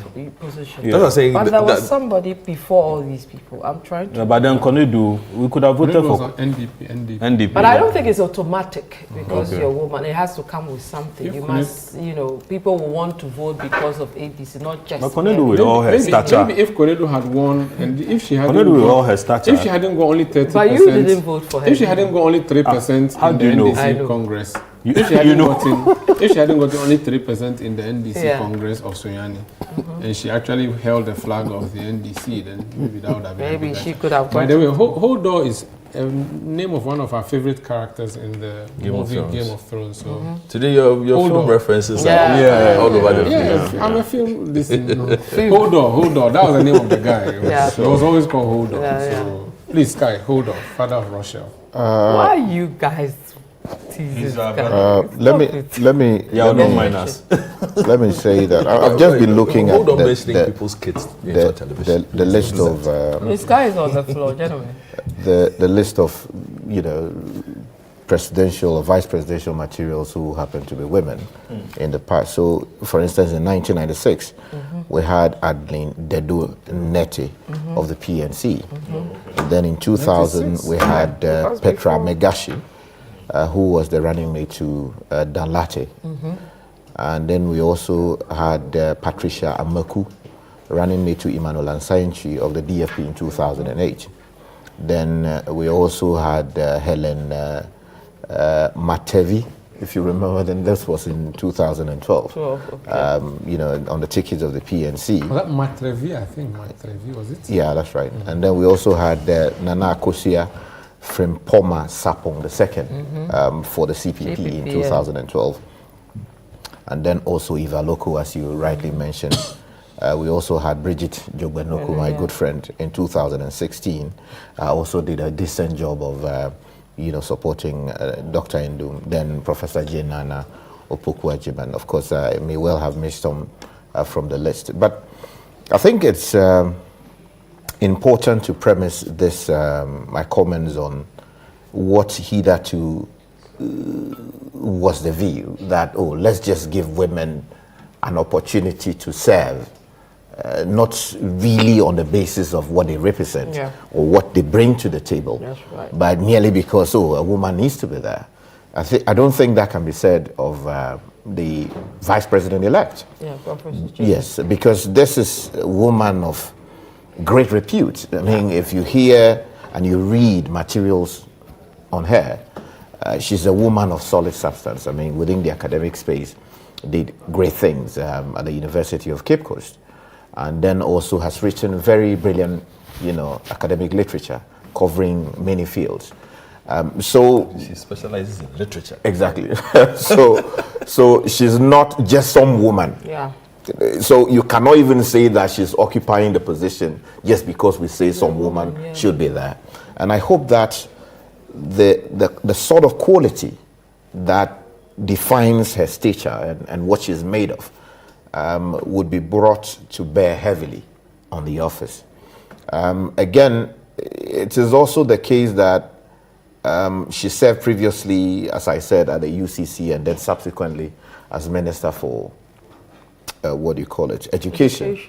There were mistakes that were made there, but then also there were great things that happened under her tenure as Minister for Education. And I'm hoping that the positive side of her ministerial responsibilities will be brought to bear in the discharge of her duties as Minister responsible, as Vice President of the Republic. It is also important to note that at some point she was hosting her show on Radio Gold. So so she would be regarded as one of us, you know, a journalist at some point, if you like, if you want to call her that. So it's good to know that she's a journalist, and John Dramani Mahama happens to be a journalist. So they should make sure. Exactly. So while they come from our stock, media freedom. Yes, it's great. We celebrate them. And we look up to them with, you know, some inspiration and hope that a lot more journalists will rise to greater positions, either globally or locally, in service to the world of, you know, men and women. And that is a great thing. They should not, you know, they should not make it difficult for many journalists who aspire to reach greater heights. Like Larry and Co. So and I mentioned the legislation, piece of legislation empowering women much earlier. The President Nana Addo Dankwa, we are told, you know, signed it into office, and I'm hoping that when they assume office, the new administration assumes office, they will greatly enforce and robustly give effect to the piece of legislation we're talking about, because for far too long we have seen women undermined in many workspaces. Sometimes it's just because the person is a woman. People make very derogatory. Sky, we go through a lot too. I know, you know, comments that, this woman, if Charlotte Osei. Sorry? Charlotte Osei. That if you put the woman there, at that time that's what I was looking for. The first lady vice president candidate was Pabla Dako's running mate, Professor Ransacking. We were saying there was somebody. That fell Afali. Yeah, so I said that I may have forgotten one. Yeah. So what I'm saying is that you know, people say very, you know, unacceptable things. Oh, that time of the month she will not come to work. She will complain and all of that. I hope that, you know, people don't go about saying things like that as justification to exclude women having access to solid positions. Of course, the president elect in his manifesto, and then also when he was committing himself to the people of Ghana, said that there are positions that he would carefully reserve a certain category for women. I hope that when it comes to nominating district chief executives, when it comes to nominating ministers of state, ambassadors, and all of these people who will be defining the republic for the next 4 years, he will commit to this process. And Professor Jane Nana Opoku-Agyeman would insist that you should actually make it happen. We don't want to be told that there are not enough women. In saying this, we need to acknowledge what President Kufuor did. When he nominated Justice Georgina Woods to become... Larry, hold on, I'll come to you. We need to fix your microphone. So hold that thought. We'll come to you. There's also something that I want to say quickly, that look, the office of vice president hitherto was given a constitutional responsibility, which was to be responsible for the how the police administration is actually, what do you call it, shepherded. But when Jerry Rawlings fell out with Accra, and that altercation at the presidency, we've heard various accounts of what actually happened, but nobody has actually really told us that, hey, some accounts have been given by some way. But the point I'm making is that they then amended the provisions of the Constitution to take that responsibility away from the vice president. So as we speak, no vice president of the Republic has any clearly defined constitutional role. So the chairman of the police council is not... No, it was been the Rawlings removed. So it's prerogative of the president. Yes, so at this point it's just... But I think under Kufuor, Aliu was in charge of the police. No, what I'm saying is that constitutionally, previously, it was a role, there was a role defined for the vice president. That was the only role. But when Accra fell out with Rawlings, he took it out. And because they felt that he was taking information, because he had moved to become, you know, the running mate of the opposition, and the suspicion was that he was feeding the opposition with all kinds of things. And then also, in that sensitive position, security, it was not really a good thing that they wanted to raise. So they subsequently amended the Constitution through Parliament, because it was not an entrenched provision, if my memory serves me correctly. And so they took that responsibility away. So currently, the provisions that govern the office of vice president basically say that, look, when the president is not available, you do certain things that the president must do, upon doing A, B, C, D. I just wanted information. So the Article 201 of the Constitution has been amended? Yes, look at the first few leaves of the Constitution. So when a vice president there, so the Constitution says that you shall perform duties assigned to you by the president. So if the president decides not to give you anything, you will be there, hoping that something will happen. Then you assume the role. Let's scrap office of vice president. People have suggested that, and even talked about doing the prime minister kind of arrangement, where instead of having a vice president, you have a prime minister who will be assigned. That make the president ceremonial. Yes, and then the president doesn't want to be ceremonial. He wants to be very powerful. But I was making the point about how President Kufuor nominated Justice Georgina Woods as Chief Justice, and subsequently it opened the doors for others to become. Professor Bamfordado Speaker. Mills also did Justice Bamfordado Speaker. But after Justice Woods, we had Sofa Akufo, and then now get to Tokono and so on. And so I think after there was Kwesi Enim before, yes. So maybe after Nana Jane, we could have you. What you did to Sky, don't bring it here. Oh, I haven't done anything to it. This one. The two of you. I just want to mention that, the list goes on and on, because at a certain point, Anna Bosman, distinguished, fine, easily one of the finest women you can ever find, produced by Ghana, was the head of Shraj. I don't know what she does these days, but she's an ambassador. I think to France also. Ghana's ambassador to France, or one of them, one of the countries. Yeah. Because in my earlier years as a journalist, it was that, like, she was a fine one, brought some dignity to the office. So there have been a number of trailblazing women. A lot of do we know how many women have made it to Parliament? Immediately. I don't even know how many people have made it to Parliament. But some coming in. Ibi Bright has been declared winner for TMA Central parliamentary. So that's another woman going in. Yeah, sure. This is her third attempt. I'm told. She's so congratulations to her. Congratulations. But a number of people, more information has been coming. So Abu Jinapo has won the Damobo seat from Adamu Tawakilo as well. That's right. So that's just by well. And I think the coalition for Abokobi North, which we were taking before we went to the electoral commission, that goes tomorrow. They put it on ice until tomorrow. I think that's it on parliamentary side. But Sky can proceed with this. Okay. So let's look at what a president-elect Mahama new government will look like. When are we doing the comparison?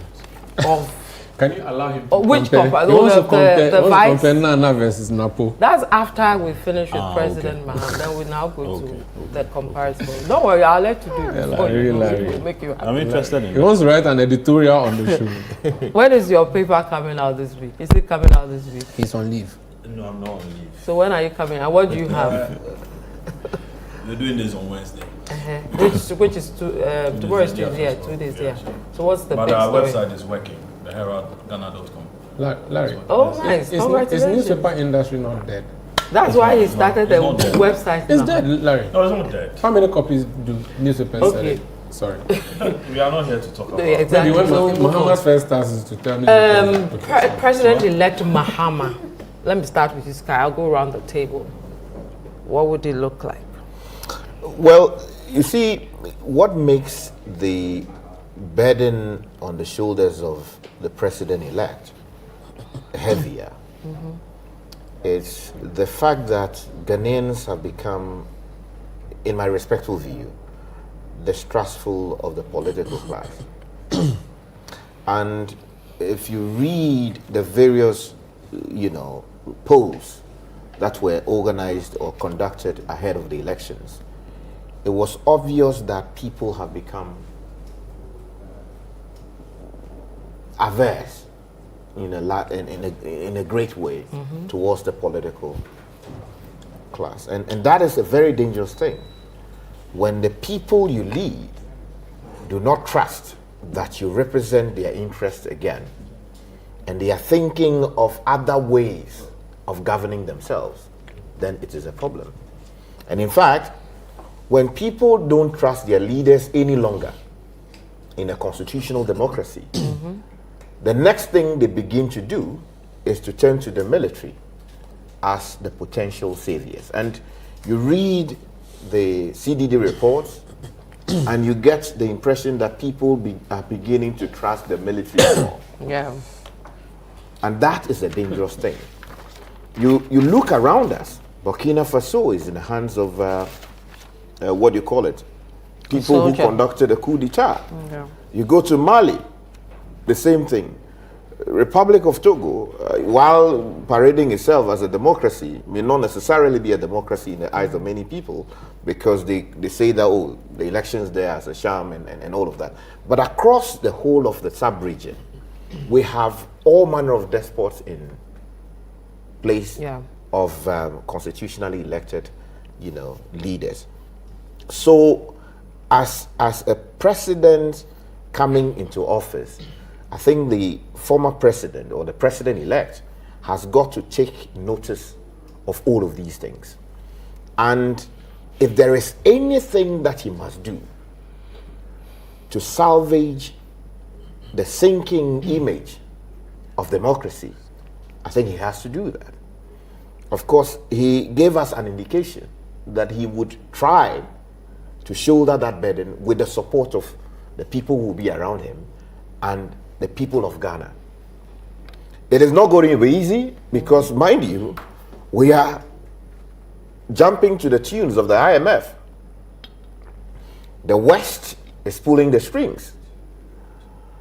China is also pulling the strings in many ways, to the extent that at some point, instead of prosecuting a Chinese national who was destroying our water bodies, Ghana did a very questionable thing by finding a way to get out of the country without having her face the full rigors of the law.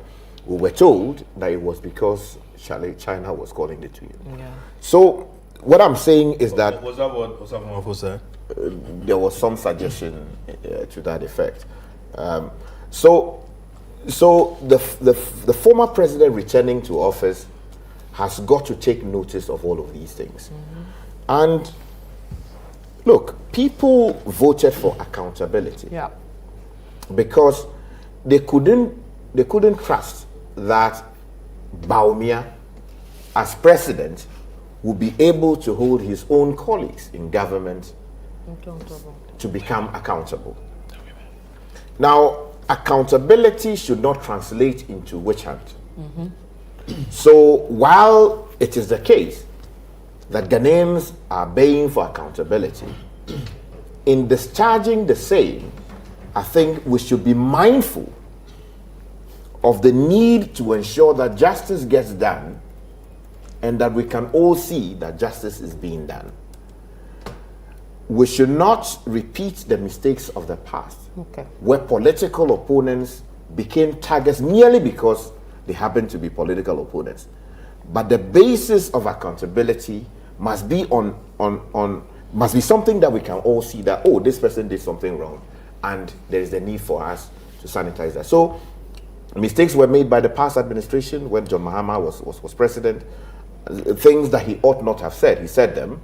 Things that he ought not have done, he did them. For instance, the Moon Treaty, for instance, if you remember, people had said very unprintable things about the judiciary. They were held in contempt of court and convicted. Yeah. Ministers of state decided to cause a book of, what do you call it? Whatever to be opened. And people went there, ministers. Yes, yeah, that's right. And pressured the president to use his authority to release these people from jail. Of course, I'm not saying that it is wrong for the president to exercise his authority. He can do that in a way he feels fit. But it sends a certain signal that even till today, justices have been insulted left, right, and center merely because they've taken decisions. I'm saying that there are many things wrong with our democracy, but in trying to sanitize it, we should be guided by the need to build this nation as opposed to destroying it. All right, okay. We'll go around the table. We are running out of time, so I'll allow you to all do 2 minutes, then we'll wrap up. Okay. Have you heard of Richard Mensah? Yes, no worries. He's the Don. He's the Don that. So you do your 2 minutes. Okay, he says we should get out of here. So, I didn't say that. On how the government will look like. Commander. On how the government will look like. Yeah. Look, I'm interested in seeing how he keeps that promise of a lean government. 60 ministers is what he says he will work with. Yeah. And he did mention today, from what I've been told, that he's going to stick to that promise of working with 60 ministers. It's going to be key because working with 60 ministers equates to working with a lean government. It means you're also saving money. Because the reason why he made that promise was there had been criticism of this current government that they were spending too much money. But where I want to see an even bigger change is at the Flagstaff House, the government administrative staff. Okay. This government at the last check was spending 823 million Ghana cedis in salaries. For staff, civil and public sector employees, there are 658. Political appointees, 292. 44 presidential staffers and 1 minister of state currently. So how he fixes that also, because that is where normally everybody looks at the top, big post minister. But the job for the boys and girls, that is where it normally goes. So we'll keep a big eye on that. He also has to deal with the economy.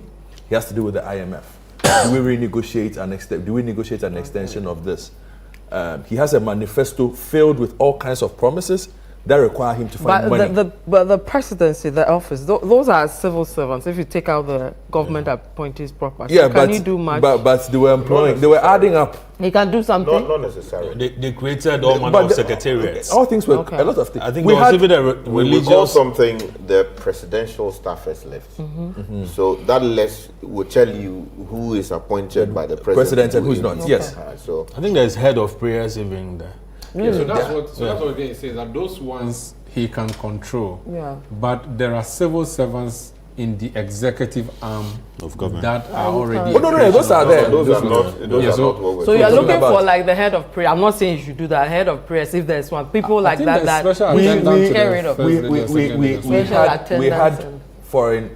we have embassies in how many countries? 60 plus, and still had a youth diaspora ambassador. An ambassador at large. For God knows what. Yeah. Okay, but to the point I'm making, even about what to do for him, he needs to find money. Yeah. It's everything he wants to do, he needs money. Every grand agenda, he needs money, and he needs to find that money whilst making sure that this country does not go broke, even more than it is now. And goes more into debt. And fulfilling our financial obligations. Goes more into debt. Exactly. So, the other thing he has to do then is there's significant expectation, but he must temper that expectation because he will not find the money now. To solve that problem. No, it is the absolute truth. It is the absolute truth. So, VK, those are for me what to do next in terms of who goes where and all those things. Well, that's a conversation we can have later. But will he be able to find the money? Well, that is why you campaign to be president. And the money is here. Yeah. Okay. No, but he's been here before. He knows so where the obviously, money is. so he will obviously know where the money is. He knows, and particularly when he's promised to abolish the e-levy.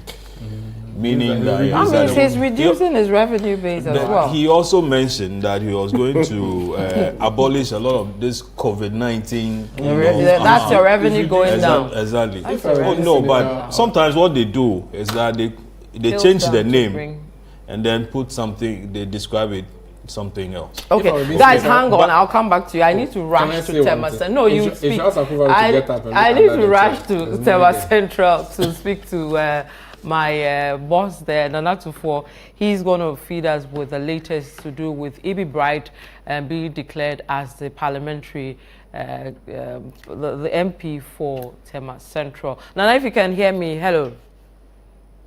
Hello, Vivian. Right. So take us through the declaration. We're told Ibi Bright has been given the green light to go to Parliament.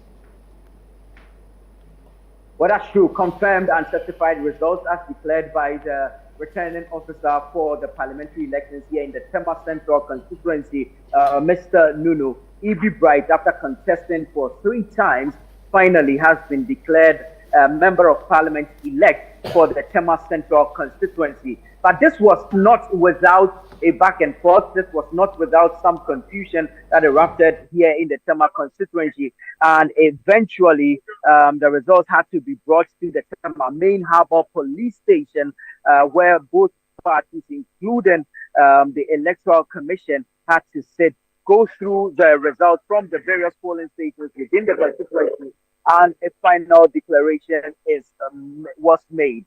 Now, the results, as I have it, certified and announced by the returning officer, puts the member of the candidate, the parliamentary candidate for the NPP, Charles Forson, at 18,421 votes, with E.B. Bright of the National Democratic Congress polling 18,539. And so officially, E.B. Bright of the National Democratic Congress, NDC, has been declared a Member of Parliament elect for the TMA Central constituency. A number of people massed up here. If we had joined earlier, we would have seen the supporters of the 2 main political parties massed up here at the TMA main harbor police station, either side rooting for their candidate. A lot of shenanigans that went on, but eventually the declaration has been made, and E.B. Bright has been declared winner of the TMA Central parliamentary elections. And so, as we have it, the entire TMA area that will consist of TMA East, TMA Central, and TMA West has been greenwashed. The NDC, for the first time, has won all 3 constituencies in TMA. And of course, the 2024 general elections, as we have had it, and the trend that has been set has gone to the NDC. For TMA West, this will be the first time in history that an NDC parliamentary candidate has won the seat. And he is in the person of James Enu, a lawyer who has made history being the NDC parliamentary candidate to, for the first time, win the seat. E.B. Bright, who is known to be an actress, has over the years contested the TMA Central seat after the split occurred. You recall that originally there were only 2 constituencies in TMA, being TMA East and TMA West. And then there was a split that would involve TMA Central, originally also held by the New Patriotic Party, MPP, with KB holding the seat until eventually Yves Ninoy Norte taking over. Ninoy lost the primaries to Charles Forson, who eventually contested the 2024 general elections. But per the results that have been officially declared here today, E.B. Bright has beaten the NPP's candidate, Charles Forson, to it. And so E.B. Bright has officially been declared a Member of Parliament elect for TMA Central, having polled some 18,539 votes, with the NPP's candidate, Charles Forson, polling some 421, some 18,421 votes. Thank you very much, Nana Tufo Watson, giving us some details around the TMA Central numbers and its coverage, among others, its history as well, in terms of those who've tried to take that seat. Congratulations to E.B. Bright. You know, she was my mate at Lagos. I knew when you were smiling. So that's my, you know, they say success has friends, so I'll say that's my friend. Your classmate is in parliament. Hey, behave yourself. It means a chance has come, you know. So congratulations to her 3 times and finally, yes. Please, I'm your friend though, so. Please, I don't have any connection like that. Sure. Well, I'll take you to TMA Central. You know, as a TMA boy there. I'll take you. You have to become. You have to go and become. To go and cover Nana. Please, leave me here. Today, the 2 of you want to hit the side. Be careful. So I think Godfred was on the floor with no, I think okay. Larry. All right, Larry. Yeah. Let's have you. What you think? For me, I want to make. Reference to this TMA thing. Yeah. I keep saying that TMA and Sekendi seem to have the same pattern. The pots. the ports. The people are no longer, transacting business through the ports. Like we knew before. And that has affected most of the economy in that particular, in these two areas. Economy, the port economy. I mean, we spent money to do some construction around the port, TMA, and then Sekondi in particular. And if businesses are not going through these places, I mean, how would the people there feed? And with that, they'll punish the, whoever is running the country. So I think that one of the things that President Mahama should do when he takes over is to look at, these particular areas, investigate what is happening. Obviously, he might have some ideas about it, but a critical look at it. They said the charges were too high. They were not competitive as compared to the cars that you could buy for 30,000 years ago, they are, out of the roof. Yeah. Okay, so I'm sure that he would have to look at that. Now, a lot of the construction or projects that the present government is carrying out, very often when there's a change of government, they will tell you that, this contract was inflated, so we need to investigate it. And 4 years is spent on some of these investigations. And then the project is halted.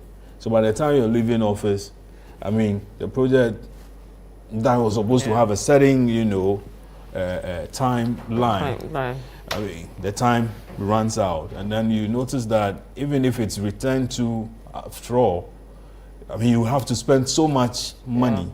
And a lot of this, we witnessed a lot of this under President Akufo-Addo. Yeah. Okay, the cocoa roads, for instance. And look, you saw what happened in most parts of the western region where cocoa is grown. I think they lost most of those areas. Yeah. Is it 10, 3, 10, 11? Yes, exactly. Okay, so most of how many constituencies in the western region? Is it 11 or 12? I don't have it off the Bono regions as well.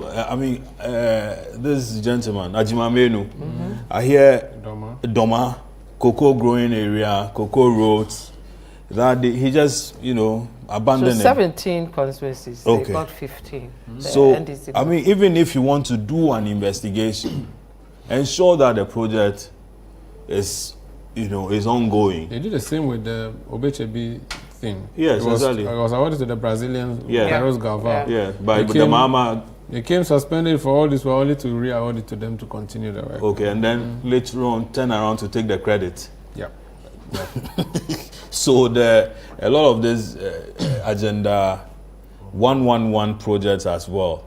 If it's supposed to serve people, okay, there's a felt need.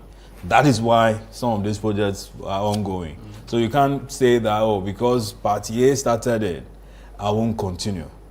It has to be continued so that at the end of the day, the people will benefit. Now, accountability. Listen, if there's going to be punishment, the punishment should be even-handed, okay? Proper investigation, okay? And then prosecuted very well. And whoever ought to be punished should be punished. Like you said, it shouldn't be cloud in the usual political witch hunting or vendetta. We've seen a lot of that, where even the court stepped in to say that, hey, this thing, the way your commentary during the trial was bad, it was biased. An attorney general went to court and had that whole thing overturned. Before going to the court, he had been out there, meeting party people in London and so on, and telling them that, listen, but this is part of the corruption that the government is dealing with. And I'm talking about the Opuni case. Okay? And had that whole thing reversed. We all reported on it. That the whole Supreme Court sat down and said, now listen, our colleague, his commentary on this particular case is too biased. But no, a similar thing had been witnessed during the Kufuor era, where, judges were empaneled. Okay, the constitutionality of the Fast Track High Court was tested. Yeah, and then it was found out to be, unconstitutional. A new judge was empaneled, and before the empaneling, a statement came from the then Chief of Staff, Jacob Echebelamte, saying that this man is being appointed to the Supreme Court just because of a review of the constitutionality of the fast-track High Court. We shouldn't be seeing those things where the judiciary will be embroiled in some of these things. Okay. It's supposed to be a sacred institution where people go to with a blinded, fellow administering justice, free, fair, and without any bias or any political strings and so on. Some of this, I'm sure, will come out. So the witch hunting. The witch hunting should, exactly. If people have to be punished, they should be punished. Then everybody will, know that, hey, Larry Dogbe is being punished because he did so and so and so. But he will receive a lot of pressure to punish because already, immediately the results started trickling in. If you look at social media, which determines a lot of things. I think that I think that he promised to also deal with that. Because President Akufo-Addo cleared a lot of people. I mean, people who were corruption scandals that were supposed to be investigated by state institutions and so on. Sometimes people were investigating and then there was another institution that says it is also investigating, for instance, and then created huge issues.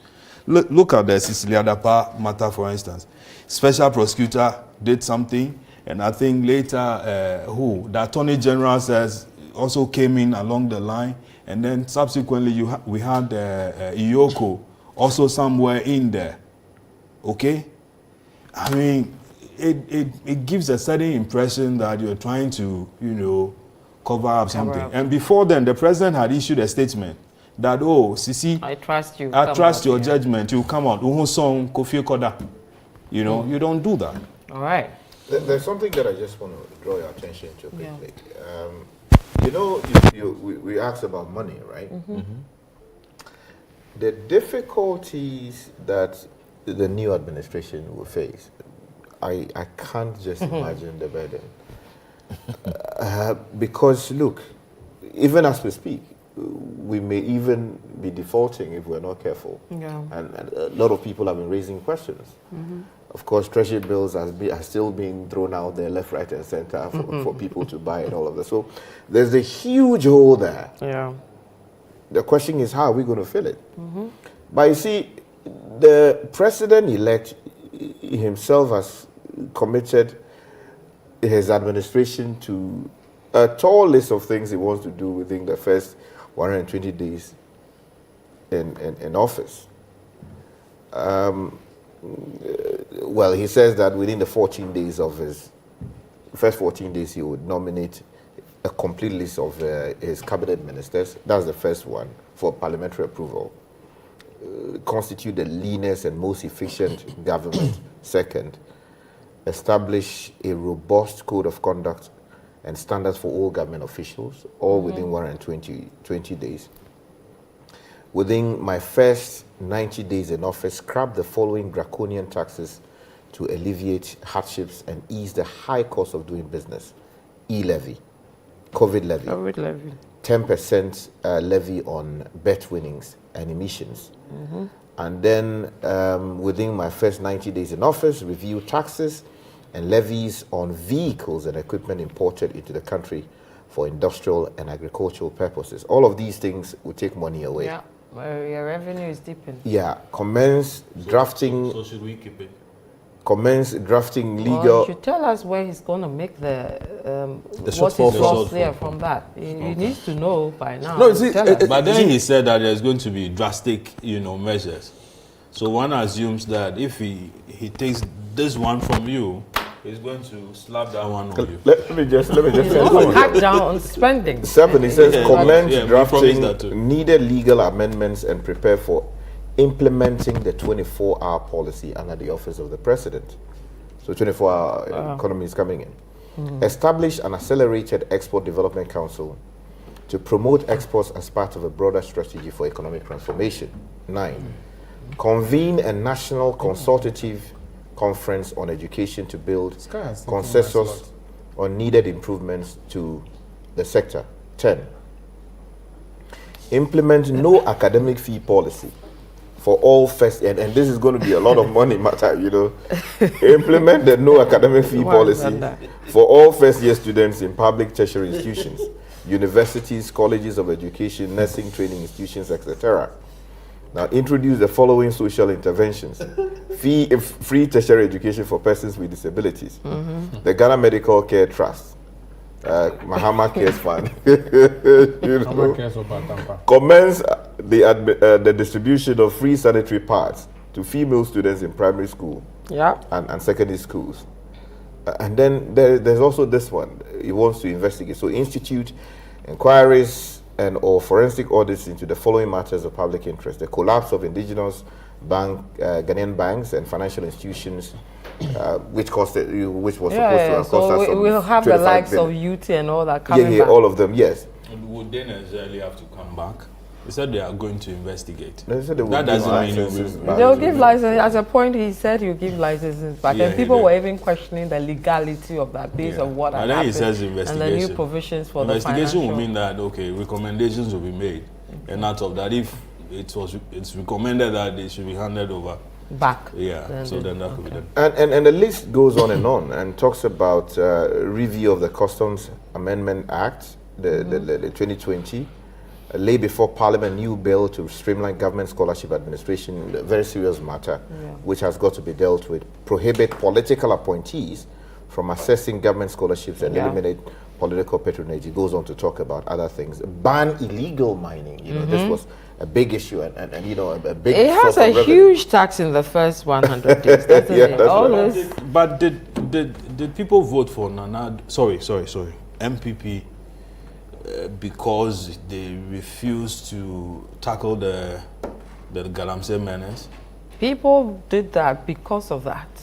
They voted for the MPP because of... We voted them out because of not dealing with the issue of illegal mining. So their inaction didn't benefit them in any shape or form. So yesterday I spoke to the Western Regional Chairman. You get what I mean? I get you. Yes. Western Regional Chairman of the NPP. Who said that in the southern areas of the Western region, in the city centers, the people punished them because of the impact of illegal mining.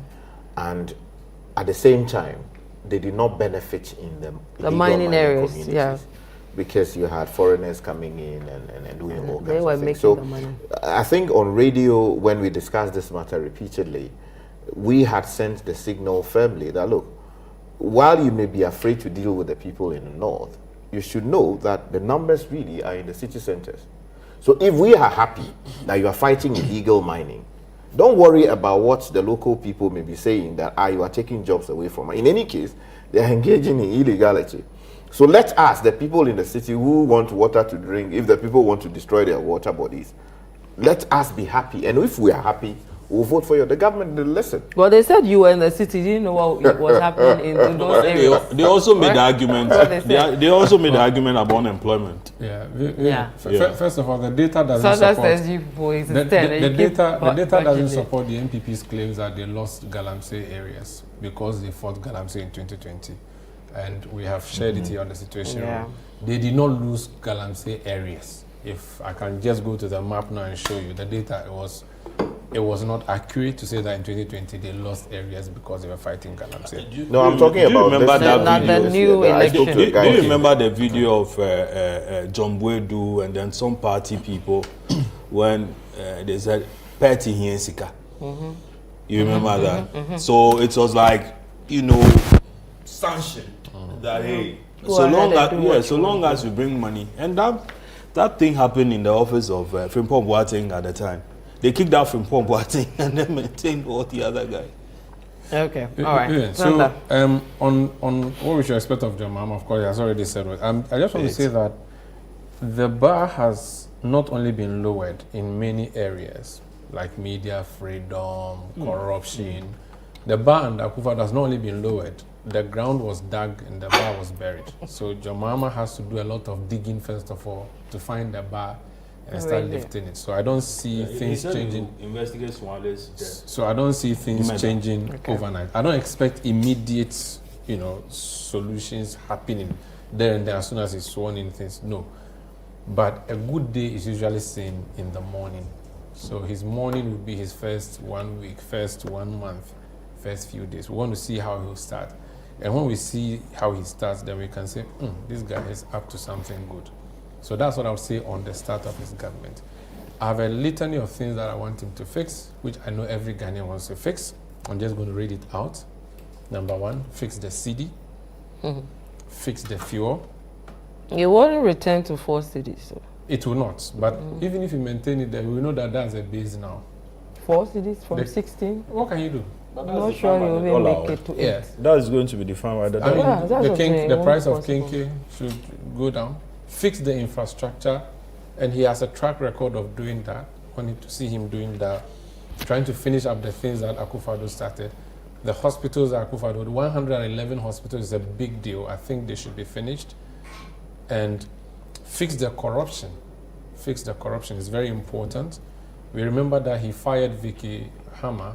That's another mate of mine. Yes, simply because, yes, it was in the same class, political science. He fired Vicky Hammer for just having a dream. You have a lot of classmates. I know, right? Controversial classmates. John Mahama fired Vicky Hammer for having a dream. And supervised the prosecution and eventual jailing of Abu Gapele, who was a member of his government. So I think he can, so he should fix the corruption. He should fix the arrogance of power. That one, we have seen it lately. We want it to go away. He should fix the free senior high school.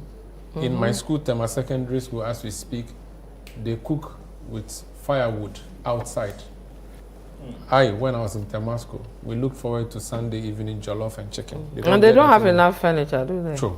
There's nothing. They sit science class. Talking about schools, you would have to do something about my school, Bishop Eman. Okay. It's very, very deplorable. Did he go to that Let me do my I want to be Echo. No, I mean, did he go to be Echo? No, he doesn't have to be there. Have you heard of All Students Association? Why are you letting the man distract? We were doing the distraction together. You're not supposed to be distracting me. Sandra, please carry on. We have 5 minutes to wrap up. So he should fix the free senior high school, because even though it's great, it's a wonderful project or policy that Akufo-Addo has brought, but it's been a limping policy. Okay. I think he should fix it.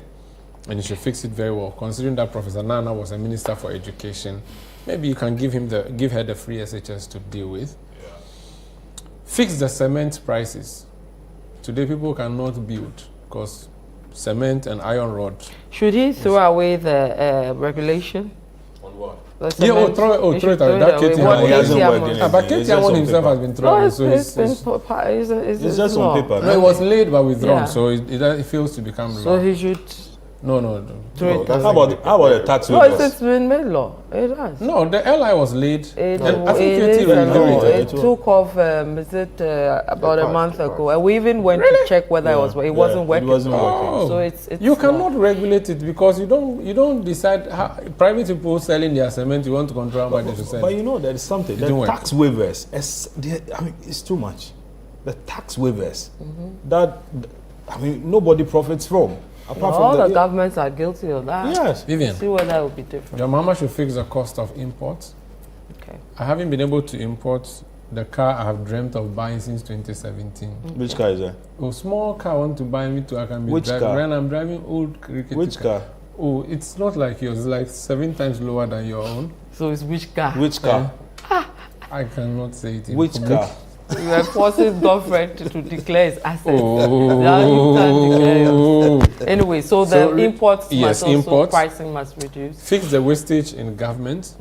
We don't have to see every minister driving. We shouldn't have so many V8s breathing down our necks in Accra.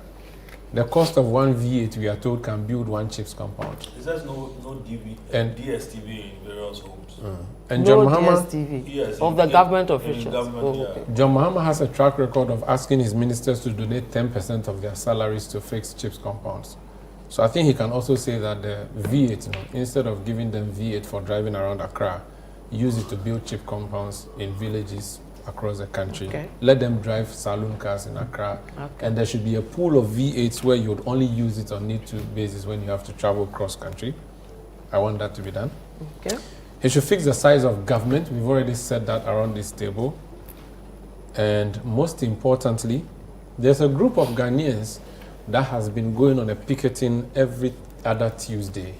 they are retirees or pensioners whose monies Akufo-Addo decided to do haircut on. Yeah. That's what's the name? The former head of Edwin Ananentry. Yeah. I beg you, even if you can't pay the rest of us whose monies have been locked, for the pensioners, John Dramani Mahama, pay them. I don't want to see them carry plastic chairs. That means he needs to renegotiate the debt, domestic debt thing. It has to. I don't know how you do it, but he told us he's a solution man. He said he would come and look, President Mahama saw all our problems, looked through and said he can still fix it, and we gave him the job. We had one driver steer. 2 people came asking for the steer. We didn't give the other guy. We gave to this man. He said he can drive us. So we have put, there's a song. There's a reggae song that said, lay the burden on the riverside. John Mahama at the riverside. We have brought the burden on your hands. Deliver us, please. In 4 years' time, we'll take stock. But he has manifesto promises also to fulfill. Yeah, but the point is, look, in all that we've said, what Sandra said, you've said, I've said, what Sky has said, 2 things. 2 appointments he cannot get wrong. 2. Tell us. His fiscal and his monetary. His finance minister and his BOG boss. So finance minister and BOG. Because we've all seen how the currency has been performing. And you as the experienced head of business that you are and those who watch the market, you know exactly what the BOG boss has been doing to get this dollar where it is. When the BOG boss leaves in January, guess where that dollar is going? So the person you are bringing must have experience to deal with that situation. He cannot get that BOG boss appointment wrong.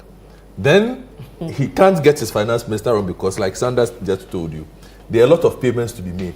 You might possibly need to renegotiate with the IMF. The type of conditionalities that they have in their arrangement, what goes in there, how it fits into the agenda of his manifesto on how he can give people stress-free first-year university education and do all those things. All those 2 appointments, he definitely, look, he can get everything wrong. If he gets those 2 wrong, he can forget everything else. Okay, guys.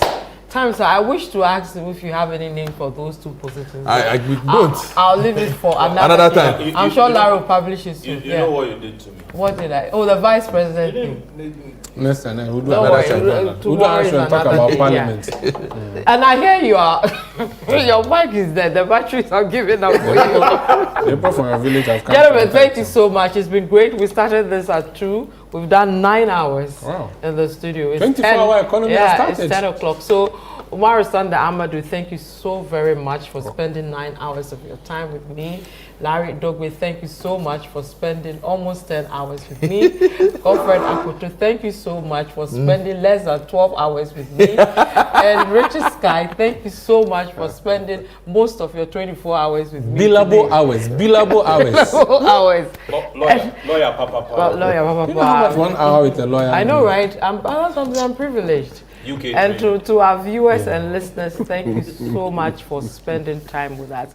This is the end of our official coverage of the election 2024. It doesn't mean our coverage of matters arising from the elections have ended, but the long hauls you see, this is where we bring a close to it. Tomorrow we'll be at the regional headquarters of the NDC, of the EC, to bring you the continuation of the coalition for Abokobi North here on Channel 1 TV, as well as Citi 97.3 FM. Congratulate all the MPs elect, because it's important. A lot of people have lost and a lot of people have won. I celebrate all my friends who have made a return, all those who have not made it. Richard Mensah, the operations manager, tells no, me he to knows your the people I'm talking about. And also, we need a chance to mock those who have been defeated. I think there'll be well. another show tomorrow. There are some MPs I want to laugh at. That will look at the parliament, what we're going to see, the numbers, the parliament, everything. Parliament, even though the constitution said there shall be no one-party state, the thing in parliament is democratic one-party state. Even if people don't go to parliament challenge, they'll have their way. Let's play with this 1, 2, and see. Okay. The other one didn't help. All right. Okay. I have to let you guys go because your microphones are your batteries are almost dead. But thanks to our viewers and our listeners for being with us all throughout this period, and thanks to our backroom staff, our reporters, everybody that made it possible. Fred Tete Jabano, who's been, leading the production from day one, Richard Mensah, who's made sure everything runs as we go along. This morning I said thank you to everybody, but the makeup lady said I forgot them, because without them this face wouldn't be this face. So thank you to our makeup ladies. I'm sure you're watching for making the polishing. Yeah, if that will make you happy, say it. So thank you guys, Elizabeth, Pearl, and Mrs. Ejaku, and what's the name of the new lady? Victoria, and all of you. Thank you so much to everybody. And all our volunteers. And anybody, I hate doing the mentioning because you always leave out somebody, and you get into trouble. And then our viewers and listeners. Our viewers have said thank you. And yes, and that even reminds me. Let me say thank you to Paloma Hotel. Let me mention. Time is up. Paloma Hotel. Let me thank them specially. Because they wrote a long letter to us celebrating the quality of work we did throughout the process. And then also made it a point to ensure that they added a few packs of... and did you give anybody on this thing? You see, the last time we're talking about food and all of it, it's been properly, In the spirit, Paloma Hotel, I didn't get anything. I didn't get anything. In the spirit of hotels, I want to thank Jackie, the manager of Sun Lodge Hotel. She has, and the hotel decided to host me the past 2 days. You know, Mr. Mani is watching. No, Business Sun Lodge Development Manager, our neighbor here in Tesano. OJ says, I should catch you. They said I should come and so Sun Lodge Hotel, God bless you. Jackie and Sun Lodge Hotel. I didn't come here on my personal ticket. The Herald. The ticket of the Herald and the Herald team. So Razak Abdul Bawa, thank him very well. All my circulation guys, all my graphic designers, they tell me I look good on TV. I should be coming here. We'll give you a show. Godfrey, do you want to say thank you? No, I don't have anybody to thank. Thank your daughter. I didn't take my Sun Lodge Hotel, thank you. Please thank Jackie. I'm trying to remember the general manager. Jackie. No, there's a gentleman there. Okay, no, it's Jackie, I know. Sun Lodge Hotel at Tesano. Yes, what's his name? You don't remember? Okay. I want to say thank you to my family. I have not been home since Saturday, and